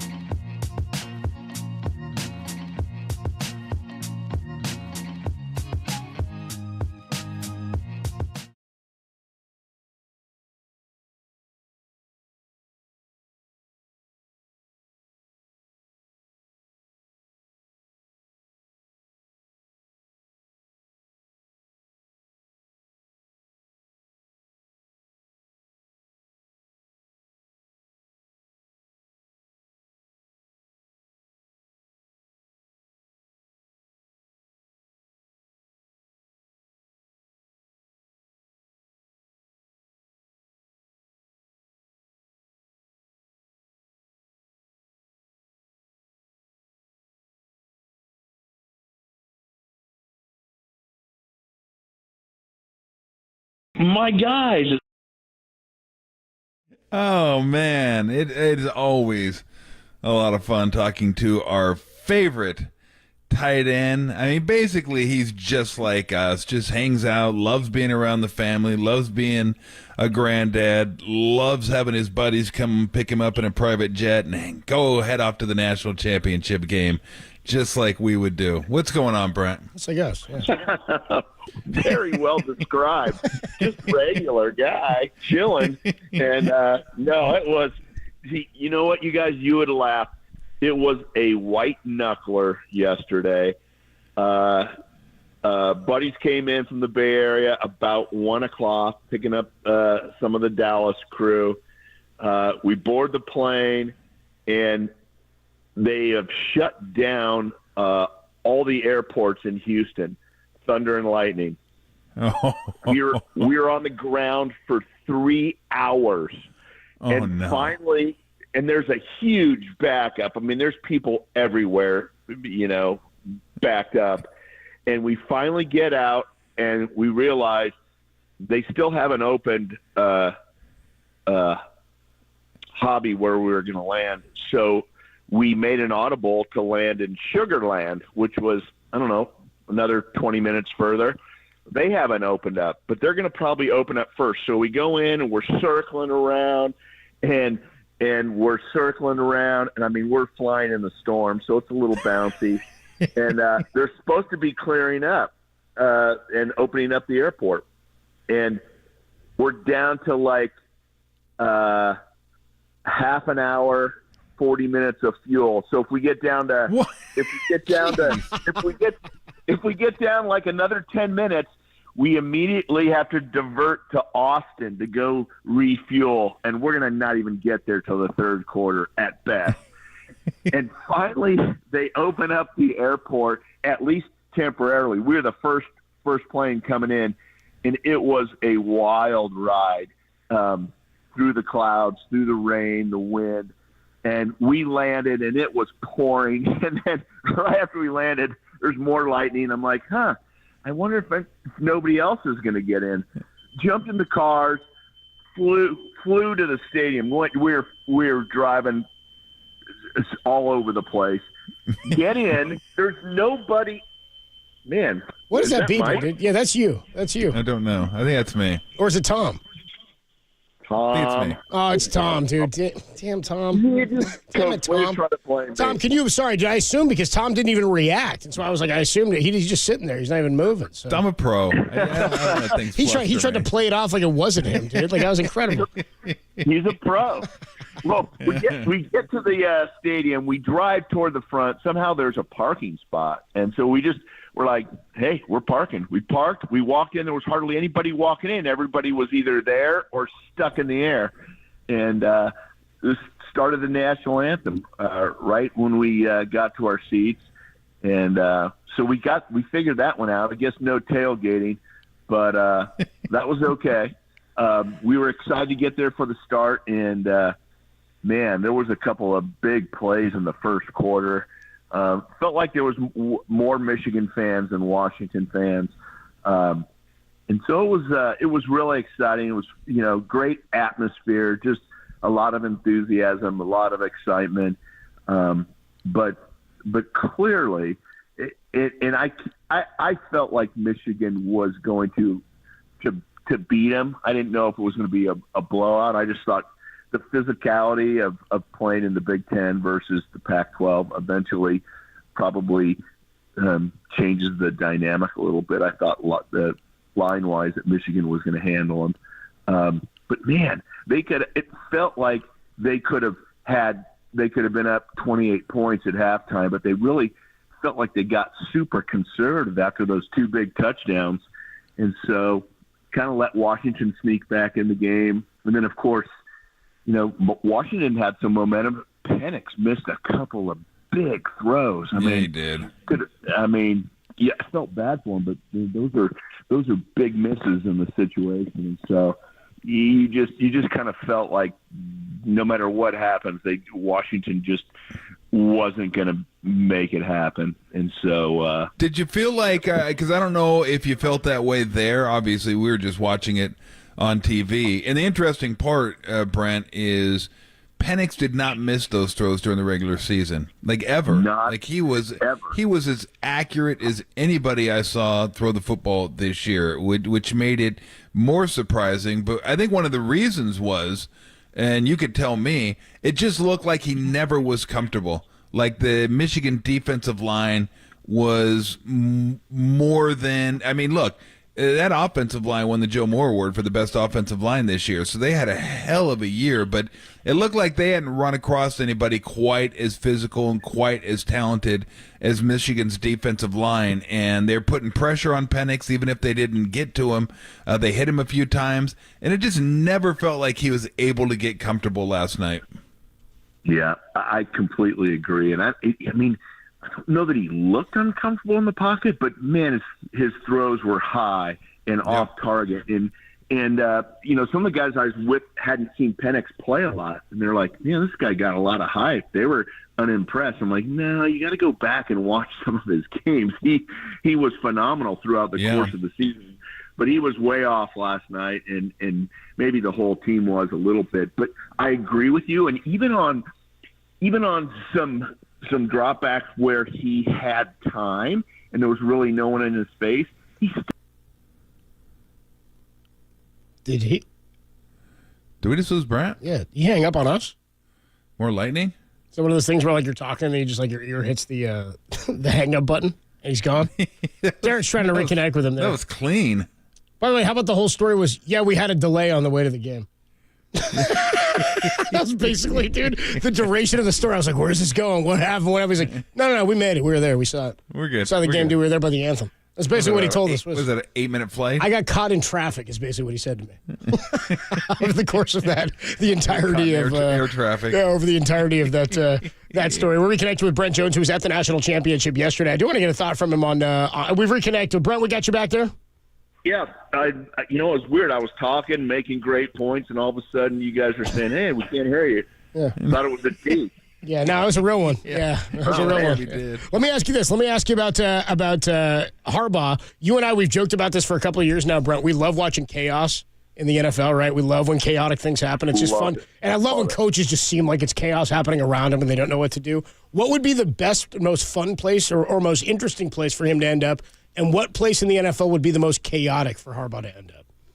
Well, I think probably a lot of people have said San Diego. And see, I'm not the only one, Copes. I'm not the only one that says San Diego. What about Oakland, boys? Huh? You don't think Oakland's a good spot? Well, I don't think Oakland has a team, but otherwise it would be San Diego, Brent. Oh, yeah, very good. Wow, delayed reaction. You know what let's face it. Now we know what you mean. Okay, yeah, all right. Well, yeah, you know. That's okay. He gets on me all the time for saying San Diego. Yeah, you know what? I just can't help myself, but I do say that. L.A. Chargers, now probably the most logical place for him. And, you know, from an expectation standpoint, he's just been remarkable on being a turnaround guy, on making soft teams and losing teams strengthened and hard and tough and, dominant. And so you just got to give him credit. He's done it at USD. He did it at Stanford. He did it with the 49ers, and now he's done it with Michigan. So if I'm the Chargers, I'd back up the truck. I don't know if that's their MO, though. So I think the most chaotic, when you say chaos, you're talking about the Vegas Raiders. That's just the way that they operate. But I also think it would be a great place for him. And I think that would be maybe a kind of a fun place for him to be and for fans to watch him. There's a dark horse, and this might not be the case, but I've heard from a few people that maybe Carolina would bring him in because they are dog meat, and you talk about someone that needs to be turned around. Holy cow! See, I think Washington. I think Washington. Oh, yeah. It's funny. Hey, Coach, Go ahead. you know, the Redskins. Oh, I I go with football team, Brent. I say football team. That's a more recent. football I kind team. of miss the football team. Remember that? It's interesting because John Wilner, who we have on all the time, texted me and he said he doesn't think he'll go to the AFC because of John Harbaugh, that he'd want to go to the NFC, that he wouldn't want to be in the same conference as his brother, which it seems probable. I think Washington is a team, Brent, because they're going to have I think they have the number 2 overall pick, and they have a passionate fan base there, and they have a new ownership group. So you don't have to worry about the old ownership group. You got a new ownership group, and I think that would be a big draw for him. Not only have a new ownership group, probably get a chance to handpick his GM, and then have a chance at a top quarterback. Now, San Diego, I did it again. Chargers, you already have your quarterback, but you have no home field advantage, and nobody cares about the Chargers in Los Angeles. I don't know if they ever will. So I don't know about that one. Maybe money speaks, but Washington's the one that I found interesting. That is interesting, Tom. I hadn't thought about that. Yeah, gosh, that'd be interesting to see Jim in D.C. as well. I think that would be compelling television. And hell, he'd be right next to his brother. They could meet for dinner. There you go. They could get. I didn't look at that. That's crazy, though, that you wouldn't go in the same, division or the same conference as your brother, just because you don't want to match up. I think that would be kind of fun. It'd be great TV, and I mean, obviously they're both competitive, but I think that would be a blast to see. Oh no, we all love that sort of stuff. Just like we love when the Williams sisters played each other until they pulled a hammy and one didn't play the other one. Like, everybody wants that, except for the siblings who actually have to go through with it. I'm sure it's hell for them and the family. Like, can't imagine anybody likes that. But I don't know if that's a fact, but it would make sense to me. Let me ask you about some of the games this weekend, because we'll get into the Niners next week since they have the bye this week. We're hoping for one game, and we got it. We got the Rams at the Lions, and I think that's going to be a lot of fun.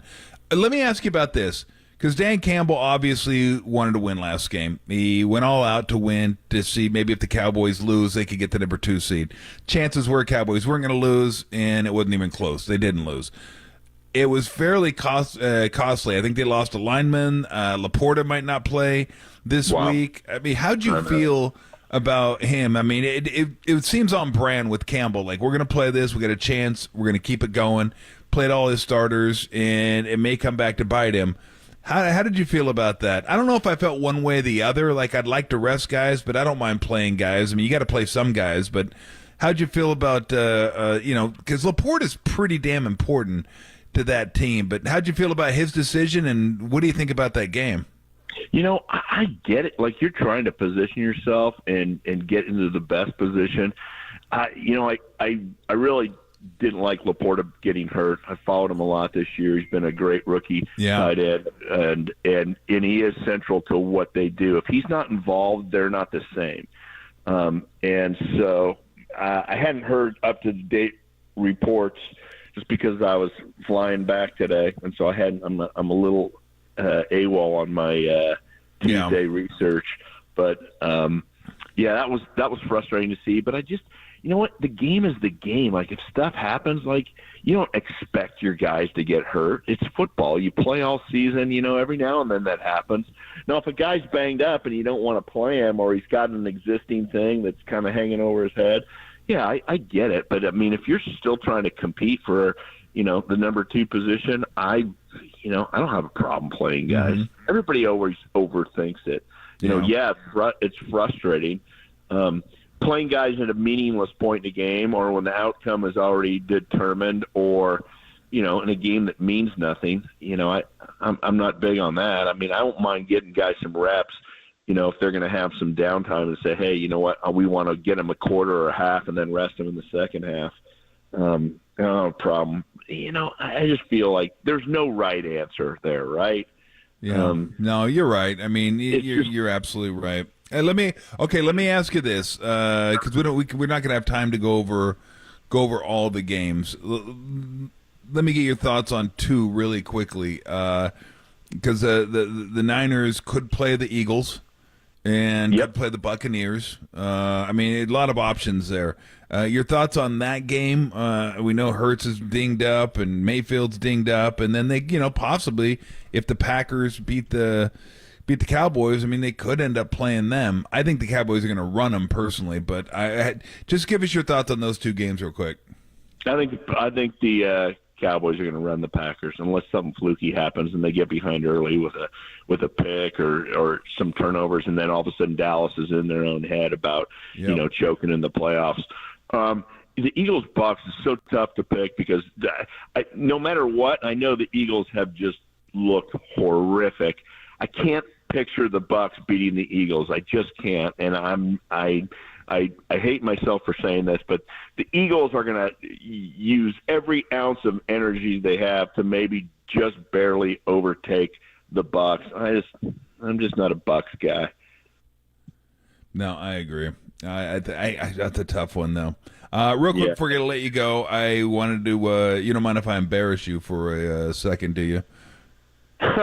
You mean like worse than the Charger thing? No, it's actually a good type of embarrassment because your friend and mine, Ryan Crawford, wanted to have me mention something, and I said I was absolutely glad to do it. There's a young kid named Will over at Kaiser in Oakland who's battling some stuff, and Brent got him some jerseys, got him a Kittle jersey, and he was very appreciative. And he just wanted to say, and the family wanted to let you know that they're very, very, very thankful for the effort that you went through to get Will that jersey and brighten up his day. Yeah, well, thanks, Tom. And it's a little embarrassing, but I will say this: Will is a great young man. Want the best for him. His favorite tight end was George Kittle. I said, hey, he's my favorite tight end right now too, and battled to get George to sign a real authentic jersey. And Will's only 6 years old, and he's a tough little man, I got to say. And there's a lot of people rooting for him. His dad is a great guy, a friend of Brian's, and you know what? You just do all that you can. A special shout out to Guy McIntyre over at the Niners, just went above and beyond. But, when you can get a young man that loves the game and loves a certain player a jersey with all he's going through, you do everything you can. So that was a nice shout out. Well done, Brent. That's awesome, making a young man's day. Apparently, Brent said, hey, I can get you one of my jerseys, and Will said, you played? Yeah, exactly. You say for who? Let me give you a jersey of my other favorite tight end. That's me. I'll get you. Brent said, I'll get you a San Diego Charger jersey. Yeah, right. I got my Steelers draft jersey there for you. That's right. Yeah. That's right. Yeah. Well done, man. I know you do a lot of stuff like that, and you don't really care to get any credit for it. Very cool, man. Yeah, I know you do more than that even we know about, and I think it's very, very commendable that when people ask you, you try your best to accommodate if the situation dictates. So I just want to say, well done. That's awesome, bro. Yeah. Thanks, guys, and I appreciate it. There is one that kind of sticks in the back of my mind, and that's little Adam Copeland that keeps writing me and asking me for a signed jersey, and I just haven't gotten around to it, and it's just, I feel bad. The guy seems like a sweet little guy, but maybe one of these days I'll get him my jersey. Actually, what it says is, dude, can you give me Mr. Young's autograph, please? I'd love to meet Mr. Young one day. Yeah. Oh, man. Oh, Brian, great to have you. All right, enjoy the game. Go ahead. Brian is one of my favorites as well. Enjoy the game. Enjoy the games this weekend, and we'll look forward to catch. Probably not next Monday because we'll be off Monday, and then we'll catch you like Tuesday. We'll be able to go over all the games. Perfect. My tip to you this weekend: bet wisely. Thank you, dude. I appreciate that. That helps a lot. Oh man, there you go. That's a big tip. Good deal there from Brent Jones. Have a good week, Brent. All right, guys. Take care. All right, take it easy. We do it every week with Brent Jones. Normally on Mondays. We'll do it again next Tuesday after the MLK Day holiday. And who knew he was such a big Giants fan? He just said Brett Wisely on the way out the door there. That was crazy. That he just he threw that out. You missed any of Brent. All available on KNBR.com and the KNBR app. We're streaming on twitch.tv/thesportsleader and on YouTube. And when we come on back, we got an NBA grab bag coming your way. NBA grab bag is next on The Sports Leader. Menlo Park, shout out to you for supporting KNBR. Menlo Park's sports leader.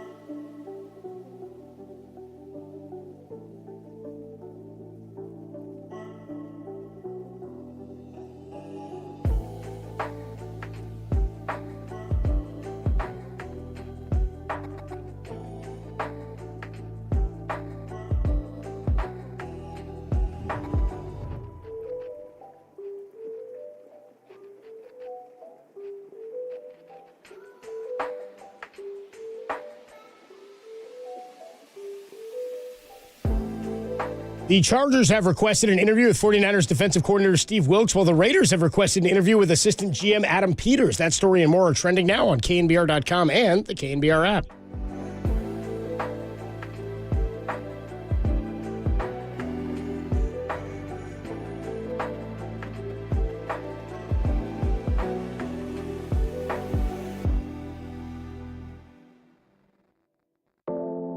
Hey everybody, Mr. T here for Daisy Dips. Hey, games coming up this weekend, lots of them, big games. You know what you do. You like sitting down, grabbing your wings, grabbing your chips. Everybody's over, everybody having a good time. Now it has become even easier. Now with the old way you do it, you get Daisy sour cream and the seasoning packs, but now you don't have to. You just crack the top and you're good to go with French onion and ranch dip. These dips are so good. You don't even need to make it anymore. You just, like I said, rip it open. Everybody is good to go. So get your game day started right with Daisy Dips. You're a daisy if you do.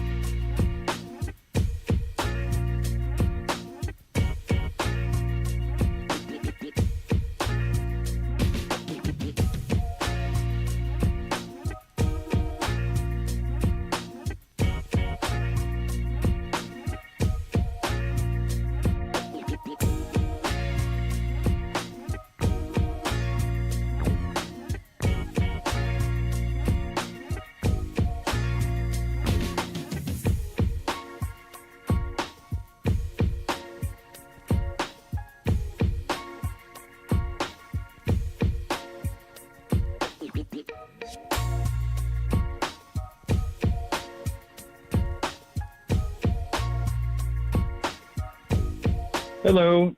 I like most of the sounders on KNBR, but the NBA grab bag sounder is really stupid and annoying, and you play it all the time.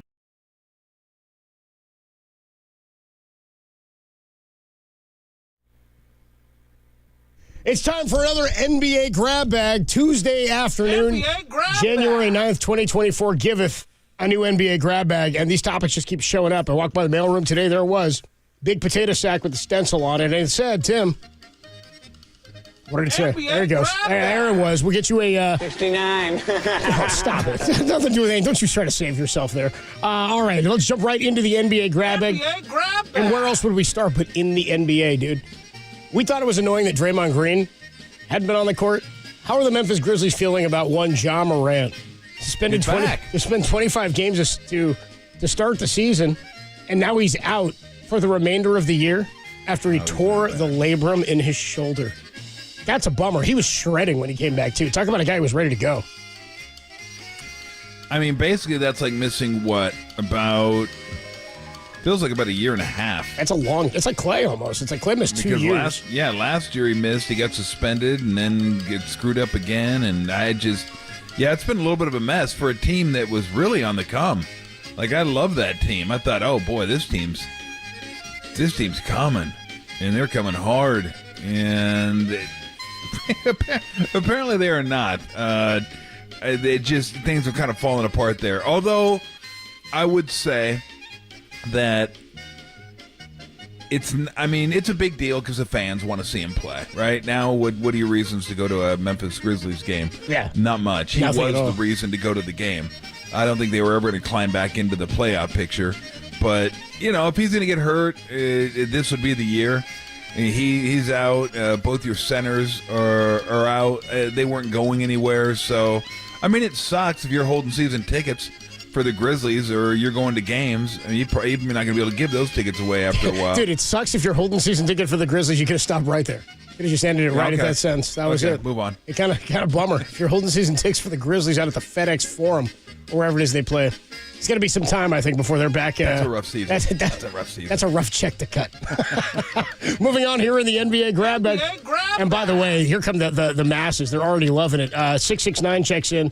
You love an area code, Tim, of 669. 69. I give you the opportunity to. Thanks, I gave it to you.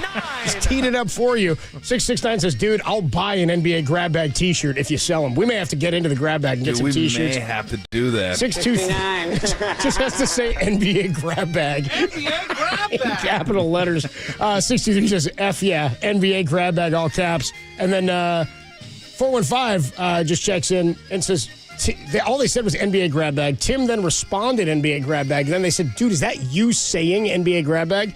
It's not. It is our guy Shannon Kaler of the Stone Foxes. NBA grab bag. Moving on here in the NBA grab bag, Montez Sweat. This is an incredible stat I saw the other day, who was traded at the trade deadline from the Washington Commanders to the Chicago Bears. Talk about a team that's bolstered their roster a bit, just like Chase Young was moved to the 49ers. Montez Sweat becomes the first player in NFL history to lead two different teams in sacks in the same season. Wow. He had 6.5 sacks for the Washington Commanders and led the team, and then he gets traded to the Bears, and he racked up 6 sacks with the Bears, which led the team. That's incredible. Dude, to D-tackle. That's unbelievable, isn't it? Oh, no, he's on the outside, isn't he? Yeah, he's on the outside. He's on the other side. Sorry, he was opposite Chase Young. My mistake there. So, pretty incredible there. That's pretty cool for Montez Sweat.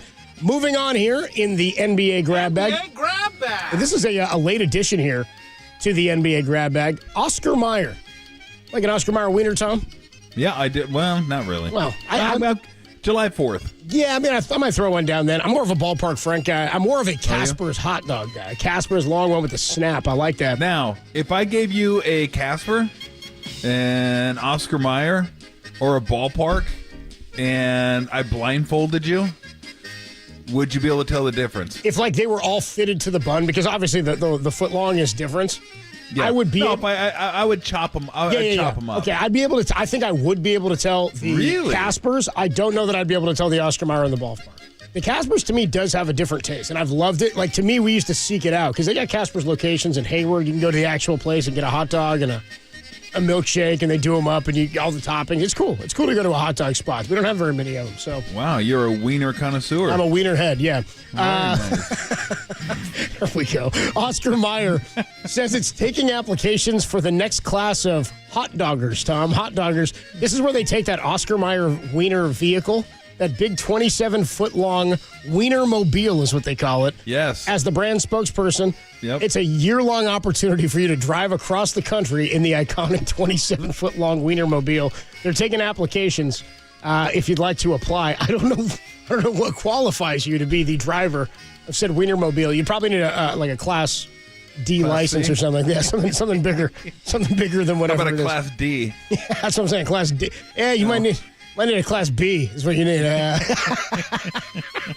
Now we're getting ridiculous. On KNBR, the hot dog leader. Thank you, Kolsky. 707 checks in, says, this 707 says, everyone's sleeping on Jordan Love. I don't know if the reference was to that. And then this 707, throwing it the out one there. right after that says, shout out Saks Hot Dogs in Vallejo. Saks Hot Dogs. Tim says, hell yeah. You endorse it, Tim?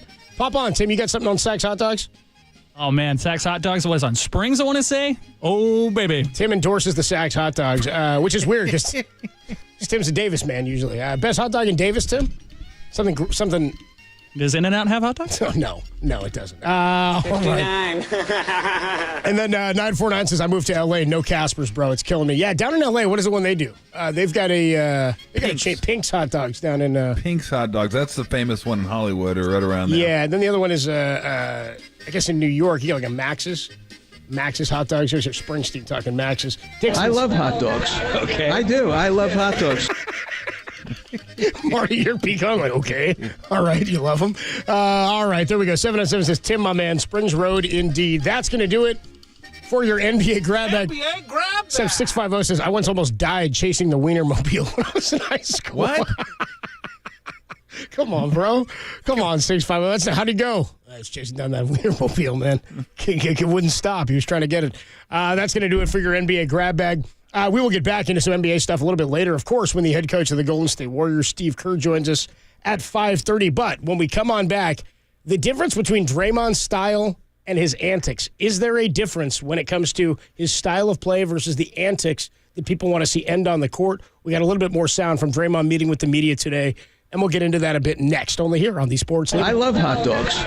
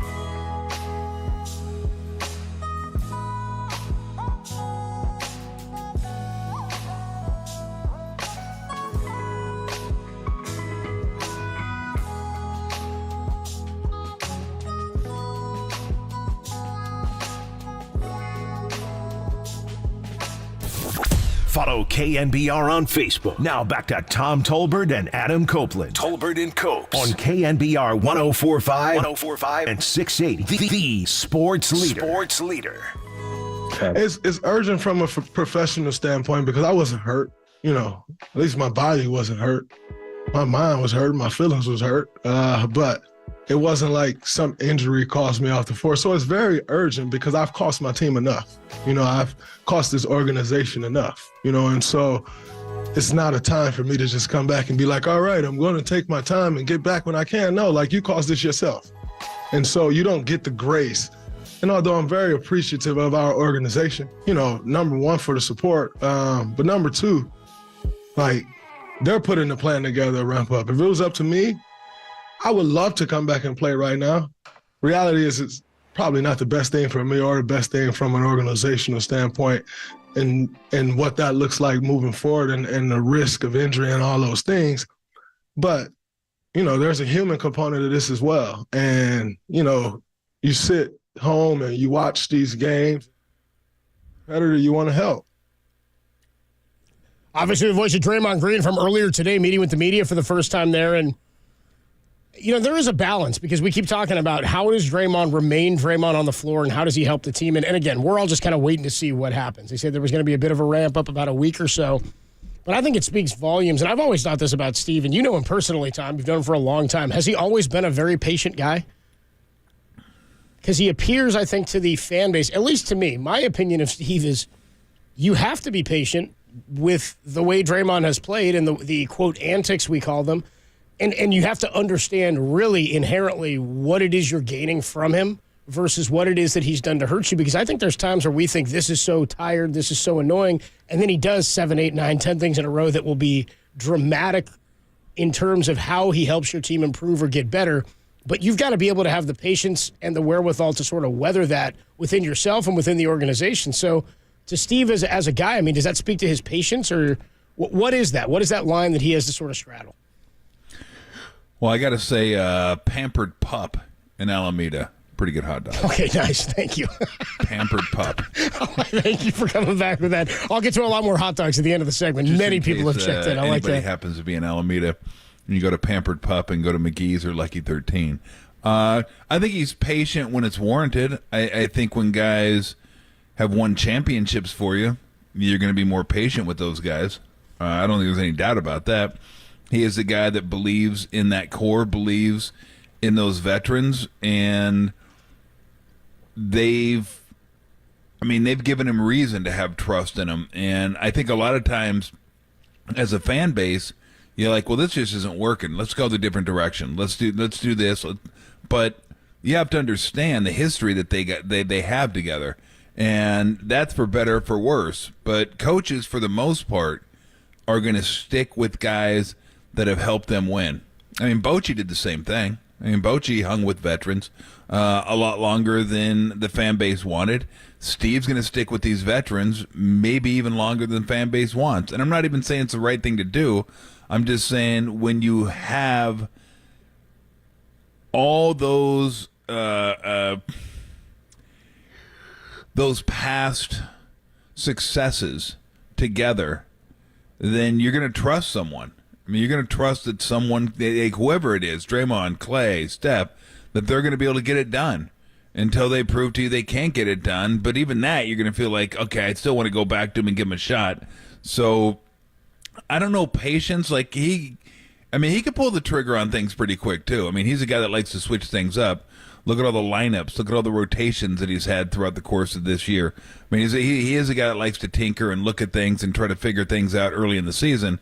This year has been a little bit different, obviously, but I don't know that it's set in stone with him. I think, with certain players and certain things, he will be very patient. I think with other things, he'll be a lot less. So I don't think I don't look at him and go, he's a patient guy or he's an impatient guy. I think he can be impatient in some situations and very patient in others. Let's hear more from Draymond Green. Here's Draymond talking about how his level of confidence in removing the antics but not changing the spots on the leopard. Like he doesn't want to be a different guy, but he's got to get rid of some of that stuff. Here's Draymond. Yeah. I'm very confident I can remove the antics. And I'm very confident if I do remove the antics, no one's worried about how I play the game of basketball. Nobody's worried about how I carry myself in the game of basketball, but it's the antics. And So that's my focus. You know, it's not on changing who I am completely. Like, you don't change the spots on a leopard. Like, it's just not going to happen. And I'm not going to try to set some unrealistic expectation of, like, who's this person going to be? Like, it's not real, and that's not sustainable. Yeah. By the way, the 5-1 says Costco hot dogs for $1.50, Tom. Take them home, throw some chili on them. I like that the hot dog takes are coming in between the Draymond sound bites here. Exactly. I hear what Draymond's saying. Tim in my ear, though, does bring up a good point where he's like, aren't we getting a little bit too into the definition of what he does well for you and the anti? We're just changing the word around and acting like one of them is worse than the other. I think that line is a lot more blurred than we're making it out to be. I think what he does that are antics, and this is why I think you and I keep saying we got to see it. There's not much we can know until we see what happens when something gets intense. If he's had to fabricate something like he was really, and again, I told you yesterday, I don't believe he was ever considering retirement, but if he really was, and he had to amp himself up or create something within himself in order to get that level of intensity, then it makes sense that he would cross the line in order to try to have that be a thing inside himself, because it does seem like these crossings of the line were different than they have been in the past. Before, they were more antics. These were more violent, right? These were things that were a bit different. Yeah. That said, like, none of this matters to me. None of this matters until he gets out there and plays and we see what's different. I don't care what he has to say about any of this. None of this is different. No, you're absolutely right. Chicago dogs are fantastic, by the way. You ever had a Chicago dog? What's a Chicago dog? I think Chicago dog's pickle and tomatoes. Is that the long pickle where they throw on it and then the diced pickle? Ooh, it's a pickle spear. Celery salt, too. Dude, this pickle spear on a hot dog. Dude, and the tomatoes. The Chicago dogs, and mustard, of course. The Chicago dog's incredible. Like, that might be my second favorite hot dog. I think the chili dog's got to be number one. Chili dog's up there. It's a whole different. It's like a whole. I mean, you could eat a bowl of chili separate and it'd be okay. You know what I mean? So yeah, you're right. Adding chili on top makes it. It's a chili cheese dog or something. That's a whole nother beast. Oh, yeah, you can't. I never go just chili dog. If I'm going chili, I go chili cheese. The shredded cheddar on top, dude. Absolutely. Exactly. How about Top Dog in Berkeley? A couple of people checked in. One guy said I could go Calabrese with some deli mustard right now from Top Dog. That ain't bad. That's pretty good. That ain't bad. But yeah, I mean, a good Chicago dog. Because you feel like, you know what, I'm actually getting some veggies in here. It's good stuff. Yeah, once you get the cold pickle and the tomato, that was my favorite. I mean, going and getting a hot dog at Wrigley Field, dude, just throwing some mustard on it, that was just the coolest feeling, man. Out of that, like, they got that, like, the steel cart thing they pull it out of. Like, that thing is fantastic. Gotta get the full experience. That is it, man. I want to go back to Wrigley. I may do that this year. Somebody on the text line here, the Golden State Lumber and Building Materials text line, 415-808- KNBR 808-5627. You can always check in there and on the phone line. Same phone number. 650 says, do you see other players baiting him? Yeah, I could see other teams trying to get under his skin and test him a little bit. I think they did that before because I think they knew if they could get him off his game and get him focused on the refs and get him focused on an individual battle, that maybe that would be beneficial for their team. So, yeah, it wouldn't surprise me. If they did it, I mean, that's like just psychological warfare. So it wouldn't surprise me if they did that at all. In fact, I expect it. How do you bait somebody? Do you ever bait anybody, or do you ever know that you could get under somebody's skin? Is it little things? Just needle them, a little elbow to the ribs, maybe a little shove, a little push, get in their face a little bit, slap their hands away. Just mess with them, talk to them, stuff like that. Now, I don't know that I recommend that because Draymond's one of the better talkers in the game anyway. So I don't know thank you. I don't know if it's going to affect him. But, yeah, stuff like that. Get him engaged in you, like a personal battle, instead of focusing on the team. And I don't know that it'll work. Draymond will see it coming. But there are certain situations, certain times that you may be able to get underneath his skin. And, of course, you're going to try to do that because it helps your team.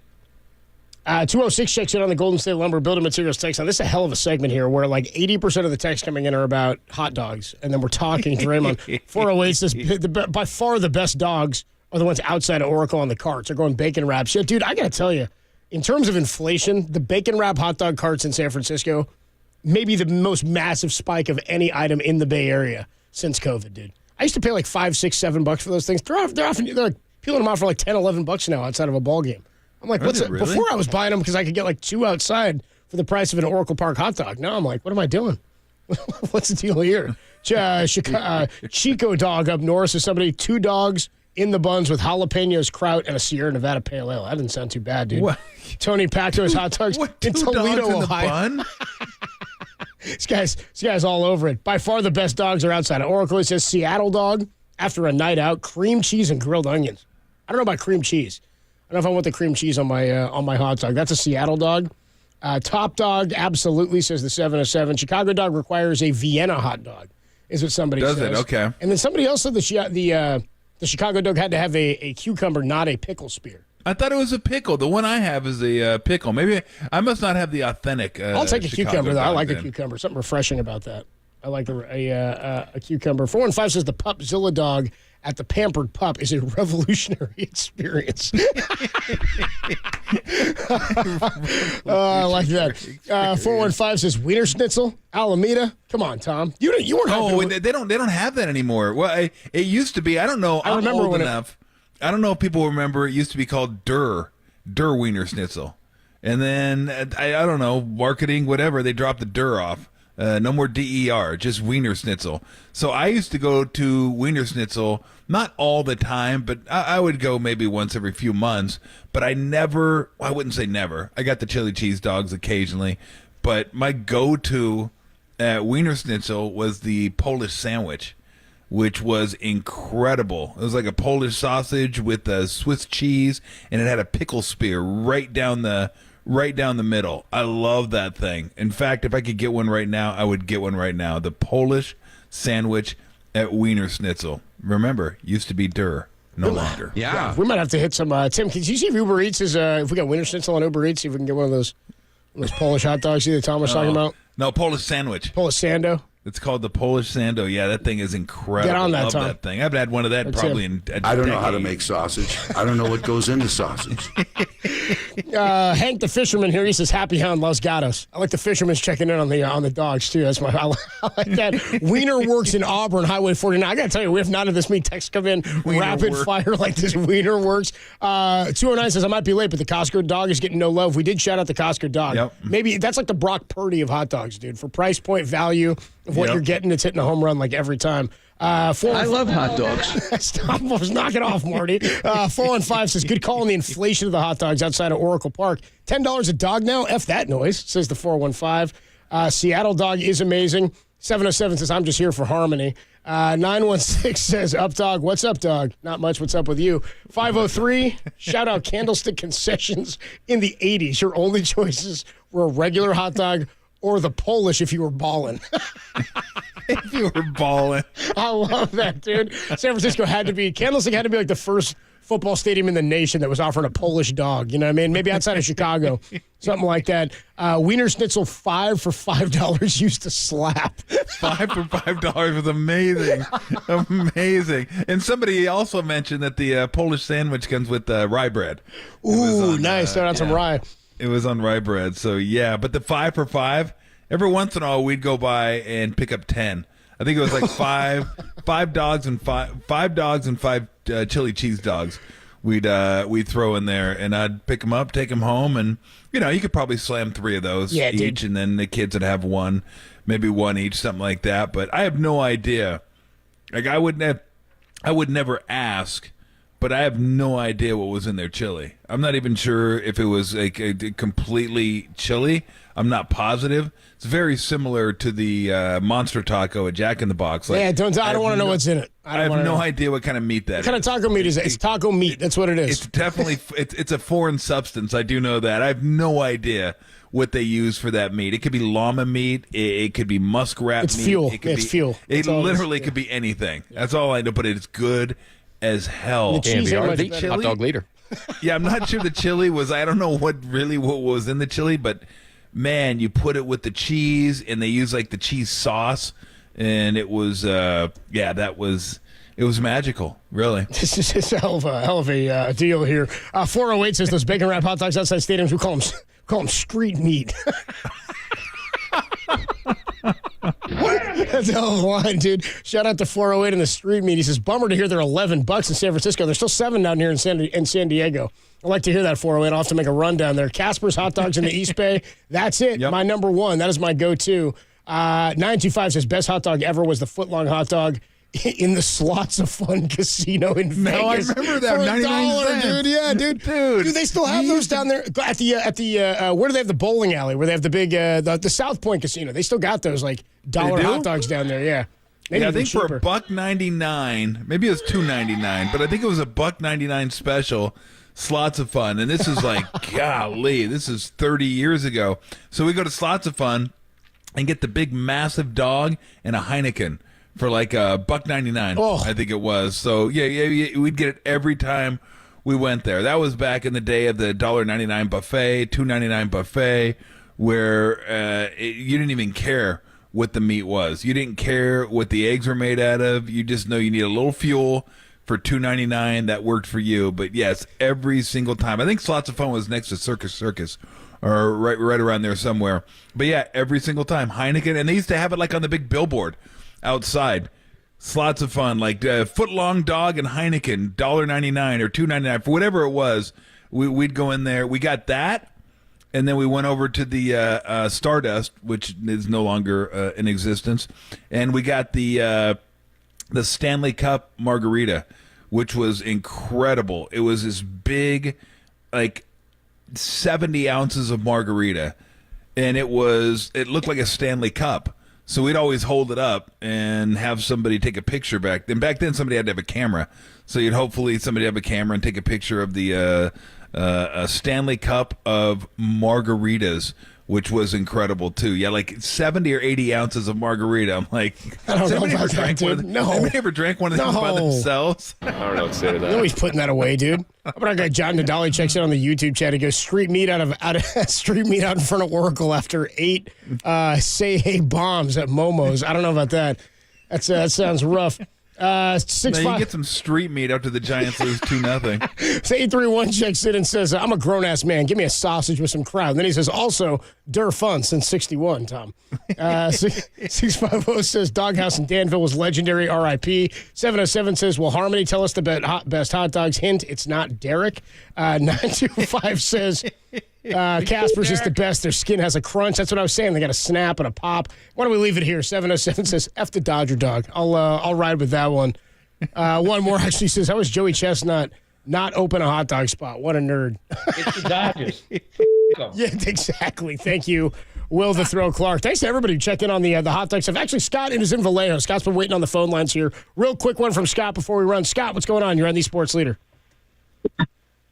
Yeah, hey guys, how's it going? Good, Scott. What's up? Hey, I agree with Tom on the Polish sandwich at Der Wiener Schnitzel. That thing with the rye bread and some mustard, Yep. it was awesome.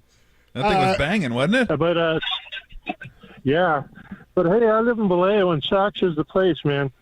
Saks over on, where'd you say it was? On Springs Road. Appreciate the call, Scott. Good deal. Shouting out Saks. Johnny Sachs? Umami Hunter. No, that's not it. Steve Sachs.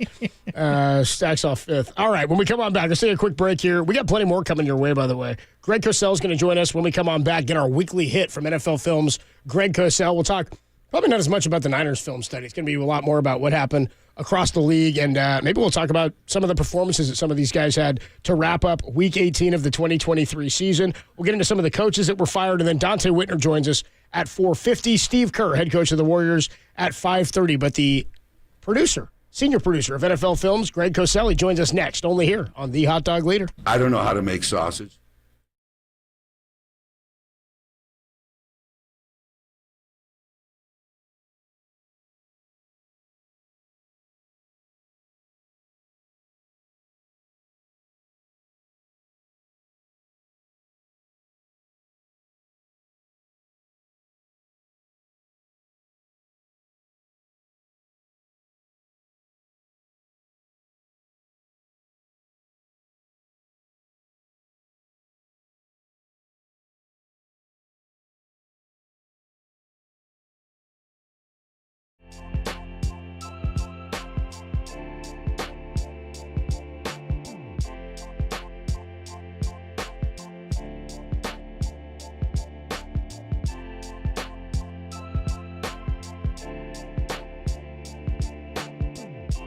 Draymond Green met with the media for the first time since he returned from his 12-game suspension. More on that story is trending now on KNBR.com and the KNBR app.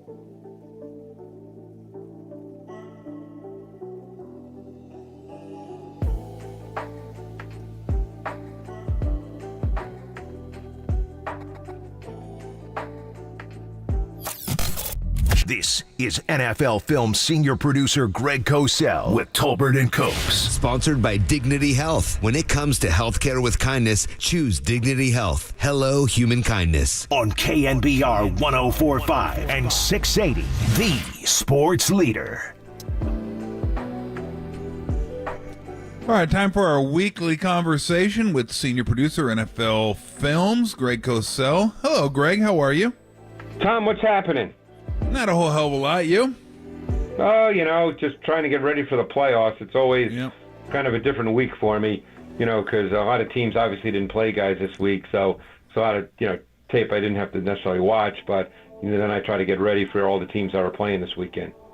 All right, before we get to the teams that are playing this weekend, kind of picking and choosing, I wanted to ask you, going into the weekend, what was the most intriguing matchup in your mind, whether it be offense, defense, or someone else's defense versus offense? Like, what's the matchup you kind of want to wait and see how it works itself out? Are you talking about going into this coming weekend? Yes, exactly. This weekend. Oh, going into this coming weekend. Oh, yep. I think from a tactical perspective, now I'm not talking about marquee because that's different, for people, and obviously everybody has their own view of that. Mm-hmm. I'm fascinated because of how poorly the Eagles have handled blitz to see what the Bucs do, because Todd Bowles, he's the kind of coach that blitzes coming off the bus and does a really good job using his linebackers and safeties. In fact, they have the most sacks by non-defensive linemen in the NFL this year. So how he's going to do that really fascinates me. I think on so many levels, the Rams-Lions game is really intriguing to me, because you've got two teams whose pass offenses are really fun to watch. Both coaches, McVay and of course Ben Johnson is the OC for the Lions, have just a great understanding of route concepts, of spacing, of how to use reduced splits, how to use motion. I mean, all those things I find really, really fascinating. I think the use of motion in today's NFL has become so important. And I think, there's just the teams that don't use motion, that to me I find really intriguing, because I think it's such a critical part of offense for a lot of teams and a lot of the good teams. You know what it's like? To me, if you don't use motion in the NFL, it's kind of like teams in the NBA that are reluctant to incorporate the three-point shot into their offense. You just get left behind. Yeah. I mean, at some point, you look at the teams, the top 6 NFL offenses when it comes to the use of motion, okay, in terms of number of motion snaps. And I'm talking about when a player is moving at the snap. Here are the top 6 in terms of percentage of motion. Dolphins, Rams, Packers, 49ers, Lions, Ravens. They're all in the playoffs. Yep. Maybe if you're not in the top 6, maybe you might want to get on that trend. I mean, it just does so much. It helps quarterbacks. It allows your receivers to have free access off the ball, so their routes don't get disrupted, and therefore the quarterback doesn't have to figure, oh my God, I can't throw it to that guy. There's so many factors involved. I'm giving you, really the minutia here. I mean, not the minutia, just the cliff notes, and there's so many factors involved, but.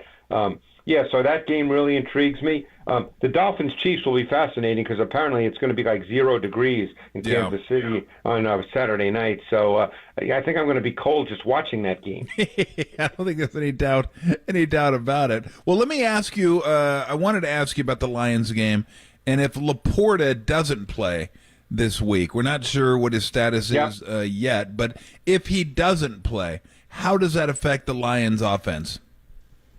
I mean, it obviously affects it because he's very good, and I think that Goff really trusts him. I think Mitchell, who's sort of his backup now, is a pretty talented guy. I remember watching him at Virginia Tech and thinking that he could become a quality NFL tight end. He has the ability to run the seam. He's a 3-level player. Obviously, he hasn't played anywhere, a ton of snaps this year. Yeah. But so it will definitely impact them. They ran a lot of plays for Laporta, in critical situations, 3rd down, red zone. So obviously they'll work hard on that this week with the expectation that Laporta won't be able to go. And if he does go, great. But my guess is he would be limited in terms of number of snaps. And on the other side of the ball, in watching the film, what has Kyren Williams brought to the Rams? Well, Sean McVay, as you know, being in the NFC West, always wants to run the ball and have a volume run game. Not just let's run it here and there. So they've changed a lot of what they've done in the past because of Williams' skill set. Williams is not a great zone runner. The outside zone, the way they used to do with Gurley, you can probably still picture that. So they've incorporated a lot more what we call gap scheme, where they pull the guard, a lot more what we call duo, where they double team inside at the point of attack. These runs fit Williams more, because Williams is not an explosive one-cut back. He's a little more of a methodical, measured runner. He's got very good vision. He sees things well, but he's not really explosive. Talking to Greg Cosell here, senior producer of NFL Films on the UMA guest line. We do it every Tuesday of the NFL season. I want to ask you about the Buffalo Bills, that game on Sunday night against the Miami Dolphins. What you saw from them in the turnovers from Josh Allen, and then obviously they win the game. It's a game where it felt like they could have given away 3 or 4 different times. How well did they play? How dangerous do they look entering the playoffs in your mind? Well, Copes, I think you had the full Josh Allen experience. Yeah, that was it. That was it. Yeah. Look, the guy's also, which isn't mentioned very much, the guy has also scored more touchdowns than any quarterback in the NFL. And, I think the first pick, I think, was on him, but I think Gabe Davis, and it's happened before this year, is not quite clear of what he's supposed to do when you get zero coverage. You may recall that they lost to the Eagles when he was uncertain in that game, when they could have won the game. The second pick, it was typical Josh. He just threw it up. It was 4th and 2, and who knows? But in the second half, he was 14 for 15, and he was really sharp. I think what they try to do with him, Coach, is they try to give him quick rhythm throws so the ball can come out. There's not a ton of reading. He can play within rhythm, and that's what they did. And then he can still make those throws. I mean, he was very, very sharp. Pretty much after that second interception. He did end up 30 for 38. He only missed 8 throws. So, and obviously 2 were picked. And then the run element. I mean, my guess is that, his teammates love playing with him because the guy is an absolute warrior. This is who he is. It's his 6th year in the league. It's not likely to change.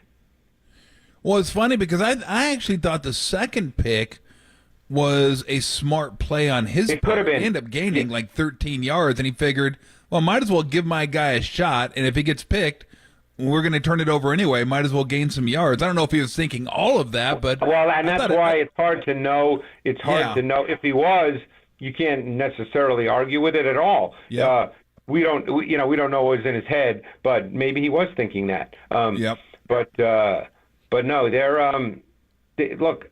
I think you have to give Sean McDermott a ton of credit. Yeah. They've had so many injuries on defense, okay? Big time players too, not like, role pieces. And their defense is still top 5 in the league. I mean, they played, the Dolphins twice and pretty much held them down both times. I mean, this defense has played at a really high level, and it's often overlooked because of Josh Allen. And obviously Josh is a great, great player, but it's often overlooked. So watching the film, like, what in the hell happened to the Eagles? I know they were getting by, and some would say lucky. I was like, hey, when you learn how to win games like that. So I was giving them full credit for winning those games. And I thought maybe they'd come back down to earth a little bit, but man, they ran right into the side of a wall and just did not recover. And they just, I don't know if I've ever seen a team that was 10-1 fall down like they did at the end of the season. Like, what happened to that offense? Well, we could probably talk about the Eagles for an hour, so I'll try to make this quick here. First of all, they've been blitzed a ton, okay, and they've not handled it well at all. And, everybody talks about, hot reads. That's not what it's about. There's very few plays where there's truly hot reads, because hot reads occur when there is a blitzer who cannot be picked up by your protection call. And that may happen once or twice a game. It doesn't happen 20 times. So it's not about hot reads. But when you play the Giants, and now they're going to play the Bucs, okay?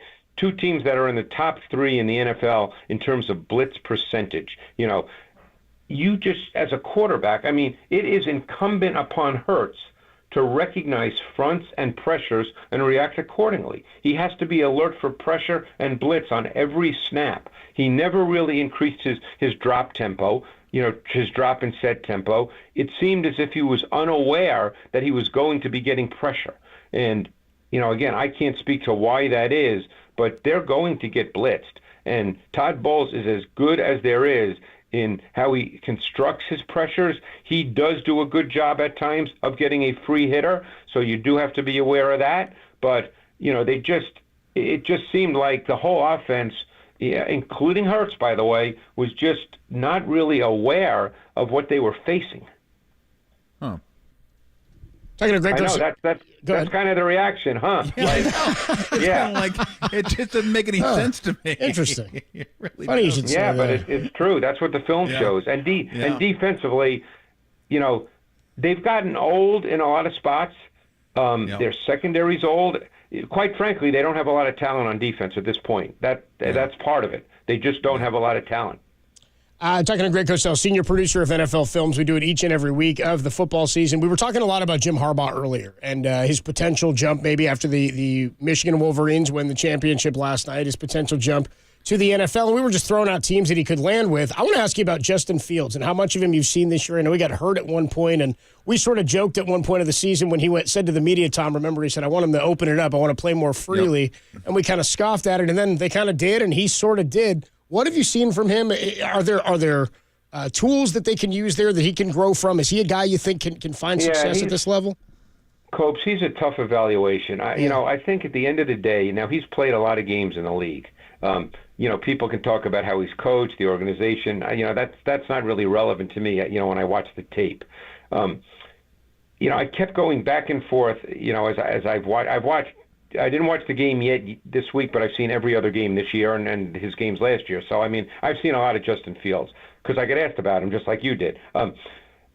I think I'm starting to fall in line with the idea that this is just who he is. I don't know if he sees it well enough to become consistent. Can he make spectacular plays, wow plays? Absolutely. And those plays, maybe you look at them and go, wow, I didn't know anybody could make that play. But I just don't think that he sees what he needs to see quickly enough with the necessary clarity. Because of that, he gets stuck in the pocket a lot. Now, again, one could say, well, maybe with a different offensive structure, they could help that. Maybe they can. I'm not closing the book on it totally. But right now, based on what I've seen with this particular offense, he just doesn't see it quickly enough and the right way. I think Jordan Love is the perfect example of not wanting to say whether a guy can make it or not make it too soon. Because I thought halfway through the season, maybe, or third of the way, whatever it was, like, okay, he's just not the guy. He's not the guy. And, within a month, I regretted saying that. And now I look and go, God, not only was I wrong, I could have been really, really, really wrong. Because, he totally looks like he has command of that offense. The receivers look great. The offense looks fantastic. That's a reminder to me that these guys are still young and they need time, and guys mature at different rates. And, boy, watching him play the last month, Greg, it's like I'm watching a completely different quarterback. Like something clicked into him and he gets it, and now watching him, looks like he has complete command of that offense. Well, in his last 8 games, of which the Packers have won 6, he's thrown 18 touchdowns and 1 interception. So, wow. Now, I always liked Love, going back to when I did him coming out of Utah State. He did not have his last year at Utah State wasn't very good because they changed the entire coaching staff, and you could tell watching the tape he was not a comfortable player. Now, he sat for 3 years. He's still, when it comes to experience on the field, he's still essentially a rookie. So I expected growing pains, Tom, and I always liked the way in which he played. I still think he needs work with his lower body mechanics. He needs to be firmer with his base on some throws because he gets a little loose and reckless, but he clearly is comfortable. He sees it. He goes through reads and progressions. He's got high-level traits. He's got a big arm. He can move.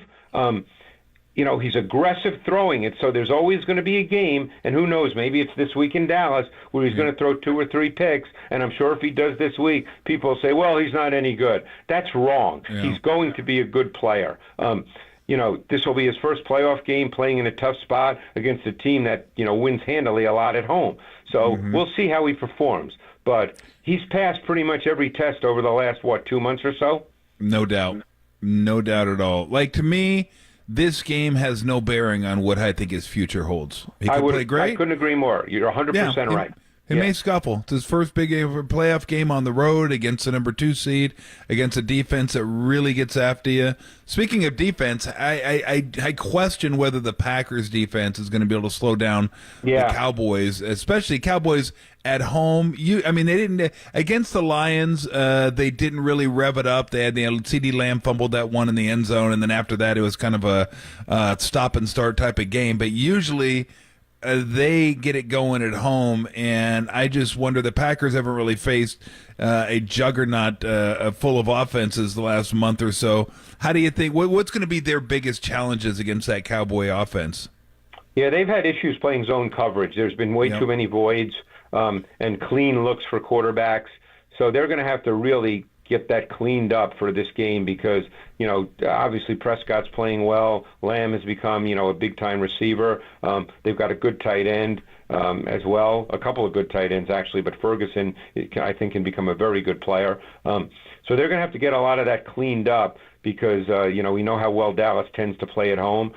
Dak has been really efficient, really decisive. He knows where to go with the ball. And even when he gets out of the pocket now and has to move around, he's made a lot of plays this year like that. So, yeah, this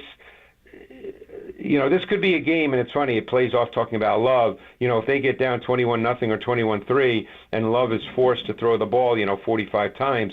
Because keep in mind, one thing about the Packers, as well as Love has played, in each of the last 3 games, Aaron Jones has had 20 or more carries and 111 or more yards. So they've become balanced, and they've given the ball to Jones, and he looks spry and fresh.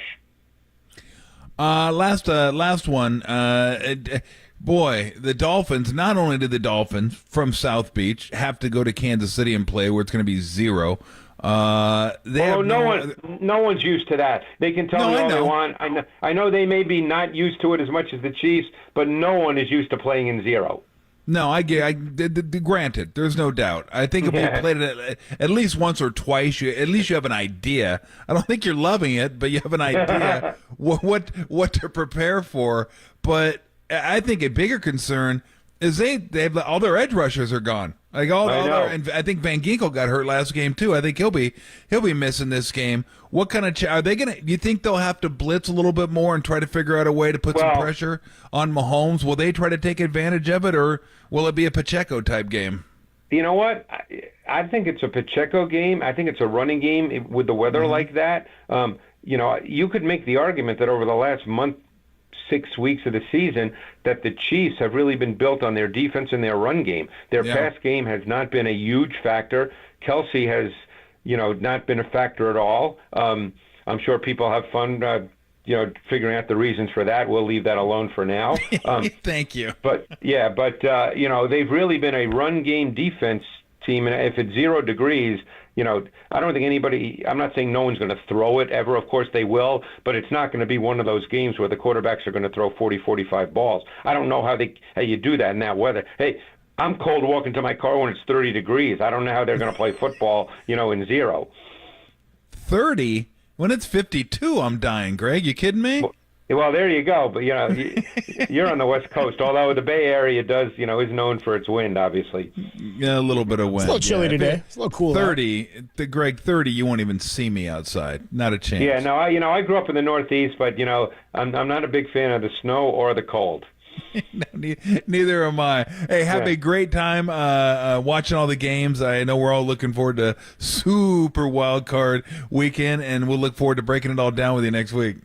Appreciate it, guys. Thanks so much. Great stuff there from Greg Cosell, senior producer of NFL Films. You can check all of that out on KNBR.com and the KNBR app. From Greg Cosell into a sound soiree. And then we'll talk to Dante Whitner at 4:50 and Steve Kerr, head coach of the Warriors, at 5:30. The best sounds in sports that you might have missed. The sound soiree is next on the Sports Leader.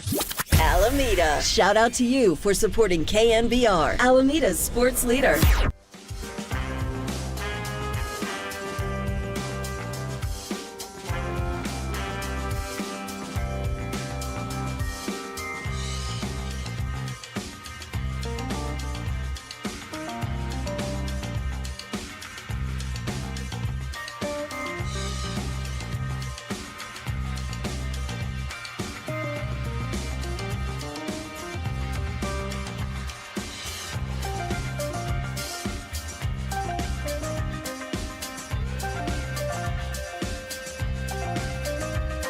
Jim Harbaugh finally won his national championship last night and could be headed back to the NFL. There's more on that story trending now on KNBR.com and the KNBR app.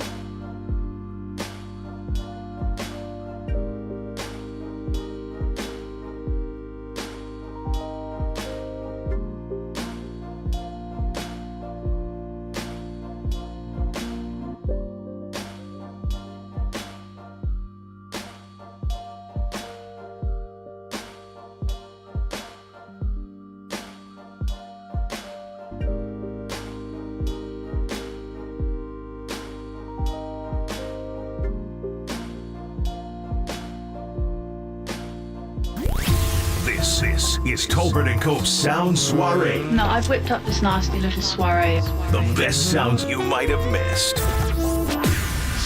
What? Soiree, honey. I think that means party. On the Sports Leader. Tolbert & Cope's back with your Sound Soiree for Monday, January 9th, 2024. Let's get right in to the Sound Soiree. By the way, still to join us today, Dante Whitner at 4:50. We're also going to talk to head coach of the Warriors, Steve Kerr, at 5:30. Sound Soiree, best sounds from across the sports world that you might have missed. Why don't we start right here with Draymond Green. Draymond Green earlier today met with the media for the first time since his 12-game suspension, and he was asked by San Francisco Chronicle writer Ann Killian about Steph Curry. Here's Draymond Green. You said I've cost my team enough. You've played with Steph your whole career, one of the greatest players the NBA has ever seen. How concerned are you that you may have cost him some of these moments of his prime?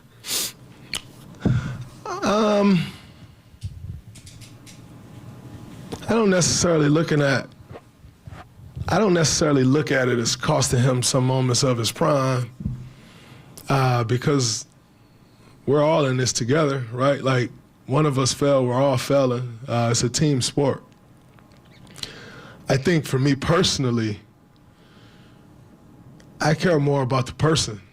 Like, how am I affecting the person?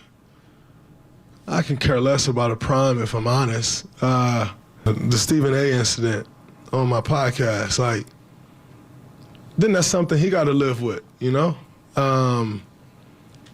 forcing him to carry more weight than he necessarily would have to carry. What effect does that have on him? Even more so from a basketball standpoint. Like, it matters more to me how I affect the person. I don't know what he kind of played both sides of that. Well, I don't know what it meant, like costing him moments. Like I'm not sure what anyone was trying to. It sounded to me like he was trying to say, I care more about the person than the player. However, when I realize I'm affecting him by not playing, it's put more weight on him. But I don't care about that. How does it affect him? I'm like, I think he's being pressed on some of these hollow statements, and he's not have a lot. I don't think he has a lot to say about a lot of this, dude. That's kind of my feeling about this. Is I don't know. Yeah, I don't know. I mean, I know what he was trying to say, but it was kind of like whatever. But kind of contradicted himself. But I don't know. I don't know what moments, like what moments. That's what I mean. Is I don't really. I'm not like really a certain game. Like, well, now I'm just trying to understand the question. Like. She's saying who would have had a chance to win a championship, or well, she was responding to his initial comment, because his comment was that he felt like he had hurt at moments. Because we played that cut earlier, did we not? Of him talking about how taking away from people and taking away. I've already hurt this team in certain moments. I've already hurt I think she was responding. Ann Killian was, or asking a question in reference to a statement he made. Okay. It wasn't an open-ended. It was in response. So I think she was asking him to elaborate about what he said. Okay. About affecting that. Anyway, let's move on here. This was last week. Jimmy Kimmel and Aaron Rodgers, they're back and forth, dude. Brother. They've got beef. Kimmel calls out Rodgers. Rodgers calls out Kimmel. Did they go back and forth again, Derek? Kimmel was on last night, and he talked about it again, and then Rodgers responded again today on Pat McAfee. I saw them put out a statement saying, we're moving on, yet they continued to talk about it. So here's more. They talked about it for half an hour. Here's more Kimmel and more Aaron Rodgers. A guy who went to community college, then got into Cal on a football scholarship and didn't graduate, someone who never spent a minute studying the human body, is an expert in the field of immunology. He just put on a magic helmet, and that G made him a genius. Aaron got 2 A's on his report card. They were both in the word Aaron, okay? I think it's impressive that a man who went to Arizona State and has 10 joke writers can read off a prompter. So, my education at JUCO and my 3 semesters at Cal that I'm very proud of has worked out for me, and I'm glad to see it's worked out for him as well. So I wish him the best. Again, I don't give a shit what he says about me. Well, obviously you do. Kind of seems like it, brother. Kind of seems like it. But I will say this. It's funny that, Jimmy Kimmel's fine by me. I got no problem with Kimmel. I'm sorry, bro. You went to ASU, and you're going to start killing somebody else's education? Please. Please don't go there. ASU, okay? ASU is not Cal, and I don't know what grades Aaron Rodgers got in college. I think he's a little bit of a whack job. But if you're trying to say Aaron Rodgers isn't smart, then you ain't paying attention. I don't think that's what Aaron he said. Rodgers is. Aaron Rodgers is really smart. I don't think there's any doubt about that. Just ask him. Just ask him. He'll tell you. Well, there's no doubt about that too. He's very arrogant, very arrogant. But like, look, I think a lot. It's just the way he says stuff, because a lot of what he says. Like, you look back on all that whole COVID thing, you're like, he might have had a point on some of this stuff. Like, some of this stuff maybe he just didn't voice it right, and the way he talked, his whole thing kind of turns you off sometimes. But if you listen to what he says, I mean, there's some things that he says, you're like, yeah, he was probably right about that. Like, he might have been right about that, too. The whole thing's kind of boring at this point. It's like, Kimmel's funny. But again, when you're going to ASU, that joke falls flat with me. It's like, I'm sorry, bro.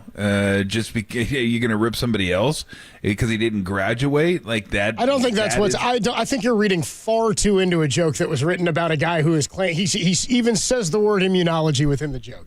I think you're reading far. He says for a guy who didn't even graduate from college and went to Cal and didn't graduate and went to a JC, he's an expert in immunology. That was his riff. I don't think he's criticizing so much the education other than a guy who talks a lot about the body stuff. And he's going back to the immunization stuff. No, I get it. Which is a whole different bit. My whole simplicity thing is... He still went to ASU. The point is that Jimmy Kimmel's a talk show host and a comedian. It's like the people who check in here and get mad at us for giving opinions, or... Yes. So where you're stirring the pot, I'm like... somebody the other day called me a blowhard or something. I was like, what's my job, bro? That's what I'm here. I'm just here to blow hard. That's it, bro. Not walk hard. Not walk hard. Blow hard. Let's go to some Jim Harbaugh, son. How about we move on to this Harbaugh? Here's Harbaugh. The best. It's a compilation. It's a package, dude. It's the gift that keeps giving. Harbaugh winning the national championship. Here's the best sounds of all of it. How sweet does this little bath feel right now? It's pretty great. You watch this confetti come down. It's like thousands of confetti. It tells a story. There's a story in every one of those pieces of confetti. This one will go down in the books forever. How fondly will you look back at this team? I'm gonna get a tattoo that says 15-0. No, you're not. I'm doing it. I made that vow. I made that promise, and I'm going to do it. I like to quote J.J. McCarthy, bet 15-0. This is a spectacular team, and I would just say there are over 100 Michigan men that are on this team in uniform tonight, and what they've done for the last 372 days is amazing. They're champions, simply known as national champions. Pull it down! Pull it down! We did that! We did that! Personally, I can now sit at the big person's table in the family. They won't keep me over there on the little table anymore. My dad, Jack Harbaugh, won a national championship, and my brother won a Super Bowl. So it's good to be at the big person's table from now on. He went back to the well on that joke. He goes, I kind of like that. I'll go back to it. I actually texted that to a group thread I'm in with all my friends, watch the games and stuff, and sometimes we'll text back and forth. Usually I don't participate because I'm not watching it live, so I just go ahead and leave the thread up to them. But I did text that last night. I just want to let you guys know. Each one of those pieces of confetti has a story. Oh, come on. Come on. God, somebody else texted it earlier. So bad. Such a bad one. The cheesiest thing I've ever heard. Like, really? Every one of those pieces of confetti has a story? Who comes up with that crap? Oh, shut up. When'd you write that, bro? When'd you write that? What are you talking about? Did you write that before last year's CFP start, huh? Oh, man. You know what I would have done? I would have picked out one of the pieces of confetti and said, what do you think this story is? What do you think that story is for this confetti run. right here? It's like, this one's not a very good one. This is a special teams play here. This is an interception. You don't want to tell this story. He's wild. There's Harbaugh in his national championship. He kind of can sit back at the big table. I told you. He has no comedic timing. This guy. Like, no. Like, I knew he was a wacky guy. Like, he's an 8-year-old. But he's like 60. Like, he has the enthusiasm of like an 8-year-old, and like I watched the game, in Lawrence, Kansas. I guess must have been 10 years ago or so. And he was there. And he got to take a half-court shot at halftime or something, like of the game. And you would have swore this guy won the lottery. Like, he was so happy. Like, this is great, historic, Fog Allen. And wait, Harbaugh took a half-court shot at a Kansas like game you were at? It was something like that. He was at the Kansas game, and he got to do something. He was genuinely, like, super, like, pumped. Like, this is incredible. Like, you have to understand, this is a guy that goes to baseball games with a glove. And, like, he's pumped. Like, he can't, if he catches a foul ball, it's like an incredible day for him. He wears a glove to the yard. He does. Yes. Yeah. And if he gets a foul ball, it's like a kid getting a foul ball. Like, this is incredible. What a great day. I got a foul ball. Where he could just, like, go ask Bob Melvin for a ball. Like, but that's not it. And it's not fake. Like, he's a different guy. Like, who says who's got it better than us with the enthusiasm that he says it? He's legit His asking. dad? Yeah, he's legit. Maybe that's it. Like, what do we really? We're doing this? We're like adults and we're doing this? But everybody does it, and he does it, and he buys into it. And I guess you buy into it because he buys into it, but he's one. And it's so funny that it's in, like, the sport with the most machismo, football and NFL football. And he still does this stuff. He's different, man. There's nobody like him. Well, let me leave you with this gem. First of all, I found it. I found the Lawrence, Kansas. He was one of the 49ers head coach. It's hysterical, too. He stopped by Lawrence, Kansas to give the Jayhawks a pep talk before they took on Texas Tech. Dude, he stopped by the shirt. He's rocking the khakis and, like, yes. He's rocking the mock turtleneck, dude. And he's got the Niner hat on. He's sitting in the in the stadium. He's like sitting there watching the game. He's like dialed in. Don't forget this gem, by the way. This happened 2021 after their loss to Michigan State. They were number 6 in the country. Michigan State was number 8. They rolled into the game 7-0. They lost at Michigan State. And then afterwards, they asked Harbaugh about it, and he might have let one rip here into the mic as he gets up. Here you go. What did Michigan State do to limit your two running backs that have had a great season? They tackled very well.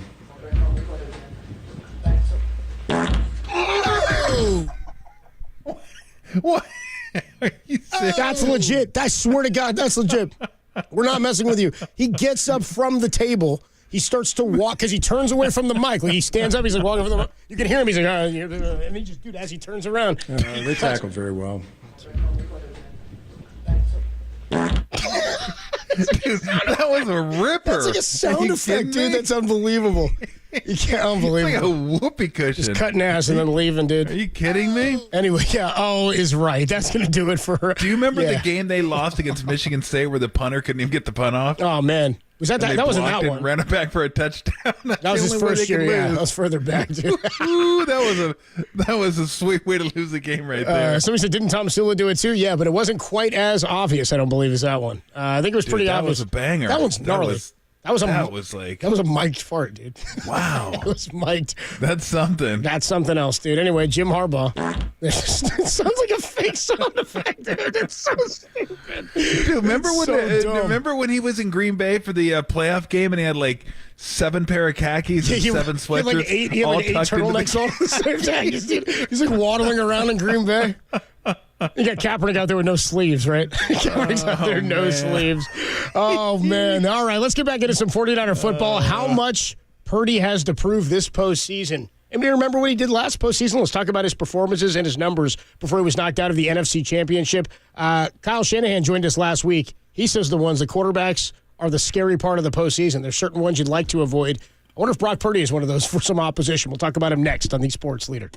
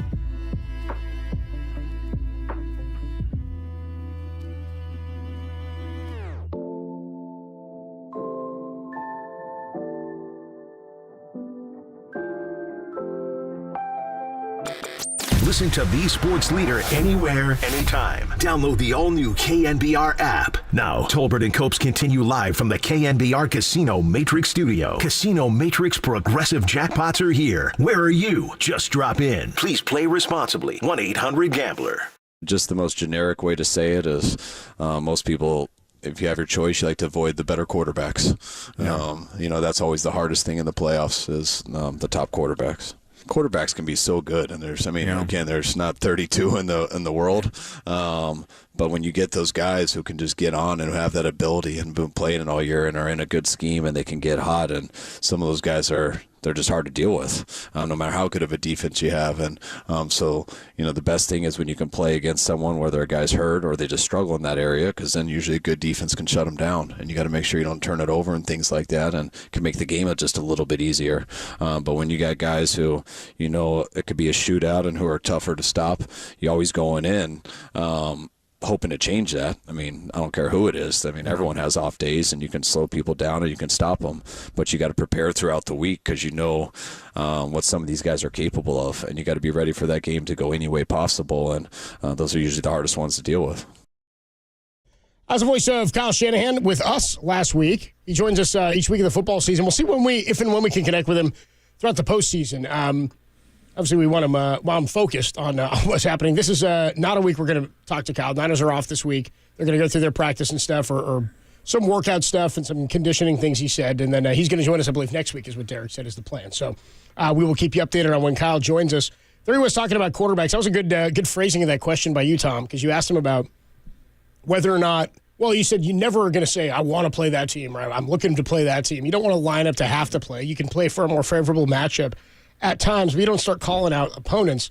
And so you asked him about what is it that does concern you when you look at teams. What do you look for when you're looking for tough opponents? And he said quarterback play is what you worry about, which then brings us to Matt Stafford. That was the discussion we were having. But then we look at Brock Purdy. We look at the 49ers and the year that he has had and the game manager talk. And Mark Schlereth on his podcast, we're going to play a piece of sound from him because he had a great comment about people watching Brock Purdy. Mark Schlereth called the 49ers Commanders game 2 weeks ago. Excuse me. He actually called this past week, too, didn't he? I think I saw him at the game this week, this last one against the Rams, 2 weeks ago, and he claimed that Brock Purdy told him this before the game.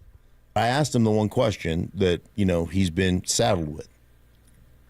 And I looked at him like I'm looking at you, and I said, game manager, how do you respond? And I was impressed because he bowed his back a little bit. Did he? Yeah. How so? He bowed his back because Brock Purdy said, anybody who calls me a game manager either is not watching the film or doesn't know what they're looking at. Ooh, spicy. In the end, the end of this thing will tell the story. And I'm telling him, he goes like, hey, listen, I'm not saying I'm the best. I'm not saying I'm the best quarterback or I'm the best, but he goes, I got some gunslinger in me, and you look at some of the throws I make. You look at some of the windows I throw it into. He goes, I know that I'm not the biggest armed guy. I never have been. So I had to make up for the lack of arm talent with perfect timing, with great footwork, with being on time, and knowing where everybody is. Pretty good with that. I would say that's an accurate description and depiction of what Brock Purdy has done to make himself an elite quarterback at the NFL level and an MVP candidate and the highest completion percentage in the NFL this year, a record-setting completion and the yardage mark for the 49ers. I mean, the fact that he still has something to prove, I think, is dangerous for the rest of the league because he didn't have an elite postseason last year. He was really good.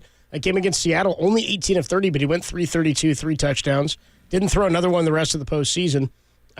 He did run for a touchdown, by the way, in that Seattle game as well. So 4 touchdowns total for him in that one, and then didn't score another one before he gets knocked out of the Eagles game. But your thoughts on his sort of, I like the chapped Brock Purdy to that, because I do feel like while we try to define a Cam Newton trying to walk back that comment and that statement, I think game manager is a knock on a guy, and I think Brock Purdy is far from that. Doesn't surprise me that was his answer. What was his yards per attempt this year? What did it end up at? I'll get you right here. I know we kept talking about it. It was like 9.9, 9.8. I think my guess would be it probably ended 9.6 is where he 9.6. ended. Yeah, 9.6. That's still incredible. Like, that is an incredible stat. Like, you don't become a game manager, which I always thought was a weird way to say some guy was a limited quarterback. Yeah. Like, because that's kind of what you do. You manage a game. You manage your throws. You manage everything. So, but I know how it's used in a derogatory way. Like, you can't win yourself. There are certain throws you can't make. Everything has to be perfect for you. Like, you can't get it done. Like, I get what, but that's not him. And he's right. That's exactly right. If you say that, you're just not watching, or you don't know what you're watching. Like, we noticed that early on this season. Some of the throws he would make. I mean, early on, it was always that deep dig route to Ayuk that would, like, be just over the linebacker's fingers, but just in front of the safety. And that throw is not an easy one to make. There's no way that can be an easy throw to make because there's a guy in front, guy behind, and you have a limited space to throw it into. But some of the ones to Kittle, I forgot who they were playing. It was right before half. The seam routes to Kittle were incredible. Like, there's just so many throws he's made this year that you're like, yeah, this guy, he's it. He's it. Does he have to get rid of it a little bit quicker? Sure. Might that come with a pick or two? Yeah, like the one in the Minnesota game, the one that he threw to Jennings, too far inside. It was a pick, and he probably had to release that a little sooner than somebody with a stronger arm would have to. The one in the end zone against Baltimore on Christmas, Yep. the one on the opening drive, that was just a bad timing play, threw it right over the top to the guy standing there. It happens. I mean, it happens. But overall, you look at the numbers, and the other knock on him was, you know, he's got all this great talent around him. And my rebuttal to that was nobody said that about Joe Montana or Steve Young or Peyton Manning when they had incredible talent around him. And no one said, oh, yeah, look at the talent. If anybody could do that. No, they never said that. But again, it's the perception when you're drafted where he's drafted. That's just the reality of the situation. So, but it didn't surprise me that he said that at all. Because you could see it in his throws. You could see it the way how confident he is with his abilities. He throws to windows that it's somebody like, you know, Chad Pennington when he played for the Jets.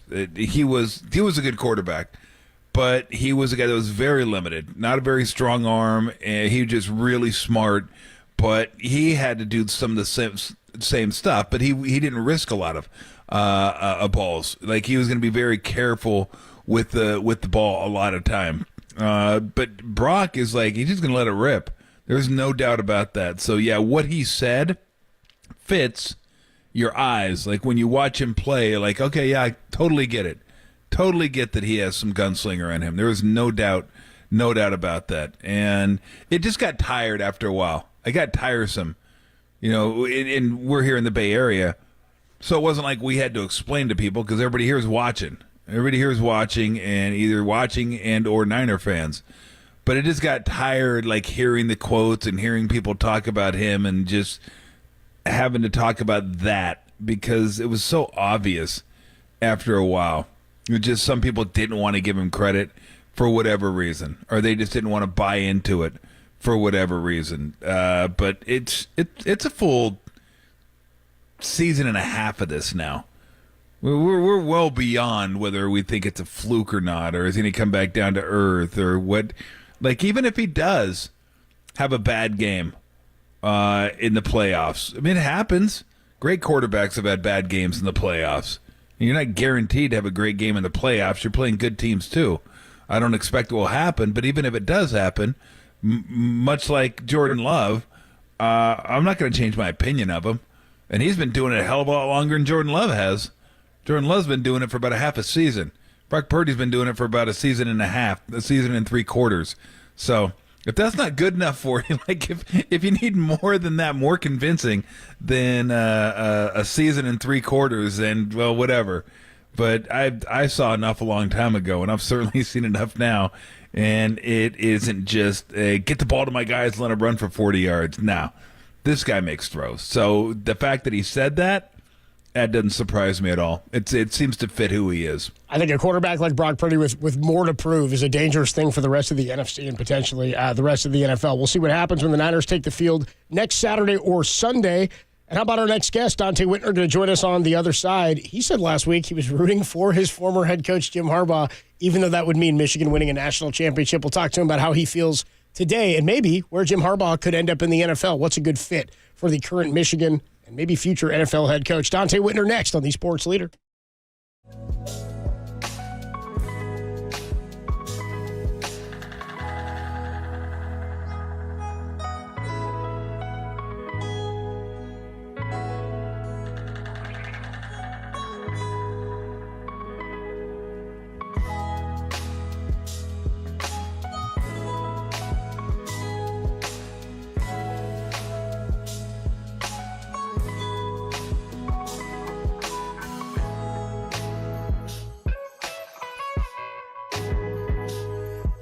Draymond Green addressed the media on his return from his suspension for the first time since that indefinite suspension was handed out. There's more on that story trending now on KNBR.com and the KNBR app. Hey, what's going on, everybody? Adam Copeland back here. My good friend Steve Moskowitz is hanging out on the line with me. Steve, how you doing today, man? Doing great. How about you? I'm doing well, Steve. Tell me about, as we get into the new year here in tax season, tax return preparation. What's the steps and what do we do? How can you help? So first of all, for current year tax preparation, we're offering a 5% discount for people that retain us this month.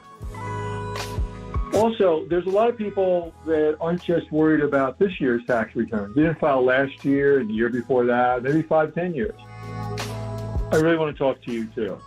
Now is traditional tax season. This is kind of like the IRS maximum enforcement time. It's like the highway patrol. They're on maximum enforcement for drunk drivers on New Year's Eve. This is the time they're most likely to make an example out of somebody. It is a crime not to file a tax return. You could be sentenced to prison. You don't want to know about that. And there's all these new IRS agents to come after you. You don't want to let them ruin your life, your business, your marriage. The two major reasons people don't file: one, they don't have the money. No problem. We'll cut your deal. The other one is they don't have their records. No problem. We'll get everything the IRS has on you. The bottom line is, whether we're filing the current year at a 5% discount for payment in January, or a bunch of years in the past that have other problems, we want to take care of you, get you straight, and then you can enjoy your life and make this your New Year's resolution. Thanks so much, Steve. Let Steve Moskowitz help you with your tax return preparation. Give him a call, 1-888-TAX-DEAL, or find him online at MoskowitzLLP.com.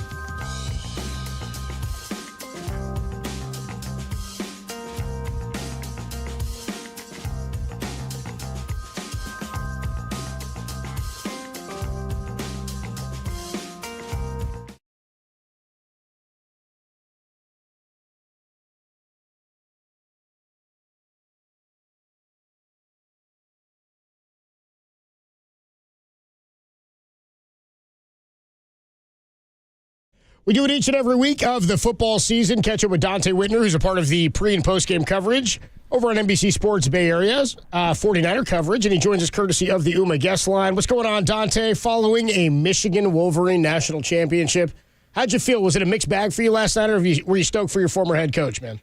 I was stoked for my former head coach. Going into it, I wanted the Big Ten to reign supreme. I wanted Coach Harbaugh to get his first national championship. But I really wasn't rooting for Michigan. I was rooting for more so Coach Harbaugh. Yeah, I got it. I got you. It's easy to separate those when you don't like Michigan as much as you do. What'd you think of? Well, not so much his reaction. I mean, there's all this buildup coming into the game about how this may have been his final game there anyway. Did you ever think this would be his final stop, Michigan, or have you always thought maybe he'd make the jump back to the NFL?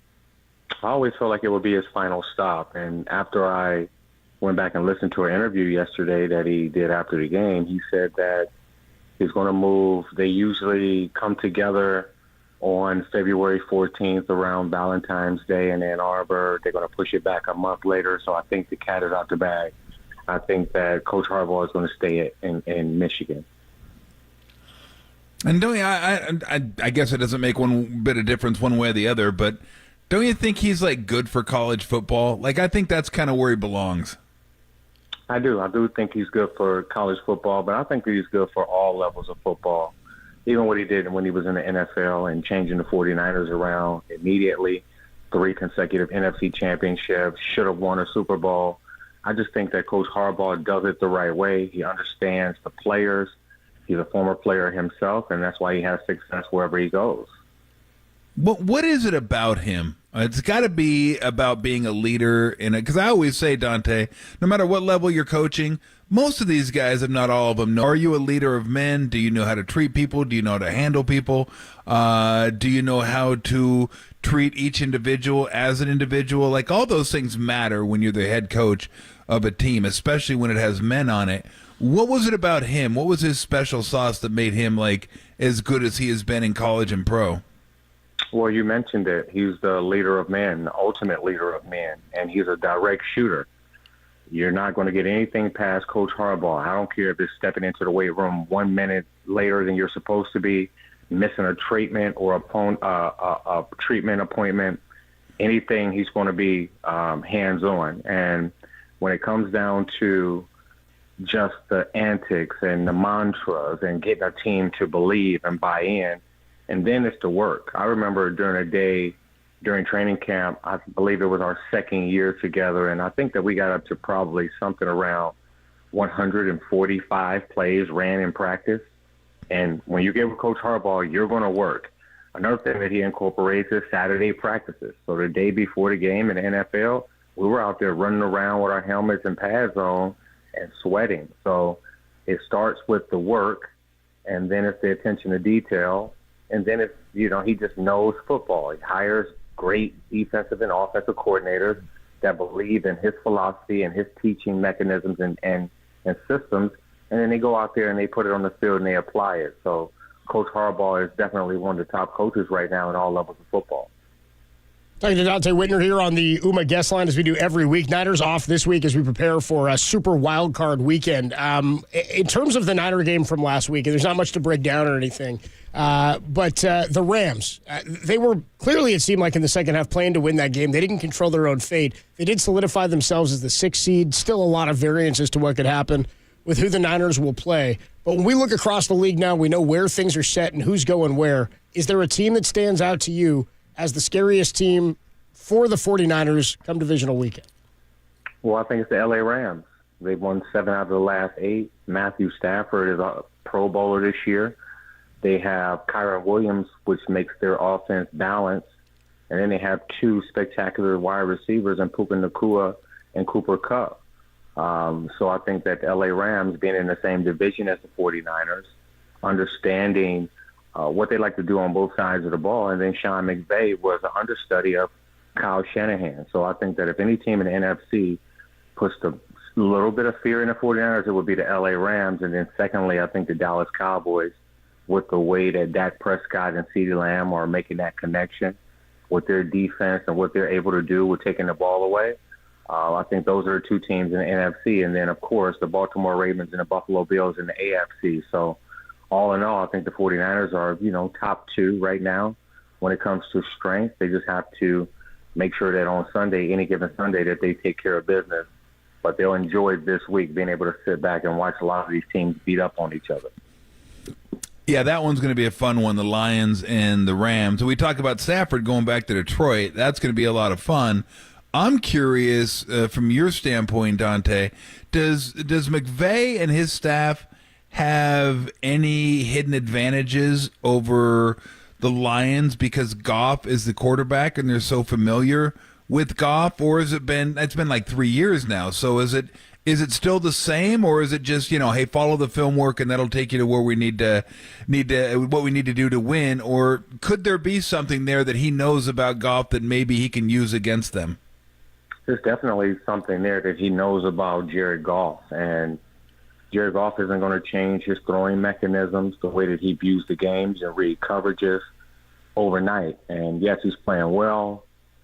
They have a bunch of playmakers all over the field. I believe that they're somewhere in the top 10 in passing yards and rushing yards.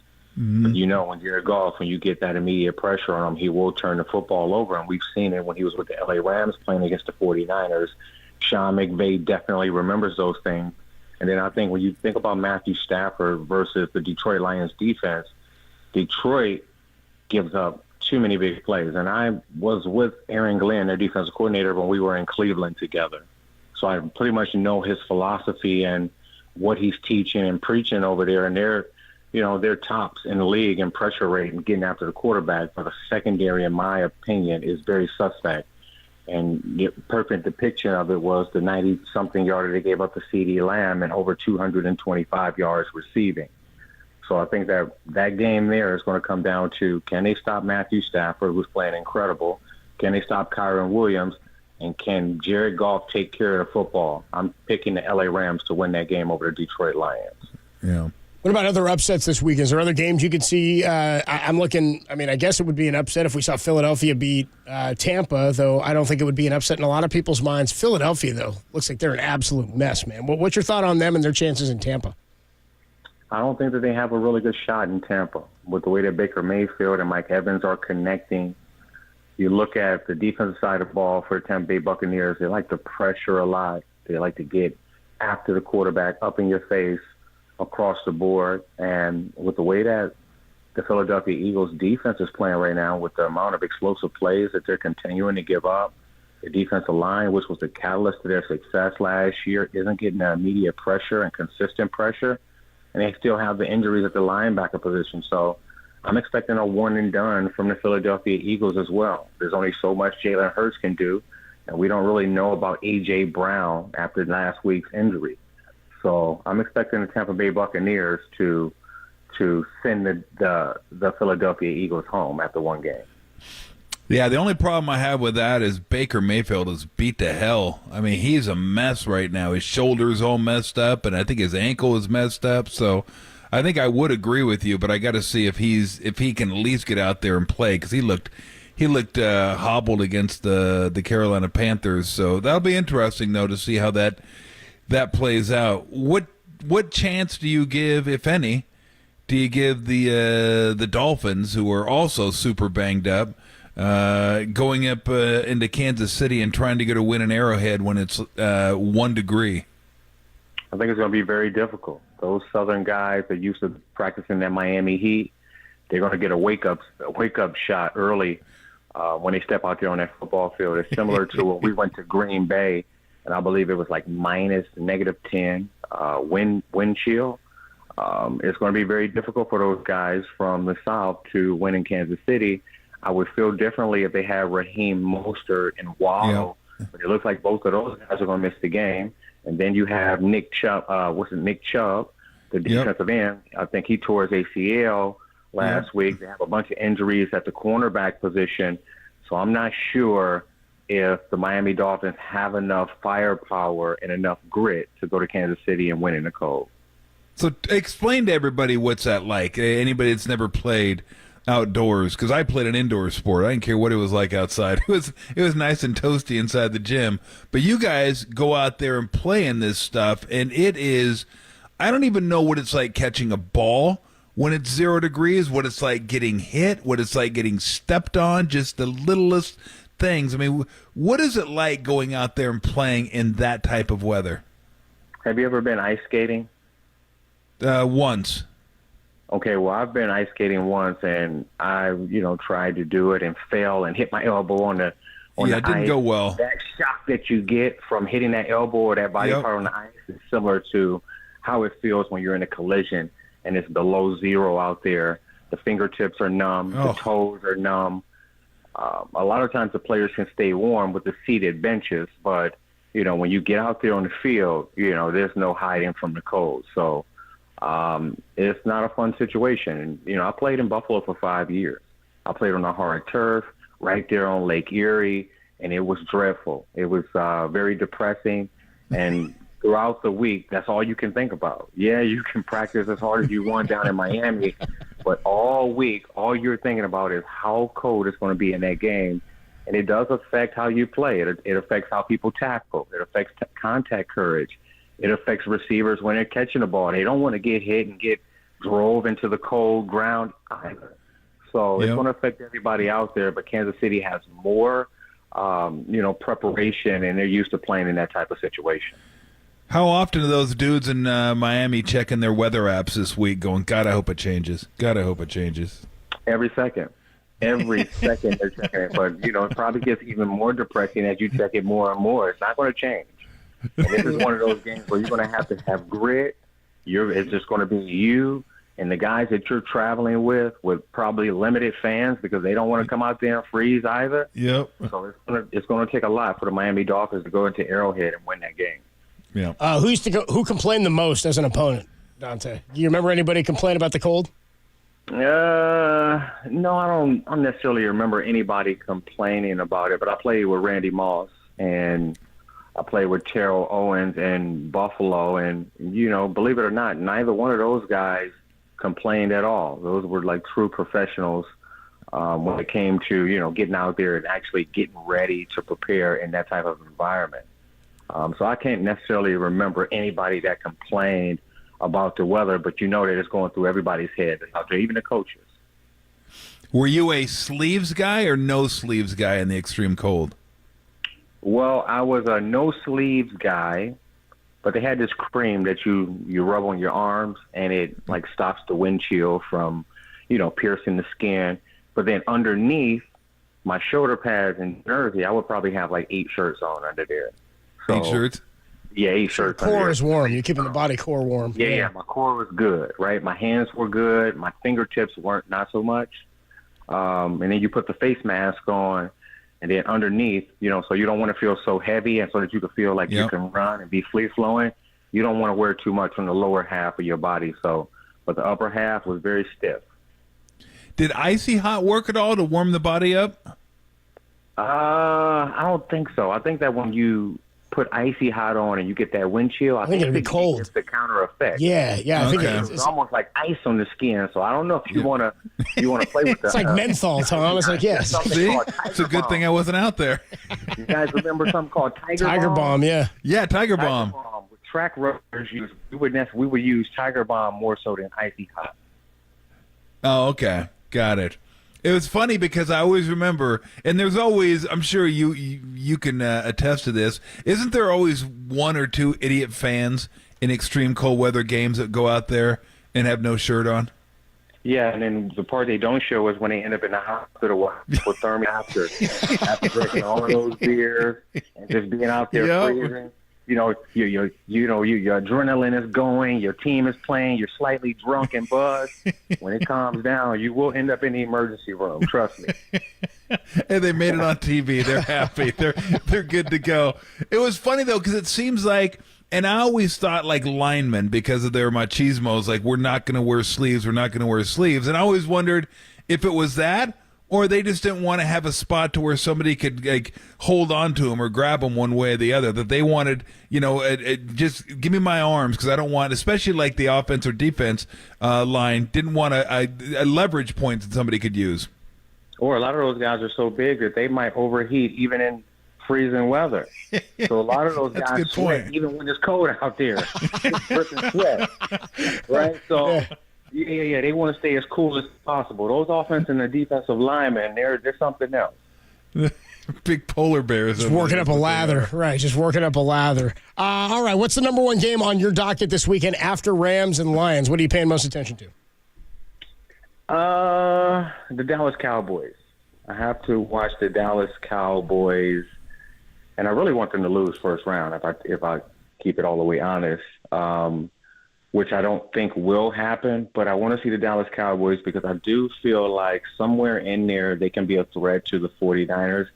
We know that they can't win on the road, but they have the weapons, the pedigree, and it looks like they're playing very well, in my opinion. So, yeah, I want to watch the Dallas Cowboys and see how they react to upped physicality, a sense of urgency, see if they have that.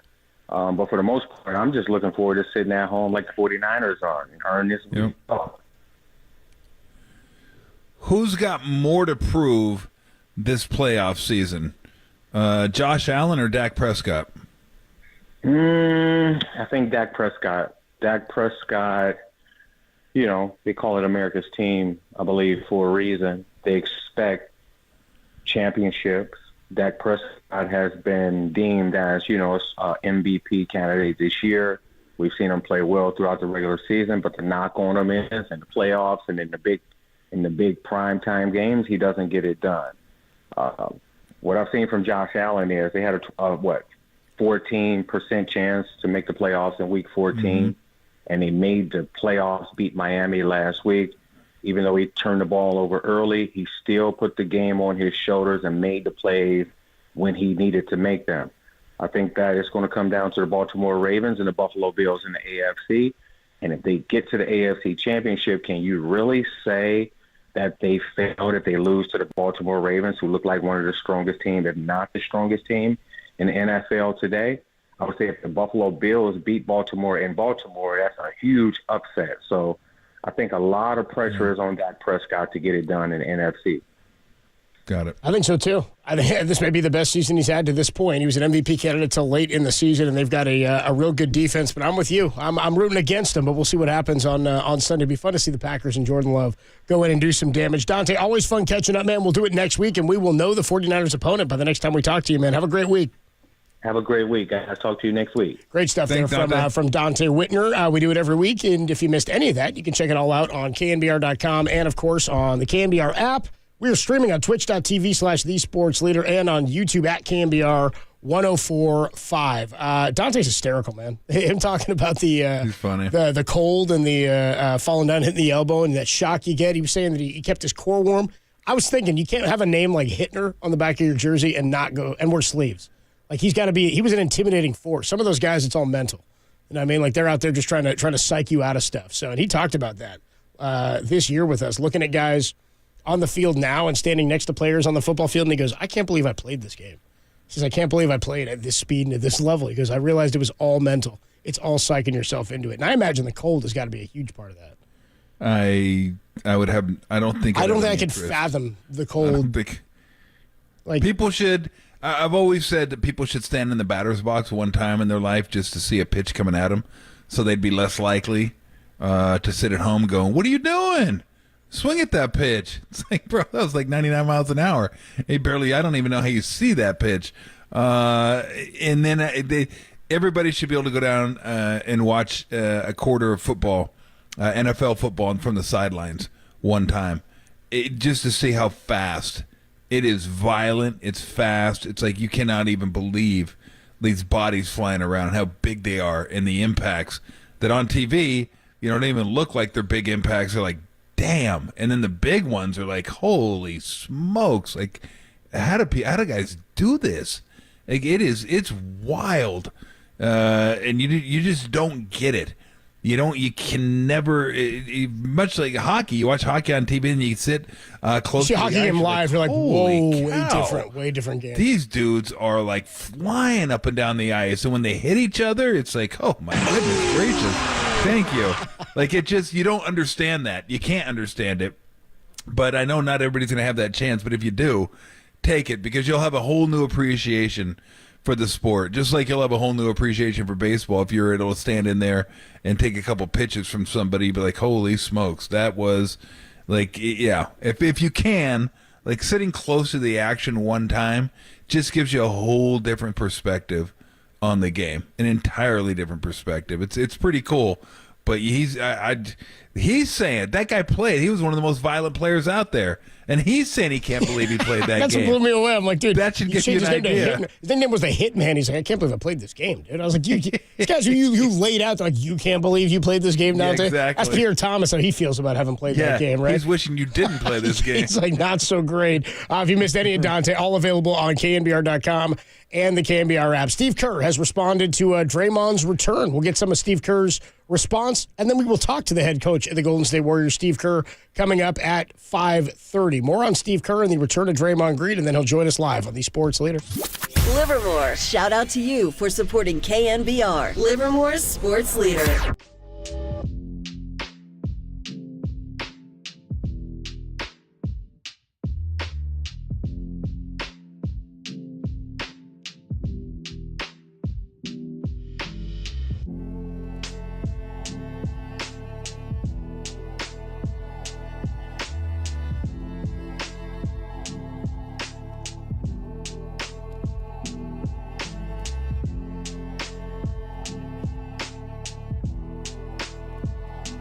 The Chargers have requested an interview with 49ers defensive coordinator Steve Wilks, while the Raiders have requested an interview with assistant GM Adam Peters. That story and more are trending now on KNBR.com and the KNBR app.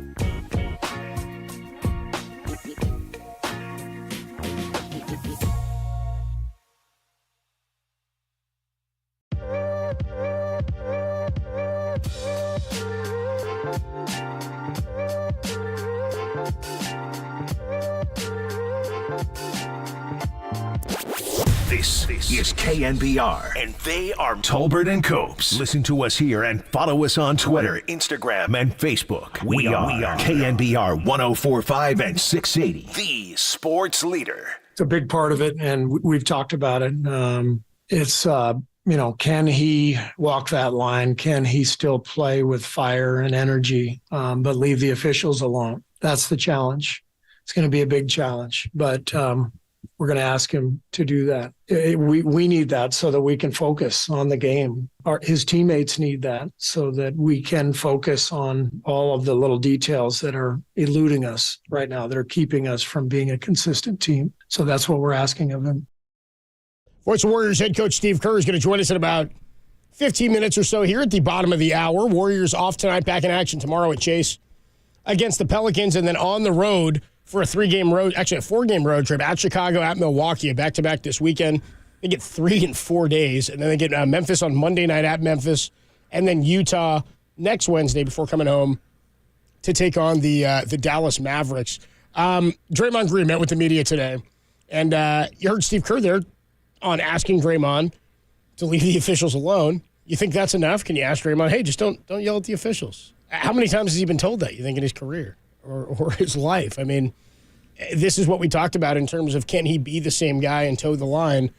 Will they allow him to be? The Warriors have had to deal with 2 of their star players, Draymond and Wiggins, to give them all they need in the season in the last couple of years with off-court issues, right? This with Draymond with the suspension. Last year, Wiggins had some personal issues, some family stuff that he was dealing with and was not here for a majority of the season post All-Star break and then had to return for the playoffs. So many want to blame Steve Kerr. And to your point, Tom, and you've said this, look, he's the head coach of this team. He bears some blame. But I'm with you in that players make plays. He can only get so much. If you got a bad roster, you got a bad roster. He may get more out of it than some other coach would, but it comes down to the players making plays. Is any coach as understanding of how to handle their players as Steve Kerr is or has been over this era? And I think it comes from the multitude of situations he was in, both as a GM and as a player with numerous superstars across his career. I mean, I think all that plays into the body of work he's been able to put together here. We need to get Paulie so he could do a, hey, Draymond, leave them refs alone. Dun, dun, yeah, dun, thank you. Dun. Again, I don't know how this thing's going to work itself out, but here's what I would suggest, and I'll ask Steve this, if he thinks it might be beneficial to, when he sees Draymond doing that, just take him out. Just sub him and say, hey, you're going to sit here next to me for a little bit until you cool down. Because we know if you leave him in there, a lot of times he can't help himself. He just can't. Like, he has to get that last word in. If he thinks he's been wronged, he has to get that. And the thing is, he might be right. But to what end to prove it? Like, you feel good about yourself if you're, proven right, but you get kicked out? That didn't do anybody any good. Sometimes you just got to swallow it and say, I know I'm right. Screw it. I'm not going to get into it. That's it. Done. Got my piece, or gave him a piece of my mind and got one T, but that's it. That's all there is. So he just has a hard time of letting go when he thinks he's been wronged. And again, being right's great, but to what end? So he'll have to figure that out on his own. But maybe Steve could help him along by, if he sees that, just time out, you're out. You're gonna sit here next to us for a few minutes while you cool down. Problem is, he kind of stews on the bench sometimes too, and he goes back in and gets right back into it with the officials. So, look, this one's on Draymond. Period. 100% on Draymond. Either he can do it, he wants to do it enough, feels like it's worthwhile, feels like it's important enough to keep himself under control, then he will. If he doesn't, then he won't. Maybe he can't, and he won't. I don't know. I know we're all going to find out. We'll all be watching the games, and we'll all find out. Don't think the fans won't be getting on him when they're on the road. They'll be getting on him when he's on the road, too. So it's definitely going to be worth watching, and not just for 1 game, 2 games, 5 games, 8 games, the entire season. Because as I reminded everybody earlier, there's 3.5 years left of Draymond. This isn't like, okay, I hope he can make it through this season. Like, he's got to be able to make it through 3.5 seasons. I mean, if he's here that long. but contract just started. So what he does this year just isn't about this year. It's about what this team's going to be like moving forward. More from Steve Kerr here. Tom, you like seeing Kuminga and Wiggins on the court together? Everybody else does. Not really. Yeah, I mean, I can see a lot of different combinations. There's a lot of other combinations I'd rather see. It's not my favorite combo. Fact, that's one of my least favorite combinations to see on the court. Funny you should mention that. Here's Steve Kerr on whether or not he's inclined to play those two together once Draymond returns. I mean, it's just tough. Like we know this from, Steph is such a unique player that the combinations around Steph really make a big difference. And we've been trying a lot of different things this year. But I've said the last week we'd like to try that more. And it really didn't go well, clearly, the other night. So it's tough when you're where we are in 11th place in the West, I think. It's tough to continue to experiment with things that really aren't proving to be very successful. So it still could happen, but I'm be perfectly honest, I'm less inclined to do it now. Yeah, that was a no. Yeah, that was a no. That was a shooter. Yeah. No. That was actually Dan Campbell. No, that was a nice way of putting it. I'm less inclined to do it now. I wish I had the button in here. We have a button, a no button, that we hid somewhere. I think we hid it from Camila, because Camila would get the no button and just hit it over and over, and it was like 6 different ways of saying no. No. Like, and it's like, okay, that's enough. Yes. Give me the damn button. Niet. Yeah, because I don't think there's a niet on there or 9. 9. I don't think those were on there. Learning some different languages. Yeah, that's good. Although it was better she had that one than the SIHIT button that she had one time. And I heard it. I was like, where the hell did that come from? Where'd that come? What the heck? And she, of course, she was like, hit the button and smiled. She didn't even know what the word was. But she was like, smile, because she knew we didn't want her to pushing the button and hitting that one. So. No. But yeah, the no one was no. I'll just give Steve that button. No. No. Yeah, I've seen enough of that one. I've seen enough of that one for a while. Yeah, not a good combo. So Chris Paul going to be out for some time. Draymond is going to return. I guess we'll ask Steve. They said about a week or so, right? Was the ramp-up time? I think they said that on Monday. Was that yesterday? So maybe next week, and maybe we could see him in Memphis on Monday. It would be funny if he returned in Memphis. He'll be walking in Memphis. Yeah, he'll be walking in Memphis or walking in Utah on a Wednesday night next week. New Orleans tomorrow, and then this weekend, Chicago and Milwaukee. Tough little roadie there to start it off with those two on a back-to-back. We will talk to the head coach of the Golden State Warriors, Steve Kerr, in just a few minutes when he joins us. Checking in here on the Golden State Lumber and Building Materials text line before we get to the head coach of the Warriors. 818 says, dudes, go back to hot dogs. Has anybody talked about those glizzies they usually have outside of the clubs and sporting events? Yeah, somebody did mention the bacon wrap hot dogs. Somebody else checked in and said, ask Greg Cosell how many bacon wrap glizzies he can suck down during a film session. I was like, I don't think we will ask Greg Cosell that. I don't think.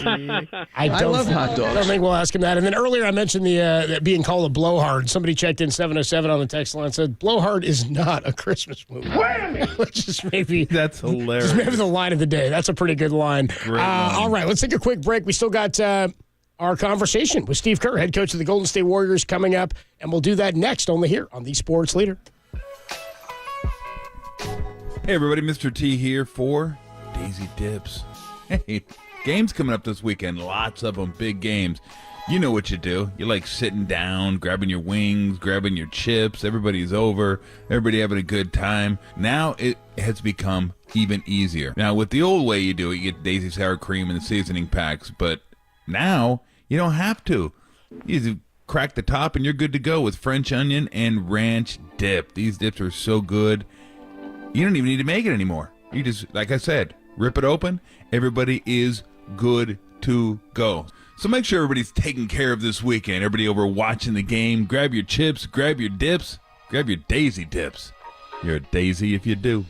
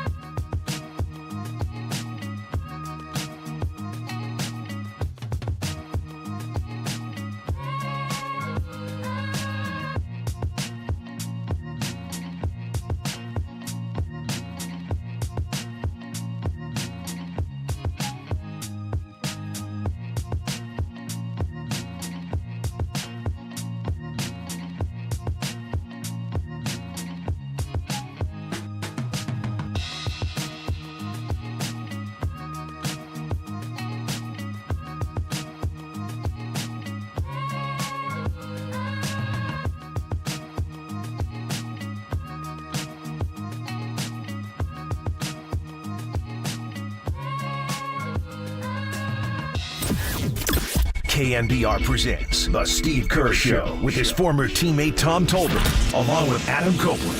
It's Tolbert, Copes, and Kerr on the Sports Leader.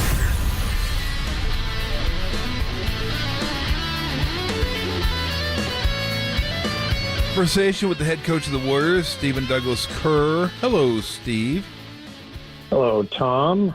What's happening? How are you? Tremendous. Coach? Yourself? What's up, man? Fantastic. All good? What's happening? Oh, good. Can't complain. Good. Just a lot of Draymond talk, which has been the norm the last 3 or 4 days. I'm sure you haven't talked much about him the last couple of days, but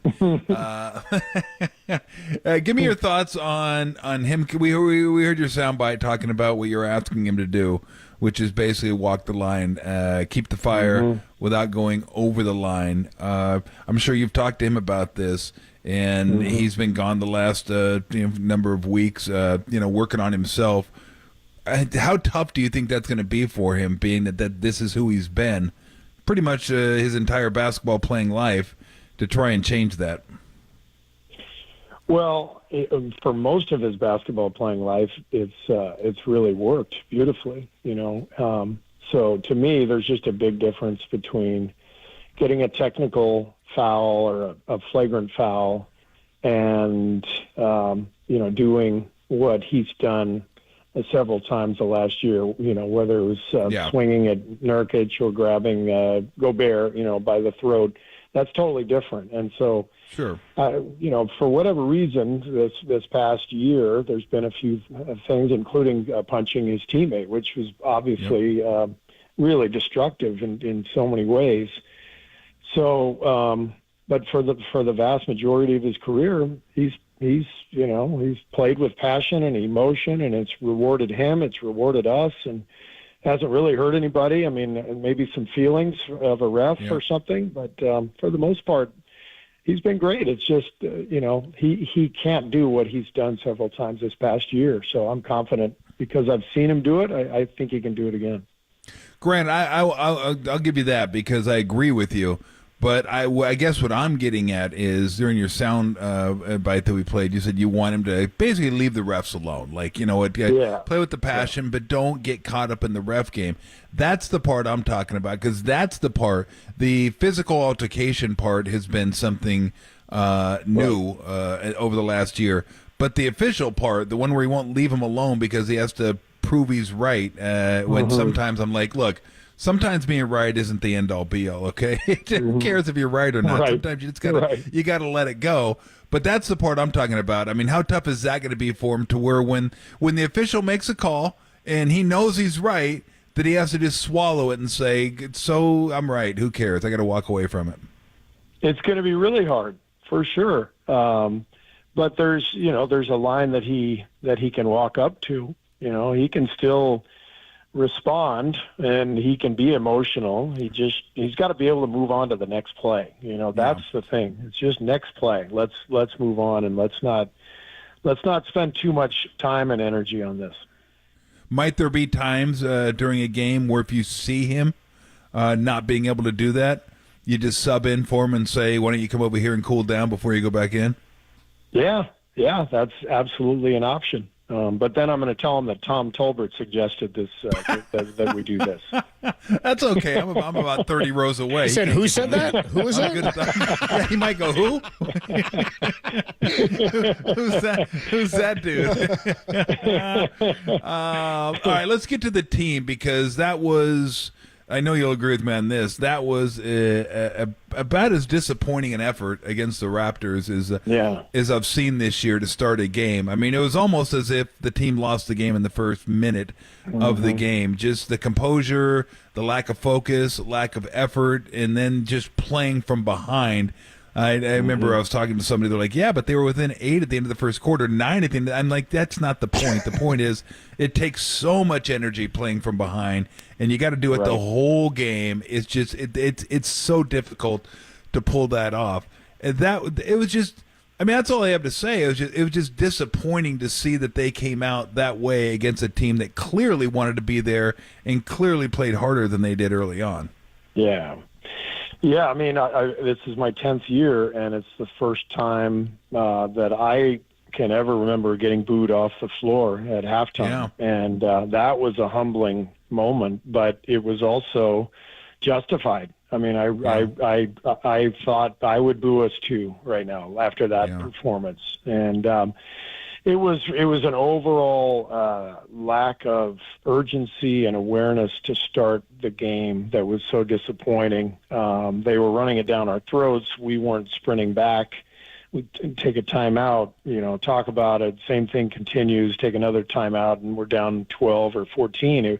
It was demoralizing, and I was proud of the way the group fought back. But it was, the damage had been done, and it just can't be, what we're about and who we are. And so it never has been. And, as difficult as this season has been, I would say, we have competed. We've only had a game. That was the only game that felt like that. We've had a couple games where shots didn't go in, and we really weren't, in it for much of the game. But that was first night I felt like we didn't compete. And so I don't think you'll see that again. Yeah. I was a little surprised to hear that at halftime. I was even more shocked to look to my left and see Tim Roy was one of the ones booing. I was like, that's unprofessional. Like, what are you doing? Give him a break. It's like, damn, Tim, settle down, bro. Is there I'm pretty sure Margot was booing from home, too. No, Margot did it even worse. She just turned it off and went and watched a different show. She goes like, my time's too valuable for this crap. I got more important things. I got more important things to do. What are the conversations, if you want to share any of it, that you've had with Wiggins? Because I don't even know where to start with him, because I think on most nights he's like giving an effort, and I think he's trying on defense. He's fighting over screens. I'd like to see him rebound better, but I've said that for like 9 years, so that is what it is. But it just seems like he's not quite fully engaged, and I know he's not that type A personality where he's going to go seek it out and say, like, I'm going to bring the game to me. He kind of lets it come to himself. Yeah. But in talking to him, where is it that you'd like to see more, or it just, I don't know. There's just something missing this year, and I'm sure he would agree that it's just not the guy we've seen in the past. Yeah, no doubt. This has been a tough year for him. When I say year, I mean the past calendar year. Has been tough for him with the personal stuff. Missing 50 games or so last year, dealing with his personal situation, and then not really starting this season out well, and struggling to find his rhythm. But I think if you look at the last month, he's actually been much better. Now, the last two games, nobody was good, including me. We all struggled the last couple games. But, if you look at the previous 12, 13 games, he's actually shot over 40 from three. He's looked much bouncier, much livelier. So I'm actually encouraged with Wiggs and where he's heading. Same with Clay. I think after the first 20, 25 games, I think Clay's been better overall, much better.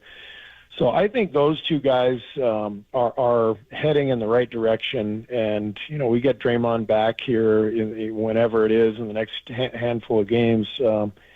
I'm very confident that we're going to find our stride. I really am. But there's no doubt it's been a struggle to get to this point. Does it feel like, and I know it's not early in the season anymore. It's not late yet. I mean, we still have more than half the season to play, but it kind of feels like this is a critical juncture in the season, because you guys had a chance to get to 500 again. You're 2 games below. New Orleans, either you go 3 games back or 1 game back, and then it's a 4-game road trip after that. It just feels like it's critical in terms of not getting to a point where you're 3 or 4 games under 500, and then you're like last year, you're battling the whole season to get to to 500, and then if you lose a game, you're like, now we're 2 games. Does it feel like the next, 4 or 5 handful of games is like, these are pretty important to get above 500 and kind of get moving in the right direction here? Yeah, I mean, the deeper we get into the season, the more critical everything feels, in terms of the need to string together some wins and start climbing the standings. You don't want to get to the last 30 games or so and face this mountain to climb. So there's no doubt we've got to get it going, but we've been saying that now for a few weeks, and we pointed at this homestand and we were saying, all right, let's get it turned around, and we're 2-4 on the homestand. And I think there's just been so much this season between the Draymond suspensions and injuries to Gary and Chris, and the struggles early on, with Clay and Wiggs, and the close games that we've lost. And I definitely take ownership. Some of the decisions that I made late games, have backfired. And so you throw all that into the mix, and we are where we are, and we're the only ones who can get ourselves out of it. Talking to Warriors head coach Steve Kerr here on the Yuma guest line. Tickets for all Warrior home games are available for purchase at Warriors.com. By the way, tomorrow night's Pelicans game at 5:30 p.m. tip in the event. Tom, you got that? 5:30? 5:30. I don't want to be late. All right, don't be late. In the event of a sellout, tickets are always available at Warriors.com, where Warriors season ticket holders buy and sell tickets. I want to circle back just real quick. One question on Draymond. Any chance he comes off the bench upon his return? Yeah, there's a chance. We don't know yet. I think we're going to wait until we have a better feel for how we're playing and who's playing well and combinations and all that stuff. So there is a chance he comes off the bench. One of the things that I found too is if a guy's only going to play 20 minutes and he starts, if there's a minutes restriction and he starts, it's really awkward. You start him, play him 5 or 6 minutes, and then what? Then he sits forever, and so there's a decent chance we do that, but we won't make that decision until we get there. Can I assume that the conversation you had with Kuminga, without divulging, because I know you won't, and I agree with that those things should be discussed in private, which is what he should have thought of before some of that stuff came out. But can I assume that was kind of the core of the conversation, that one of your core tenets as a team is protect the team, protect the team. Mm-hmm. I'm assuming that was one of the things discussed, that whatever you want to discuss, I'll be happy to discuss it with you, but let's protect the team and just come see me. Yeah, no doubt. I mean, that everything is best behind the scenes, and there's every moment of the day when we're together is an opportunity to have a discussion, and whether it's during practice or at the end of practice, side of the court, in my office, those are all possible moments for conversation. And I watch film with JK pretty often. Once every couple of weeks, I'll sit down with him and show him a bunch of clips, and those are all moments where hey, this is easy. If there's something on your mind, let me know. We'll discuss it. And but it's not easy for young players to to do that sometimes, and that's all part of his growth and experience. But that is the way we do things. We try to keep things under wraps, and there's going to be adversity and bumps in the road for everybody, and it's just we just have to try to help these guys the best way we can. I'm assuming that we can put the Wiggins Kuminga combination on the shelf for a little bit anyway. Yeah, it hasn't gone well. I mean, you're when you're 27th in defense, which we've been for the last 15 games. You gotta experiment. You gotta try some things, and I was hoping that getting our two biggest athletes on the wing time together would help defensively. But you saw the other night, first 5.5 minutes, I think Toronto scored 25 points or something. So. It didn't exactly click. It hasn't clicked most of the year, and that's it's all part of the season, is trying to figure out lineups and combinations, and you get as much information as you can, and then you start going with what you think. I would like to say it didn't age well, but it came out of the box kind of smelling. So it didn't. See, even Lou doesn't like that combination. Lou got into that, yeah. Lou's like, yeah, please don't put that on there. I'm forced to watch this stuff. What does having Draymond back mean to the rotations? Well, that's the big question. And I've talked about this, quite a bit this year, but. This is a deep team with a lot of guys who deserve to be in the rotation, but really, you can really only play 9, maybe 10, and so when we have everybody, including Gary and Chris and Draymond, that's 12, and so it's difficult, and no matter how we slice it, there's going to be people who are left out of the rotation, and it's funny because every year at the All-Star game, you hear people say, well, so and so should have made the All-Star team, and my response is always, okay, who are you taking off? Exactly. Please. Let me know who you're taking off. And so, when I hear people say, well, hey, Moses should be playing, or Gary should be playing more, J.K., I might thought, okay, well, tell me who I'm supposed to take out, and that's the difficult thing with the roster that we have. I love these guys.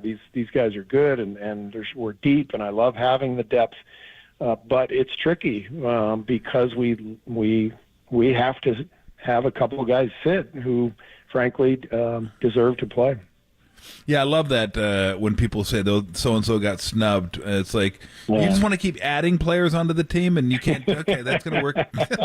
We just have 40 guys that's the Pro Bowl. We have that. On the that's team. The Pro Bowl, right. Yeah. Well, and that's why we talked about it last time, Steve, that I think a trade come trade deadline where it's multiple for one guy, if as you said, if it's the right guy, makes sense for this team, because there's something about having a hierarchy on a team, and everybody may not love it. The people toward the end of it don't love it. And you mentioned this past week that you said for 15 years you complained about minutes. Now people took it as, well, I'm like, we didn't complain every damn day for minutes. It didn't work that way.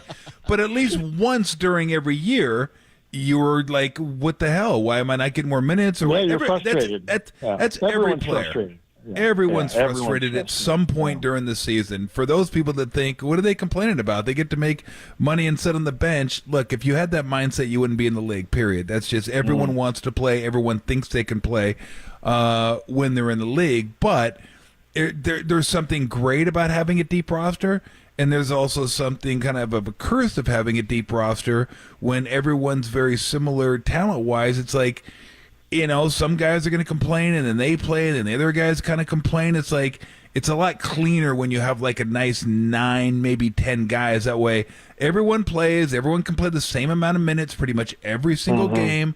And I think from that standpoint, like, what's your blessing is your curse, is that you have a lot of guys, great, and also you have a lot of guys, which isn't great. Right. So it's not as clean. It's got to be hard every single game to try to explain to guys why they're either in the lineup or not in the lineup. Yeah. No, it is. And when that mix includes, young guys who are trying to make their mark and really establish themselves in the league, and vets who deserve respect and have accomplished quite a bit, it does make for some difficult decisions for sure.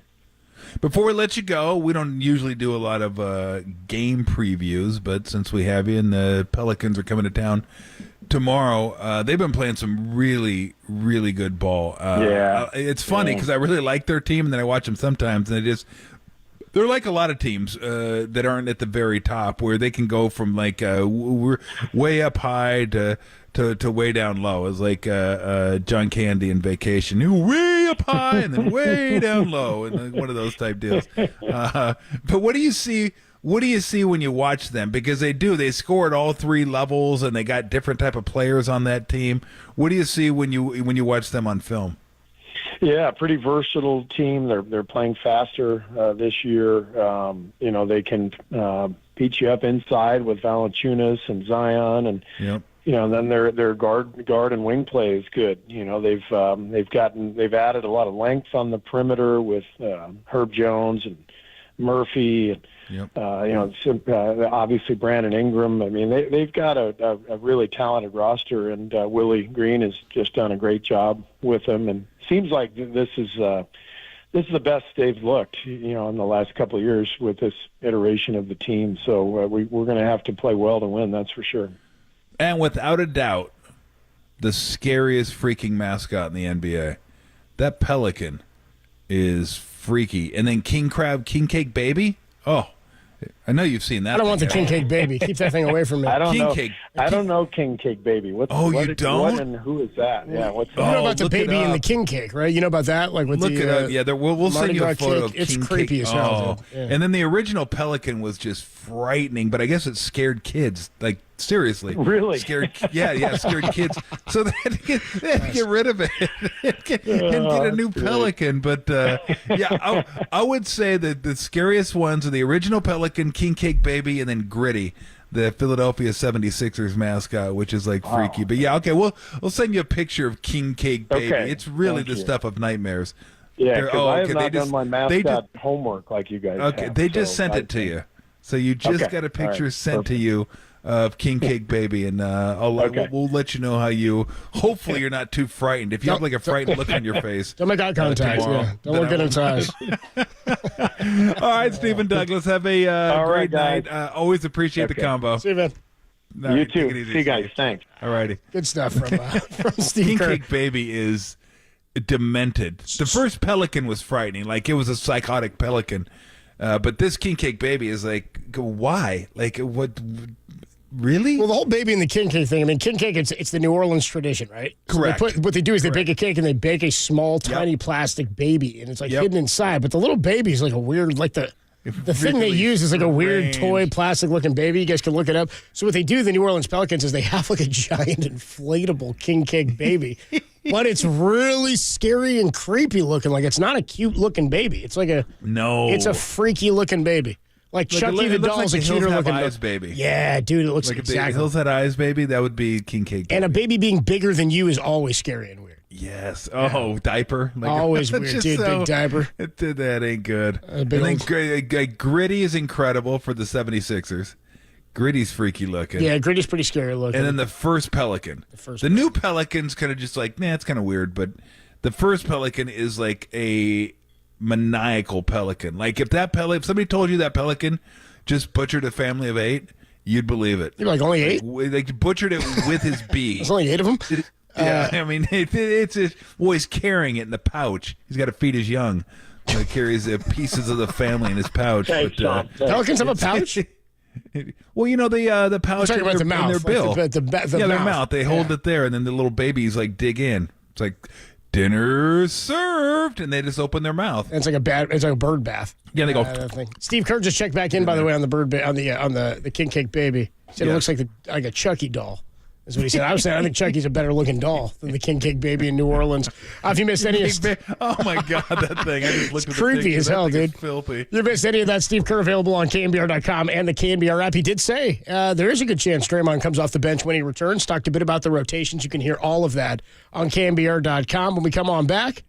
Oh, I should let you know, by the way. Are you talking about the Eric Spoelstra news, Derek? Derek wanted me to get this news out to you. I wasn't going to ask Steve this. I wanted to, but I didn't. Eric Spoelstra, it looks like, Tom, is getting a new significant contract, is what they're saying. Signing a contract. It's going to make him one of the top paid head coaches in all of basketball.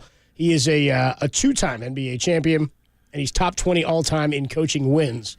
Steve Kerr, your thoughts? That's what Derek wanted me to ask. I said, I don't think so. I think I'll just bring it up. What is it? Yeah, we don't have the dollar amounts yet. This is per sham trying to, but they're saying what Monty signed for. Monty, this is going to make him one of the top paid coaches. Monty got what?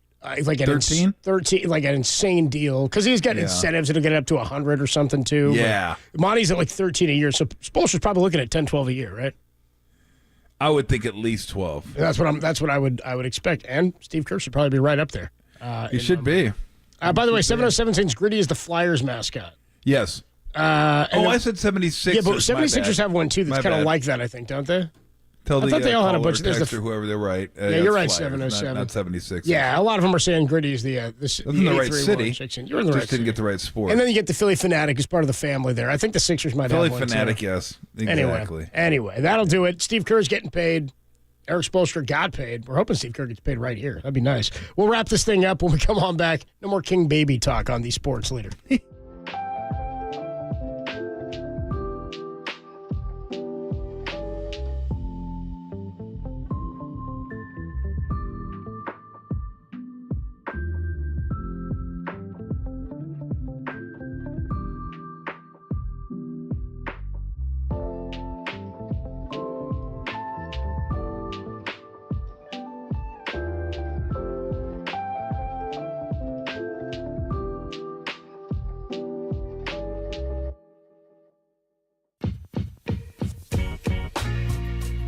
Jim Harbaugh finally won his national championship last night and could be headed back to the NFL. There's more on that story trending now on KNBR.com and the KNBR app.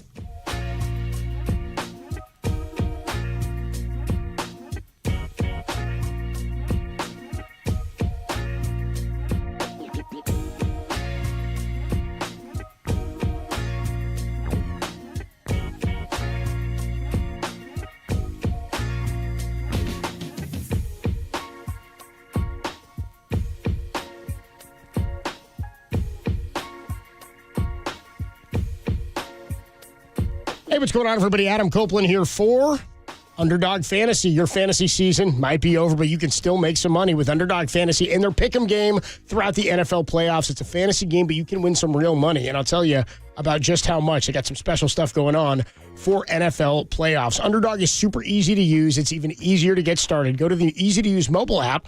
Download